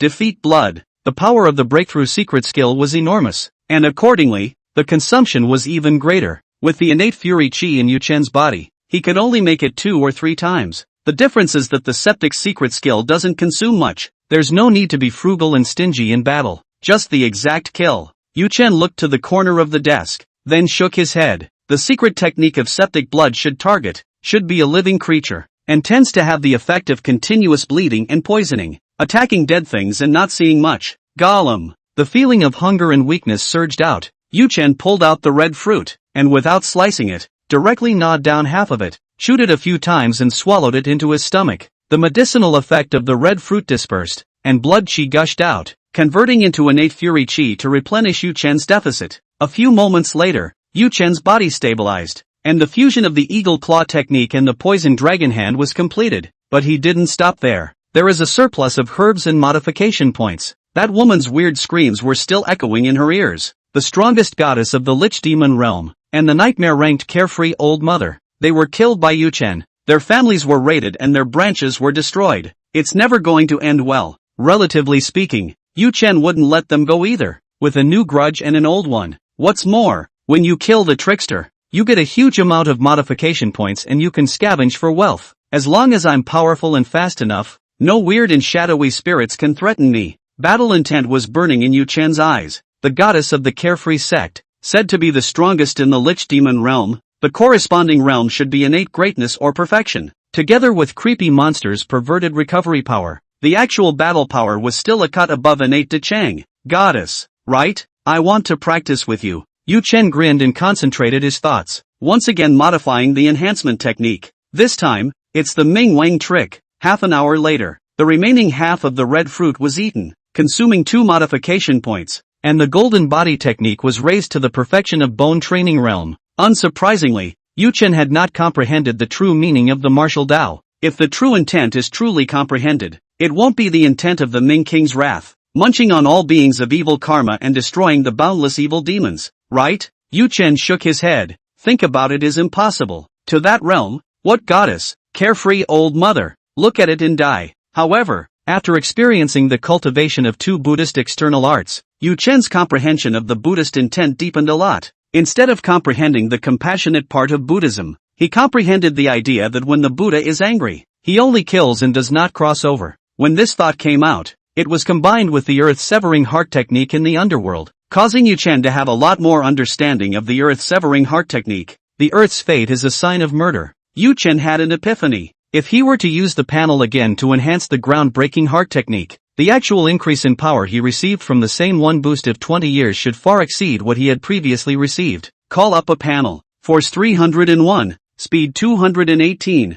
Spirit 110. Martial Arts, Heavenly Thunderblade, Secret Skill, Destruction. Golden Body Technique, Bone Training Realm, Martial Arts Fusion 6 points. Candle Claw, Secret Technique, Sepsis, Shenmen Steps, Bone Training Realm. Bright King Technique, Bone Training Realm, 6 points in Martial Arts Fusion. Earth Fury Mind Technique, Small Achievement Level, 2 Armor Techniques, Modify Points Required 1. Modification Point 10. Unexpectedly, after the Ming Wang decision was perfected, it could be fused with the Golden Body Technique. Without hesitation, Yu Chen's mind tapped down again towards martial fusion. Another half hour passed, and the fusion enhancement of the Golden Body Technique and the Bright King Technique ended. Transform into a new Gong method. Force 311. Speed 228. Mental 120. Martial Arts, Heavenly Thunderblade, Secret Skill, Destruction. Vajramianwang Kung Fu, Secret Technique, Immovable Dignity. Candle Claw, Secret Technique. Sepsis, Shenmen Steps, Bone Training Realm. Earth Fury Mind Technique, Small Achievement Level, 2 Armor Strength, Modification Required Points 1. Modification Point 4. The two horizontal training techniques fused with each other. The 3 attributes increased by 10 points, and Yu Chen's physical body defense increased by several chips. The Immovable Elder's secret skill, moreover, was once again upgraded on the horizontal defense path. Yu Chen stood up and pushed his Gong method with all his might. Rip rip rip. His body skyrocketed, his clothes ruptured, and soon, Yu Chen's head was on top of the beams below. He stands at 2 meters 4. At